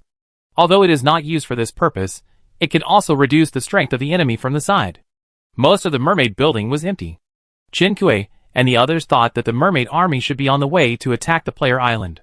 The GD channel said that the mermaids had assembled, and the time was today. From knowing that the mermaids had assembled to the mermaids launching a general attack, it took only 3 days. The players who boarded the ship had no professional military training, but they had learned the phrase besiege way to save Zhao for so many years, and finally used it today. The spear bounced off the door panel made of shells, and the mermaids in the building were startled and leaned down to avoid the sweeping range of the spear. It bared its teeth and hissed at Chen Fong, the sound creating ripples in the air. This was the mermaid's mental attack. Chen Fong was caught by surprise, and her head was splitting and her stomach was churning. In her pupils, the sharp claws of the mermaid had already attacked her eyes. At the critical moment, Chen Fong felt something wrapped around her waist, and then a pulling force took her away. The cold fingertips of the mermaid in her pupils slowly became smaller, and moved away from her. Or in other words, the situation was the opposite, she was pulled aside by the pulling force, away from the dark green mermaid claws. Seeing that she was out of danger, a long red whip trembled, quickly retracted from her waist, swung out an arc in the air, and flew back to the girl's bony hands like a long red snake. Chen Fong lost her strength and fell to the ground. She looked up with lingering fear, and met Lei Feihong's expressionless face. The other party glanced at her. Chen Fong. No, not sure, it seems that he gave her another look. Chen Fong guessed that the other party was probably saying this time, "Why are you standing there? Hurry up and get up." She leaned on her spear, climbed up, patted her butt, and gritted her teeth to join the battle. At the same time, battles of all sizes broke out in the mermaid scattered areas and the mermaid outer city. In the battle area, a mermaid broke through the encirclement. Luckily, escaped, covered in blood, and finally notified the person who should be notified, the outer city officer. The mermaids who went to the island to attack humans have a sense of each other, so that the high-level mermaids can support and rescue the low-level mermaids at any time. But in the mermaid area, probably because of the home field effect, the mermaids are not very vigilant. Facing the well-prepared humans, the situation in the battle area can be described as one-sided.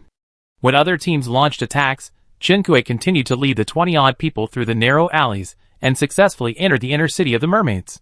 When Qinkui led people to find the pink spot that was wandering around in the inner city, 3 dull and rapid bells came from the direction of the outer city.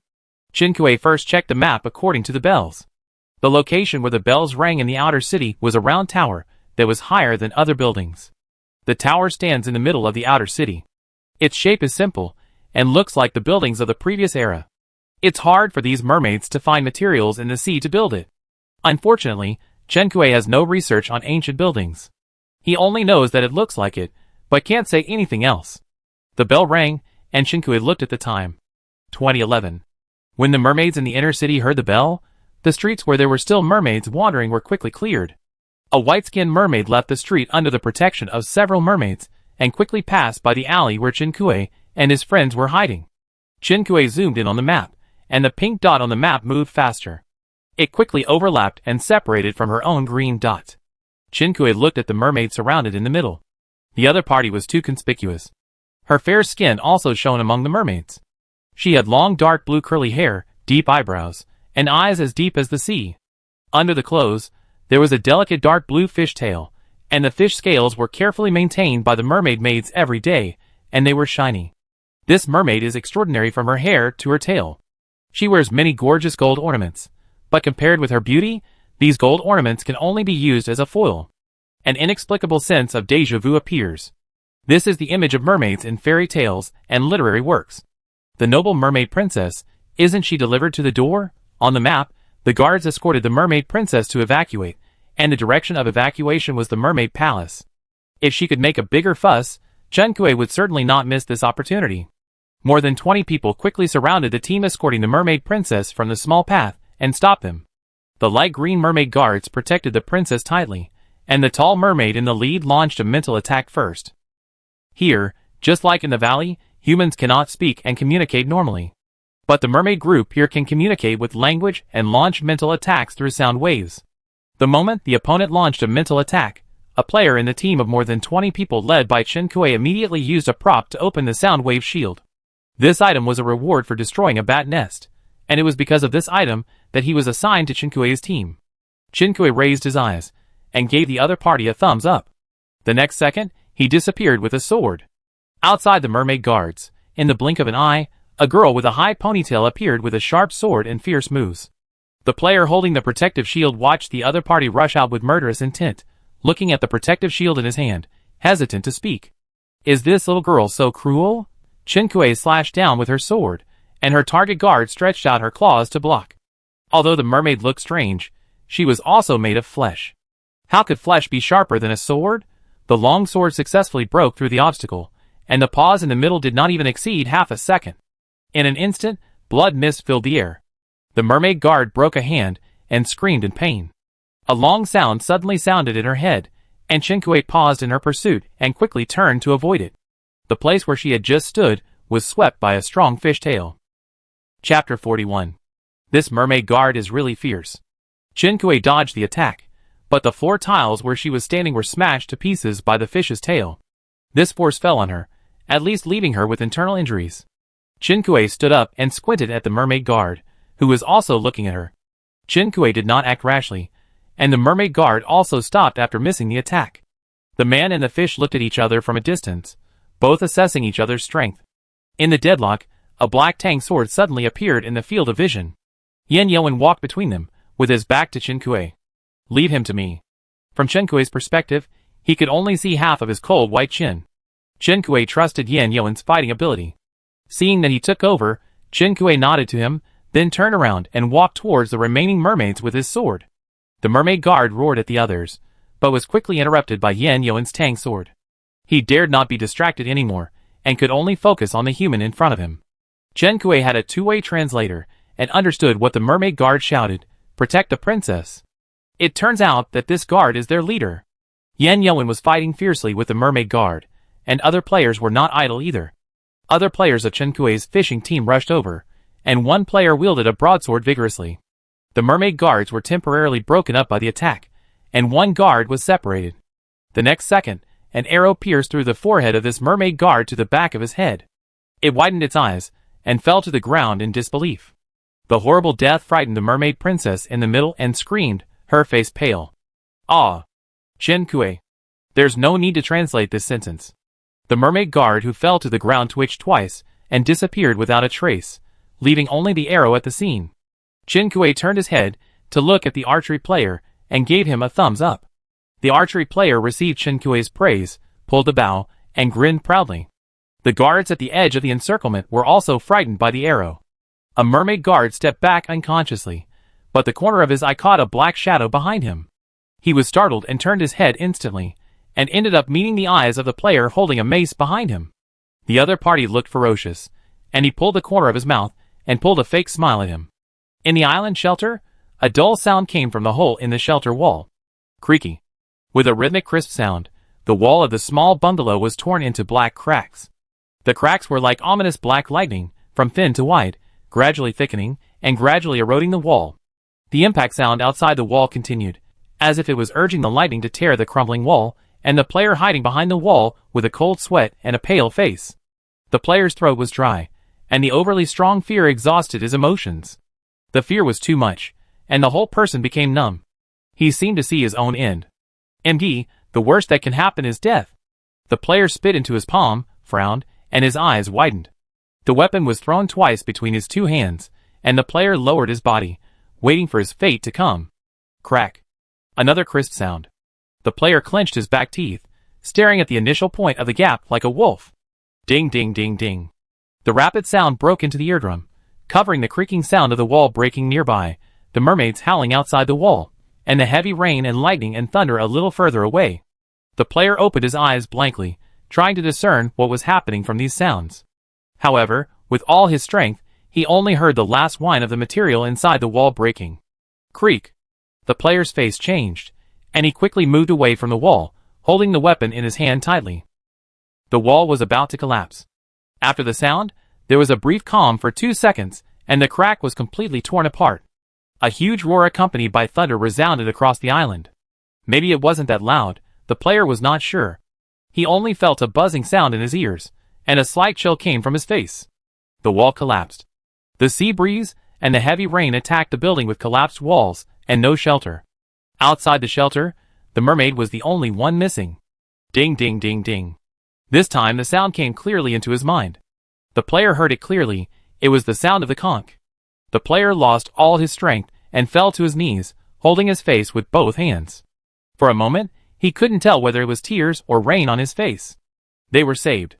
Suze slowly wiped the blood splashed on his neck, folded the handkerchief neatly, and put it back into his backpack. Iyuan, who was standing by, glanced at the blood stain on his collar. You almost died just now. Suze pulled his collar and looked at it, frowning, and the collar was pulled further away. I'm sure nothing will happen. A gentleman does not stand under a dangerous wall. Suze still had a gentle demeanor. If it weren't for him pulling the blood-stained collar, even Iyuan would not have noticed the agitation under this man's calm surface. Iyuan glanced at him lazily, and gave up persuading him. He didn't talk much, and the other party didn't like to listen, so he didn't bother to waste his saliva, even though they were chatting in the channel, so he didn't need to spit. Suze's fingers were operating in the air. Iyuan knew that he was probably switching between different chat channels, so he withdrew his attention and treated the injured players nearby. When he cured the few injured people, he looked up and saw Suze's rare serious expression. Iyuan, what happened? Suze glanced at him. The mermaids who attacked the island retreated. Isn't that a good thing? Suze didn't keep it a secret. 2 teams of players who boarded the ship have not yet been contacted. Losing contact at this time is not good news. Iyuan's face also became solemn. Which 2 teams are they? Chen Kuei and his team, and the team led by Lei Feihong. Suze clicked on the map. Chen Kuei's team is in the inner city, and it is very difficult to rescue them. Too chaotic. When the teams were divided before, the organizers were worried that the teams would not have enough tacit understanding, and would fight randomly. As a result, when the critical moment came, Chen Kuei didn't know the situation of other teams, but the players of the elite team she brought divided the work and cooperated, and the long-range and near-range attacks were smoothly connected. Melee players attracted firepower, while players in the distance kept flipping their hands, casting different attack spells in various gestures, creating a gorgeous scene. In the middle, there were also spells cast accurately by healing mages for melee players. Who said this team was messy? This team was awesome. With the concerted efforts of more than 20 people, the mermaid guards in the encirclement were killed.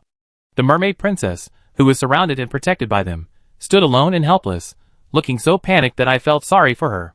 Yin Yuan's battle with the tall mermaid guard finally reached the final stage. The black tang sword pierced the heart of the mermaid guard. The blood-stained mermaid guard froze, and spat out bright red blood. The next second, he disappeared from the spot. A pink pearl bracelet in his arms fell to the ground, and the sound of hitting the ground was almost inaudible.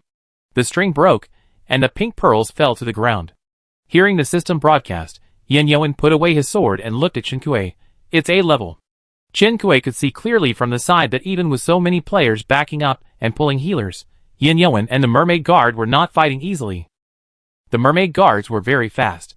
Without anyone to hold them back in close combat, it would take over 20 people a long time to kill them with ranged spells. Yin Yuan was injured several times. If the healing mages had not treated him in time and restored his status, the outcome of this battle would have been unknown. Fortunately, except for the guard leader, the rest of the guards were all B-level. The player holding the mace swung his arm, and carried the mace on his shoulder. He walked towards the mermaid princess, with a wild smile on his face. The mermaid princess's face turned pale, and she was forced to retreat step by the mace player. Even though Chen Kuei and he belonged to the same human camp, he had to sigh at this moment that the mace was gifted in playing the villain role. The mermaid princess gradually retreated a certain distance, and Chenkue felt a little strange in his heart. Be careful, there's a trap! Unfortunately, the mace player didn't have time to read the message, and the next second something happened. The mermaid princess seemed to have tripped and fell forward, and before the mace player could react, she rushed towards him. He felt a flash of light before his eyes, and his neck was instantly pressed against by some sharp object. The skin on his neck stung, and a little bloody smell came out from his neck. He was not dead. The sharp nails of the mermaid princess pressed against his aorta, and in a flash, she pushed his shoulder and turned him around. When the mace player reacted, he was already forced to turn around and face the player who had just fought side by side. The mace he had originally carried on his shoulder fell to the ground, rolled a small arc on the ground, and then stopped moving. The players were all shocked by this change. More than 20 people were speechless for a moment, but the group chat was unusually quiet. The mermaid princess held the mace player hostage, and her pale and beautiful face was only fierce.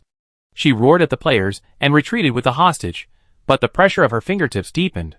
More blood flowed from the hostage's neck, and the blood covered half of his neck during the action, looking extremely miserable. The two-way translator translated the mermaid princess's roar into a sentence, "Let me go." In fact, the mermaid princess's intentions can be inferred from her actions without translation. The player's eyes fell on the player with the mace. "Save me!" The player with the mace asked for help in the communication channel, and his eyes swept across the opposing players one by one, trying to gain reassurance from the players in the same camp through his eyes. However, the players were helpless. As soon as a player took a step forward, the mermaid princess's fingers suddenly increased in strength. The pain on the face of the player with the mace intensified, and his facial features were somewhat distorted.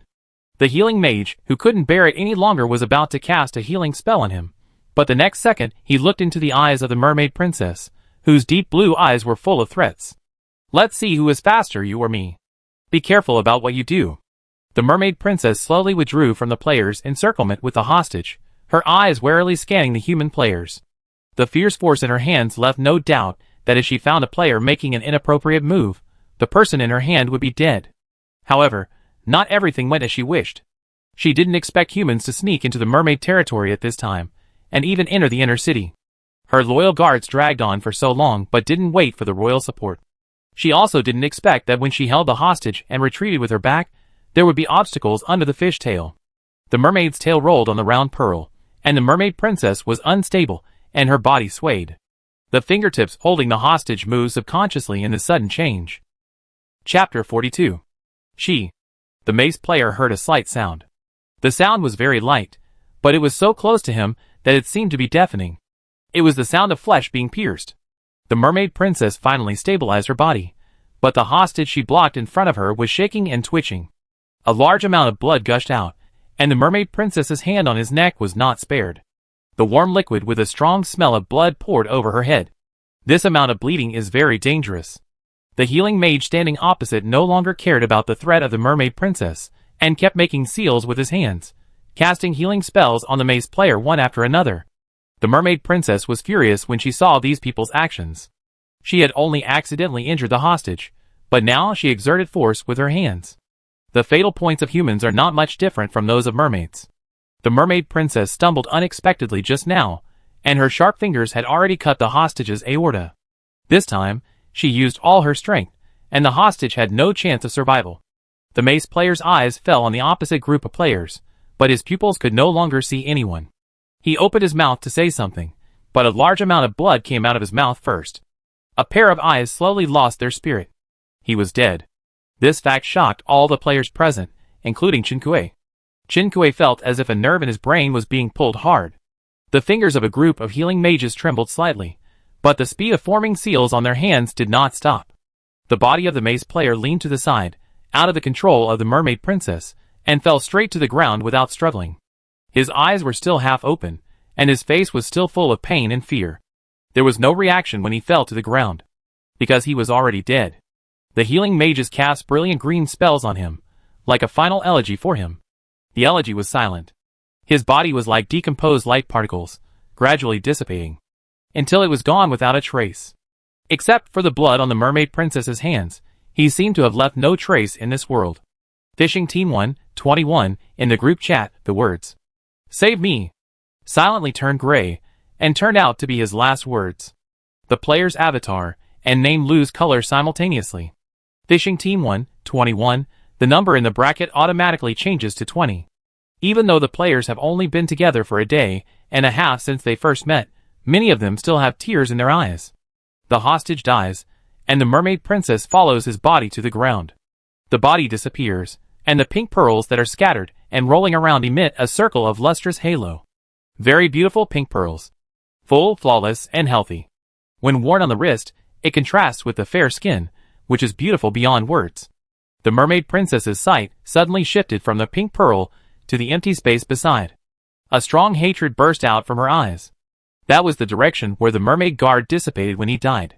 Qinkui didn't know the mermaid princess's resentment and hatred, and she didn't care what the bloody mermaid was thinking at this moment. She rushed out like a cannonball. The long sword in her hand seemed to feel her anger at the moment, and the tip of the sword drew a cold line in the air. Yin Yuan's eyes blurred, and Qinkui's figure was no longer in the corner of his eyes. He looked in the direction of the mermaid princess, sighed inaudibly, and followed her with his tang sword. The mermaid princess was no weaker than the group of mermaid guards before. When Qinkui fought with the other party, this realization came to her mind. The other party was even slightly stronger than the mermaid guard leader. A level, or A+ level. The long sword in Qinkui's hand stabbed at the mermaid princess like a storm, and the latter fell backwards flexibly, and when Qinkui's sword changed direction, she used her tail to jump and avoid it. The tip of her sharp finger dug into Qinkui's chest. The force was fierce, and the angle was tricky, as if she wanted to dig her internal organs out of her abdomen. Qinkui retreated to avoid it, and the mermaid princess's chasing hand did not stop, but almost hit a black tang sword.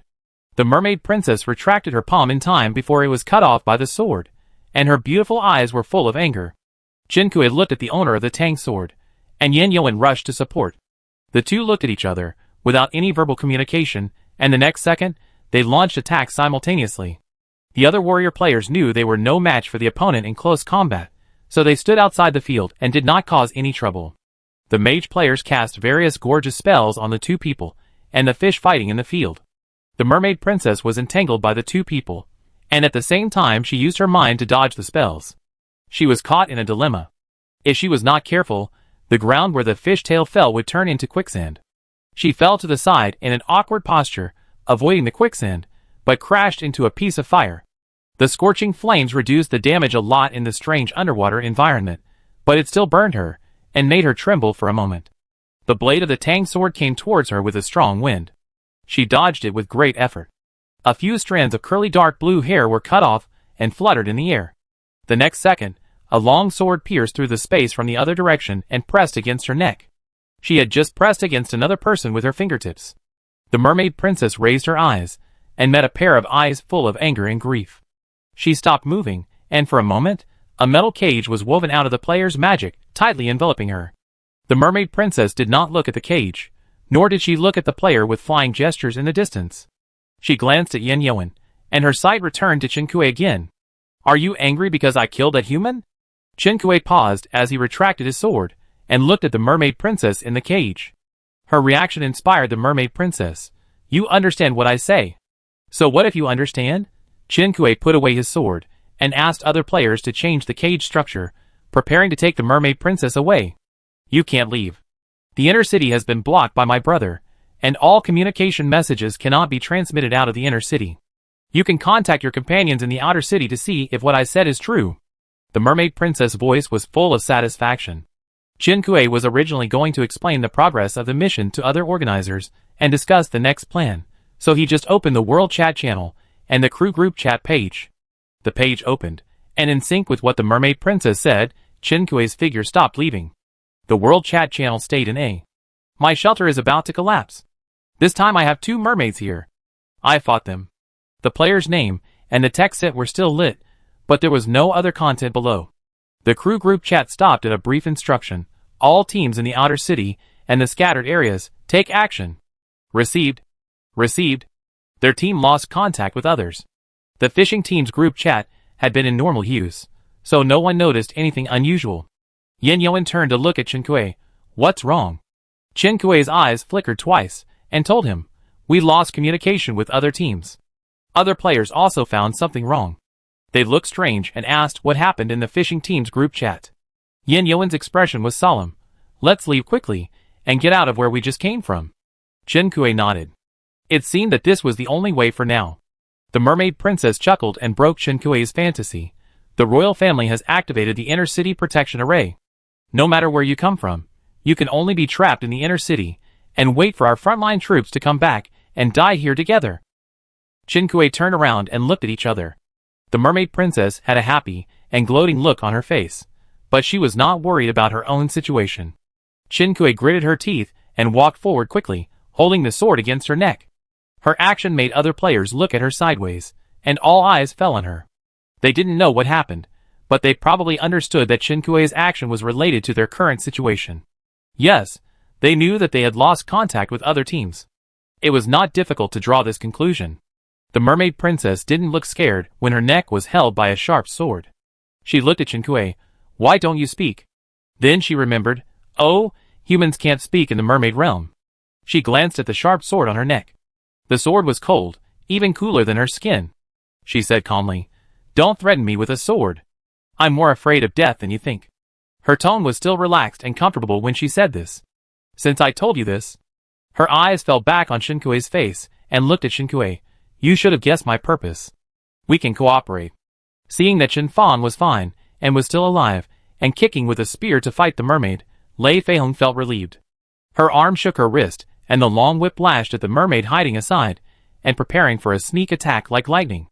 The mermaid was knocked to the ground, and the player who was fighting with another mermaid realized what had just happened. He gave Lei Feihong a grateful look, and turned to continue fighting. There were not many mermaids left in the scattered area, but the team she led was also limited in strength. Lei Feihong focused on the players in the entire battlefield, and whipped anyone who couldn't beat them from the side to help. If she found a mermaid preparing to attack, she would deal with it neatly. She wanted to minimize the casualties of the entire team, but the players also needed experience, and only in battle could the players grow up quickly. The number of players in this area is nearly 1/3 more than that of mermaids. Mermaids can attack through sonic spirits. They don't have corresponding defensive items, so it will be a little difficult to deal with them, but it doesn't mean they can't fight. As she expected, the entire player team slowly grew up in the battle, and became braver and braver. At the beginning, they still wanted to rely on the few bottles of Meta grass juice in their hands, but later they had already left their cowardice and fear behind. The melee warrior player was fighting hard, and the mage player was also unwilling to be outdone. The hand seals were made faster and faster, and in the end, only after images could be seen on his hands. The battle between the two sides gradually changed from being evenly matched to being one-sided. The last mermaid corpse disappeared on the ground. There was no loss of players. Lei Feihong had no expression on her face, but she was quite satisfied in her heart. The next step was to count the injuries of the players, and the healing magician came on the field to cast healing spells on the injured players. Everyone was replenishing their status, and Lei Feihong opened the group chat of the players on board, preparing to synchronize his progress with other organizers. When he looked up, he saw a circle of ripples in the air spreading in front of the team like ripples on the water. Lei Feihong's pupil shrank suddenly, and she quickly sent a message in the group chat of Fishing Team 21. Strong enemies are coming. Before the players who were resting on the ground could react, the ripples had spread to them. Puff. Having just finished a battle, the players who were in a relaxed atmosphere were not prepared and vomited blood at the same time. After seeing Lei Feihong's words, Chen Fan did not dare to be arrogant and raised her defense to the maximum. Even so, after the ripples passed, she felt her stomach churning. Chapter 43. Chen Fan recovered, and most of the players around her fell to the ground unconscious. Those who were still conscious looked pale. Chen Fan walked to Lei Feihong and wanted to ask what was going on, but found that her face, which had always been expressionless, now looked very ugly. It was not because of physical discomfort after the injury, but because of the frustration of being helpless in the face of a strong crisis. She looked in the direction of Lei Feihong's sight, and saw her target at the end of her sight. A mermaid with long fiery red hair, and a red fish tail was floating in the air. From a distance, they were looking at each other in the air. The long red hair was dense and curled, fluttering in the air with the airflow. With the blessing of the red hair and red tail, the opponent was like a ball of fire, jumping and burning in her pupils. Chen Fan, things are serious. Based on her shallow experience in fighting enemies, such a grand appearance, one mermaid can defeat their entire team. Everyone, prepare for battle. Lei Feihong issued an order, but there were not many players in the team who were conscious, and even fewer who could get up at this time. Chen Fong clenched his spear and swallowed his saliva. We have contacted Chen Kuei's team. We are going to the scattered area to join other teams now. The marching team was stopped and turned by the leader. Su Zhe always had a calm and composed feeling when issuing instructions. The players in the team led by him were very stable in mentality. The marching speed was not slow, but the team was in order. This time Chen Kuei's team resumed communication, and everyone saw it in the group chat. In the group chat, Chen Kuei and his team only said that they had left the inner city and were currently safe. The mermaid army is on the way back, and the players need to evacuate the mermaid realm as soon as possible. No other information is mentioned. EP1 is very sure that Su Zhe knows more than them. He grabbed Su Zhe and asked him, "Where is Chen Kuei's team?" Su Zhe really knew. They are in the dark stone forest and are now heading towards the scattered areas. This time the two teams lost contact, and they split into two groups to rescue. The situation in the inner city where Chen Kuei and his team are is unclear, and it seems that the danger level is much greater than the scattered areas. Therefore, the group led by Su Zhe went to the inner city. We haven't contacted Lei Feihong's team yet, and the team that was assigned to look for them should have arrived at their area. EP1, what happened again? This time Su Zhe frowned slightly, because he was also thinking about this question. The area where Lei Feihong's team was located was like a drop in the ocean, and all the players who entered it had no news. According to his sixth sense, this area is very dangerous, and the degree of danger may not even be the same as the inner city.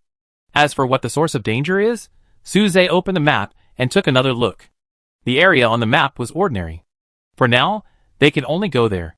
Even if they don't meet them today, they will definitely meet them in the next decisive battle. Leaving it there will always be a variable.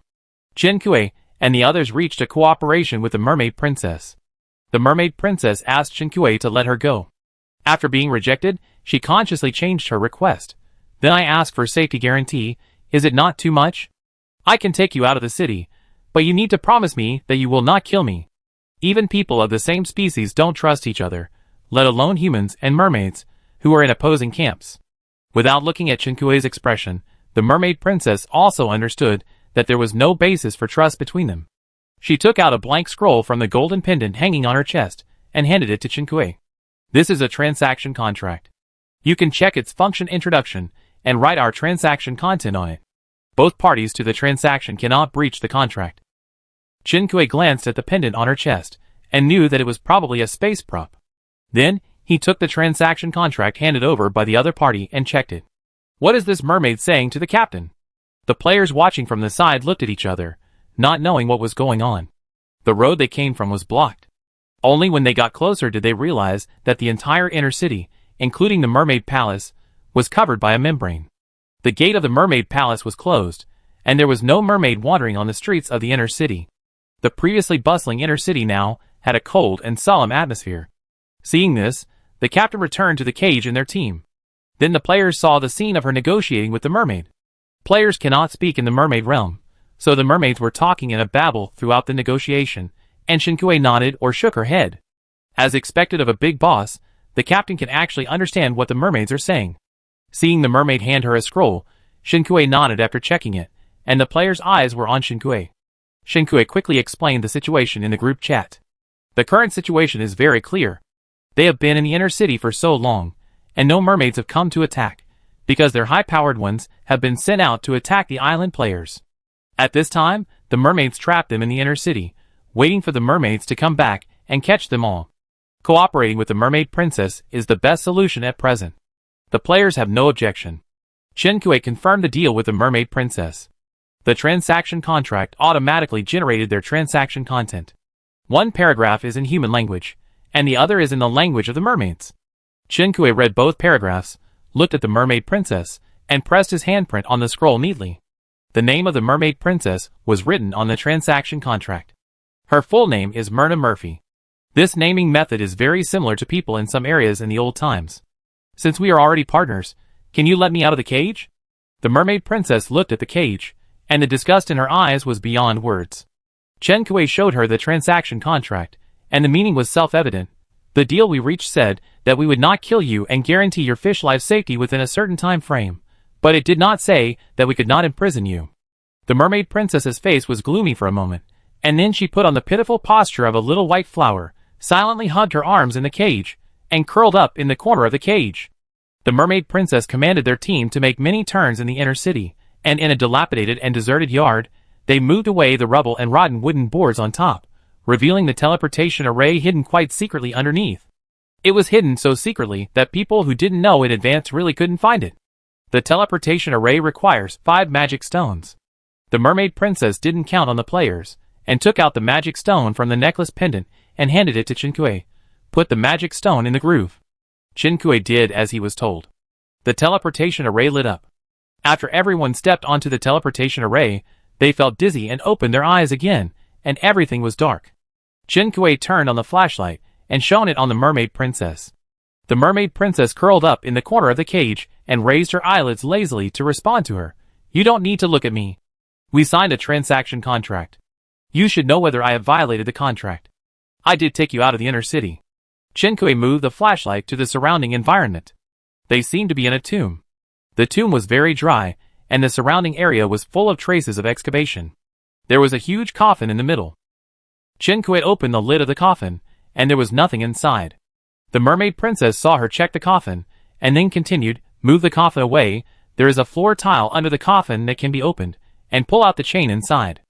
After the chain was pulled out, the whole tomb made a dull sound, and a layer of stairs appeared in a corner of the tomb. There was a wooden board at the top of the stairs. The wooden board was carefully camouflaged, and the color blended into the surrounding stones, so it could not be found without careful observation. The players lifted the wooden board and climbed out of the tomb. The environment outside looked very familiar. It was the stone forest with many yellow flowers that Chinkui and his friends had passed by before. So the black area on the map refers to the fake cemetery below. Chinkui had a new understanding of the value of this mermaid map. As soon as she came out, she saw other organizers in the group chat at her many times to ask about their team's situation. Chinkui reported that she was safe, and received a message from Suze, and then she knew that in addition to them, another team had lost contact. After learning that the missing team was led by Lei Feihong, Chinkui pursed her lips and checked Chen Fang's status. Her name was still on, but she couldn't get in touch with her by sending messages. It was not just Chen Fang, but the rest of the team as well. Knowing that the person was still alive, Chinkui breathed a sigh of relief and immediately wanted to lead people there, and then noticed the mermaid princess in the cage. The mermaid princess was also looking at her. Now that I brought you out, can you let me go? Her tone was commanding, but Chinkui looked at her expression and felt that this mermaid princess didn't seem to care too much whether they would let her go. Chinkui thought for a moment, and spent 10,000 island coins in the mall to buy a powerful drug to knock out the mermaid princess. The mermaid princess looked at her with eyes that seemed to want to skin her alive. Chinkui saw it but didn't care. She reached out and pulled off the golden pendant on the mermaid princess. She stood up and called 3 players.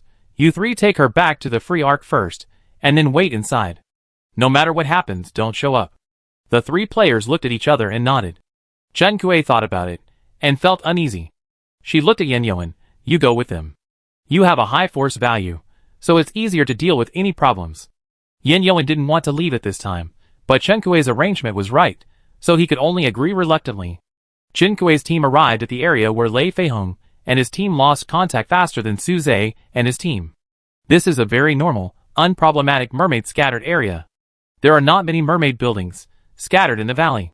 Chinkui knew that there was another team that came to look for someone, but lost contact here, so he was extremely vigilant. Before they entered the valley, he asked the team to stop, take out their weapons, and start defense to prevent sneak attacks. The valley was very quiet. No mermaids or players were seen. Chinkui asked the players to wait outside the valley, and he put on his invisibility cloak and went to the valley to check. After searching outside the building, Chinkui finally saw Chen Fang lying in a bush. Chinkui pushed her and tried to wake her up. But Chen Fang was not asleep, but in a coma. Her weapon was missing, and she had no external injuries, but her breath was very weak. Chinkui looked around and saw no one else. She squatted down, put Chen Fang on her back, and carried her out of the valley. Her invisibility cloak was only enough for one person, but now she didn't care whether she would be exposed or not. If Chen Fang delayed any longer, even her weak breath would be gone. Chen Fang, who was lying on her back, seemed to have regained some consciousness during the bumps, and uttered 2 words with a weak breath. Chinkui distinguished it, and heard that she said, "Quick! Run!" Chapter 44. Qinkui carried Shenfang out of the valley. The players saw a person floating in the air and didn't understand what happened. When Qinkui took off her invisibility cloak, the others immediately came over. What happened? Qinkui herself didn't know what happened, so how could she explain it to others? She put the person on the ground. Healer, heal her quickly. The players who were standing aside immediately moved away and exposed the person. The healer at the back of the team stepped forward, made a casting gesture, and used skills. Qinkui was a little anxious when he saw that Shenfang still couldn't wake up after all the healing spells were used. Why hasn't he woken up yet? Healing spells can only do this much. Minor injuries can be cured, but if the player's injuries are too serious, healing spells are not very useful. Qinkui remembered that when Yuan treated by he also used healing spells first and then bandaged him. In other words, healing spells are not useless. At least they can help players raise their health bars, but if the injuries are too serious and the continuous damage is not handled properly, the health bars will still drop. Is this profession a bit useless? Qinkui squatted down to check, and Shenfang's breath stabilized. But if she was left alone, her health bar, which had been pulled up for a short time, would probably not last for a while. Qinkui asked Yuan, "How long will it take you to get there?" Yuan, "Soon, wait a moment." Suze and his team came very quickly. The two teams met outside the valley, and Suze first looked around the team led by Qinkui to confirm their status. He noticed that a few people were missing from the team. Where is Yuan? This person has such a high combat power, he should not die, so he should do something else. Let's talk about this later, save people first.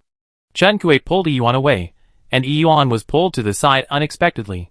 He was confused at first, but when he saw Shenfang lying on the ground, he understood the situation.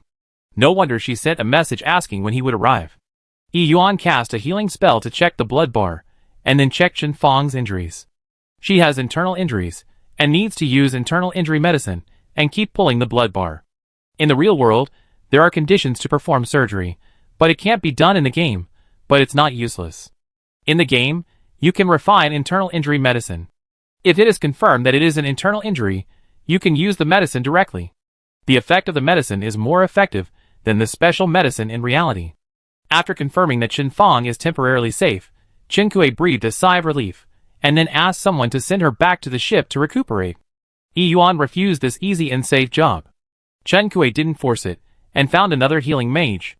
After she arranged Shenfang's affairs, Suze had already arranged a team, and was waiting to enter the valley to search. Qinkui had been in the valley before, so he shared what he had learned with others. You mean you checked everywhere except the mermaid building, and didn't find anyone? Qinkui nodded, but Shenfang told me to run away quickly. Could it be that they are all hiding in the mermaid building? Those mermaid buildings can't hide so many people. Don't forget, in addition to Captain Lei's more than 80 people, there's another team behind to find them. Suze, search these mermaid buildings first. At present, it seems that this is the only way. Qinkui followed into the valley, and saw other players brainstorming in the chat channel. Will there be a cellar or something like that? Suze also had a similar idea, and was discussing it with Qinkui in the friend chat. Qinkui shook his head and denied it. When we left the inner city before, we used the formation to teleport to the underground tomb. The tomb was also marked on the mermaid map. They have a lot of people, and it takes a lot of space to accommodate so many people, but there is no mark on the map of this area. Suze was silent for a while. We have to spend 2 hours searching. Whether there is any result or not, we must retreat. That means we have to give up if we don't find anyone. Qinkui looked at him. The speed of the mermaids going back and forth between the island and the mermaid realm is very fast, at least faster than you expected. We don't have much time. Suze led people to create chaos in the outer city area, and got some information about the mermaid race through clues. This includes the time when the mermaid army set out for the island. I understand. If we can't save people, the remaining players can't go along with it. The players who entered the valley scattered, and entered the mermaid building to search by team. Halfway through the search, a good news and a bad news came from the chat channel. The good news is that the search has made progress, and the bad news is that it was not a human player that was found, but a mermaid. Qinkui and Suze looked at each other, and the two pushed through the crowd and ran over. In a mermaid building with the door wide open, sat a mermaid with long curly red hair and a gorgeous red fishtail. The other party's skin is not green like ordinary mermaids, nor is it cold white like the royal mermaid princess, but a healthy bronze color. Qinkui swept his eyes over the mermaid. The other party's human-like upper body was hung with some pendants, and his strong upper body was exposed, and the muscle texture could be seen, even though he had sharp fingertips like other mermaids. But the feeling he gave was completely different from other mermaids, and instead reminded people of the combination of strength and beauty. Unfortunately, this mermaid was not a harmless existence. As if he noticed that everyone was gathered, the mermaid finally raised his eyes lazily and looked at the player team. The next second, he opened his mouth, which was a sign of the mermaid launching a mental attack. Defense! Chinkue and Suze shouted in the group chat at the same time. The players reacted quickly and quickly raised their defense. At the same time, a player rushed out and opened the protective shield in front of the player. It was the player who had gone to the inner city with Chinkue before and had special props. His defensive props had just been opened, and within a few minutes, with a crisp sound of click, cracks of various sizes appeared on the protective shield. Finally, in the player's incredulous gazes, it shattered into pieces and fell. Chinkue and Suze reacted quickly, one hand each and the other pulling the shield player aside to avoid the aftermath of the impact. The Red Mermaid's mental attack stopped. Fortunately, the players were prepared and pulled up the defense in time. There were also players in front who used props to offset some of the damage. Even if there were injured players, they only had relatively minor internal injuries. A group of healing mages led by Yuan quickly formed seals with their hands and cast healing spells. The mermaid's mental attacks are not unlimited. According to Chinkue's previous observations, mermaids' mental attacks should have a time cooldown limit. Outside of the time limit, mermaids mostly rely on claws and fish tails as means of attack. At this time, the mermaid's mental attacks ran out, and the players were dispersed. The Red Mermaid left the mermaid building, and Chinkue drew his sword and rushed forward. Suze took out his purple bow and arrow from his backpack, drew the bow and aimed at the side. Another part of the melee players joined the battle with Chinkue. The mage player used skills outside the field to interfere with the Red Mermaid. The combat power of the Red Mermaid is not on the same level as that of the Mermaid Princess. Even if he was attacked by these players, the mermaid could still dodge the magic attacks and interference encirclement outside the field. At the same time, he could occasionally attack melee players. Under the pressure of dazzling magic skills and weapons and fists that left after images, the two melee fighters were thrown out of the battle encirclement. The healing mage outside the circle was stunned and quickly cast healing spells on the two players. Two warriors were beaten out of the encirclement by a fish tail, and the attack pressure of others was even greater.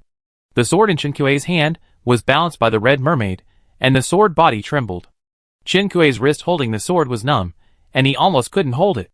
The mermaid not only has strong attack power, but also has high defense. The purple weapon can only cut his skin a little. It is definitely impossible to win this way. Chinkue gritted his teeth. Try Meta grass juice. There are many players who still have Meta grass juice in their hands. This thing has no effect on humans, but it is a strong accelerator for mermaids. Players have tried it before, and the effect of pouring it into the mermaid's mouth is much different from that of sprinkling it in the air. Although sprinkling it in the air has a certain effect, it is far less effective than taking it internally by the mermaid. At present, even the fight with the Red Mermaid is on the verge of defeat, so you can't expect melee players to stuff the medicine into his mouth. Players outside the field took out their unused Meta grass slurry and threw it into the field. There is a saying in medicine that it is nonsense to talk about the efficacy of the medicine without considering the dosage. Similarly, this saying also applies to the current situation. The amount of Meta grass juice in the player's hand was enough to drown the mermaid. Bottles of it were thrown at the feet of the Red Mermaid like they were free, and the broken grass juice evaporated in the air. The Red Mermaid frowned uncomfortably when she smelled the smell and slightly distanced herself. Chinkue and other melee warrior players raised their swords to chase after them. The Red Mermaid waved her claws impatiently, and her sharp claws cut through the flesh. A player next to Chinkue was killed on the spot, and 3 bloody wounds appeared diagonally from Chinkue's shoulder to his chest. A little further down, it would hit Chinkue's heart. Suze and Yuan were both shocked by this change. The Red Mermaid pushed aside the melee players around him, and an arrow hit him in the face. The mermaid quickly raised his hand to grab the arrow, and the arrow barb pierced his palm, and a little red flowed out from his fingers. The Red Mermaid didn't even look at the arrow in his hand, and threw it aside. Suze, who was drawing the bow and arrow, narrowed his eyes, and shot the arrow at his hand again. Chinkue fell to the ground, covering the wound on his chest. His eyes turned around the bloody arrow, and raised his long sword to look at it twice. Outside the field, Yuan paused in casting the healing spell. His eyes fell on the girl with a high ponytail in the middle of a group of melee players in the field. He saw her raise her head and swallow 2 painkillers, then continue to rush towards the red mermaid with her sword. Even among a large group of combative players, she was still very conspicuous. Her sword-swinging movements were sharp, and her high ponytail fluttered in the air with her movements. Her little face was firm and serious, with a boiling fighting spirit in her eyes, and she was fearless. Chen Kui swallowed the painkillers, and her pain nerves seemed to be blocked. She looked at the red mermaid with an irritable look on her face, and she was determined to raise her sword and go forward. The mermaid was not in the right state at this time, and her movements were a little slow. In the fierce attack of Chen Kui, she could not dodge all the attacks, and was cut by her sword. The mermaid was even more anxious, and had a tendency to go crazy. When he wanted to rush forward and tear apart the group of close combatants, the high ponytailed human, who had been harassing him with a sword, quickly left his attack range. At the same time, the other close combatants retreated synchronously. The circle of people who had just surrounded him was instantly dispersed. Chen Kui, the effect of blood absorption is not much worse than oral administration, right? Chen Kui smiled complacently, put his sword-holding hand behind his back, and turned around to give instructions. He is going to lose control.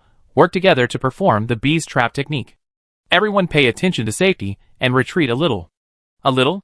She met a pair of eyes full of complex emotions, and silently added the last word. The owner of the eyes was Yuan. Chapter 45.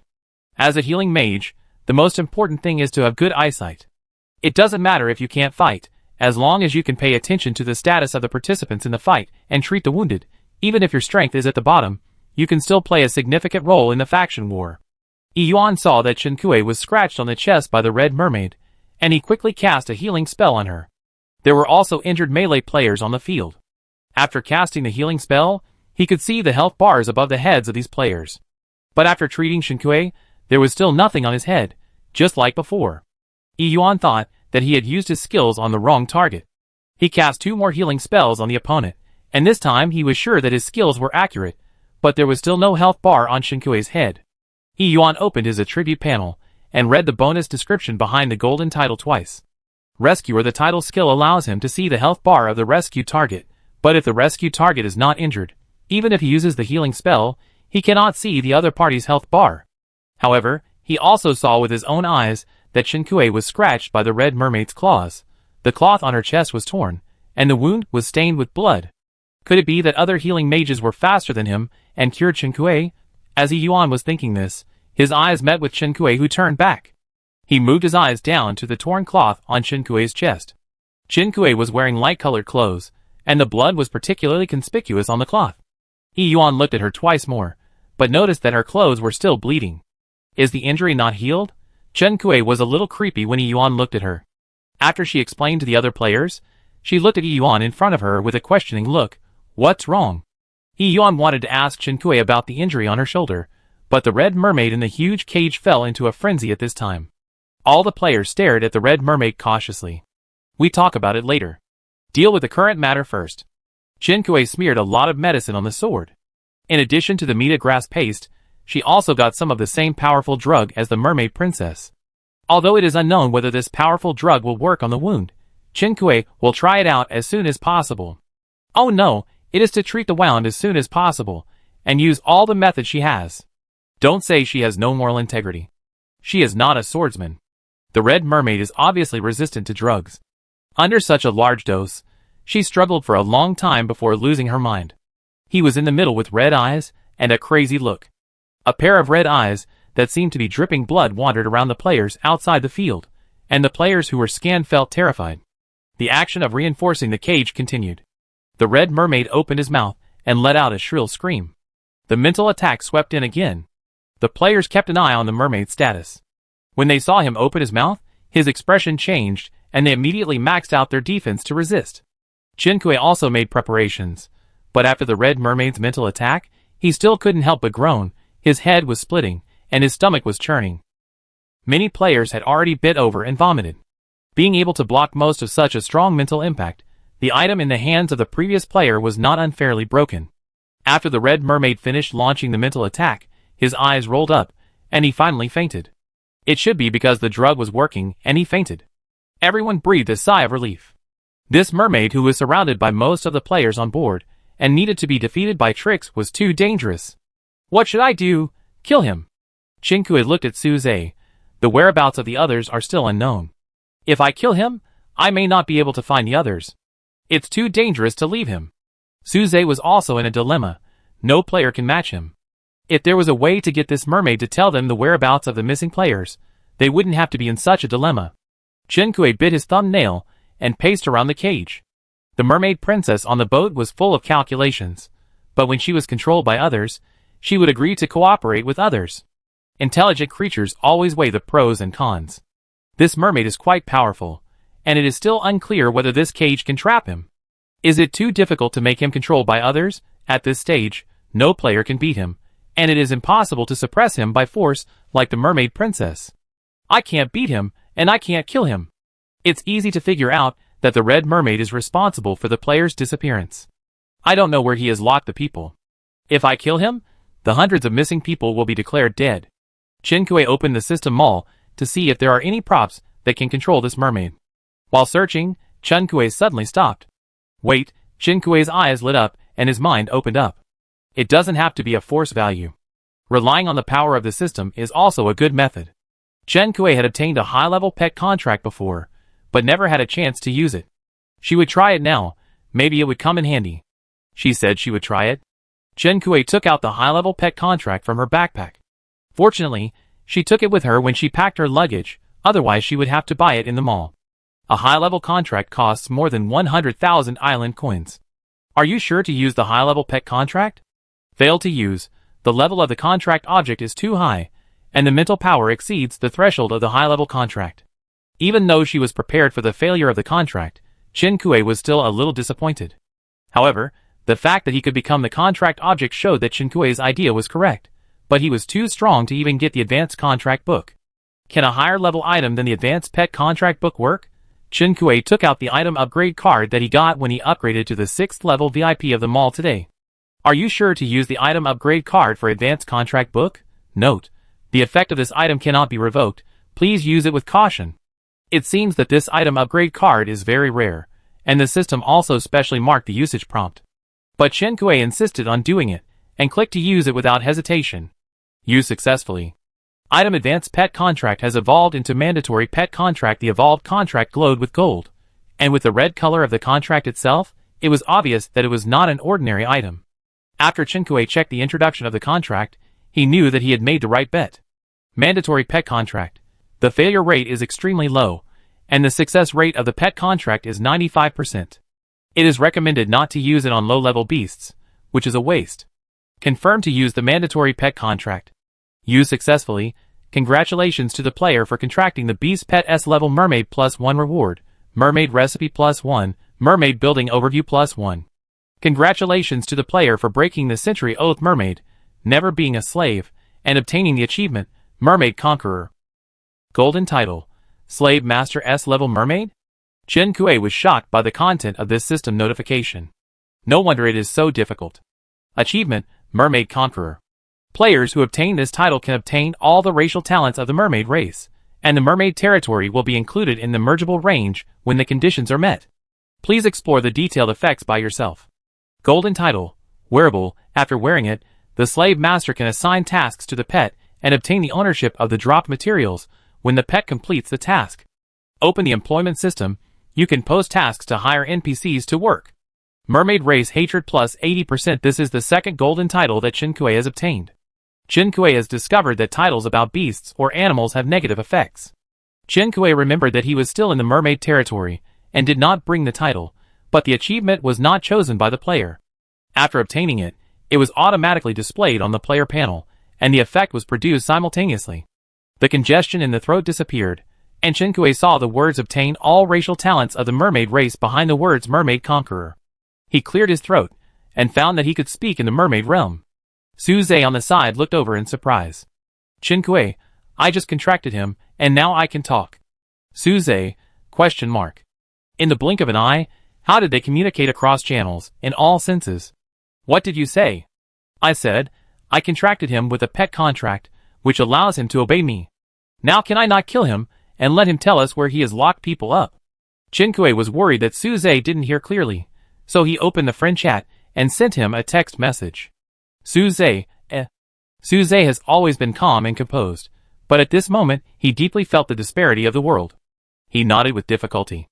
As long as you are sure he is not in danger, you can wake him up. We don't have much time. We need to find the missing player as soon as possible. Chinkue gave him an understanding look. She asked the player to remove the cage, walked to the red mermaid and squatted down, reaching out to push him. After pushing for a while, this guy didn't respond. She pinched the other person's philtrum with her fingers, and the philtrum was pinched red, but the person still didn't wake up. Chinkue, is the drug so effective? Pet status, unnamed, mermaid, HP 78/100, hunger 76/100, mood, frenzy. Note, your pet is stimulated by the drug, madness buff, will attack indiscriminately, dangerous. Please stay away, madness state duration, 3 hours 1 minute and 45 seconds. Next state, weak. Coma buff, awakening countdown, 1 hour 11 minutes and 36 seconds. It will take more than an hour to wake up, and Chinkue informed Suze of the situation. Suze felt that he couldn't wait any longer, so he asked the healing mage to cast healing spells on the merman, and asked Yuan to find a way to wake him up. The target that was about to be killed with swords, guns, sticks and clubs just now changed its position in the blink of an eye, and wanted to cast healing spells on the other party. The players were in a subtle mood for a while. When they learned that Chinkue had contracted this mermaid, they were even more envious and jealous. Chinkue felt that his back was about to be irritated by the players' stares. The healing mage had a spell to detoxify, which was also suitable at this time. After casting it on the mermaid, the time of the crazy negative buff in the mermaid status bar gradually decreased until it disappeared. The coma buff time has not changed. Could it be that the system determines that being knocked out by a powerful drug is not considered poisoning? Yuan also came to the side to check on the mermaid, then took out an acupuncture bag, pulled out a silver needle, and pierced the mermaid. Chinkue watched for a while, and the countdown on the coma buff decreased rapidly. Seeing that the mermaid was really about to be awakened by Yuan, she suddenly sighed. The acupuncture points of humans and mermaids are actually similar. It's amazing. Yuan glanced at her, and actually saw what Chinkue was thinking. He saw the mermaid's eyelids move, knowing that the mermaid had woken up, and put away the silver needles one by one. Do you think humans evolved into mermaids, or mermaids evolved into humans? Good question. Unfortunately, Chinkue is not a biologist, so he doesn't know the answer, and it's too difficult to explain it with science and evolution in this game. Chinkue retracted his divergent thoughts, and looked back at the mermaid's face, his eyes bumping into the mermaid's pair of golden eyes. Chapter 46. This mermaid has red hair and tail, but its eyes are dazzling gold. The golden eyes in front of him were full of anger, staring at Chinkue fiercely. Chinkue looked at his status. Although he was in the same pet list, he was different from the brown bear. The brown bear used an expression to show his mood, but the mermaid status bar would use text to describe his mood. The current status bar showed anger. After being treated by the healing mage, his madness buff was gone, and now he had a weakness buff. But even though he was so weak that he could only support himself with one hand, the merman was still full of anger. The mermaid swore not to be a slave, but he woke up from a sleep and was contracted to be a pet. What a shame! Seeing that the atmosphere between the man and the fish was about to drop to freezing point, Yuan swallowed the words in his mouth. He consciously put away the acupuncture bag and left to make room for Chinkue and the others. Chinkue crossed her arms and said, I know you are unhappy, but now we have signed a contract. What use do you think I can be? She looked like a scoundrel who had shamelessly persuaded the other party to accept her fate after tarnishing the innocence of a good family's daughter. You cooperate with me. I don't need a contract to order you. You're dreaming. The mermaid gnashed her teeth. If he hadn't been unable to attack Chinkue, he would have torn her to pieces. Chinkue said, TSK? That's why you don't know what's good for you. She opened the system panel, and used the task assignment function to have the mermaid find the missing players. The mermaid's back teeth almost broke, but her body honestly opened the space door, and threw the players out. A group of unconscious people were thrown to the ground. It was hard to say whether the mermaid's behavior had some personal grudges. Chinkue looked at him disapprovingly, but he only saw him sneer and raise his chin, with a face full of, I did it on purpose. What's wrong? Chinkue, I have a strong desire for revenge. The missing people were found, and the other players breathed a sigh of relief. The healing mages came down one after another, and after a simple spell, they worked together in twos and threes to bring the unconscious players back to the ship. Why didn't you kill them? Chinkue led the mermaid to follow the player team, and suddenly asked. Mermaid, of course, it was to lure you into the trap. When these missing players were thrown out of the space gate, they still had vital signs, but they were all injured. Some of them were not light. Even if the healing magician used healing magic to keep them alive, it was hard to say how they would be treated later. Now Chinkue and the mermaid had forcibly signed a contract, but they were enemies before, so Chinkue could not blame them. She glanced at the mermaid and suddenly asked, Do you have a name? The mermaid obviously refused to cooperate. Sneer. Chinkue did not mind at all, and looked at him with his hand on his chin. Then I call you Xiaohong.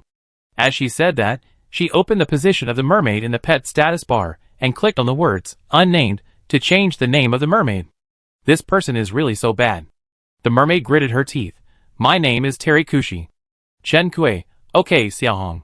The name change is successful. Your mermaid pet has been officially named Xiaohong. The system notification was synchronized to the mermaid, and a cross appeared on the mermaid's forehead. Change it back. Doesn't this name suit you very well? Whether it's skin color, hair, or fishtail, most of these mermaids are turquoise. The special ones are like the mermaid princess, with cold white skin, dark blue hair and fish tail. It's exactly the same color scheme as the prince character on the cover of the book 3 Treasures in One Birth, Mermaid Prince Loves Me that Chinkue bought. Chinkue guessed that all mermaids in the royal family should be like this. This red mermaid's color is so strong that it stands out among his tribe. Chinkue pointed to his long red hair and fish tail, unique among mermaids. Who knew that the mermaid would get even angrier after hearing these words? The mermaid had a gloomy face, and never spoke to her again. The man and the fish arrived at the valley platform, where the Freedom Ark was parked. Seeing the players stop there, they disappeared after some operations. The mermaid looked at the empty platform, and her eyes became quite unfriendly. Chinkue, what are you doing? The mermaid sneered. Reflect? You are asking others to reflect with this expression, right? Chinkue, reflect on what? Reflect on why you didn't find the boat hidden here in advance. Looking at his expression, Chinkue could guess what he would say next. If you are too arrogant under someone's roof, you will be beaten. Chinkue kindly advised. Seeing that most of the players had boarded the boat, Chinkue also brought the mermaid on board. After boarding the boat, Chinkue and the mermaid entered the control room. The system of the free ark should have bound the man and the mermaid together. Chinkue thought of the mermaid princess he had captured before, and learned from Yen Yoan that she was still in the cage and had not woken up, and was now placed in the restaurant. Chinkue was relieved and focused on checking the navigation information panel. Freedom Ark number 0003. Captain, Chinkue. Prophet, Chinkue. Boarding personnel, 4875/5136, ready, 2 halves new crew members detected on board. Please set permissions for the new crew members. Note. Captain, please sail carefully, the ship cannot be overloaded. Destination, XXX, Mermaid Palace, editable, in-ship broadcast, ready. Priest Q&A, 2/3, Prophet permissions, mode selection, navigation mode/stealth mode. Navigation time. Chinkue carefully checked the prompt information that appeared in the boarding personnel column. The Freedom Ark can identify the personnel information on board. The new crew members prompted by the system refer to the Mermaid Princess and Xiaohong. It seems that Chinkue has been given some control over the ship. Now she can decide the activities of the 2 new crew members, the Mermaid Princess and Xiaohong. Xiaohong has always been with her, so Chinkue only restricted the Mermaid Princess and intelligently detained the prisoners. This is very considerate of the Free Ark. After waiting for a while, everyone was not there yet. Chinkue opened the group to urge the players, who had not yet boarded the ship, but after opening it, she was silent. Free Ark crew, 4873, I'm so hungry. Is it time for dinner? There's a mermaid in the restaurant, come and see. The players had won a battle, and were now chatting about all sorts of things. But everyone tacitly did not mention the missing 200 numbers in the brackets after the group name. These 200 people, like the mace players, stayed in the mermaid realm forever. Chinkue operated the panel, and changed the destination to the coordinates given by the priest's will. Destination, XXX, Human Ruins. Editable, the Freedom Ark was activated, and the Master of Disguise failed the moment the ship moved. The huge ship hull was exposed on the platform. Then it rose from the ground, and left the mermaid realm. The mermaid sat in the control room, and saw the image projected from outside. I don't know what she was thinking. Ding ding ding. The restaurant is open. All crew members are invited to the restaurant for dinner. The players missed the meal today and are now starving. The chef professional players were arranged to go to the restaurant to prepare the ingredients as soon as they got on the ship. Now they can finally eat. No one complained that the food was bad this time. Chinkui looked at the porridge on the table, but he had no appetite. Yes, the Freedom Arc system only arranged a working meal for Chinkui alone, and the mermaid Xiaohong who came on board later did not have the working meal treatment. However, Chinkui had not eaten the previous meals, and the previous working meals were still in his backpack. This time, he took out a portion for the other party. The mermaid glanced at the food on the plate, but did not take it or say anything. Chinkui thought he disliked the food, and seeing that the other party's hunger bar value was still high, he should not be hungry, so he did not force it, put the plate on the desk, and continued to be in a daze. It takes a whole day for the ship to sail from the mermaid palace to the human ruins. The human camp had just left the mermaid base camp. Suze and his team had some backup plans. Mermaids should not come to the island again for the time being, so the players on the island have more time to breathe and develop. But it is definitely not okay to wait passively. Now they go to the human ruins to get the potion formula, and they also need to develop the potion as soon as possible. Chinkui opened the world chat channel. Now the players in the chat channel are celebrating because they survived the disaster. The channel was full of players showing off their shabby shelters. There was a thunderstorm on the island, but in this weather, the players were standing in the ruins with their hands scissoring and laughing wantonly. It was good, and the mentality was good. There was a movement on the side, and Chinkui looked away. The porridge on the plate in front of the mermaid was almost eaten, and Chinkui looked at him in surprise. The red-haired mermaid ate all the food on the plate under her gaze. Chinkui checked his hunger bar. The hunger bar was full. But the red-haired mermaid put down the cutlery, and looked like she was still not satisfied. Chinkui asked tentatively, "Do you want my share?" As she said that, she pushed the plate next to her. The mermaid looked at her twice, as if evaluating her intention. In the end, she pulled the plate in front of her and picked up the cutlery again. Chinkui took another look at his full hunger bar. Could it be that mermaids have also experienced famine, but this guy is suitable for eating broadcasts? Seeing what he eats makes her hungry. If she didn't know what the food on the plate tasted like, Chinkui would have thought that he was eating delicacies from the mountains and the sea. Watching the hungry Chinkui take out dinner from his backpack. The tempting aroma spread in the control room. The tip of the red mermaid's nose moved, and the action of eating paused for a moment, and his eyes swept over Chinkui's food, but in the end, he didn't say a word and continued to eat the food on his plate. Even with a full hunger bar, the red mermaid still ate the food for 2 people. Chinkui looked at the other person's stomach in admiration, and when he looked up again, he received the other person's vigilant and defensive eyes. "Chinkui, it's just a look, it won't cost you a piece of meat." There were too many wounded, so Yuan hurriedly ate 2 mouthfuls of food and continued to see patients. Because the medical room on the ship was full, many injured players could only wait for the doctor to come in their cabins. The healing mages used healing spells to maintain the vital signs of the patients, and waited for the doctor to come and treat them. But the number of doctors was limited, so they were very busy. Even so, they still couldn't take care of everyone.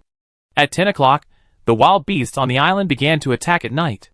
The players lost the protection of the shelter, but the level of the beasts was not as good as that of the mermaids, so the players basically survived safely. For the island players, this was destined to be another sleepless night. In order to conserve their energy, after killing a batch of beasts, the players would set an alarm for themselves so that they could take a nap when they were free. Before the next batch of beasts came again, the players were woken up by the alarm, splashed cold water on their faces, and sat in front of the ruins with their weapons waiting. This night, not only the doctors on the ship were busy, but also many injured players on the island were looking for medicine everywhere. The value of medicine for injuries increased several times overnight. Chapter 47. Chinkui developed a high fever in the middle of the night. The Freedom Ark was sailing smoothly on the sea, but Captain Chinkui was lying on the bed in the lounge. His mind was blurred by the fever. Xiao Hong had eaten and hid in his own space. Chinkui originally wanted to check the situation in his space, but the system prompted, pets also have their own privacy. You are not close enough to Xiao Hong, so Xiao Hong decided not to tell you the secret. Chinkui, okay. Chinkui had swallowed a lot of painkillers before, and the painkillers were very effective. Once the effect of the medicine came on, Chinkui forgot about the injuries on his body. After the effect of the medicine wore off, Chinkui noticed that her wound was inflamed. She was in the control room now. The doctor on the ship could not come in, and Chinkui could not go to the cabin.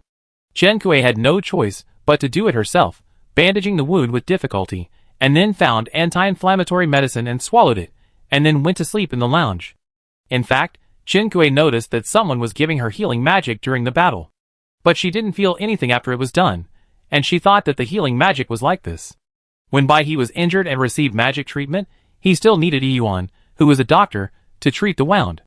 So Chen Kui thought that the healing spell was only used to increase the health bar, and after the health bar was increased, the doctor would need to treat the wound separately. Therefore, she didn't know that after Yuan worked tirelessly on the free arc and treated hundreds of people, the feeling of something wrong in his heart finally grew bigger and bigger until it could no longer be ignored. His resurrection skill can see the health bars of all rescued people. So far, there is only one exception, and that is Chen Kui. His magic spell only had a simple green light effect on Chen Kui, and after the battle, the wounds on Chen Kui's body were still bleeding. Of course, this can also be explained by the limited effect of healing magic, but in this case, the statement that other players cured her first does not exist. She was still injured, but he did not see the health bar. It was really strange. Did Chen Kui use some props to hide his health bar? What was the purpose of doing this? Yuan was a little concerned, so he was distracted for a while. Dr. E, Captain Lei is not in good condition. A player who chose the doctor profession came to Yuan with a heavy face. Yuan's short rest time was over, and he hurried into the cabin with the other party. Chen Kui woke up in a daze in the middle of the night, feeling that her throat was pinched, her breathing suddenly became heavier, and then she calmed down. The other party's hand did not use force, but just rested on Chen Kui's neck. The cold body temperature was very friendly to people with fever. There were only Chen Kui and the mermaid who had just contracted today in the control room. It was self-evident who was pinching her. In the darkness, the mermaid's golden eyes looked at her faintly, and when she found that she woke up, her hands moved more heavily. Chen Kui's lips, which were dry and flaky due to the fever, opened slightly. She looked at the ceiling of the cabin and chuckled. During the day, she tied her hair into a high ponytail, which was neat and cheerful. Now her black hair was scattered on the bed, looking weak and haggard. But even though her face was pale, and she was controlled by others, she still looked like the one in control of the situation. The mermaid's hand had been pinching her neck, and her pulse rate only increased for a moment when she just woke up. You know you can't kill me. If the other party couldn't hurt her after signing the contract, she wouldn't dare to let the mermaid get on the boat and be alone with him in the control room. On the contrary, she would not even let him live until now. After finding the missing player, she would immediately ask other players to kill him while the mermaid still had the weakness buff. The mermaid looked down at her hand still on Chen Kui's neck, but she did not refute Chen Kui's words. He rubbed his fingers on the skin under his hand, and the other party's overheated body temperature was transmitted to him. The mermaid withdrew her hand and twisted her fingers as if they were burned. You have a fever. Are you trying to say that you are not here to kill me, but to take care of the patient? As soon as Chen Kui said this, the mermaid seemed to be disgusted and moved away from Chen Kui. You wish. The mermaid frowned and returned to his space. Chen Kui turned on the light with difficulty and looked down at her wound. The wound on her chest was caused by the mermaid's claws, and the wound was quite deep. She had swallowed painkillers before and continued to fight. The injury was aggravated by the movement and could not be healed in a short time. The discomfort caused by the fever continued.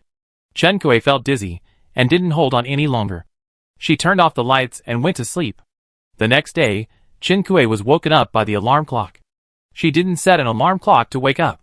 What woke her up was the reminder to listen to the GD channel radio that she had set before. Chen Kui got up and staggered beside the bed before she came to her senses. She was not in a good condition and was still suffering from a low fever. Chen Kui walked out of the lounge with weak legs.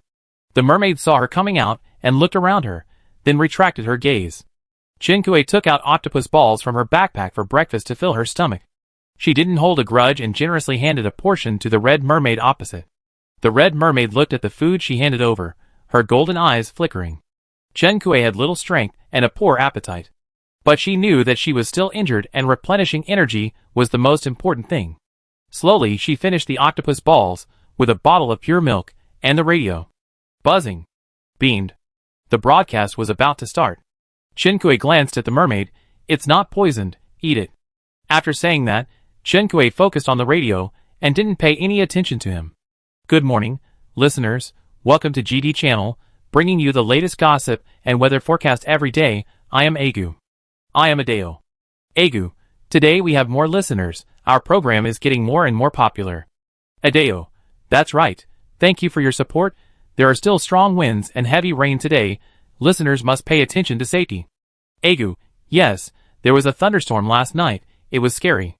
Listeners who pay attention to the camp war should know that last night the elite of the mermaid tribe basically went out and launched an attack on the island. Adeo, the result of the battle can be said to be extremely tragic, and the human camp suffered a lot of casualties. Adeo's tone was a little heavy. Agu, as a neutral program, we feel sorry no matter which side dies. This sentence seems to be making up for Adeo. Adeo, not bad, after all, life is equivalent. Agu, yesterday, the mermaids were in an overwhelming victory in the large battlefield, but there were also some worlds where humans took measures and launched a counterattack. Adeo, then we have to talk about World 0003. The mermaids in World 0003 had just launched an attack last night, and were urgently recalled by the royal family. Agu, some humans took advantage of the mermaid army leaving the mermaid territory to launch an attack. The mermaid island was poorly defended, and they actually managed to sneak in and kidnap the mermaid princess. Adeo, let's not talk about positions. From a tactical point of view, the humans in the 0003 world fought this battle beautifully. Agu, the mermaid royal family has issued a bounty order. If you can kill the humans who attacked the mermaid island and rescue Princess Myrna Murphy, the mermaid royal family is willing to give out a piece of mermaid territory as a reward. Adeo, a very generous reward. We all know that some mermaid territories have rich resources. Did the mermaid royal family say which territory they would give out? Agu, ahem, that's not the case. Adeo, okay, I believe the mermaid king must have his considerations. Agu, in addition, there is another rumor in this 0003 world. Agu's tone was lowered, as if he was leading the audience to immerse themselves in the melon eating. As expected, Adeo took over the conversation very tactfully, and her tone also lowered, showing her awareness of sneaking up on the crickets. Adeo, what rumor? Agu, I heard that the group of humans in the 0003 world not only kidnapped Princess Myrna Murphy, but also killed a mermaid. Adeo, they must have killed more than one mermaid. Your rumor is wrong. Agu, no, they did kill a lot of mermaids in the mermaid realm, but this mermaid is different. Adeo, what do you mean? Her tone was full of excitement of eating melons. Agu, this mermaid was left to protect the mermaid royal family. It is said that he is S-rank. S-rank? Chinkui glanced at the mermaid sitting diagonally opposite her. The other party looked up and looked back calmly. The octopus ball she gave had been eaten. Adeo, S-rank? Is it true? Why haven't I heard that there is such a big man among mermaids? Isn't the king the only one in the mermaid tribe who is S-rank? Agu, then I don't know. These are all rumors among the mermaid tribe. The mermaid royal family didn't say whether it is true or not. In addition, 2 explosions occurred last night after the mermaids from Mermaid Island returned. The mermaids think that there are still humans lurking in Mermaid Island. Now the entire Mermaid Island is investigating suspicious people. Adeo, it seems that there was a very exciting battle in the mermaid realm last night. The faction war is interesting only when the two sides are evenly matched. Agu, in addition to the 0003 world, some players from other worlds also made counterattacks to varying degrees, but their performance was not as impressive as that of the 0003 world. Adeo, we will continue to pay attention to this faction war between humans and mermaids in the future. Interested listeners, please remember to listen on time. Agu, then let's start drawing today's lucky listener connection. Friends who want to participate, don't forget to sign up. Chinkui signed up as before, but she was not drawn this time. Instead, I got an unexpected object. Adeo, I have always been drawn to the human camp, but today I finally got the mermaid camp. Adeo, hello, my mermaid friend named Seizon, can you hear me? Chinkui knew before that this radio program is not only listened to by humans, but when he heard that the person connected this time was a mermaid, he was still a little stunned. A muffled female voice sounded on the radio. Hello, I can hear you. The words spoken by the mermaid can be automatically converted into the audience's language on the radio. Agu, come and say hello to everyone. Seizon, hello everyone, I am Seizon, a mermaid civilian in the 1632 world. Adeo, Seizon, were you in the mermaid realm or the island last night? Seizon was silent for a while. I was on the island last night. Agu, then can you tell us about what happened last night? Seizon, many people died. Agu smiled awkwardly but politely, and led the topic. Egu. Then what? Saison. Then, humans attacked the mermaid realm, and His Majesty the King asked us to return to the mermaid realm. The description of this mermaid is full of dryness. Adeo. Did you catch the humans who attacked the mermaid realm? Chapter 48. Saison. No, they ran away. Egu. How did they run away? Can you tell me in detail? Saison. When we returned to the mermaid realm, there was no one there. Egu was speechless at the sight of not being able to get anything out of him, so he gave up on leading the topic. Adeo. Haha. It seems that the audience connected today is very frugal with words. By the way, you just said that you are a mermaid civilian in the 1632 world. So can I ask you what you think of this faction war? Saison. It's over when all humans die. She still spoke little, but her words were all taken for granted. Because the other party spoke too little, the two hosts ended the connection session early. After the connection ended, Egu sighed. From the king to the common people, the mermaids share the same hatred for humans. Adeo. It is understandable.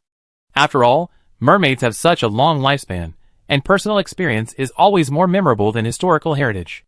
Egu. Okay, then our gossip chat today ends here, and the next is the weather forecast time. Adeo. The weather will be sunny tomorrow. After the broadcast, Chinkue sorted out the information obtained from the radio today. 1. The mermaids are searching the mermaid territory on a large scale, and the troops are concentrated. It is very difficult to sneak in again. 2. The mermaids are hostile to humans. Even the mermaid civilians hope that humans will perish and take action. 3.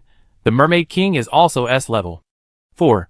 The mermaids have a long lifespan. Chinkue paused while writing, and she looked up at the red mermaid opposite her. Her scrutinizing eyes collided with the golden eyes. Chinkue. Xiaohong, how old are you this year?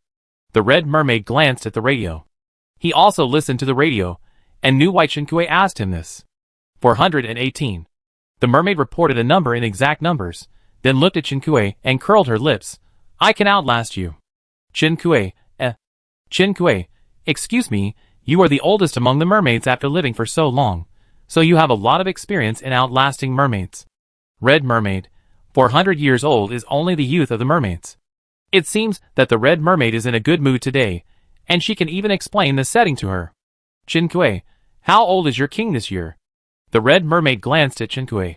1,100 years old. Chinkue calculated. According to your mermaid's calculation, this king is already old. Can he still fight? Red mermaid. You will know if you fight him. Chinkue. Did your mermaid prince really marry a poor mermaid? She took out the book 3 Treasures in One Birth. Your Highness, the mermaid loves them very much. Pointed at the male mermaid on the cover and asked him, does he look like this? The red mermaid's eyes fell on the handsome blue-haired mermaid on the cover, and then looked away in disgust. Chinkue, do you have a grudge against this mermaid prince? The red mermaid replied to Chinkue's previous question. This guy and his sister are scheming against each other for the throne. How could he marry a commoner princess, who is of no help? Chinkue was caught off guard, and took a bite of the mermaid royal family's melon. The mermaid princess was captured by us. Why did you have no reaction after hearing this? The red mermaid raised her eyes lazily. What reaction should I have? Chinkue carefully looked at his expression, and found that there was no anger or worry in it, but instead a hint of satisfaction. Chinkue, She was speechless for a moment. Princess Myrna Murphy is not your ex, is she? Red mermaid, don't say such disgusting things. He showed a disgusted expression. It seems that this is not the relationship. Chinkue leaned forward. Then why do you not get along with the mermaid prince and the mermaid princess? How is your relationship with the mermaid king? The red mermaid leaned back against the back of the chair and distanced himself. This time he did not answer Chinkue's question. Chinkue saw that he could not get any more information and smacked his lips regretfully. She opened the rankings that she hadn't looked at for a long time and checked the number of players who survived in each world.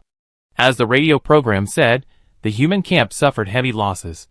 In contrast, the world 0003 where Chinkue was located had the least human casualties.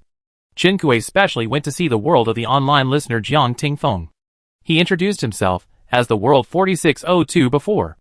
The human casualty rate of the world 4602 is in the upper middle level in the world rankings. It can be seen that the players in this world are struggling in the camp war.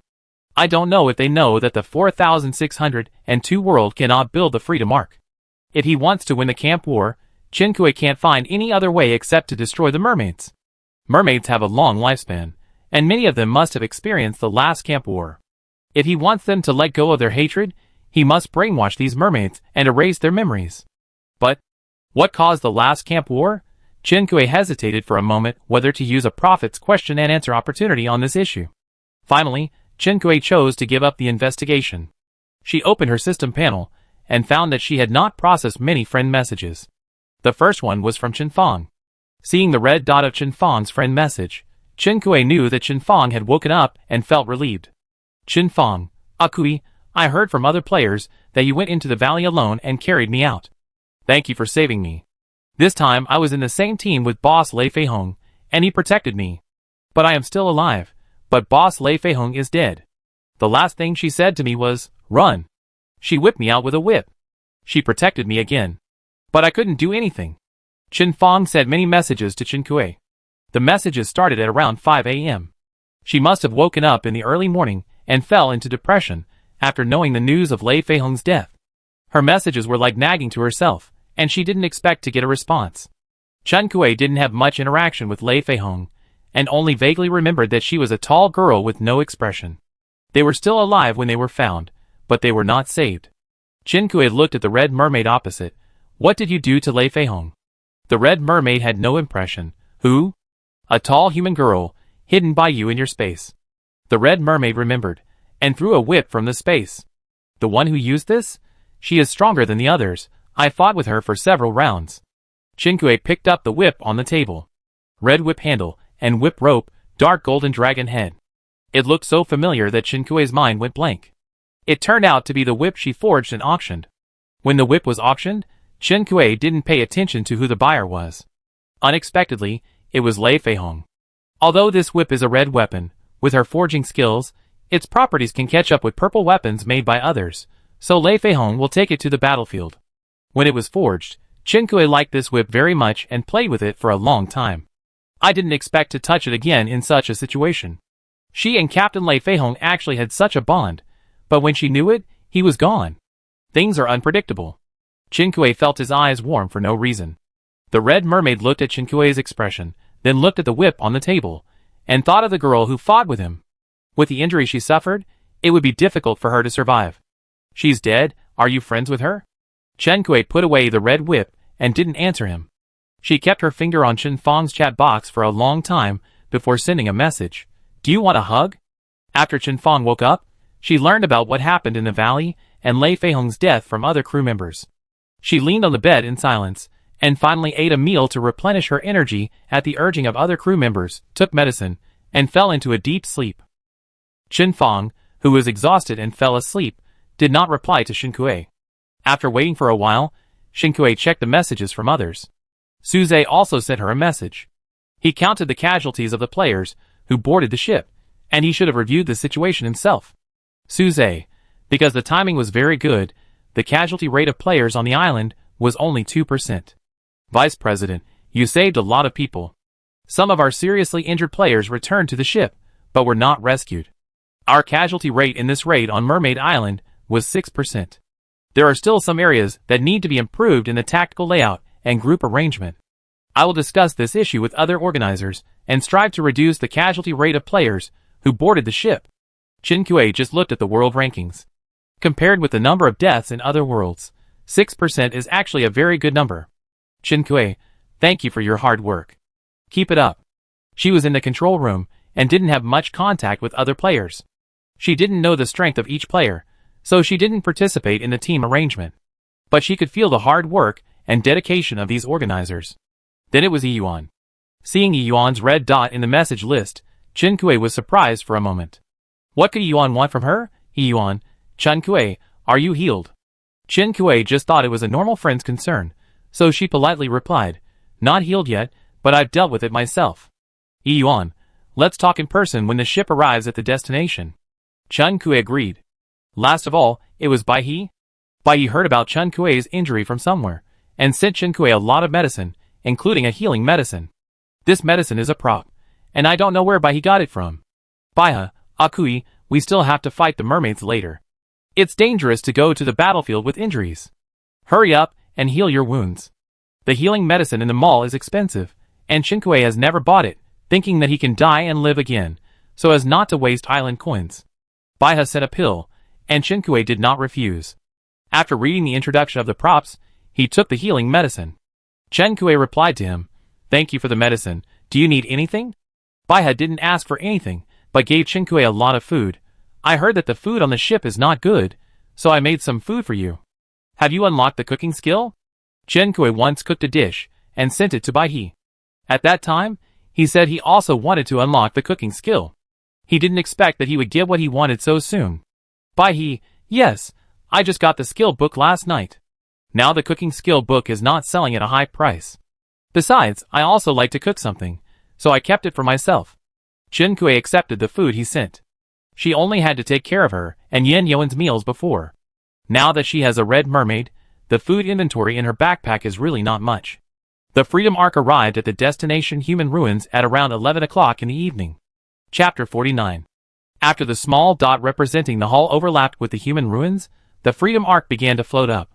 Chinkue saw the outside scene through the projection content. They were approaching the coastline along the continental shelf.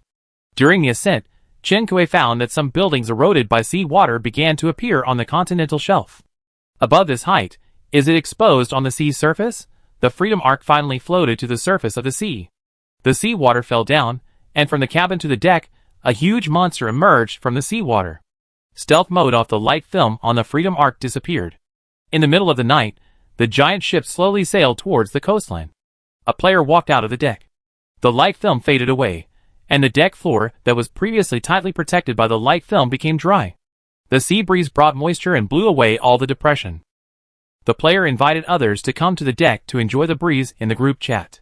Freedom Ark crew, 4873 family, come out and see the moon. The rain stopped, and the moon that was originally covered by dark clouds hung high in the sky.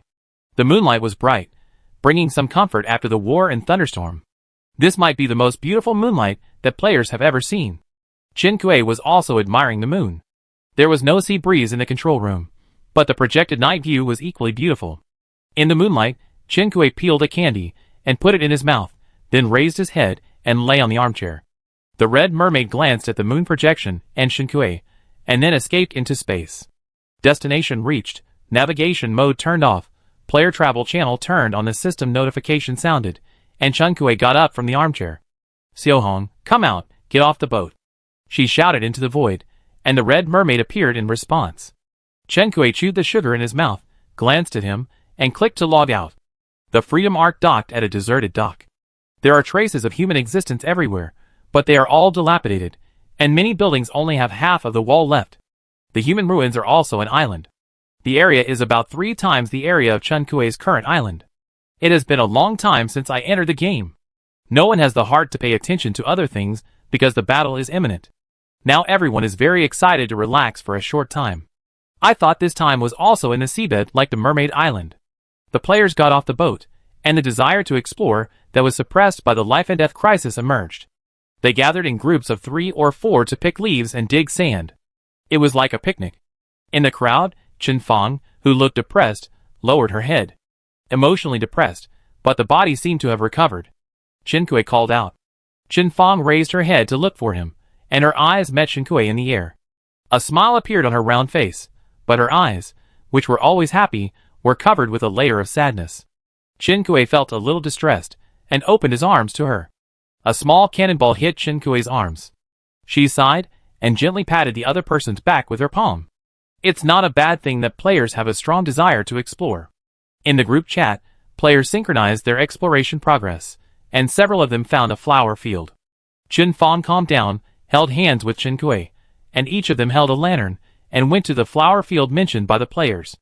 There is a sea of flowers on Chinkue's island, with only 2 or 3 simple flowers in it, but the flower field of the Human Ruins is rich in variety, and colorful flowers are blooming brilliantly. This flower field was cultivated by humans in the past, but no one has taken care of it for so many years that it is now growing wildly. A player nearby took out a hoe and dug up the soil in the flower field, and put something in it. This is a player's relic. The other party explained to Chinkue and the others. I met him on the Free Ark, and we got along very well. But he died on Mermaid Island yesterday, and the harmonica I just put in was his only relic. Everything else disappeared, except for this harmonica, which fell into my cabin. He dug some soil to fill it, compacted it, and used a wooden board to build a simple tombstone for the harmonica owner. When a player dies, it will turn into a data stream and disappear, and not even a corpse will be left behind. This way, at least it proves that he has been here. After saying that, he picked some flowers from the side and placed them on the new grave. Chen Kui stared at the simple tombstone for a while, then turned to Chen Fong. Fong, let's also build a cenotaph for Lei Feihong. Chen Fong was naturally willing, but we don't have any relics of Mr. Shen. Chen Kui took out the red whip from his backpack. I have it. Chen Fong looked at the whip. This whip had stood between her and the mermaid, pulling the mermaid out of her sight, and had also wrapped around her waist and abdomen, pulling her out of danger. Chen Fong recognized it at a glance, and she took the whip. It's the boss's whip. Where did you find it, Akue? Chen Kui, I contracted the red mermaid. This whip fell into the space where you were trapped. After the mermaid got off the boat, she escaped into the space by herself, so Chen Fong didn't see him. Chen Fong had heard that the mermaid had been contracted by Chen Kui. The mermaid after the contract belongs to Chen Kui, and is harmless to the current players, but this cannot change what he did before. Lei Feihong was killed by him. In addition to Lei Feihong, there were also some seriously injured players, who were not rescued. If the mermaid appeared in front of her now, she didn't know what she would do, or what she could do. Burying the red whip in the flower field, the two made a tombstone for Lei Feihong with a wooden board. A bouquet of flowers lay quietly in front of the tomb. The two left the flower field and headed to the middle of the island. Some players were exploring at the same time, and they found a well-preserved building. The things in the human ruins should be in this building that has stood for hundreds of years. This is an altar made of marble. The players who came earlier put a lot of lighting here, making the altar as bright as day even in the middle of the night. Chen Kui looked at the entire altar under the artificial light. There was a large circular pit in the middle of the altar, and the altar floor was paved with neat stones of similar sizes, forming concentric circles. The altar was surrounded by tall stone pillars, with stones connected to the top of the pillars, which looked like a platform suspended in the air. When Chen Kui and Chen Fong arrived at the altar, Suze was already there. He was studying a neatly cut trapezoidal stone. Chen Kui glanced at his feet, and saw a vacant floor tile on the concentric circle ground. What are you doing lifting the floor tile? Hearing Chen Kui's voice, Suze turned his head. You are here. Chen Fong smiled and greeted him, and he also smiled gently, and nodded to Chen Fong. I am studying the level of human technology before. Currently, the players have searched the altar, and found no prescription. He pointed to the hole in the middle of the altar.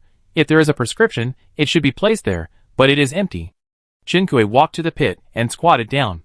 He saw a protruding platform in the pit, which did look like it was used to place something. The pit was not big, and Chen Kui could see everything. There was nothing inside except the dirt residue. Could it be that the players who came before took it away? Chen Fong also walked to the pit, thought for a while, and asked Suze. Suze, no, the first person to explore here was my man, so we can be sure that there was nothing here before. And the player has no motivation to take the prescription. What are the two grooves on the platform used for? Chen Kui brought the light closer, but still couldn't see clearly. So she jumped into the pit, raised the light, and got closer to see the two grooves. She described to the two people outside the pit. They are two grooves of similar size, and there is water in them. Suze also came to the pit. He squatted down, and the stone in his hand was placed at his feet. If I guess correctly, these two grooves are for candles. He had studied this altar before. This pit is the altar. Hundreds of years ago, humans used living sacrifices. The place under your feet is where the sacrifice was killed and sacrificed.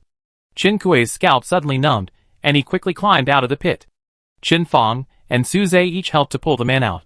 Chen Fong saw the evil taste in Suze's smile, and she knew that this man was doing it on purpose. She shook off the goosebumps on her body and protested for Chen Kui. President, don't scare Akue. Suze, no, I'm telling the truth. He shone the flashlight in his hand at the bottom of the pit and explained to the two people, this pit is the core of the altar, and the sacrifice is tortured and killed inside to achieve the purpose of living sacrifice.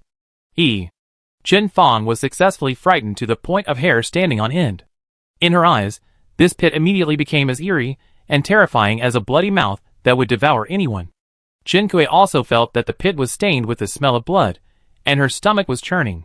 Do we need to complete a sacrifice now to get the prescription? Although Chen Kui felt disgusted, he did not forget the purpose of their visit. Suze was puzzled. Why do you think so? Chen Kui, We are in the game now. According to the game's clearance logic, we need to find key props and face a mysterious altar. The purpose is very clear, which is to ask players to use the altar for a sacrifice. Seeing that Suze and Qianfang were speechless and unable to refute, Qinkui scratched his head. I am a game-up master. Sometimes I like to think about problems from the perspective of game planning. This is just my guess. Let's try it tomorrow. The other two nodded in agreement. Since there is a groove for candles, does it mean that this sacrificial ceremony needs to be completed at night? The three walked towards the beach, and Suze suddenly asked, Qinkui, it's possible that some sacrificial ceremonies need to be held at night. The three stopped. Qianfang was a little scared. It's already very gloomy, and it's scary to do it late at night. Let's call all the players over to give them courage. Qinkui had no objection, because she was a little scared to do these things late at night. Suze was quite courageous, but considering the mood of the other two people in the team, and that there was no loss in asking other players to come, and that they could find someone to help in time if there was any accident, he nodded and agreed to Qianfang's proposal. The players who boarded the ship began to call for people in the group. The players who were still exploring the island with lanterns and preparing to sleep on the ship saw the news in the group, stopped what they were doing, and set out to gather at the altar in the center of the island. Soon the altar was filled with players. With more people, the gloomy atmosphere on the altar was reduced a lot. Qianfang looked at Qinkui. Akui, do you know how to perform a sacrifice? Have you played any games with similar plots before? Qinkui recalled that he had played a lot of suspense horror games, and the frequency of altars in such games was not low. In some games, sacrifices were made by hunting, with the whole prey placed on the altar. In some games, the holy fire was lit in order. In others, specific gems were offered. Qinkui had never encountered a game where players had to complete a living sacrifice. After all, the game also needed to be approved. But as long as it was a game, the routines were pretty much the same. Chapter 50. First, the sacrifice was chosen. The players used local materials, and captured all the deer from a tribe on the island. A deer was tied to its feet, and thrown into the pit. The sacrificial activities went around in a circle, and finally a player named Jean Gumming took the initiative to take on the role of priest. The sacrificial activity was successful only on the fourth try. After the first failure, the players summed up their experience, and thought it was because of the lack of candles. A group of people found 2 candles, and inserted them into the groove. But the candles burned out at an unscientific speed before the deer were killed. The sacrifice failed again, but at least the direction was right. Qinkui had a flash of inspiration, and then he raised island coins again, and bought 2 mermaid candles in the system mall. The 2 mermaid candles burned steadily for the 3rd time, and the sacrificial activities were also held steadily. A layer of sticky deer blood accumulated at the bottom of the pit. Jean Gumming was so tired from killing deer that he was numb. The process of completing the sacrifice was not only a torture for the sacrifice, but also for the person who presided over the sacrifice. The deer struggled for the last time and stopped breathing. The elk corpse turned into light and disappeared into the deep pit. The platform between the 2 mermaid candles suddenly sank, revealing a groove-like object. Jean Gumming tried to hold his breath and ignore the thick smell of blood around him. He cast a questioning look at Qinkui. Qinkui and others held a lamp and looked at the newly appeared groove. Qianfang, what are you going to put in this time? Bloodletting. Su Zili sniffed the handkerchief from a distance. When he saw the dark brown condensation on the wall and bottom of the groove, he took out a handkerchief, dipped it in water, and handed it to Jean Gumming, asking Jean Gumming to wipe the inside of the groove and return it to him. The wet handkerchief with unknown stains completed its final mission, and was thrown aside lightly. Jean Gumming got some deer blood from the bottom of the pit, and put it into the groove. As a result, the whole platform began to tremble, and the deer blood boiled in the groove. Qianfang had just finished talking to Qinkui about Suze, and said that Suze brought a handkerchief when he went out, which was more particular than a girl. The next second, she looked at Qinkui in doubt. Is this deer blood too nourishing? It's too nourishing. Qinkui, She almost laughed in such a serious atmosphere. The groove on the platform disappeared, and the deer blood that was originally put in it sprayed on the platform. The flames of the 2 mermaid candles were extinguished unexpectedly. When Qinkui bought it, he tried it. This mermaid candle can't be blown out no matter how hard you blow it. Its candle flame is not even afraid of water. It is worthy of being a prop worth 20,000 island coins. There is no doubt that the 3rd sacrifice failed again. The ritual failed only when the blood was let out. The reason for the failure is obvious. Qianfang turned his head. President, can you smell what kind of blood is used in the groove?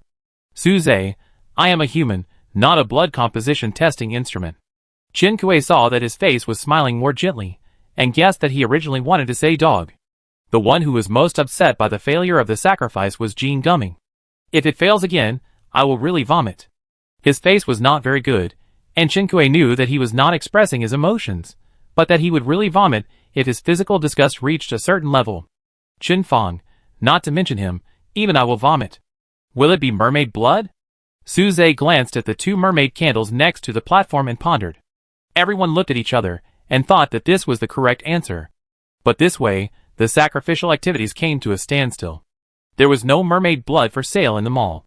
This was the first time that Chinkue encountered an item that was not in the mall. It was definitely unrealistic to go back to the mermaid realm to catch mermaids again, but they came out of the mermaid realm this time and brought 2 mermaids with them. One was the mermaid princess Myrna Murphy, and the other was the red mermaid that Chinkue had contracted. Myrna Murphy had been left in the restaurant by Yan Yuan, and now it would take some time to ask someone to give blood back and forth, and Chinkue didn't want to go far away. She summoned the red mermaid. Xiaohong, can you lend me some blood? After the red mermaid appeared from the space, he glanced at the sacrificial scene and the 2 mermaid candles. After a while, he looked at Chinkue and smiled with a hint of sarcasm. You want to get the Anqiang water, right? Why should I help you? Anqiang water? It turns out that this is the name of the human lethal weapon, and humans have this prescription, and the mermaids actually know it. Because?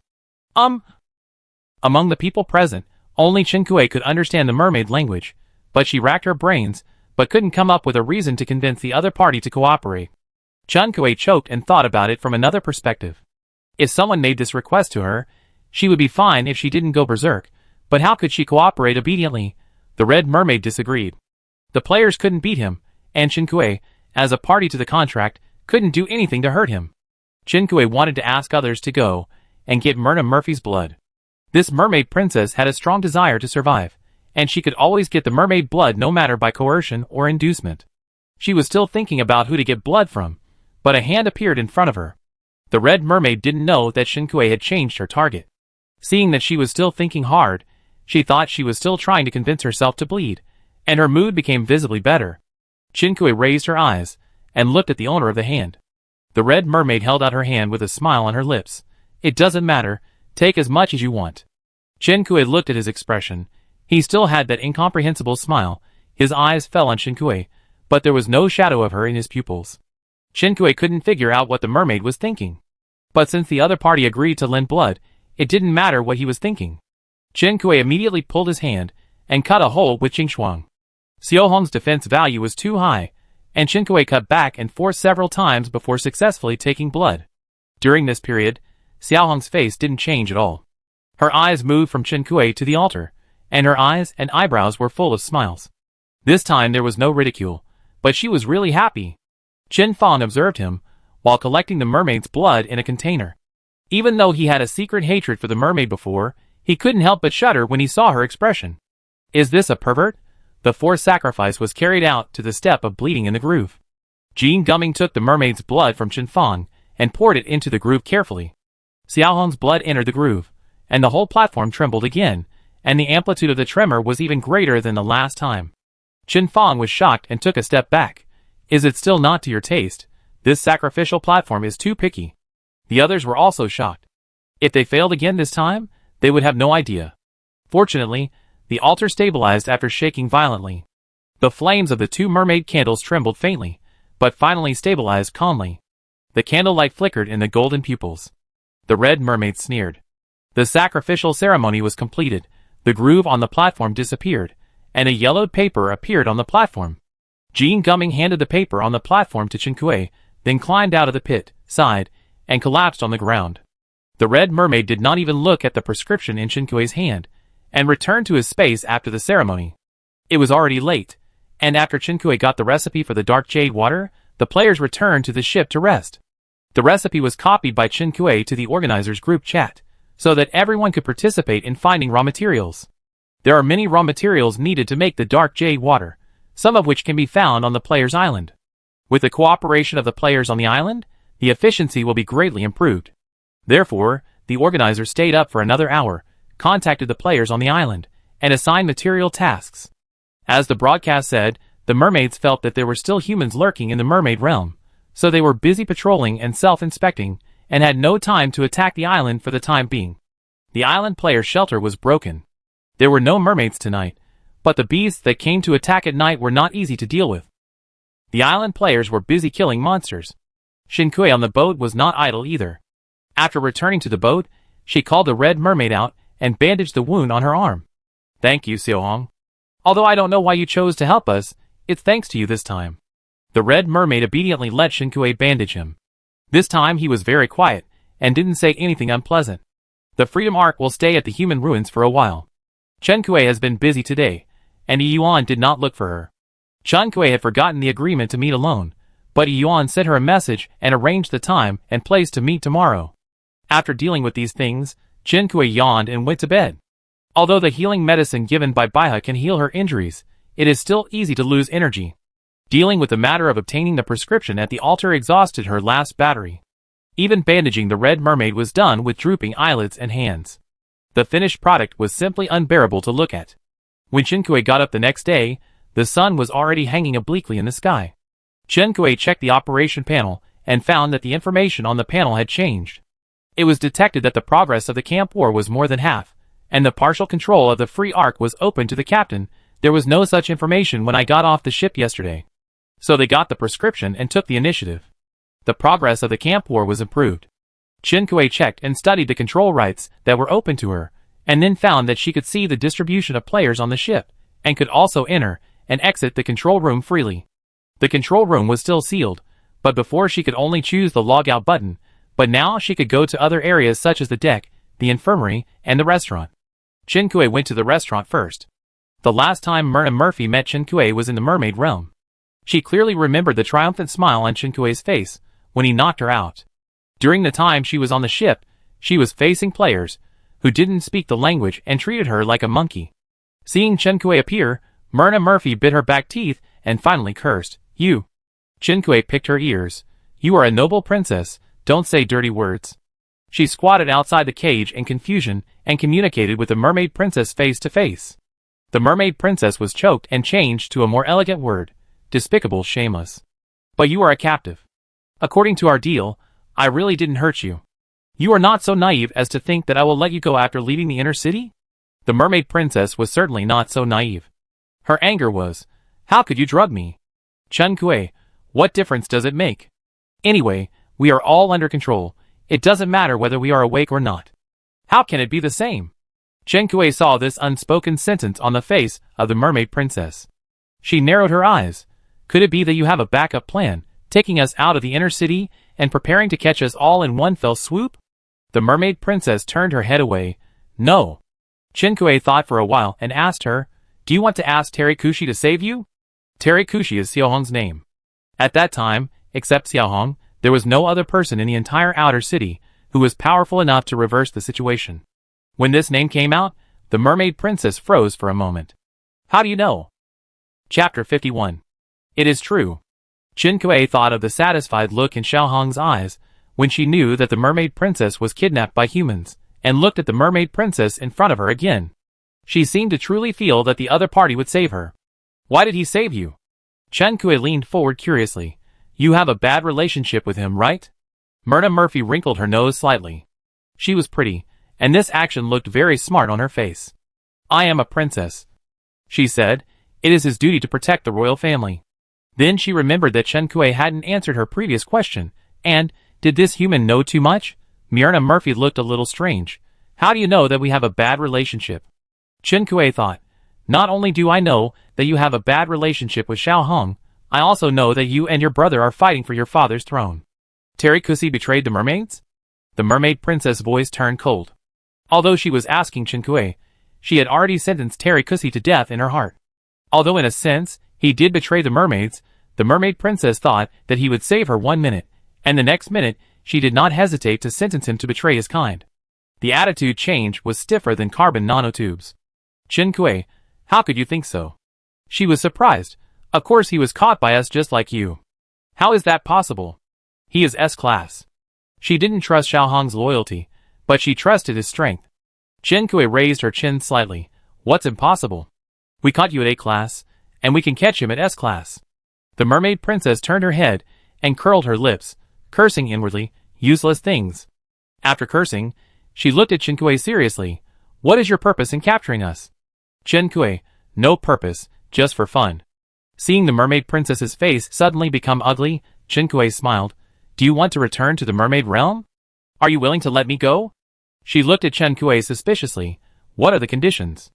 Chinkue was very satisfied with her and said, It's useless for me to lock you up, but if I want to let you go, I have to see your sincerity. Think about it today and tell me the answer tomorrow. Chinkue winked at her. I don't like bargaining, so you only have one chance to make an offer. After saying that, Chinkue stood up, dusted off the dust on his body, found a place to sit down, and started to eat today's breakfast. The restaurant is very large, but because breakfast is not served, few people come to the restaurant at this time. When Chinkue left the control room, Xiao Hong was still in his own space. Chinkue left him a breakfast at his usual seat. When the ship arrived at the human ruins, Yin Yuan didn't know where he went, and he didn't even see him at the sacrificial ceremony last night. But Chinkue still delivered 3 meals a day as usual. After breakfast, seeing that it was almost time, Chinkue went back to the control room to listen to the radio. In the control room, there was only 1 plate left of the breakfast she left for Xiao Hong, but Xiao Hong was not in the control room. She must have eaten breakfast and returned to the space. What a homebody. Chinkue turned on the radio and waited for the broadcast to start. Good morning, listeners. Welcome to the GD channel, which brings you the latest gossip and weather forecast every day. I am a Gu. I am a Dao. A Dao. The faction war is in a white-hot stage, but because we received complaints from some listeners about our previous broadcast content, we will not talk about the faction war today. Chinkue? Question mark. Complaint? Such a niche word actually appeared in the mouth of the program NPC. Agu. Yes, some listeners have misunderstood our position. In fact, we are a neutral radio program. Adeo. Today, I will share with you the delicacies from all over the world. This is my personal notes. I have traveled for many years, and visited many places before I sorted it out. Agu. Listeners are in for a treat. Everyone should take good notes. Chinkue suppressed his disappointment, thought about it, and took out his notebook to record the information on the radio one by one. What if there is hidden information? Even if there is no information, there is no harm in writing it down. But they really seem to be sharing food. They were talking about how delicious the bluefin tuna produced in a certain place is, how big and sweet the watermelons on a certain island are, how delicious the bayberries on a certain island are, how tender the beef is, and how the fat is evenly distributed. Adeo's language is quite infectious, and he even describes the texture of the meat and the taste of the fruit in detail. Chinkue swallowed his saliva. The breakfast he just ate seemed tasteless. Agu was obviously also very hungry because of Adao's overly vivid description. Agu, otherwise, the entire GD channel has to be yours to eat. I'm so hungry now. Adao, ha ha ha, I don't know if my listeners are tempted. While it's in season, you can go and try it yourself. I just provided you with the coordinates. Agu, then let's end the show quickly. I can't wait. Adao, don't worry, our show isn't over yet. Agu, I won't draw listeners to connect today. I believe everyone wants to end it quickly, and eat delicious food like me. Adao, then let's move on to the last item of today, weather forecast. It will be sunny tomorrow, another good day. Zitzi. The program ended with a sound. Chinkue turned off the radio, looked at the coordinates and specialties recorded in the notebook, and analyzed them carefully to make sure that no hidden information was found. Could it be at the location of these coordinates? It doesn't seem likely, after all, they are too scattered. Adao gave a dozen coordinates, and Chinkue decided to go and see them when she had the chance. She put away the notebook, only to find that the red mermaid was already in the control room. I don't know how long I listened to the broadcast. When Chinkue put away the notebook, his eyes were still lingering on the notebook. Chinkue, Xiao Hong, when did you come out? She just asked casually, just like a normal greeting, have you eaten? She immediately added, the weather is nice today, let's go out for a walk. After that, Chinkue logged out of the Freedom Arc. The red mermaid dived into the sea after getting off the boat. Chinkue stood on the shore and watched his red hair and fish tail looming in the water for a while. Seeing that he was slowly moving away from the shore, Chinkue put her palm into a trumpet shape and put it to her mouth. Don't swim too far, or you will have to swim back when I call you later. The red color in the water seemed to pause for a moment, and then disappeared from the sea surface. He dived. Today everyone was busy looking for the raw materials of the dark Water. Qinkui saw that everyone was busy in the organizer group chat and the world channel. Even Fang got off the boat early in the morning and went to the island. She had the skill of gathering, and this was the time to use her strengths. However, with more players, the destructive power of the players was also quite amazing. Qinkui got off the boat and found that the sand on the beach had been cleaned up, and there were pits all over the ground. In addition to the sand on the beach, all kinds of trees along the way were cut down and pulled up. The grass on the ground was also cut down to grass roots, or pulled up by the roots. This group of players just needed to shovel up the entire island. Qinkui walked to the altar last night, and found that someone even lifted the floor tiles of the altar. Qinkui, what a hardy material collection. The locusts were not as clean as them. Qinkui had not walked to most of the island yesterday. When he went to see it again today, he found that it had been destroyed beyond recognition. Qinkui called Yuan in the friend channel. I'm here. Yes, she and Yuan had agreed to meet alone on the island this morning. Yuan's message came back quickly, and he had obviously been waiting for her. The two met at a ruin near the altar. The surroundings were bare, except for a few broken walls, and there were no resources visible to the naked eye, so there were no other players present. The terrain was hidden, and at the same time, the surrounding situation could be seen, which was very suitable for secret conversations. Yuan saw it yesterday, and immediately decided to use this place as the place for the conversation. What do you want to talk to me about? Qinkui looked at Yuan, who was walking towards them, and asked. Yuan looked at her for a few seconds before saying, there is one thing I need to verify. Is your injury healed? He had asked this in the friend channel before. Qinkui didn't expect that he was so concerned about his injury. She did a chest expansion exercise on the spot to show him, it's healed. I took a healing pill. Yuan knew about the healing pill, but he still insisted on feeling Qinkui's pulse. Qinkui obediently stretched out her hand and showed her wrist. Yuan felt Qinkui's pulse and confirmed that she had recovered. She had no injuries on her body for the final verification, but he had confirmed it many times when he was in the mermaid realm, so there was no need to cut Qinkui for the experiment. He hesitated for a moment, and then spoke a sentence that was earth-shattering to Qinkui. Qinkui, why don't you have a health bar? In Qinkui's blank expression, his next words were extremely smooth. When you were in the mermaid realm, you were injured, and I cast a healing spell on you, but I didn't see your health bar. Seeing Qinkui's expression change from blank to shocked, he explained, at first, I thought it was something I didn't understand about the skill, but later I treated many players, and found that everyone else had no problem, only your health bar couldn't be explained. You are special, different from everyone else, so my skills will fail on you. When Qinkui asked him to treat by he heard that he could see the health bar, and he was actually a little worried that he would find out that there was something wrong with his health bar. So I hastily changed the subject. I was afraid that Yuan would suddenly want to check his health bar. After all, being an outlier still requires some courage. Qinkui didn't know what would happen after the fact that he had no health bar was exposed. Unexpectedly, Yuan found out in the end. Yuan continued to explain, at first I thought that other healing mages healed your wounds before me, but you were right next to me, and I clearly saw that your wounds were still bleeding, so this statement is not true. It seemed that he wanted to block all of Qinkui's excuses in advance, or maybe he was a strict person, so he showed Qinkui his bold assumptions and careful verification, as well as the process of eliminating various interfering factors one by one. Qinkui, Then what else could she say?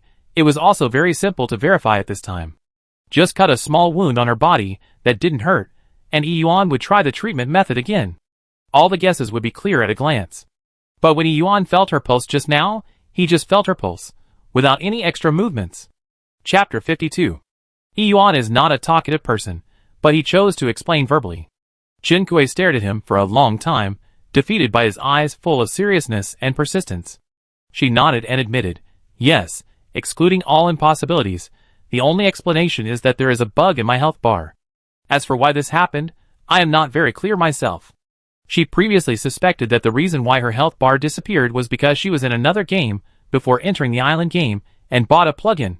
But all this was just her speculation, and Qinkui didn't tell him. So what are you going to do?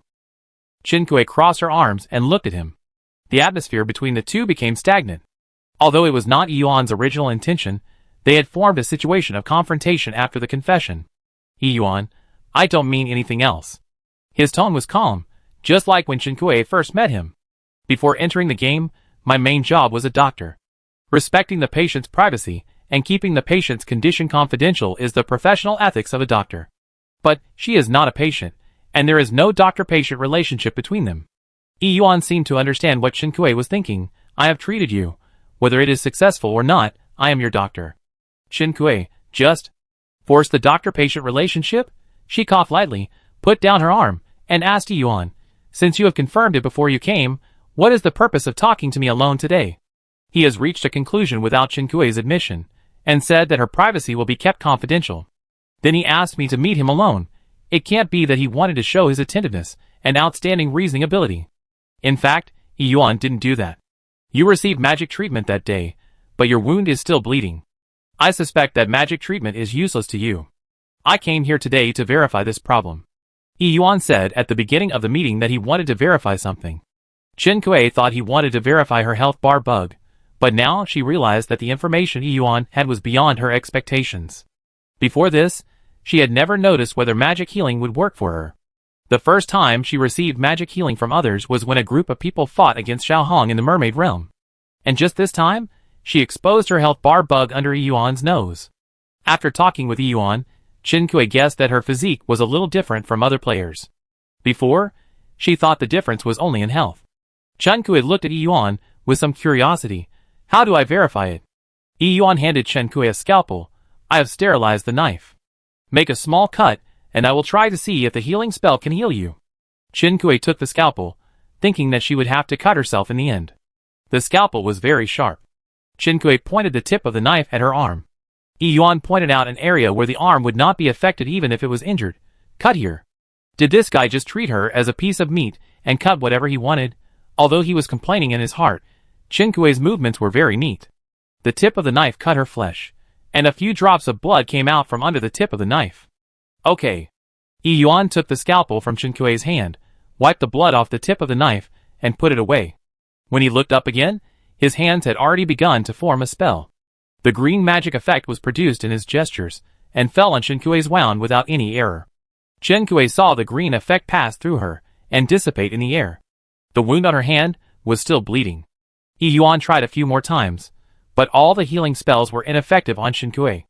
During the treatment process, Yuan did not see her health bar.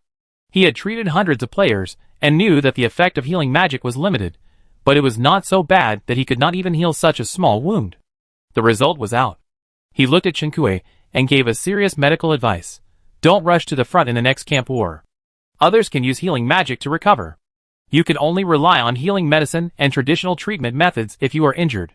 As he said that, he took out medicine and bandages from his backpack, helped Chen Kui apply medicine and bandage the wound. Healing medicine is so expensive, it's not worth it. Chen Kui, you can't be sleazy, they are melee warrior players. They can't be sleazy at all. Healing medicine is very expensive, so why don't she just not use it? My health bar has a bug, I can't die. Yuan finally understood why she was so reckless before. He glanced at Chen Kui disapprovingly. You won't die, but it will hurt. Long-term pain will also cause psychological problems. Yuan didn't know what impact Chen Kui's health bar bug had on her, but Chen Kui's perception of danger was obviously different from other players. He remembered that Chen Kui had gone down the boat alone to investigate the valley. This was enough to show that Chen Kui did not care about her own safety at all, and her sense of crisis had been blunted to an exaggerated degree. Yuan was somewhat glad that it was Chen Kui who had a bug in her health bar. Otherwise, with her recklessness, the grass on her grave would be 2 meters high. However, if she did not have a health bar bug, she would not be so fearless of life and death. Yuan bandaged the small wound on her arm, took a step back and looked at her. I will keep your health bar a secret for you. Although I believe an agilman should not stand under a dangerous wall, and I don't agree with you always rushing to the front, I know you won't listen to advice. If you get hurt again, you can ask me to help you deal with it. Chen Kui, Is Yuan such a person? He looks like a quiet and capable elite, but when you get closer to him, you will find that he is actually a gentle male mother type. Chen Kui, why would you help me? They don't have much interaction, right? Yuan looked back at her and suddenly smiled. Don't you know? You are the hero who saved the 0003 world. In Chen Kui's blank expression again, he slowly added, It is my honor to keep the secret for the hero. Chen Kui, I misjudged you. This is not a gentle male mother, but a male mother with bad taste. After talking with Chen Kui, Yuan went back to the Freedom Ark. He didn't get a good rest last night, and there were many patients on the ship who needed his care. Yuan didn't have time to explore the island and pick grass. Because of the shameful word hero, Chen Kui didn't want to be on the same boat with this person for the time being, so he stayed on the island. Other players have already destroyed most of the island, so Chen Kui won't be able to find anything good by digging up the grass now. Bored, she opened her item that had passed its cooldown period, the Forge Master's notebook. She was busy preparing for the faction war, and didn't go to the new island, so this item was useless. Moreover, the faction war will continue for a while before there will be a result. If this item is not used, it will be a waste of its long cooldown period. Although other players have destroyed it now, as long as the notebook item scans the island and records the types and locations of resources, she can come back when the resources are regenerated. Successfully use the Forging Master's notebook, the island map is updated. Item use countdown, 71 hours 59 minutes and 59 seconds. The updated Human Ruins Island terrain features are marked in detail, and Chen Kui checks the types and distribution of various resources marked on the island. As he looked, Chen Kui was attracted by a string of words. Golden Nanma note, non-renewable. Mercury note, non-renewable. High purity gold note, non-renewable. These resources are crowded together in an area. This area is actually very large, but there are too many resources, and the words piled together appear very crowded. In addition to these non-renewable things, this area also has some resources that are not marked as non-renewable. For example, saltpeter in Cyprus. Chen Kui followed the notebook props and walked to the marked area. As far as the eye can see, there is a huge grassland with some trees planted regularly. The trees have been cut down by players, leaving only tree stumps standing in the original place. These should all be cypress trees. Chen Kui studied the map for a while, and confirmed that the resources marked on the notebook were not on the ground. Is there a tomb under this grassland? Chen Kui, she was thinking wrongly. Even if other players had dug up the grass, they still left her some good things. This is a human site. Civilization was once born and flourished here. Although it perished in the faction war hundreds of years ago, it must have a deep foundation. How could they send her away simply with a few trees and a few grasses? However, there are too many players on the island now. If she asks people to dig up the tomb now, everyone who sees it will have a share, and everything in the tomb will be distributed. It would be better to keep it for now, and wait for her to open it later. Thinking of this, Chen Kui remembered that she still had 2 island merging stones that she hadn't used. If the island, where the human ruins were located, was merged with her island, wouldn't it be very convenient to collect resources here in the future? Chen Kui found the island merging stone. Failed to use, the target does not belong to the unowned island, the current island owner. The human priest, who is still obsessed this island, actually still has an owner. The owner is still the mean old priest. Chen Kui pouted in disappointment, and threw the island merging stone back into the backpack. In the afternoon, the progress of the island players in collecting the raw materials for the Dark Cheon water was synchronized with Chen Kui. With the concerted efforts of the players, the materials were almost found, and the Dark Cheon water could be made. The ghost whip that Chen Kui and his team collected when they were looking for Meta grass was actually one of the raw materials. Fortunately, they went to that valley before, otherwise they would not know where to find it now. Like Meta grass juice, the production of Dark Cheon water was assigned to the island players. This time, learning from the previous lessons, the selection of producers was strictly controlled. However, these were handled by other organizers, so Chen Kui didn't bother. During the last question and answer session, the priest was vague about how to use the potion. To be on the safe side, Chen Kui decided to ask again. She returned to the shore and didn't see the mermaid. She clicked to check the pet status and found that the other party was still in the water. Chen Kui made a trumpet with her hand and called out, "Xiaohong." No one answered for a long time, and the sea was calm. Chen Kui waited for a while, but didn't see the mermaid. She wanted to use the recall function on the system page. The sea surface not far from her suddenly splashed with huge water. The red mermaid emerged from the sea. Chen Kui was caught off guard and splashed with water. She turned her head and met the mermaid's eyes. The mermaid's long red hair was wet and stuck to her honey-colored skin, and her golden eyes were full of success. It was hard to say that Chen Kui was not drenched with some personal grudges. She had an inexplicable sense of déjà vu, as if she had forced the whale to perform, and was retaliated by the whale splashing water. After returning to the control room and changing clothes, Chen Kui took out their lunch for today.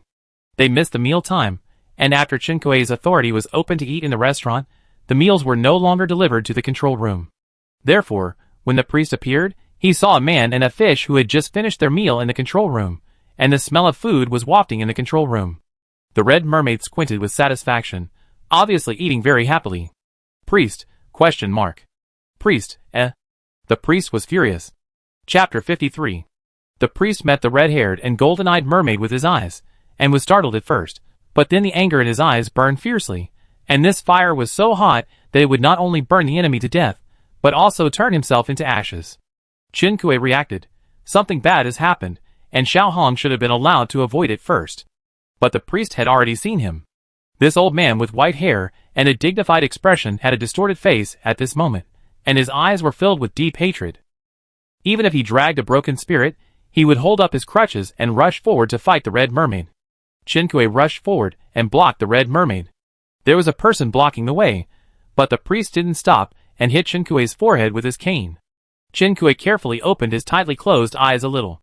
Nothing happened. The priest himself was made of light spots, and his cane was also made of light spots. The light spots passed through Chen Kuei's body, disappeared from sight for a short time, and then gathered together again to form the shape of a cane. There was no threat at all. The priest was so angry that the light spots on his body dissipated a little. His meticulous beard was lifted by his angry breath, and his old eyes widened in reluctance. He vividly demonstrated what it means to blow one's beard and glare. Kill this traitor for me. The powerless priest looked at Chen Kuei and issued an order. Traitor? What traitor? Oh, the old man did say that the last faction war was lost because of a human traitor. Chen Kuei turned his head, and his eyes met the golden eyes of the red mermaid. But, this is a mermaid. You've made a mistake, said Chen Kuei. He moved aside a little, and showed the priest the tail of the mermaid. He is not the traitor you said. The priest's anger calmed down a little. He carefully looked at the mermaid's eyebrows, and found that it was indeed not the same person as before. But he did not give up. Looking so similar, he must have something to do with the traitor. Kill him. If you want to kill him yourself. Chen Kuei completely moved aside, leaned forward slightly, with his palms facing up, his head and fingers pointing at the mermaid, which was an invitation. Come, please. The priest's beard trembled a few times, and he snorted coldly. Knowing that Chen Kuei would not attack the mermaid, he looked at Chen Kuei with cold eyes. What do you want to ask this time? When it came to business, Chen Kuei's face became serious. He did not pay attention to the expression of the mermaid behind him, walked to the desk, and sat down to flip out the notebook. The cold eyes of the priest's spirit wandered up and down on him for a few circles, until the red mermaid withdrew her eyes from Chen Kuei and looked at him. The priest snorted coldly and walked towards Chen Kuei. How to use the dark Qiong water. Chen Kuei went straight to the point. Priest, put it in a container and soak the heart of the sea god. What heart of the sea god? Why didn't you mention it before? The priest sneered, his face full of satisfaction, as if he had gotten his revenge. You only asked me what was at the coordinates before, that's another question. Chen Kuei, you are the one who wanted to kill the mermaid for revenge, and you are the one who dug a hole for humans, old man. You are so narrow-minded, you will never succeed in anything you do. The priest looked at Chen Kuei with a sinister look, and his originally dignified face became full of hostility. It seems that this priest doesn't care much about the survival of mankind. Chen Kuei gave up other irrelevant topics. Where is the heart of the sea god? I don't know. The traitor stole the heart of the sea god, and all our preparations fell through. The priest seemed to have returned to the eve of the war hundreds of years ago. The red-haired man held a box in his hand, and jumped into the sea while being chased and blocked by humans. The mermaid sang, and the man dived into the deep sea with the help of the mermaids. He disappeared from human sight. After that, humans faced an unprecedented biological attack. They had no ability to fight back. That sinner. The priest's eyes fell on the red mermaid again. He was so similar to the red-haired man that the sight of the red-haired mermaid aroused the hatred hidden in death and genocide. After hundreds of years of fermentation, this hatred turned into a deadly poison. If he fails to poison the man and the mermaids, he will poison himself to death. Chen Kuei, how come you don't know where the heart of the sea god is? Then you must know where he escaped to, right? The priest pointed in a direction, which was the location of the sea surface in the projection. He escaped into the sea, and I don't know where he hid the heart of the sea god afterwards. My 3 questions and answers can only provide the best help I can, and your questions are beyond my ability. There is nothing more to ask. The light of the priest disappeared, and the question and answer column on the operation panel changed to 1/3, prophet's authority, Chen Kui bit her thumbnail and turned around. They only had one chance to answer the question. But even the priest didn't know where the heart of the sea god was. Would they still be unable to win even if they made the dark jade water? The free arc indicated that the progress of the camp war was more than halfway, which could not be false. There must be something she missed. Where should she start? I don't know where the sea god's heart is, so would it be helpful to know where it came from? Does this mean I have to use up my last chance to ask questions? Or should I ask the mermaid princess if the sea god's heart is hidden in the mermaid palace? The sea god's heart is so important, it concerns the life and death of the entire mermaid tribe. Can the mermaid princess tell her the correct information? A human from hundreds of years ago, do I have to go to archaeology to explore his whereabouts? Thinking of the priest saying that Xiaohong and that human look alike, but they are different species, Chen Kui asked the red mermaid casually without much hope. Xiaohong, do you know the red-haired human that the old man is talking about? I know him. An unexpected answer. Chen Kui looked at him suddenly, and a thought flashed through her mind. When exactly was the last camp war? She asked an irrelevant question, but the red mermaid laughed. This time, there was no sarcasm or ambiguity in her laugh. It was just a simple laugh. The red mermaid looked at her and smiled and answered, 419 years ago. There were also decimals and whole numbers. Even though she had expected it, Chen Kui's heart still trembled when she heard this number. What is your relationship with that defected man? Didn't you guess it? He is my father. Chen Kui recalled the priest's behavior when he saw the red mermaid just now. No wonder he looked like an old friend. He turned out to be the son of an old friend. She was thinking wrongly. The priest might be a ghost who had died for hundreds of years, and became more and more paranoid and manic in the long river of time. But when facing the red mermaid, the hatred he showed was not aimless. Chen Kui moved the chair next to the red mermaid, ready to have a long talk with him. Who is your mother? The red mermaid didn't know what had stimulated her, and her eyes had been fixed on Chen Kui. When Chen Kui wanted to dig up his past, he didn't resist. She was so docile that Chen Kui was not used to it. He lowered his eyes, and finally thought of a satisfactory adjective. She is a very beautiful mermaid guard. Chen Kui didn't know whether the mermaids had different aesthetics from humans, so he was reserved about Xiaohong's words. I haven't seen her. This is what my father said. I heard that she has very white skin and a very gentle smile. It turned out to be certified by humans, which means she is indeed beautiful.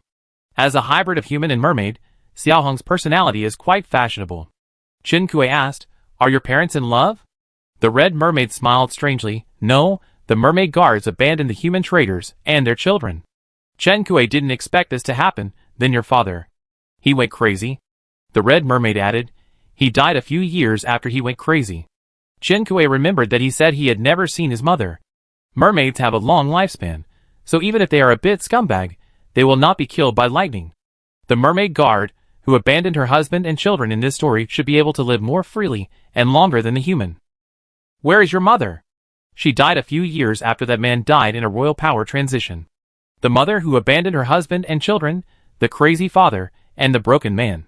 Chen Kui felt that if he continued to dig into his life story, he would have to get up in the middle of the night and slap himself, spit on himself. I deserve to die. So Chen Kui changed the subject. Do you know where your father hid the heart of the sea god? I know.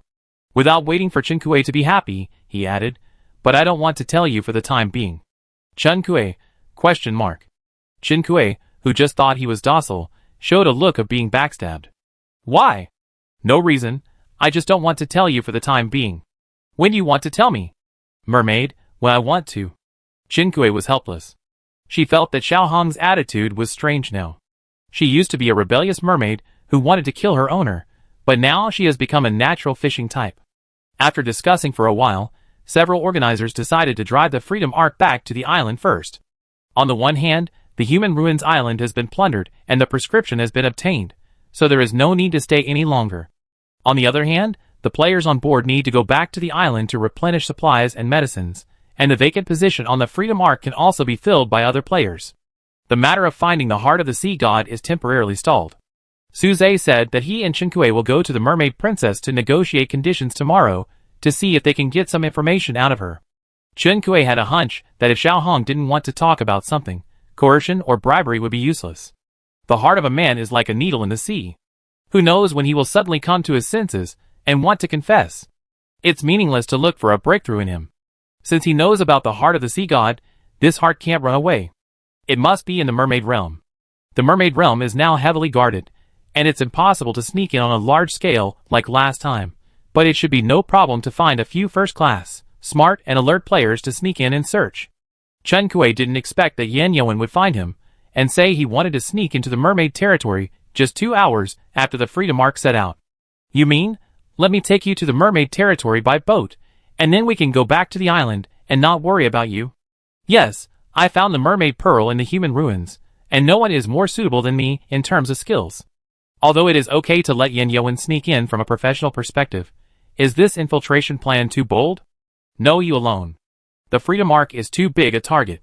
Yan Yuan interrupted her unfinished words. I will contact you in advance if I need help. Besides, I can also get information about the mermaids in the mermaid realm. You can't even understand the mermaid language. What information can you get? Chen Kuei felt that he could come up with such a careless excuse in order to sneak into the mermaid realm. Yan Yuan came prepared. This is the second reason I came to you. You can communicate with mermaids, so you should have a translation prop. Let me borrow your prop. Chen Kuei finally agreed to his crazy sneak plan. But the two-way translator will not be lent out for the time being because Su Zhe will go with her to negotiate with the mermaid princess tomorrow. After she acquired the racial talent of the mermaid, she could understand what the mermaid is saying without the two-way translator. This item is useless to her now, and she originally wanted to sell it. Now it has a new use.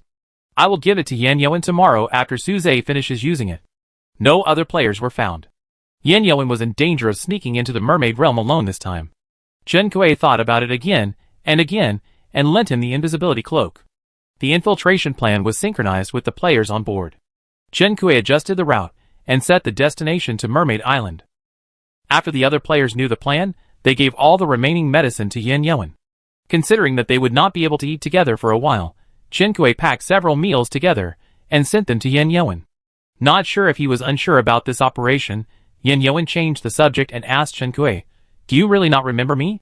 He recognized her at first sight, when they first met in the game. Chapter 54. Did they know each other before? Not to mention that Yan Yuan's name is not common, his appearance is not common either. Logically speaking, she must have seen someone like this before, and she can't forget it. Chen Kuei searched her social circle, and finally gave up. Sorry, I don't remember where we met before entering the game. Although Chen Kuei's reaction was expected, Yan Yuan was still a little disappointed. But his outward expression was just a downward curve of the corners of his lips. You beat me in District 31. Chen Kuei, she didn't remember going to District 31. And beat someone? You can recognize old acquaintances, but you can't just pick up old enemies. Chen Kuei denied. Did you recognize the wrong person? Chen Kuei avoided the question, and Yan Yuan replied after a long time, maybe. After the topic was revealed, the two returned their focus to the infiltration plan. With the invisibility cloak lent by Chen Kuei, the success rate of the infiltration plan can be increased by almost half. Chen Kuei disassembled and analyzed the Mermaid Island map with him. As he was disassembling, Chen Kuei decided to find some help. The most likely location of the sea god's heart was in the Mermaid Palace, but the map only showed the building layout of the Mermaid Palace, and it was impossible to understand the deployment of troops. In addition, there were thousands of rooms in the Mermaid Palace, large and small, and it was unknown whether there were any dark rooms or something. Fortunately, one of the players on board was doing architectural research. Having the other party to disassemble the map together at least helped Yan Yuan eliminate 30% of the workload. Of course, the heart of the sea god is not necessarily in the Mermaid Palace. The Red Mermaid lived in a remote outer city when she was a child, and Chen Kuei also drew a key search symbol in this area. When she asked Xiaohong where she lived when she was a child, Xiaohong's expression seemed to have guessed their plan, but he was quite cooperative. The mermaid who was so docile seemed to be different from the mermaid who said he would outlast her. Chen Kuei felt a little scared by his change in attitude. Xiaohong, why are you so easy to talk to all of a sudden? He also lent blood when asked to lend it at the altar. Later, he did not hide the information about the mermaid. Except for the location of the heart of the sea god, he never avoided other questions. I'm in a good mood. Chen Kuei struck while the iron was hot and probed the heart of the sea god. Then do you want to tell me? No. The other party withdrew a mermaid who was easy to talk to. The Red Mermaid said, without saying hello, and disappeared in an instant. The Freedom Arc arrived at the Mermaid Island at around 4 p.m. the next day. It was the same process as last time. The Freedom Arc passed through the forest and stopped at a rocky valley. It was not low tide yet. Chen Kuei opened the Freedom Arc passage and let Yin Yoan get off the boat. This place was hundreds of meters under the sea. Yin Yoan used the mermaid pearl and breathed freely after getting off the boat, as if he was born in the water. Compared with the huge freedom arc, he was as small as a speck of dust. In the projection, Yin Yoan faced the freedom arc and waved goodbye. At the same time, Qinkui received a message from his friend. "You guys go back to the island first, don't worry about me." Qinkui replied, "Be careful, safety comes first." Yin Yoan knew that Qinkui could see him, so he nodded in the direction of the arc, put on the invisible cloak, and disappeared in the projection. He chose to follow Chinkui's words, and said that he recognized the wrong person, because he actually regretted it as soon as he started talking. There is at least one S-level mermaid in the mermaid realm. If he can't complete the infiltration plan alive, telling her this now will only increase her disappointment. It's a good thing she doesn't remember. Yin Yoan has to wait here until the tide recedes. The freedom arc is too big a target, and Qinkui and his team really can't stay here for long. Qinkui operated the freedom arc and set off. The huge ship slowly rose into the air in the valley, stirring up a cloud of dust from the bottom of the ship. The chaotic sea water blurred his vision. Yin Yoan watched the freedom arc gradually rise and pass through the rocks. The huge ship gradually became smaller in his eyes, as the distance went away, until it disappeared from his sight. The low tide time was after 7 o'clock in the evening. Yin Yoan, wearing an invisibility cloak, leaned against the edge of the rock, closed his eyes, and waited for the passage to the mermaid realm to open. Qinkui controlled the freedom arc to leave, and then changed the destination to return to the island. This morning she had breakfast and turned on the radio to listen to the GD channel as usual. Yesterday's broadcast content was a collection of gourmet specialties. Qinkui learned the coordinates of more than a dozen islands, and the types of specialties corresponding to these coordinates. Today's program content is different from the previous ones. It is not related to the camp war, nor is it travel and food. It is a biological topic. The topic started with an octopus. It is said that the octopus population in the ocean has been moving frequently recently. No one knows what happened. The entire octopus population has ushered in an unprecedented mass migration. Afterwards, Agu and Adeo had a heated discussion on our octopuses and squids the same species or close relatives? Agu retorted, although these two creatures are both mollusks, they are from different species, and octopuses are much smarter than squids. Qinkui listened to the whole thing, with a confused look on his face. Today's broadcast seemed to be just a simple gossip chat, without any information prompts. The Red Mermaid, on the other hand, had a strange expression after listening to the broadcast. Qinkui, what do you think? The Red Mermaid did not express any insightful opinions. The broadcast was just a small episode. It was sunny today, and the Red Mermaid was in a good mood, so he asked Qinkui to let him go to the deck to get some fresh air. Other players also went to the deck to get some fresh air, and when they saw the Red Mermaid there, they looked at each other and tacitly left a vacuum area for the Red Mermaid. After listening to the broadcast, Qinkui and Suze went to negotiate with the Mermaid Princess in the restaurant. Qinkui said before that she didn't like bargaining, and asked the Mermaid Princess to think about it before making an offer. The Mermaid Princess listed a list of materials, and said she was willing to use them to exchange for her freedom. Among them was the deep-sea snow lotus, the treasure of the mermaids. Qinkui, so you're telling me to let you go first, and then fulfill your promise when you return to the mermaid realm? She showed a dissatisfied expression. What deep-sea snow lotus? It's just a blade of grass. It has no value to me. It's not just a plant. The deep-sea snow lotus has excellent healing effects, and can even revive the dead. Every time you use a petal, as long as there is still a breath, it can be saved. Qinkui, it seems that you have no sincerity in returning to the mermaid realm, so I won't waste my breath with you. Qinkui turned around and was about to leave. The Mermaid Princess was anxious. The deep-sea snow lotus is the treasure of the mermaid clan. I am willing to give it to you. Isn't this considered sincerity? Qinkui, let's put aside whether the deep-sea snow lotus is useful or not. You want me to let you go with a bunch of empty promises. This sincerity is too fake. But these things are in the palace treasury, and we can use the transaction contract, so you don't have to worry about me breaking my promise. Qinkui, it's not guaranteed by using the transaction contract. She pointed her chin clearly and pointed at the cage where the Mermaid Princess was. I'm lucky, and I can catch you. If you're unlucky, you can only knock on my cenotaph to hear a sound if you want to talk to me now. Suze stood quietly by the side as a follower. Considering that the Freedom Arc would not arrive in the mermaid realm until the afternoon, Qinkui lent the two-way translator to Suze first. The two cooperated tacitly, and walked out of the restaurant door without looking back. Then what do you want? The mermaid princess has been placed in the restaurant as a display for the past few days, and her mentality is almost unbearable. Hearing the mermaid princess words, Chinkue stopped and slightly turned sideways. All the materials that will be redeemed later are unrealistic. If you can provide the information I want, I will let you go. The mermaid princess realized at this time that the purpose of Chinkue and others kidnapping her might be for this from the beginning. And Chinkue hypocritically asked her to give the ransom price herself. The mermaid princess felt that she was being fooled.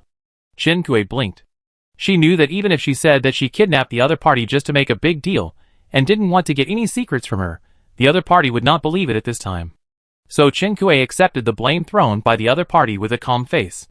What do you want to know? Before I answer, we both need to sign a transaction contract. I answer your questions, and you have to put me off the boat immediately. Chinkue saw Suze's message and nodded to the mermaid princess. Let's think about it. After that, the two left the restaurant. Suze, the mermaid princess must return to Mermaid Island as soon as she leaves the ship. To avoid any accidents, wait for Yanyoan to sneak in before making a deal with her. With the lesson from last time, the mermaid princess will definitely be more cautious about the content of the transaction contract. As long as the transaction is completed, they can't keep the mermaid princess. Chinkue, with the mermaid princess in our hands, the mermaids should be able to be cautious. But if we let the mermaid princess go, won't the mermaids attack the island without any scruples?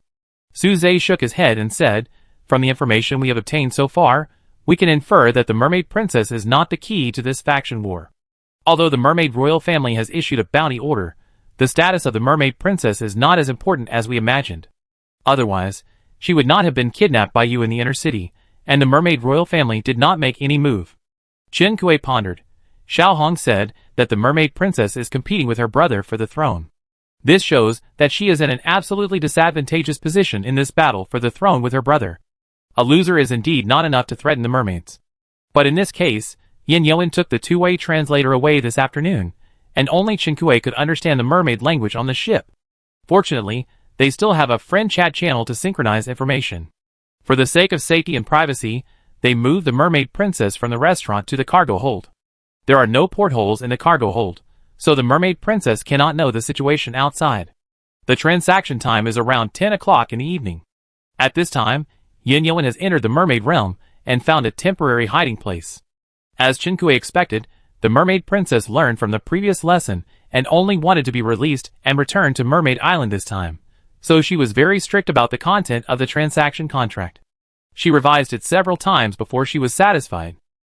Chinkue sat on the armchair, with the contract spread out in front of her. She glanced at the content of the contract and returned her eyes to the face of the mermaid princess.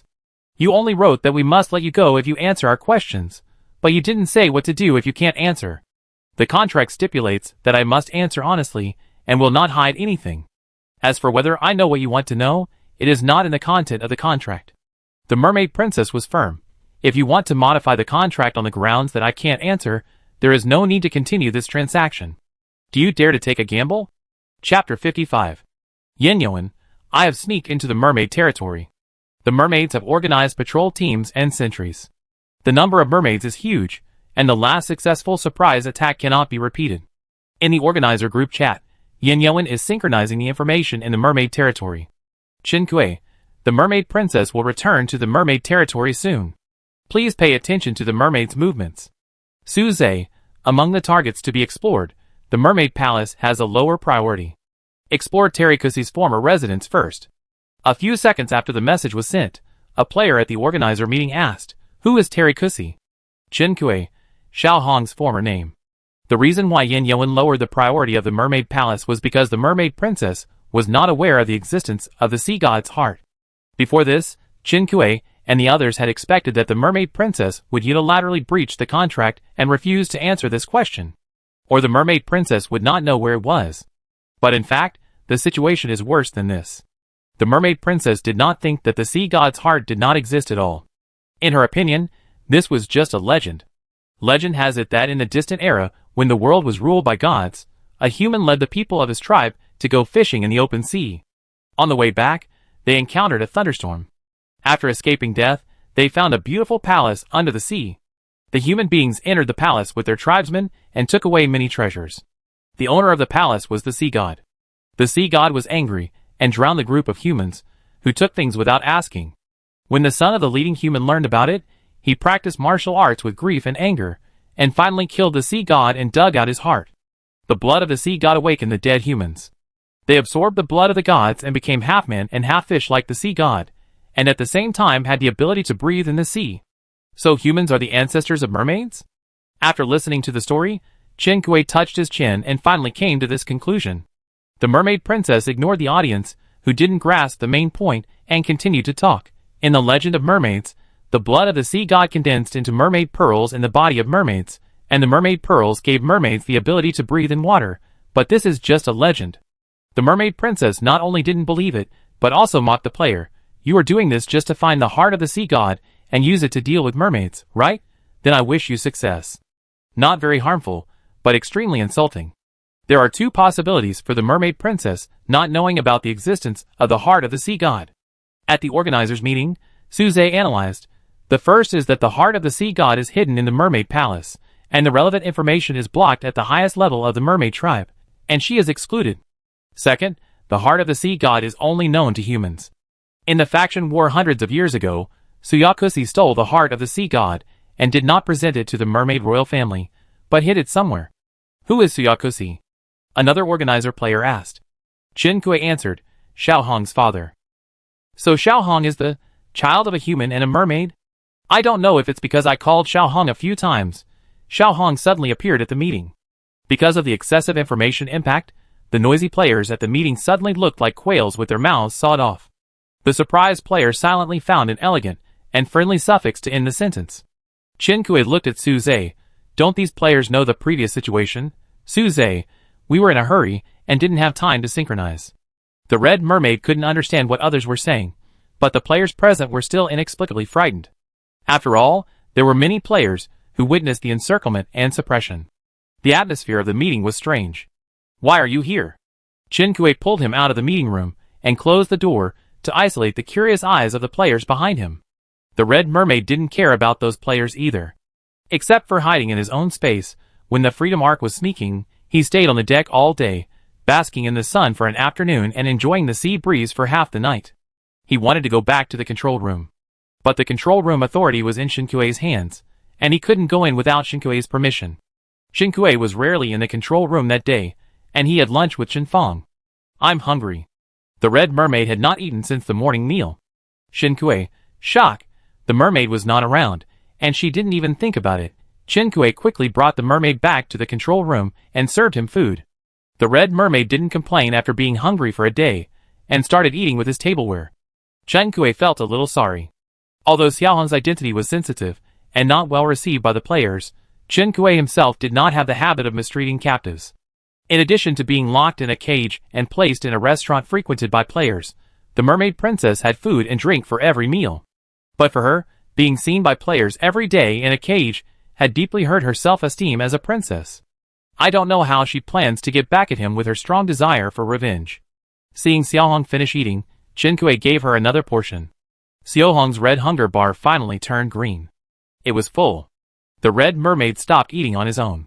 During the past few days of eating with him, Chen Kui changed his habit of continuing to eat after his hunger bar was full. It's not that Chen Kui has a strong desire for control, but eating after being full is not a very comfortable process. Chen Kui almost stuffed himself into the hospital before, and he knows that being full is not a good feeling. Therefore, she subconsciously stopped the other party from doing this. After many times, she actually changed her behavior. When Chen Kui returned to the conference room, the other players finally synchronized the existing information. At the same time, they also followed up the situation on Yan Yuan's side remotely. The enlarged map of the mermaid realm was spread on the conference table. A player just marked a building. Yan Yuan posted his actions, and what he saw and heard along the way in the group chat. The patrolling mermaids are a little commotion. After a while, Yan Yuan gave another message. The mermaid princess is back. The patrol guards in the outer city are informing the mermaids in other places of the news. It's a little slower than Chen Kui thought. Chen Kui noticed something wrong. Outer city? Which part of the outer city did the mermaid princess go to when she returned to the mermaid realm? Yan Yuan, it looks like the direction of the clock tower. Clock tower? Chen Kui remembered that it was in the middle of the outer city, a round tower with an ancient shape, which was much taller than other surrounding buildings. She pointed on the map, and the player with the pen circled it. Chen Kui originally thought that the bell tower was only used to warn people when they attacked, but he didn't expect it to have other uses. Yin Yuan, I go to the bell tower to check and see what's going on. Chen Kui was very pleased that his teammates were so thoughtful. Mermaids have the opposite schedule to humans. It's late at night, but it's time for mermaids to be active. Everyone in the conference room couldn't stand it, and Chen Kui was also so sleepy that his eyelids were fighting. Suze, let's all go to bed early today. Then, in the group chat, at Yin Yuan, the most important thing is to retain your energy. There's no rush to explore. Find a safe place to stay and take a nap. Yin Yuan did not accept his advice, and continued to post his exploration progress in the group chat. Suze did not force him, and arranged group duty. Chen Kui, as the captain and non-staff member, did not need to participate in the duty. He yawned, waved goodbye to other players, and went back to the control room to lie down. He fell into a deep sleep in a few minutes. Yin Yuan had been resting up during the day, when he was waiting for the tide to recede outside the mermaid country, so he was in high spirits now.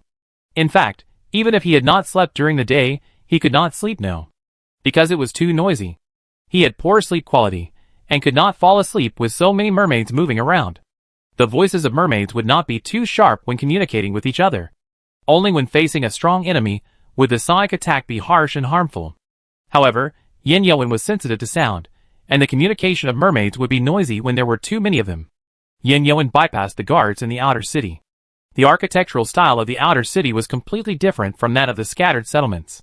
The buildings here began to become regular. Without the distinctive features of the scattered settlements, this place was more like a product of civilization and group living. The density of buildings in the outer city is very high. In order to facilitate the distinction, the players divided the outer city into zones, and numbered the buildings according to the map. The clock tower is located in the center of the outer city, and next to it is the outer city official residence, which is heavily guarded. Yin Yuan gave up the idea of checking the clock tower first. He opened the map, and found the area specially marked by Chen Kui. A certain building there was where Terikusi lived from childhood to adulthood, and it was also where Suyakusi died. Yin Yuan came to the edge of the outer city according to the route marked on the map. The geographical location here is remote, and the buildings are not so densely distributed. Yin Yuan walked to the corner, and saw a deserted courtyard. Chen Kui woke up the next day, and was controlled by the 99+ group chat as soon as she opened the message bar. She turned to the position before she went to bed, and looked down. It took her an hour and a half to complete the group chat information. Yin Yuan went to Xiaohong's previous residence last night. He posted a picture in the group chat, which was a rather dilapidated small courtyard. There was a stove in the courtyard, and the layout was a bit like the player's second-level shelter. What was different was that there was a well in the yard. A well? Chen Kui had a lot of questions in his head. Isn't the mermaid realm in the sea? What was the purpose of digging a well in the sea? To dig for oil? Yin Yuan probably thought that this well was a bit abrupt, so he took a picture from top to bottom and posted it in the group chat. Then he went down to the well to check. This was a dry well. Yin Yuan checked every inch of the well wall below, and there was nothing inside except gravel and some moss. After climbing out of the dry well, Yin Yuan looked around the yard again, and this time, he saw a bulging mound of earth. He hesitated for a moment, took out his tools, and started digging the soil. Seeing this, Chen Kui said, "Very good, dig 3 feet deep to find the so-called heart of the sea god." The soil bag was not buried deep, and Yin Yuan soon dug something out. A piece of white bones was exposed in the soil. Yin Yuan posted the picture professionally. Chen Kui looked at the tibia in the photo, and remembered that Xiaohong said his father died after going crazy for a few years, and his heart skipped a beat. Could this be digging up his father's grave? Facts have proved that there would not be another person with a tibia in the mermaid realm hundreds of years ago. This skeleton is Suyakusi himself. Yin Yuan didn't mind the creepiness. He dug out the whole skeleton and pieced it together one by one on the ground. A male skeleton finally saw another human after more than 400 years. Buried with Suyakusi was a silver square box.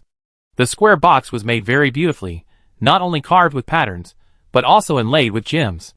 Chen Kui felt that the pattern on the box was familiar, and after thinking carefully, he found that the pattern was very similar to the embroidery on the old priest's clothes. This is a product of human beings. Chapter 56. The box itself is of great value. Yin Yuan studied the structure of the box, and carefully opened the silver box. The box can be used for burial, and it should contain something very important to its owner. But when Yin Yoan opened the box, it was empty. It seemed that the burial was just this box, and Yin Yoan didn't know what was going on. He put the box away and buried the bones again. When the last shovel of soil was put on, it was already around 6 in the morning. Fatigue swept over. Yin Yoan went to find a place to sleep. Chen Kuei finally finished reading his experience that night, got up, washed up and had breakfast. Xiaohong didn't need to be called. She sat down at her usual place to wait for breakfast. Chen Kuei looked at him and thought of the skeleton that Yin Yoan dug out in the middle of the night. She drank a mouthful of porridge and chose her words carefully. Xiaohong, did your father leave you any last words or relics? The red mermaid shook her head. No, he died suddenly, and he was crazy at that time. He left nothing except me. Chen Kuei leaned forward. Hey, how did he die? Is it convenient to tell me? The red mermaid had no expression on her face. He said there was a moon in the well, and he fell to his death when he jumped in to catch the moon. Chen Kuei, is there no water in the well? Although there was no water in the photos Yin Yoan took today, who can tell what happened hundreds of years ago? No, it has always been dry. In fact, if Suyakusi hadn't told him that this thing is called a well and people live on the fresh water in it, he would have no idea what this cylindrical pit is used for. People cannot imagine things they have never seen, and the same is true for mermaids. What is the purpose of digging a well without water? Sometimes he thought he was in a human tribe and felt that there must be a well. Chen Kuei, it's hard to judge. Thinking of the silver square box buried with him, Chen Kuei asked, who buried him after he died? The red mermaid still had a calm expression. I. Just you? Seeing the other side nod, Chen Kuei felt complicated for a moment, but the most important thing at the moment was obviously to find out where the things in the square box went. The box has always been empty. Do you know where the things inside went? The mermaid on the other side was silent for a while, leaving a sentence. I don't want to say, and then disappeared without waiting for Chen Kuei to respond. Chen Kuei? Question mark. Chen Kuei was about to use the system summoning function to call back the mermaid, who had escaped into space at the slightest disagreement, when the alarm set by the system rang. It was the fixed broadcast channel every day. Although the information that could be received on this broadcast channel had become limited since the day before yesterday, Chen Kuei thought that it was better to be safe than sorry, so he insisted on listening at a certain time every day. Zitzi, good morning, listeners. Welcome to GD Channel, which brings you the latest gossip and weather forecast every day. I am Egu. I am Adeo. After the familiar opening words, Chen Kuei found that today's topic had returned to the camp war. Egu. The topic was changed 2 days ago, but the listeners were not satisfied. We heard a lot of listeners' voices, and finally our radio station leadership decided to continue broadcasting the battle between humans and mermaids. Adeo. The public's attention is often controversial, so our radio station has also made some corresponding adjustments. Egu, before today's program starts, I emphasize again that we are a neutral radio channel. Chen Kuei felt that this sentence was not said to the listeners, but to Adeo, because in all their subsequent conversations, Chen Kuei no longer heard any emotional tendencies. Adeo, the latest news about the mermaids in the 0003 world, the kidnapped Princess Myrna Murphy is back. Egu, this has to mention the adjustments made by our radio station.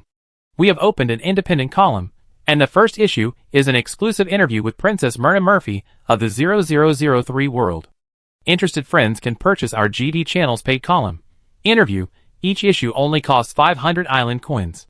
Adeo, yes, I hope listeners will support us. In addition, if you have any interesting characters, you can leave us a message. We will choose the interview object based on everyone's opinions.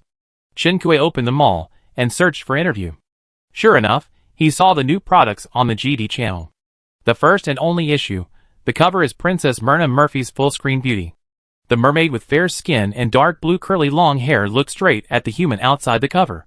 Her facial features were delicate, and there was a sense of fragile stubbornness in her deep blue eyes. It made people want to explore the story hidden in her eyes. This GD channel knows how to take pictures. The black title exclusive interview on the cover, plus the name of Myrna Murphy marked in cursive, made this program look formal and casual. Chen Kuei placed an order and paid directly. After placing the order, Chen Kuei found that he could see the sales volume. In a short period of time, this issue of exclusive interview had sold more than 5,000 copies. After buying, Chen Kuei's thoughts returned to the radio again. Agu and the others finished their sales, and continued to talk about the main topic. Agu, I didn't report to you the past 2 days, so today I will synchronize with you the current casualties of both humans and mermaids. Currently, 90% of the human camp has made a free arc, and some of them have launched attacks on the mermaid camp. Chun Kuei, huh? Humans are so fierce. Adao, at present, the mermaid camp has not suffered much loss, but the human camp has surrounded and wiped out several worlds of mermaids, and no human is left. Agu, the mermaid camp declared the end of the camp war in 0085, 2541, 4602. These worlds, and the mermaids won. Chinkue wrote down these serial numbers and checked the world rankings, and found that these worlds were indeed ranked at the bottom. Chinkue still remembers the 4602 world. Their world chose to avoid the war. A player named Jiang Tingfeng participated in the audience connection. But the surviving players in these worlds are not 0. Although there are few left, there are indeed some players. Chinkue, didn't they say that no human was left? These players were expelled from the human race? Could it be that these players found some way to avoid the faction war? Adeo. Speaking of which, our radio station has received a lot of letters from listeners. Everyone wants to know whether the mermaid prince will show up this time. The prince is very popular among female listeners. Agu, so envious. I also want to have so many girls worrying about me. Adeo, don't be envious. Isn't it enough for you to have your girlfriend worrying about you? Agu, that's right. Who is not a little prince of the radio station? Adeo, according to the results of our interview with the mermaid prince, His Royal Highness will stay in the mermaid realm in the near future, and will not show up. He asked our radio station to convey his gratitude to the fans on his behalf. Agu, His Royal Highness has not appeared in public for a long time. No wonder fans are worried about him. Adeo, after all, he is handsome and rich, and he is also the most popular heir to the throne. Agu, there is no ugly mermaid in the royal family. As we all know, the lighter the skin color of the mermaids, the more noble their status. These are all innate. This, as we all know, perfectly avoided Chen Kui. Chen Kui really didn't know. If that's the case, among the mermaids she had seen before, the dark green mermaid was the light green mermaid guard the white-skinned princess. Did I miss something? I miss Xiao Hong. Xiao Hong's skin is a healthy bronze color. In terms of skin color, his position is a bit awkward. I don't know where he ranks. In terms of strength, he is S level. I don't know if the mermaids look at strength or skin color in this situation. Adeo, after talking about mermaids, let's talk about the human camp. In addition to the few worlds we just mentioned, the humans in other worlds seem to have their own leaders, and under their leadership, they are actively preparing for war and counterattacks. Agu, in fact, many worlds in the human camp are currently preparing for a decisive battle, and both sides seem to be determined to win the fruits of victory. Adeo, we have talked a lot today, and the rest of the topic will be left until tomorrow, and then we will have the audience connection session. Agu, then I will draw today, and see if I can draw my fans. After a while, the results came out, and Agu was a little surprised. Agu, congratulations to Tao Yuan from the 3421 world. It's Miss Tao Yuan. Is Miss Tao Yuan my fan? A soft female voice came from the radio. Yes. Agu immediately laughed. Tao Yuan, I want to ask, where do you leave messages on your radio? When Shinkue heard that he could leave messages, he also searched all the function keys, but didn't see the message channel. Adeo, now we are in the camp war period. As a neutral radio channel, in order to ensure that the broadcast is not biased, we have closed the message channels for both mermaids and humans. Miss, please leave us a message after the camp war is over. Agu, what a pity, I finally got a fan of mine. Adeo, so this is why the message channel is closed. We proceed to the last item of today, weather forecast. Agu, it will still be sunny tomorrow. Everyone please be careful to protect yourself from the sun. Shinkue turned off the radio and added the information he had obtained to the forum post. The free arc sailing time showed that they would arrive at the island around 1 p.m. Some players on board were happy, and some were worried about returning to the island. The players on the ship were concerned about the animals and plants in the shelter, or the soft beds in the bedrooms, and the delicious food on the stove. So even though they were still on the ship at lunchtime, few players went to the restaurant to eat.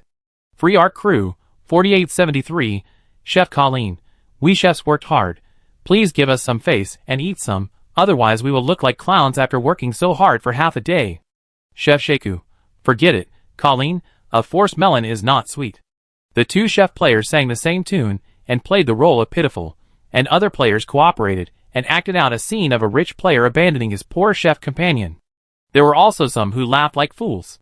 The atmosphere on the ship was relaxed and happy, but some players on the island were worried about this. After hearing the news that the players on board were returning, LV Wake Eye couldn't sleep the whole night. Group Chat 14 LV Wake Eye. They are back, we will definitely be targeted. Ming Peng, aren't we being targeted now? Let's go back. I don't know what else they can do to us. Some other players in the group had the same attitude, while others were worried. The 14 people in this group chat were the group of players who swallowed the meat of grass. Among them, Ming Peng not only swallowed the meat of grass, but also got the island coins to buy the alchemy skill book from other players. Group Chat 14 Guaping on. We shouldn't have been so greedy. If I had known, I wouldn't have taken the 150 meat of grass. I didn't use them at all, and made myself the public enemy of all players. Ming Peng, why are you so timid to do such a bad thing? Guaping on. If you hadn't instigated me, I wouldn't have done such a thing. Ming Peng, I took it. Did you need my instigation? Weren't you the happiest when you took it? You are both a role model. A fierce accusation and mutual abuse broke out in the group chat of 14 people. Originally, they were a mob that came together because they stole the meat of grass together and were posted on the thread. Now the players on board are returning to the island, and they are scattered like sand under the pressure of being liquidated. Group Chat 14 Ming Peng, okay, stop arguing. Now other players don't like us. If we start a fight again, we just sit there and wait for death. LV Wake Eye, but... Ming Peng, don't say buts. You're so scared when you heard the news that they're back. Where did the courage you had when you stole the supplies go? If you were tougher, I would respect you as a man. Lu Wake Eye, I was possessed by a ghost at that time. Ming Peng, anyway, I'm leaving this to you. You already done it. Now is the time to complain about this. You don't have to stay in this group anymore. Go and kneel down and kowtow to them to see if they are willing to give you a chance. A bunch of useless people. People with a stable core can always become the center of the crowd, no matter whether this core is strong and confident or extremely self-centered. At least under Ming Peng's scolding, no player in the group chat of 14 people quit the group. After they quit the group, it was difficult to find players willing to exchange supplies with them. In this game, not being able to exchange supplies is equivalent to being sentenced to suspended death. Although there are only 14 people in this group, they are all isolated by the players. They can still deal with the situation temporarily by exchanging supplies with each other. Group Chat 14 Ming Peng, as long as someone diverts hatred, no one will pay attention to us. When the faction war is over and the limelight has passed, who will remember this matter? LV Wake Eye, what do you mean, Brother Ming? Ming Peng, everyone, gather your island coins. I find some players to post and divert the hatred and attention to Chen Kui. She started the faction war and killed so many people. It's not unfair for her to take the blame for us. Guaping on, how many island coins do you want? I don't have many island coins. Yes, I don't have many either. Ming Peng, if you don't have island coins, gather the supplies. If posting with our own IDs doesn't work, why would I waste this money? It's already this time. Don't worry about those few coins. If we don't take action, we're all done.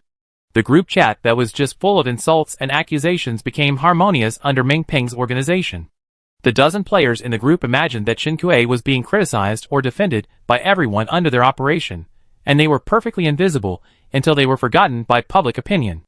I suddenly felt that the future was promising, and all the sufferings in front of me would pass. Chen Kui also ate the food in his backpack on the boat, so at mealtime, Chen Kui took out the food as usual and invited Xiao Hong to eat. Destination reached. The logout button of the free arc was turned on, and players disembarked one after another.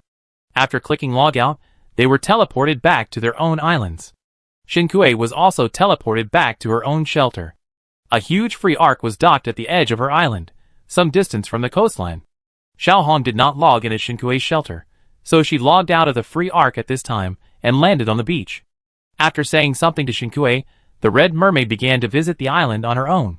The courtyard door of the shelter was open, and the pigs and sheep in the livestock shed were driven out of the courtyard and were grazing on the grass outside.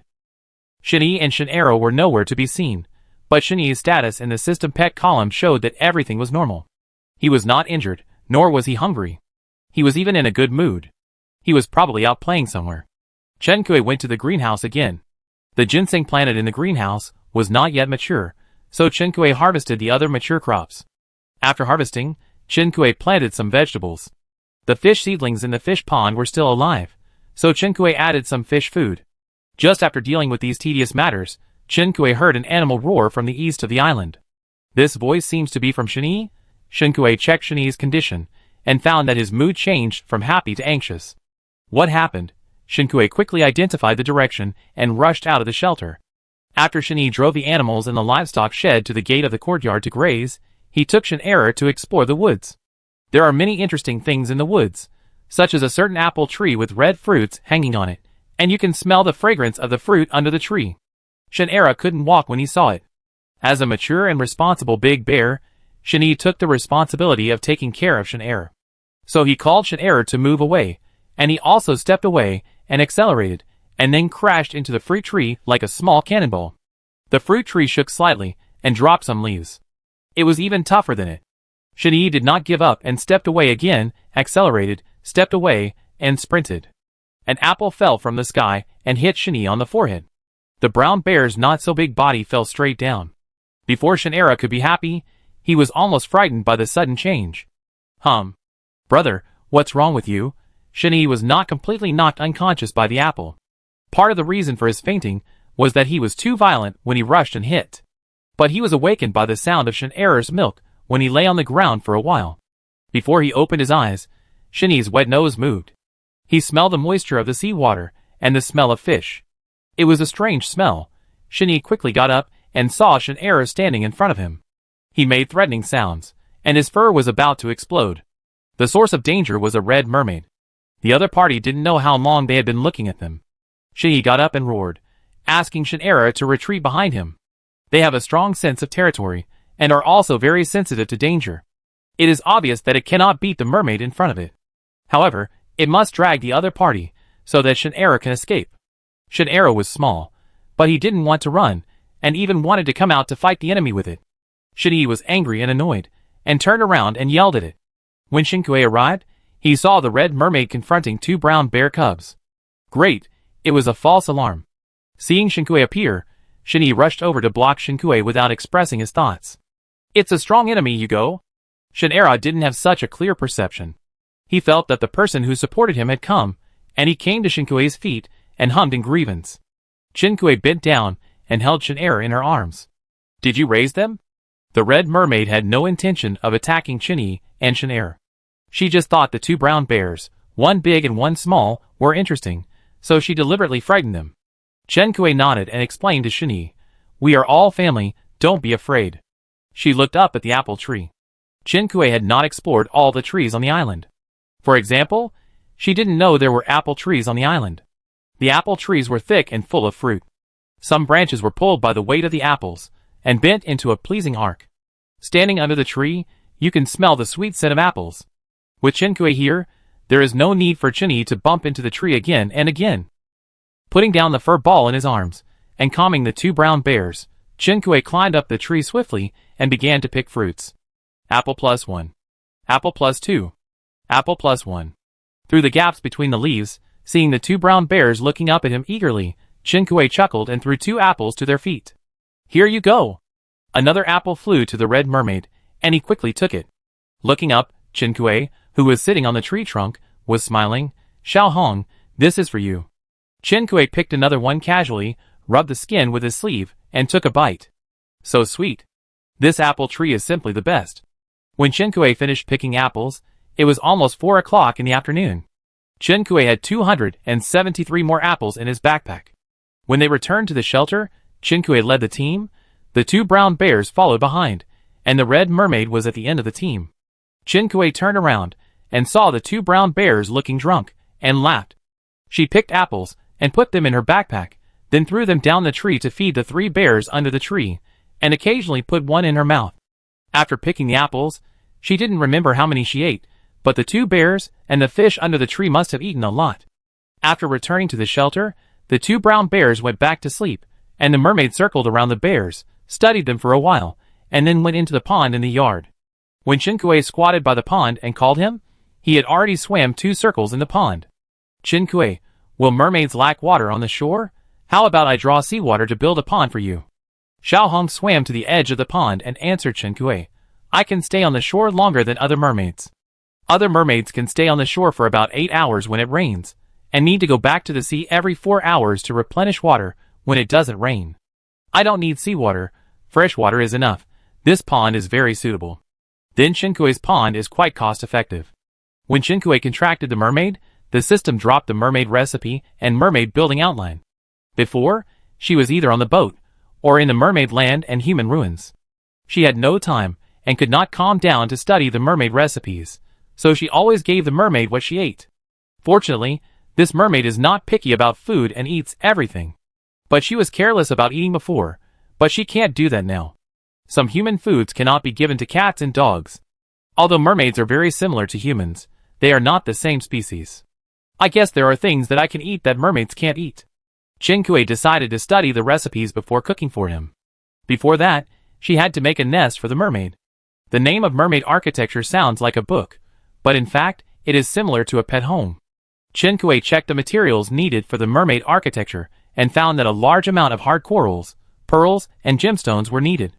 Shinkue had dived into the sea to get some white butterfly shells and pearl shells, but he didn't remember to open them when he got them back, so he opened them all at once now.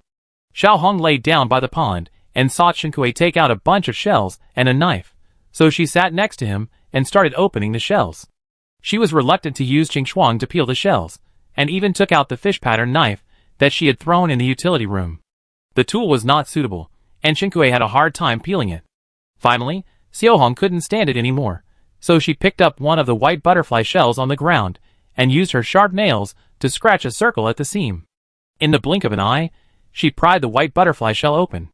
It was so easy that it seemed like breathing. Shinkue threw away the fish pattern knife in her hand and simply pushed all the shells in front of the mermaid and raised her chin slightly. "Leave it to you." Xiaohong looked at her and took over the shell peeling job by default. Each sea clam usually produces only one pearl. Shinkue asked the mermaid to pry open a small mouth, carefully took out the pearl, and put the sea clam back into the backpack. These sea clams can still survive if they are put back into the sea. They can be taken out and checked next time when pearls are needed. Because the yield is low, Shinkue still has far less pearls than the number needed to build a mermaid nest after taking all the pearls from the sea clams. Shinkue thought of the most famous mermaid legend. The tears of mermaids will turn into pearls, and his mood suddenly became high. That's fake. Only the blood and tears of a mermaid before death can turn into red pearls. As if the key words were triggered, Shinkue hurried back to the shelter storage room, took out something from his neatly sorted boxes, and quickly went downstairs to the pond. He spread his palm and placed the lost red pearl in front of the mermaid. "Is this one in my hand made from the blood and tears of a mermaid?" Xiaohong took a look and nodded affirmatively. Mermaid blood and tears are ominous things for mermaids. Perhaps it was because of sympathy for one's own kind. Most mermaids were very averse to seeing mermaid blood and tears, but he had seen it a lot, and recognized at a glance that the blood and tears in Shinkue's hand were indeed mermaid blood and tears, but the quality was average. Shinkue pulled the red mermaid out of the pond. "Come on, accompany me into the sea to find pearls." Before, Shinkue needed to wear a diving suit to dive into the sea, but now she has the talent of a mermaid and can stay in the water for a long time without oxygen. She had not yet explored the mine cave where she went to dig for gems before boarding the ship, and suddenly there was another task of collecting pearls. Fortunately, she now has an extra mermaid laborer. One person and one fish entered the sea. Shinkue led the way, leading Xiaohong to swim to the sea where he had touched shells before. Seeing the clusters of coral reefs again, Shinkue handed Xiaohong a net bag, indicating that he should touch the shells and put them in the net bag. Shinkue himself started to work on the coral reefs. The dug coral reefs were put into the backpack. The coral reefs were very beautiful. Shinkue dug a lot of them according to his own preferences. When Shinkue felt that it was about time, he went to see Xiaohong again. He had already put half a bag of shellfish in his net bag. Touching clams was a novel experience for him. Before this, his claws were used to attack opponents and tear apart enemies. This was the first time he used a novel tool to dig up the mud and sand on the seabed, and pick up the clams exposed to his sight after the mud and sand faded away. Shinkue picked up some stones on the seabed to make a circle, and put the clams that had been opened into the circle. From now on, this will be her pearl farm. After the simple pearl farm was built, Shinkue called Xiaohong over and signaled them to open the clams in the sea. Xiaohong cooperated and took out the clams from the net bag. In addition to the white butterfly oysters and pearl oysters, He also picked up some small shellfish such as mussels and razor clams. The mermaid's sharp fingernails slid and began to open the clams for Chinkue. Pearl plus one. Pearl plus one.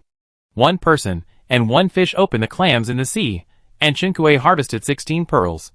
These pearls are of different sizes, but the quality is very good.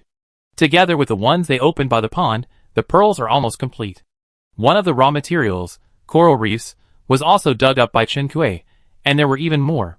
The next step was to mine gemstones. Chinkue led the red mermaid to swim deeper, and soon they swam to the mine where she had mined gemstones and coal ore before. The kelp on the nearby rocks had not yet grown. Chinkue handed the mermaid a pickaxe, and prepared to take him into the mine. As soon as she moved, her arm was pulled, and Xiao Hong's golden eyes looked deep into the cave entrance and shook her head at Chinkue. Does this mean there is danger inside the mine? Chinkue waited aside and watched Xiao Hong launch sharp sound waves at the cave entrance. After a while, blood mist floated out from the depths of the mine. Xiao Hong circled around and found a cave entrance to crawl into. After a while, she dragged out a dead giant sea snake from inside. Chinkue shuddered. It's safe inside now. Xiao Hong pointed to the more hidden cave entrance he found. This cave is its nest. It will eat creatures that stray into the cave, and sometimes it will go out to hunt. Chinkue endured the nausea and put away the giant sea snake's corpse. The sea snake's corpse entered Chinkue's backpack and automatically decomposed into 41 snake meats, 1 snake gallbladder, and 5 snake venoms. She put all the snake meat on the player trading center. The hole that Chinkue found before was too small, only enough for Chinkue to get in. So Chinkue and Xiao Hong entered the mine through the big hole they found later. The vision of the mermaids is similar to that of humans. They can vaguely see the outline of things in the dark, so Chinkue equipped herself and Xiao Hong with flashlights. After entering the mine, Chinkue began to knock gems and coal ores with a pickaxe. Xiao Hong tried to knock the gems with his hands, but failed, so he picked up the pickaxe and knocked like Chinkue. Coal ore plus 2, amethyst plus 1. Coal ore plus 1. Coal ore plus 2, sapphire plus 1. Coal ore plus 1, ruby plus 1, amethyst plus 1. Obsidian plus 1. Chinkue knocked while listening to the system broadcast, and the more he knocked, the more powerful he became. Looking at the red mermaid, his speed was not as fast as Chinkue, but he was also constantly dropping coal ores and colorful gems. That's right, it fell down. He didn't have a backpack, so the ores and gems he mined would fall to the ground. He just mined, and Chinkue came to collect them at a fixed frequency. They mined deeper and deeper in the mine, and Chinkue suddenly saw a pile of golden glowing things on the ground not far away. What is that? The mermaid took a look. It dropped after the sea snake died. Xiao Hong's system would actually give rewards for killing monsters? Chinkue thought about it, and thought it should be the effect of her other golden title of slave owner. After she wears this title, she can obtain the ownership of the materials dropped by the pet after completing the task. However, the effect of this title is not to drop directly into the player's backpack, but the player needs to pick it up by himself. If you miss it, you miss it. Chinkue went forward to collect the glowing drops.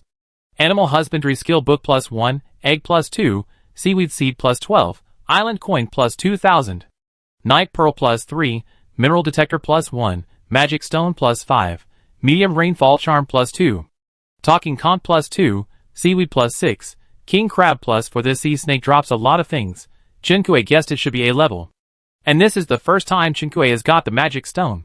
The Magic Stone is needed to make advanced workbenches and teleportation arrays, but Chinkue has only seen it in the hands of the Mermaid Princess. Chapter 57.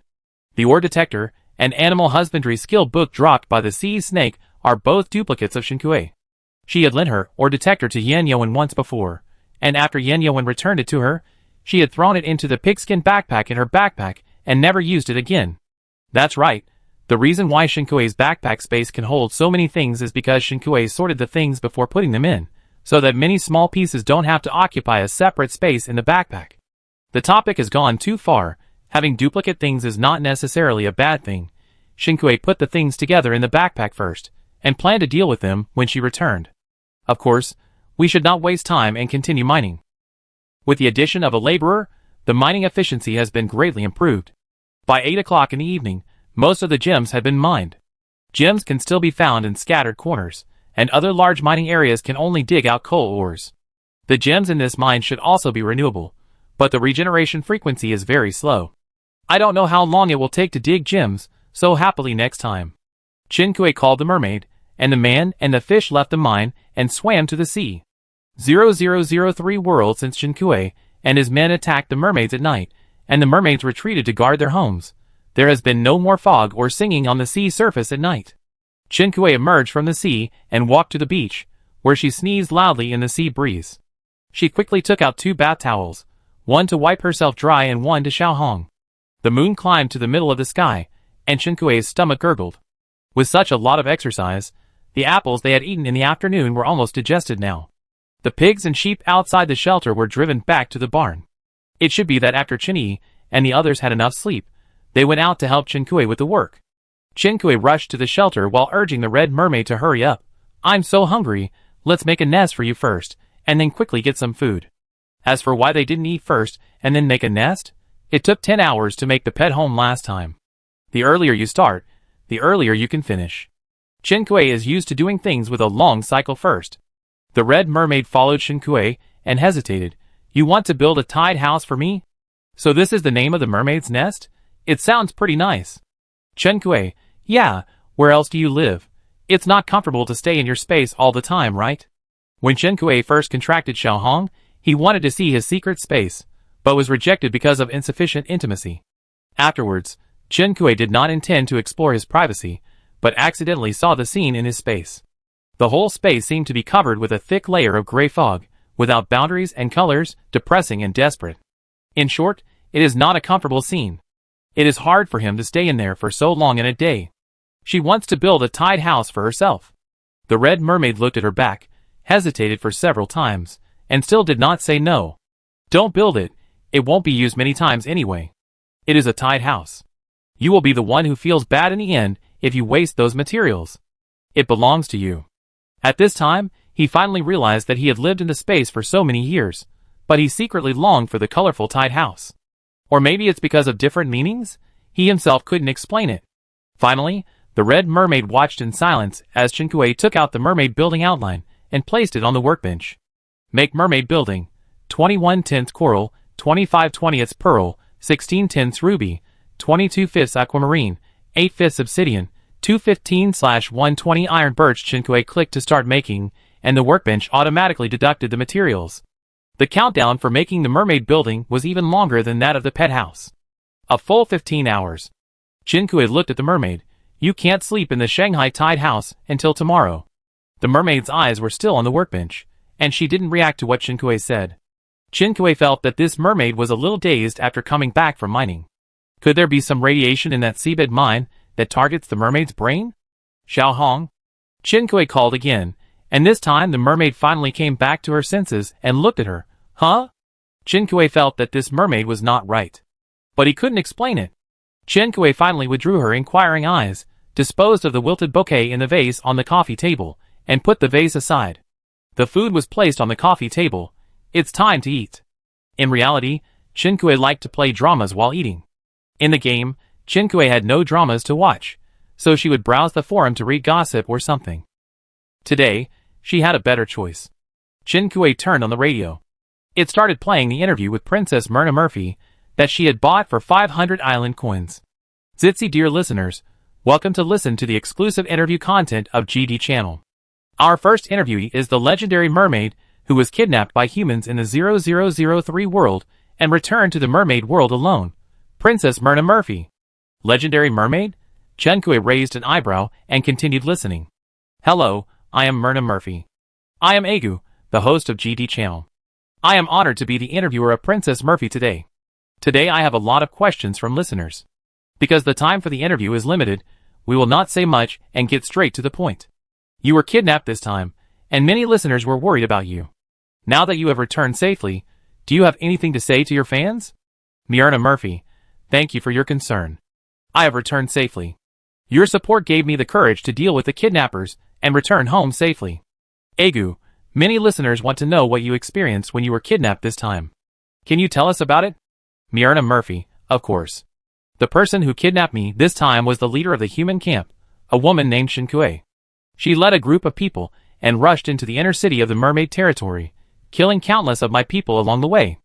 After the bell of the enemy attack sounded, Considering that the mermaid army was at the front line and the defense in the city was empty, I led my guards to run out of the palace as fast as possible, ready to face Chinkui head-on to delay time. Agu, just listening to the description, you can imagine how critical the situation was at that time. As far as I know, the number of your guards plus you, princess, is far less than that of the humans who participated in the sneak attack. What kind of mentality did you have to walk out of the palace under such great pressure that the enemy is strong and we are weak? Milna Murphy, I didn't think so much at the time, because our mermaid elites were not there, and there were still so many civilians in the mermaid realm. I just wanted to protect them. Chinkui, if she wasn't involved, she would have followed suit and praised the princess for her noble character of loving the people like her own children and leading by example. Chinkui turned to look at Xiaohong, but saw that he didn't even raise his eyebrows and continued to eat. Chinkui, have you mermaid princesses always been like this? The mermaid was not surprised. The mermaid royal family is like this. Chinkui leaned forward. Xiaohong, do you have a grudge against them?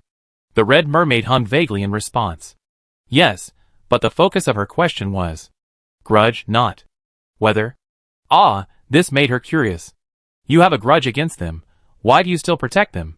Chinkui remembered that the mermaid princess believed that Xiaohong would protect the royal family. If Xiaohong had a grudge against them, why would they still think so? It's a duty. Oh, it's a working fish. Chinkui, then you will work for me in the future. Will you protect humans in the faction war? Xiaohong thought about it seriously and replied, if you ask me to. On the radio, Myrna Murphy was talking about how she behaved neither servilely nor arrogantly after being kidnapped and brought to the ship. They failed to force me, so they used bribery instead, hoping that I would change sides and lead them back to the mermaid territory. This was not only a disdain for me, but also a disdain for the entire mermaid tribe. The mermaid tribe vowed not to be slaves and to protect the interests of the tribe until death. They thought that by doing this, they could break the pride of the mermaid tribe. Chinkui had a subtle expression when she heard this. She glanced at Xiaohong. This person seemed to have voluntarily changed sides before she had used any force or bribery. Could he be pretending to be nice? Chinkui didn't know if Xiaohong was acting, but Myrna Murphy's acting was really good. Chinkui felt that her 500 island coins were wasted on watching a show. She is indeed a legendary mermaid. After dinner, Chinkui opened her backpack and sorted out the supplies she had harvested today. First, she sorted out the gems and coal ore. With the coal ore and the ones she had mined last time, she had more than 560 pieces. There were also some leftover corals. Chinkui placed 2 in the living room as decorative ornaments, and the others were stored in the storage room. The most surprising thing for Chinkui this time was the 2 eggs dropped by the sea snake. I don't know what the connection is between eggs and sea snakes. Killing a wolf and dropping a lamb can barely be said to be the wolf eating the lamb. Will the sea snake swim to the shore to eat eggs? This time, in addition to eggs, seaweed was also dropped for her, probably to make her a seaweed egg drop soup. Chinkui took out the incubator and put the 2 eggs in it. There is no egg drop soup, but seaweed wontons are available, but this is more troublesome. Chinkui plans to deal with the supplies before making it. The king crab that dropped was easy to cook.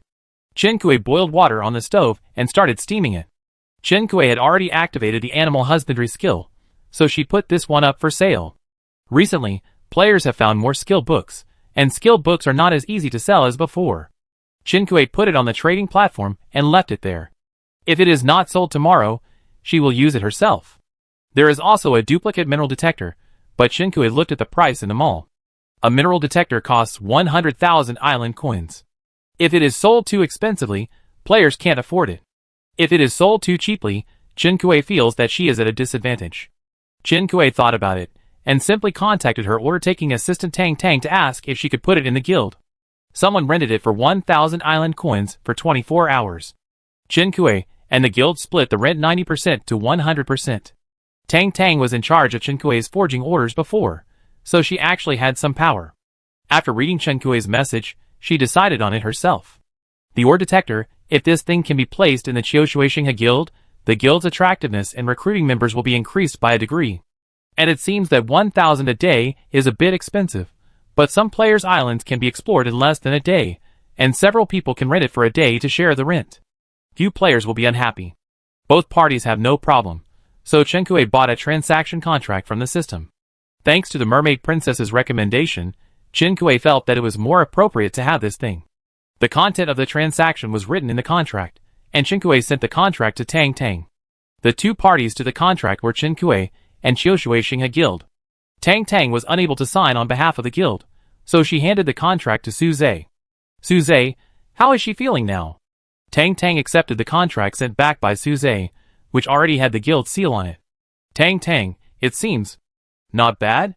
Su Zhe, that should be because they haven't seen those posts on the forum yet. We are already dealing with them, so don't mention it. Tang Tang felt that Chen Kuei was not as fragile as they thought, but she was not a person without tact.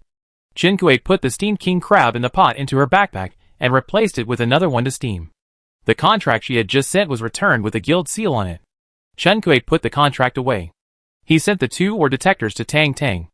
After Tang Tang received the detectors, the contract officially came into effect. Tang Tang couldn't help but ask Chen Kuei what he was doing now. Chen Kuei said he was studying cooking. Tang Tang immediately packed some seasonings and 2 recipes and sent them over. Tang Tang, cooking is good, cooking is good. Focus on studying dishes, and you won't have the energy to pay attention to forums or posts. Chapter 58. Chen Kuei received the seasoning and recipes sent by Tang Tang, and sighed. That's why people are so popular, they are both considerate and enthusiastic. If I were a leader, I would also like to use such a second in command.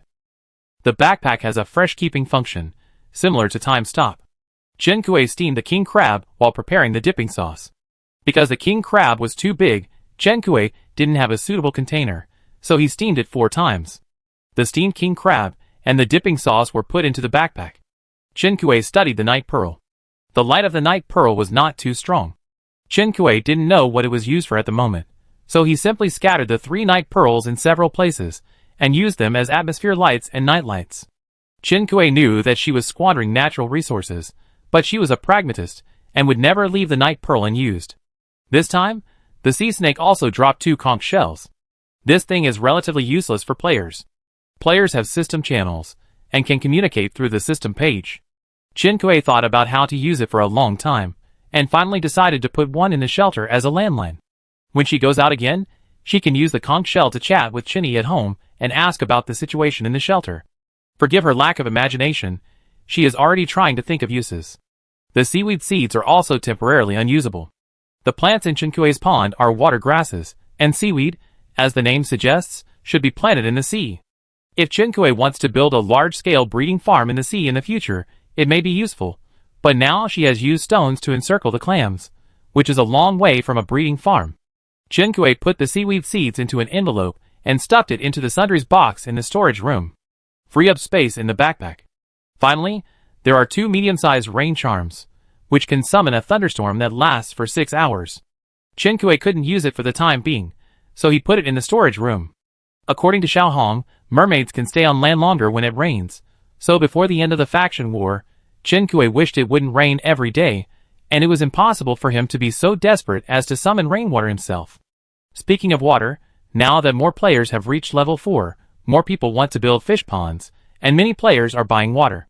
Chen Kuei has sold a lot of seawater desalination devices before, but fresh water is still a scarce resource compared to the huge player group. Chen Kuei decided to wait until the mermaid's tide house was built tomorrow, and then continue to use the workbench to make the seawater desalination device. She could also collect more basic materials, so that when she went out, the workbench could automatically produce. After processing the materials, Chen Kuei started to make seaweed wontons. The wheat she harvested before was only half a bowl in total. If she wanted to eat wonton skin made of flour, she needed to make a flour mill first. Chen Kuei felt that it was too much trouble, so she bought a bag of flour in the mall for 100 island coins. So it is said that low grain prices hurt people. If Chen Kuei is a farming player who makes a living by growing wheat, he would be shocked when he sees this bag of flour. Seaweed wontons were the signature dish in Chen Kuei's previous food game, and there happened to be a recipe book that included seaweed wontons on the menu.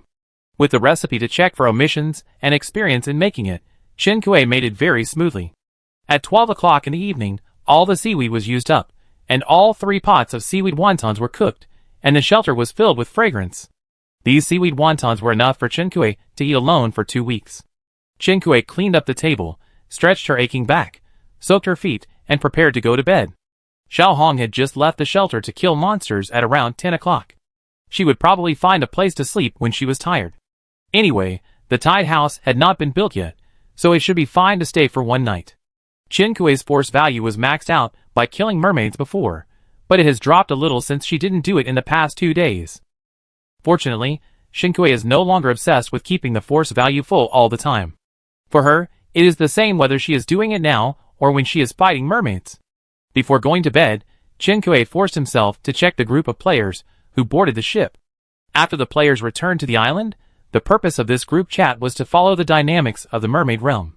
Yin Yoan sneaked into the mermaid realm alone, and finding the heart of the sea god was not the only purpose. It can even be said that finding the heart of the sea god was just a side job. The player's idea was very simple. Even if there was no heart of the sea god, the dark Cheong water would definitely work on the mermaids. If they really couldn't find the heart of the sea god, they would use the dark Cheong water on their weapons, or sneak it into the mermaids' food. In this way, even if they couldn't catch all the mermaids in one fell swoop, they could weaken them.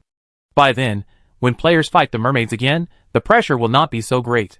Yin Yoan woke up around 3 o'clock in the afternoon. His activity range today is still in the outer city area. Looking at the message records in the group chat, he squatted near the outer city official for a long time today, and took advantage of the mermaid's change of defense to sneak into the bell tower.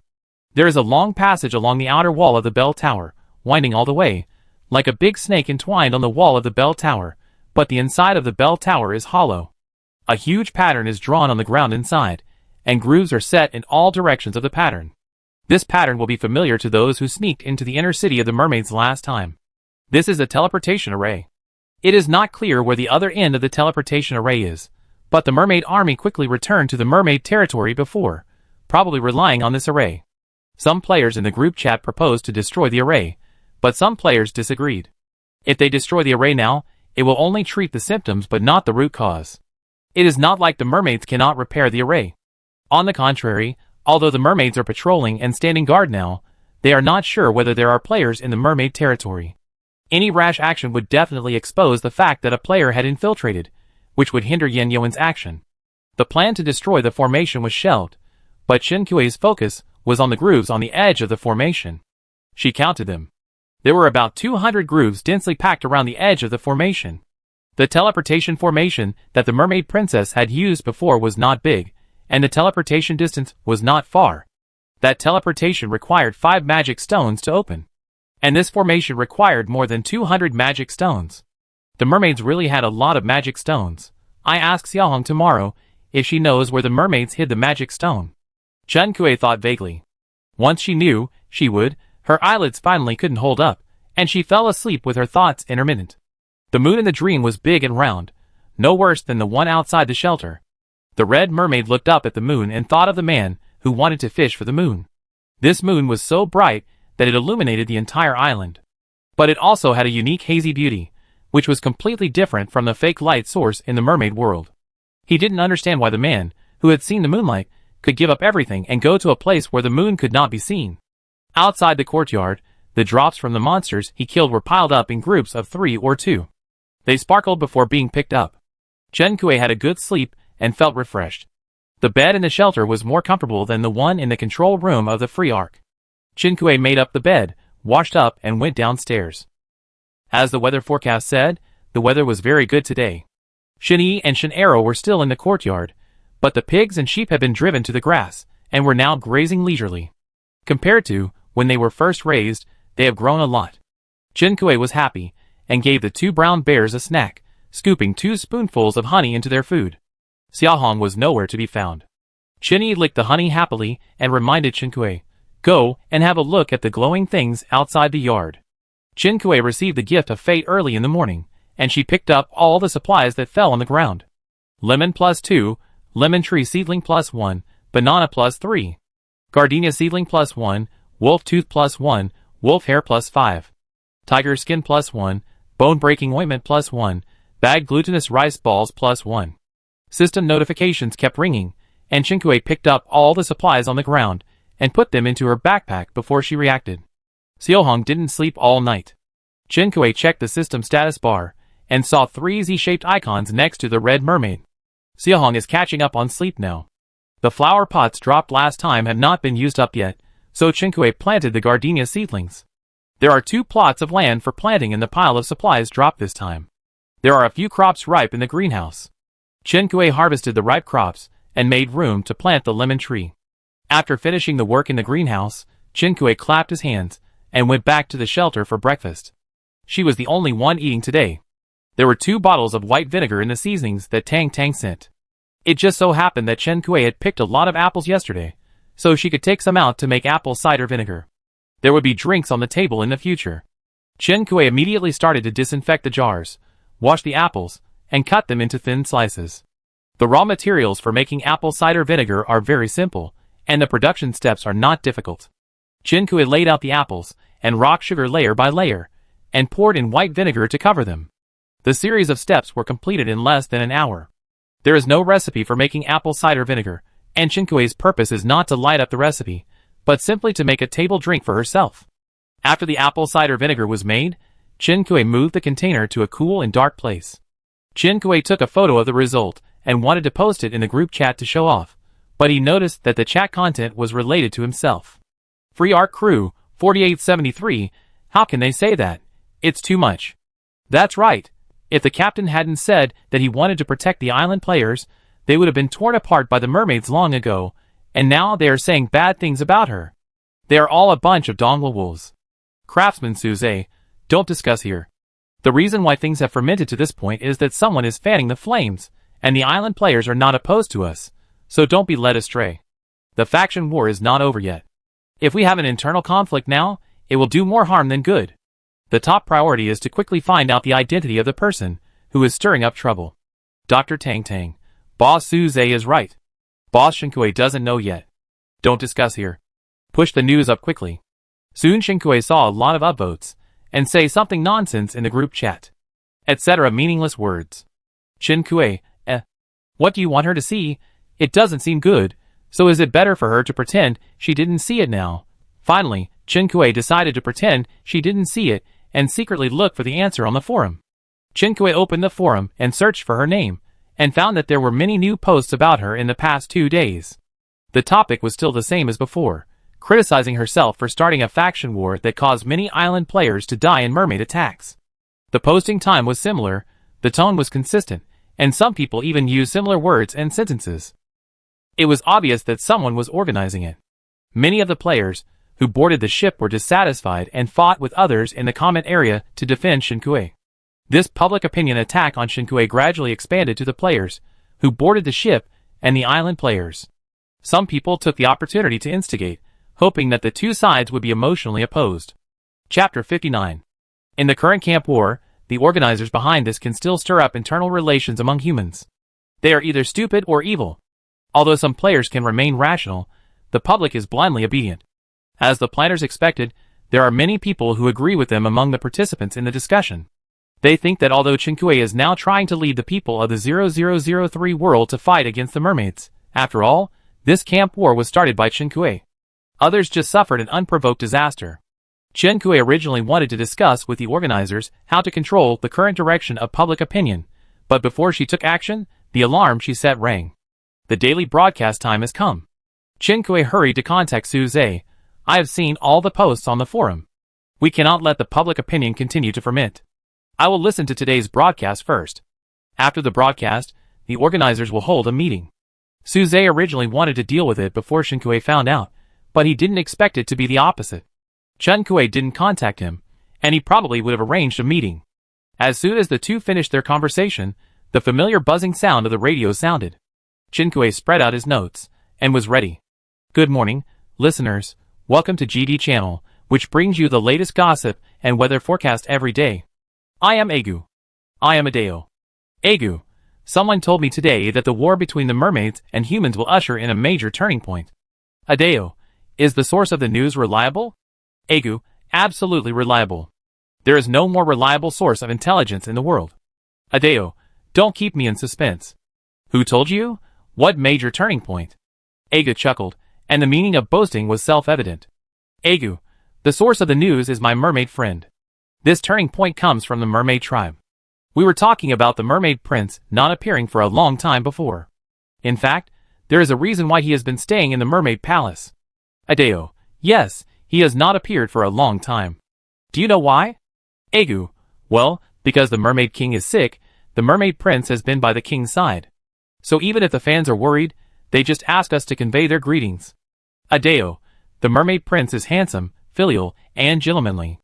No wonder so many female listeners like him. She changed the subject. But what does this have to do with the major turning point you mentioned? Egu, of course it has something to do with it. We know that the mermaid king is old, and the prince is now helping the king deal with some mermaid affairs. The mermaid prince is very pioneering, very similar to the king when he was young. Behind this faction war, there is more or less the shadow of the mermaid prince. When the king completely delegates power, the mermaid's offensive strategy will be more in line with the prince's style. Adeo, is this a good or bad thing for the human camp? Egu, a mixed bag, no, or a little worse. Egu thought of something and changed his words. In terms of level, the mermaid king is S level, and the mermaid prince is A+ level. Adeo wondered, in this case, wouldn't it be better for humans to change from the king to the prince? Egu, that's not the way it works. After all, the king is old, and he won't personally go down even if he leads the attack. Moreover, the king's style is different from when he was young. He is more conservative now. Adeo, oh, I understand. That may indeed affect the direction of the faction war. This message conveys the meaning that the old king is dying. Egu sighed. Speaking of which, when the king was young, he was also known for his unstoppable momentum and decisive actions. The previous king had many illegitimate children. He became king in a fierce and bloody competition for the throne. He was deeply loved by the mermaids. His strategies and skills were admirable. Adeo. Ahem, if you continue, we will be reported again. Egu, it's not easy for the leadership either. Let's stop here today. Do you want to draw a listener to connect next? Adeo, okay, I draw today. Congratulations. Hey, this name looks familiar. Congratulations to Jiang Tingfeng from the 4602 world. Can you hear me? For a long while, there was no response from the other end of the radio. Egu's voice was a little strange. Adeo, the mermaids in World 4602 have declared victory. The faction war is over, and no humans are left alive, right? Adeo reacted and was also shocked, yes. She swallowed hard. Jiang Tingfeng? There was a da-da-da noise from the radio, but still no one spoke. In the end, it was not known whether Egu or Adeo turned off the connection. Egu, ah-ha-ha-ha, it seems that I connected to the wrong person. He forced a smile. Then let's move on to the last part of today, weather forecast. Tomorrow will be sunny and cloudy. After saying the last sentence, they couldn't wait to end the show. Maybe they thought they were seeing ghosts. Chen Kuei synchronized the broadcast information to the forum as usual, and contacted Yan Yuan at the same time, asking Yan Yuan to pay attention to the movements of the mermaid royal family. At this time, Yan Yuan was catching up on his sleep, and did not respond. The organizers' meeting was ready, and they were chatting when Chen Kuei entered. The atmosphere in the group chat was actually more relaxed than Chen Kuei had imagined. Chen Kuei reviewed what they had said before, and then he realized that things had taken a turn for the better. Some players found the mastermind behind the scenes. A link posted earlier showed screenshots of various conversations, from fundraisers to the list of Water Army, all of which were exposed. As players kept reposting, the popularity of the post continued to rise. Chen Kuei did not know the mastermind and fundraiser posted in the forum, but the post made a special explanation of their identities. They were all the players who had previously stolen the Meta grass. How did he find out how powerful this is? Chen Kuei curiously checked the poster and found a familiar name, Bai He. In Chen Kuei's impression, Bai He was just an ordinary person who could easily get strange things. He was not good at fighting, and could not be said to be very smart. I didn't expect that he actually had such a skill. Chen Kuei, how did you find out? Bai He was so angry that his teeth itched. It was okay when there was such a post last time, but I felt something was wrong when a similar post appeared this time. There was a person who replied to the post who I knew when I was reselling supplies, so I followed him and found the person behind him. Needless to say, he had experienced all kinds of lurking and trickery during this period. These 2 days, he put all his energy into finding the planner. In order to get deeper into the enemy camp, he also set up a psychopath who offended Chen Kuei and was suppressed to the point that he only wanted revenge. Bai He, this group of people clearly used you as a target to divert attention. Chen Kuei could guess the reason why he did this. Last time, he was seriously injured and teleported to Chen Kuei's shelter. With Chen Kuei's help, he saved his life. This time, he ran around to find someone for Chen Kuei just to repay Chen Kuei for saving him. Even so, Chen Kuei still felt warm in her heart. She thanked him solemnly, and he smiled easily. "You're welcome, my injury has healed. I didn't go last time, but I definitely can't miss it this time. Can you save a seat for me on the Freedom Ark?" Chen Kui naturally didn't hesitate for such a small matter. He went back upstairs to catch up on his sleep with satisfaction. The popularity of the post published by he is still rising wildly. The original purpose of organizing the meeting was to deal with public opinion, but now it has become a matter of dealing with people who create public opinion. A dozen or so cobblers, 18, Tang. These 14 people have been put on our Guild Alliance blacklist. We have posted a post about those who took the money to stir up trouble, and at the same time asked their guilds to punish them and strengthen management. Chen Feng, what is the Guild Alliance blacklist? Tang. Any player who has joined a guild cannot trade with blacklisted members. What about players who have not joined a guild? The guild cannot restrain them, but if they are exposed to have traded with blacklisted members, they will be added to the guild blacklist at the same time. Chen Feng didn't quite understand. Is it a serious matter to be on the guild's blacklist? Another organizer answered Chen Feng's question. After the faction war began, there were only a handful of lone wolf players, and it was difficult to meet the upgrade conditions with a small range of resource circulation. It's not impossible to upgrade in the blacklist, but it takes more effort and luck. If you can't upgrade, you're just waiting to die. The guild's blacklist is not a rule they set themselves, but a system setting. The Guild Alliance was established by the players themselves, and is usually used to share resources and exchange information. When making meat grass pulp and looking for materials for making Anqiang water, the Guild Alliance played a huge role. The guilds in the 0003 world are basically in the Guild Alliance. The behavior of this group of people not only harmed the interests of other players, but also almost made the players confront each other. This is not just about Chen Kui's personal matter.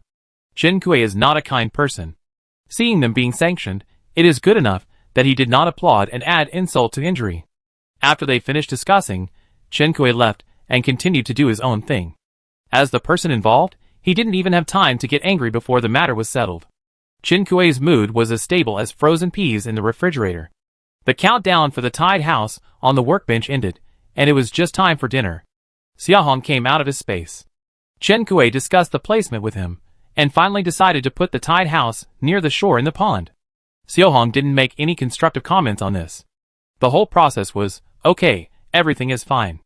After installing the tied house, in order to celebrate the completion of Xiaohong's new home, Chen Kui generously took out 4 dishes and a soup from his backpack, and put the steamed king crab last night on the table as the finale. Xiaohong, do you know where the magic stone of the mermaids is kept? When Chen Kui saw the mermaid teleportation array yesterday, the grooves on the side of the array aroused her hatred of the rich. The red mermaid shook her head. The magic stone is managed by members of the royal family, and is confidential information. Chen Kui looked at the mermaid opposite him dimly. He was so fascinated by a plate of fish-flavored eggplant that he didn't even raise his head. Mermaids prefer seafood, fruits and vegetables in their eating habits, but this mermaid disdains the king crab on the table. Forget it, just enjoy the food, it won't kill you anyway. Chen Kui sighed, a dignified S-level mermaid, she is in such a miserable situation. Xiaohong didn't know where the magic stone was, so Chen Kui gave up the search and planned to go to the mermaid realm to ask the mermaid princess later. I heard that the mermaid king is seriously ill. Is this a secret among mermaids? No, all mermaids know it. The mermaid royal family is not shy about this. So is this news true? What everyone knows may not be the truth. Xiaohong hesitated for a moment. I don't know, it should be true. Why do you say that? The king has been staying in the bedroom and hasn't appeared for a long time. Chen Kui, maybe he just hides and doesn't want to see anyone. No. Xiaohong is very sure. His breath is weakening, he is dying. This is the perception of a fellow S-level mermaid, it can't be wrong. Chapter 60. How is your relationship with the mermaid king? Chen Kui asked for the second time, and this time Xiaohong answered her question. He is a good king. This is the first time Chen Kui heard Xiaohong praise someone. Although his answer does not quite match Chen Kui's question. It seems that Xiaohong has a complicated feeling towards this king, unlike the mermaid prince and mermaid princess, who are pure hatred. After the meal, the mermaid admired her new residence, yawned, and went into the tied house to catch up on her sleep. Since the workbench in the shelter was empty, Chen Kui considered making a desalination machine. She put all the materials for making a desalination machine on the workbench. It takes 20 glass and 40 refined iron to make a desalination machine. Chen Kui tapped Tang. Does anyone in the guild need a desalination machine? Tang Tang. Yes. Are you going to start making desalination machines? Chen Kui admitted generously. Yes, but I don't have that much material. Tang Tang understood immediately. I will send you the materials that the guild needs to purchase, and I will ask other players if they want to order anything extra, and help you compile the list and summarize the materials. Chen Kui, it's great to have an order-taking assistant. When Suze proposed cooperation with her, the price he offered was 20% higher than Chen Kui's price. Chen Kui is now a member of the guild, and there is no reason to sell it to her own people at a higher price, so she took the initiative to adjust the price of the desalination device to the original price. Tang Tang quickly sent the materials needed for the guild's order to Chen Kui. The guild ordered 1,000 desalination devices. Chen Kui suddenly had 20,000 more glasses, and 40,000 refined irons.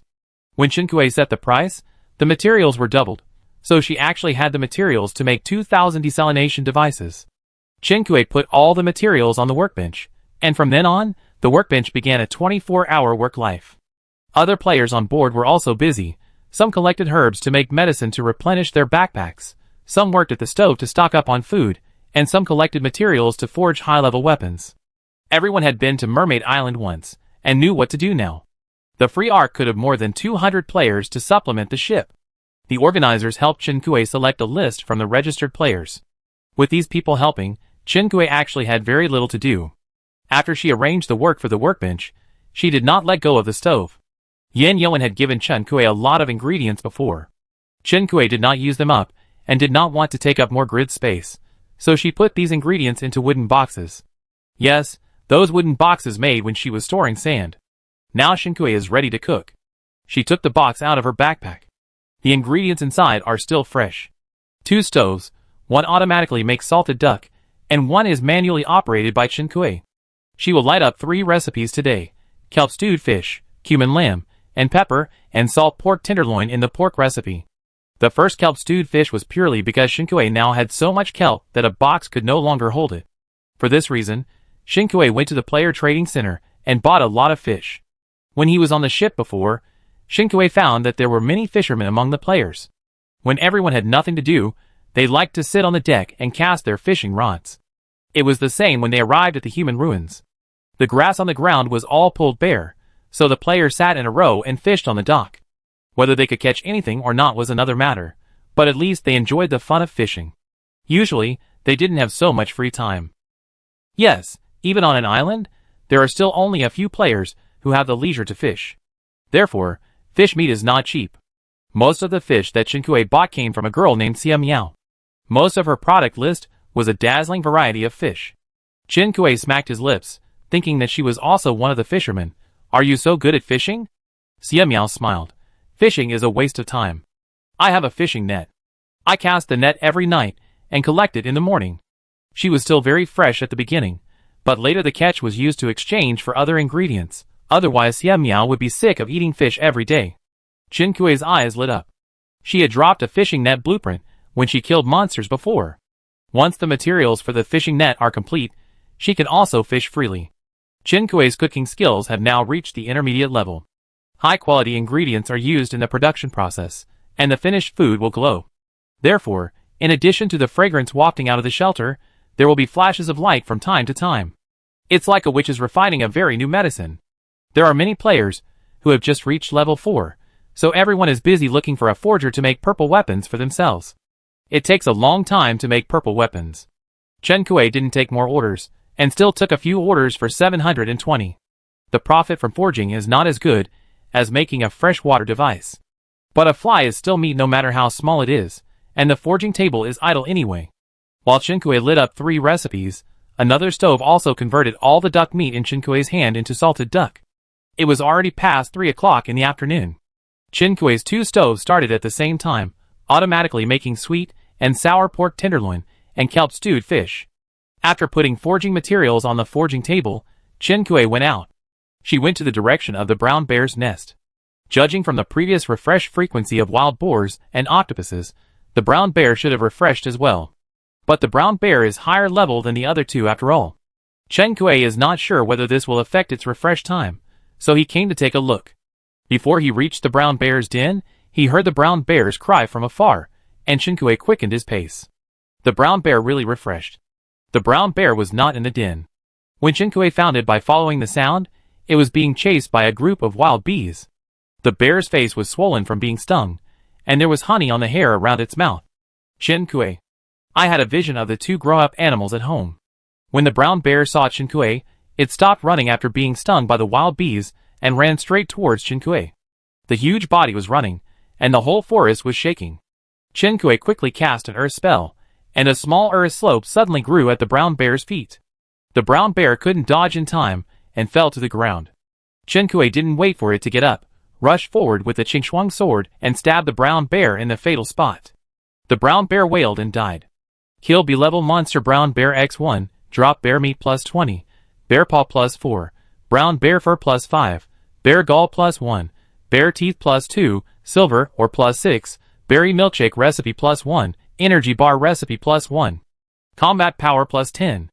It can be seen that it is indeed a foodie brown bear. Qinkui can kill brown bears easily now.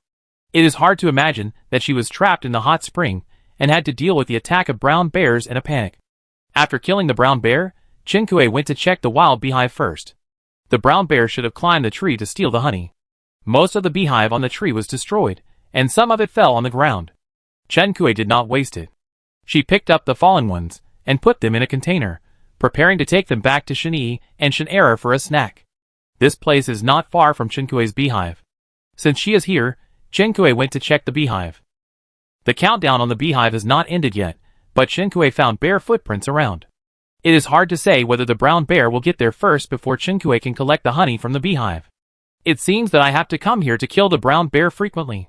After killing the brown bear, Qinkui went to the wild boar's den and the octopus swamp. Both of them have been refreshed, but it can be seen that they have not been refreshed for a long time. The octopus in the swamp is even more tender than the one Qinkui killed the first time. It is a small one waving pink tentacles and bearing its teeth and claws, but it is not a big threat. The wild boar leader had not even appeared in the wild boar nest. Only 2 or 3 wild boars were hiding in the cave, watching Qinkui warily. Qinkui, she came too early. Unable to kill monsters, Qinkui began to collect other supplies. There was a large pine forest on Qinkui Island. Previously, he collected pine planks. This time, Qinkui changed his target and began to collect pine cones. The pine cones were hanging high on the treetops. Qinkui shot them down with arrows. In the process, some pine cones would drop pine nuts. A squirrel quickly jumped out, picked up the fallen pine nuts on the ground, and quickly fled the scene. Qinkui followed the squirrel's tracks and found its home. Amid the squirrel's screaming and breaking defense, he took away its treasures. Pine nut plus 74, hazelnut plus 31, cardinal feather plus 2, squirrel hair plus 5. Qinkui was not a devil after all, so he left some food for it. Pine cones were picked until 5:30 in the afternoon. It was almost time for dinner, so Qinkui returned to the shelter with more than 30 pine cones. In the mermaid realm, Yin Yuan had already started today's action. Qinkui threw the pine cones to Xiaohong, who was well rested, and asked her to peel them. Pine nuts are wrapped in the scales of pine cones, and it is very troublesome to peel them manually. Since Xiaohong opened the sea clams for her yesterday, Qinkui has developed a new job for Xiaohong, allowing Xiaohong to successfully re-employ as a mermaid on land. The workbench and stove have been working diligently. Qinkui gave the weapons made on the forging table to Tang Tang, put the materials on it again, and paid attention to the movements of Yin Yuan. Yin Yuan is going to sneak into the mermaid palace today. The players on board decided that if they couldn't destroy the teleportation array, they could first find out where the magic stone needed to use the array was placed. Before the mermaids take action, we can take away their magic stones, which can buy the players a lot of time. Without the teleportation array, if these mermaids want to attack the player island again, they can only swim over obediently. In addition to the magic stone, because of the information conveyed by the radio, Yin Yuan also plans to check on the Mermaid King's situation and estimate the next time the mermaids will launch a camp war. The guards outside the Mermaid Palace are denser than those in the outer city. Yin Yuan restrained his breath and entered the palace, and found that the defense inside was loose. It is not known whether it is the external defense or the confidence in the strength of the mermaids in the palace. He followed the route they had taken before, and the location of the Mermaid King's bedroom provided by Xiaohong, and quietly moved in a certain direction. Yin Yuan, there are no guards outside the king's bedroom. Qinkui, it is said that the mermaid prince is sick. He is a plus grade. You should be careful. Suze, is there anything unusual? Yin Yoan did not know whether it was abnormal or not. There were no guards outside the king's bedroom, and the silence was a bit depressing. A mermaid maid walked towards the door of the mermaid king's bedroom with a basin. Yin Yoan did not hesitate and followed her into the bedroom quietly. There were no guards in the bedroom, no large number of mermaid maids waiting, no mermaid doctors treating the mermaid king, and no mermaid prince, who was said to be caring for the sick. Only the maid who had just brought the basin and placed it beside the bed, took out the shark yarn from the basin and twisted it slightly. After twisting the shark yarn, the maid bent down. The layers of shark yarn blocked Yin Yoan's vision. Yin Yoan took a few steps forward and looked at the bed from a different angle. On the bed was an old and dying mermaid.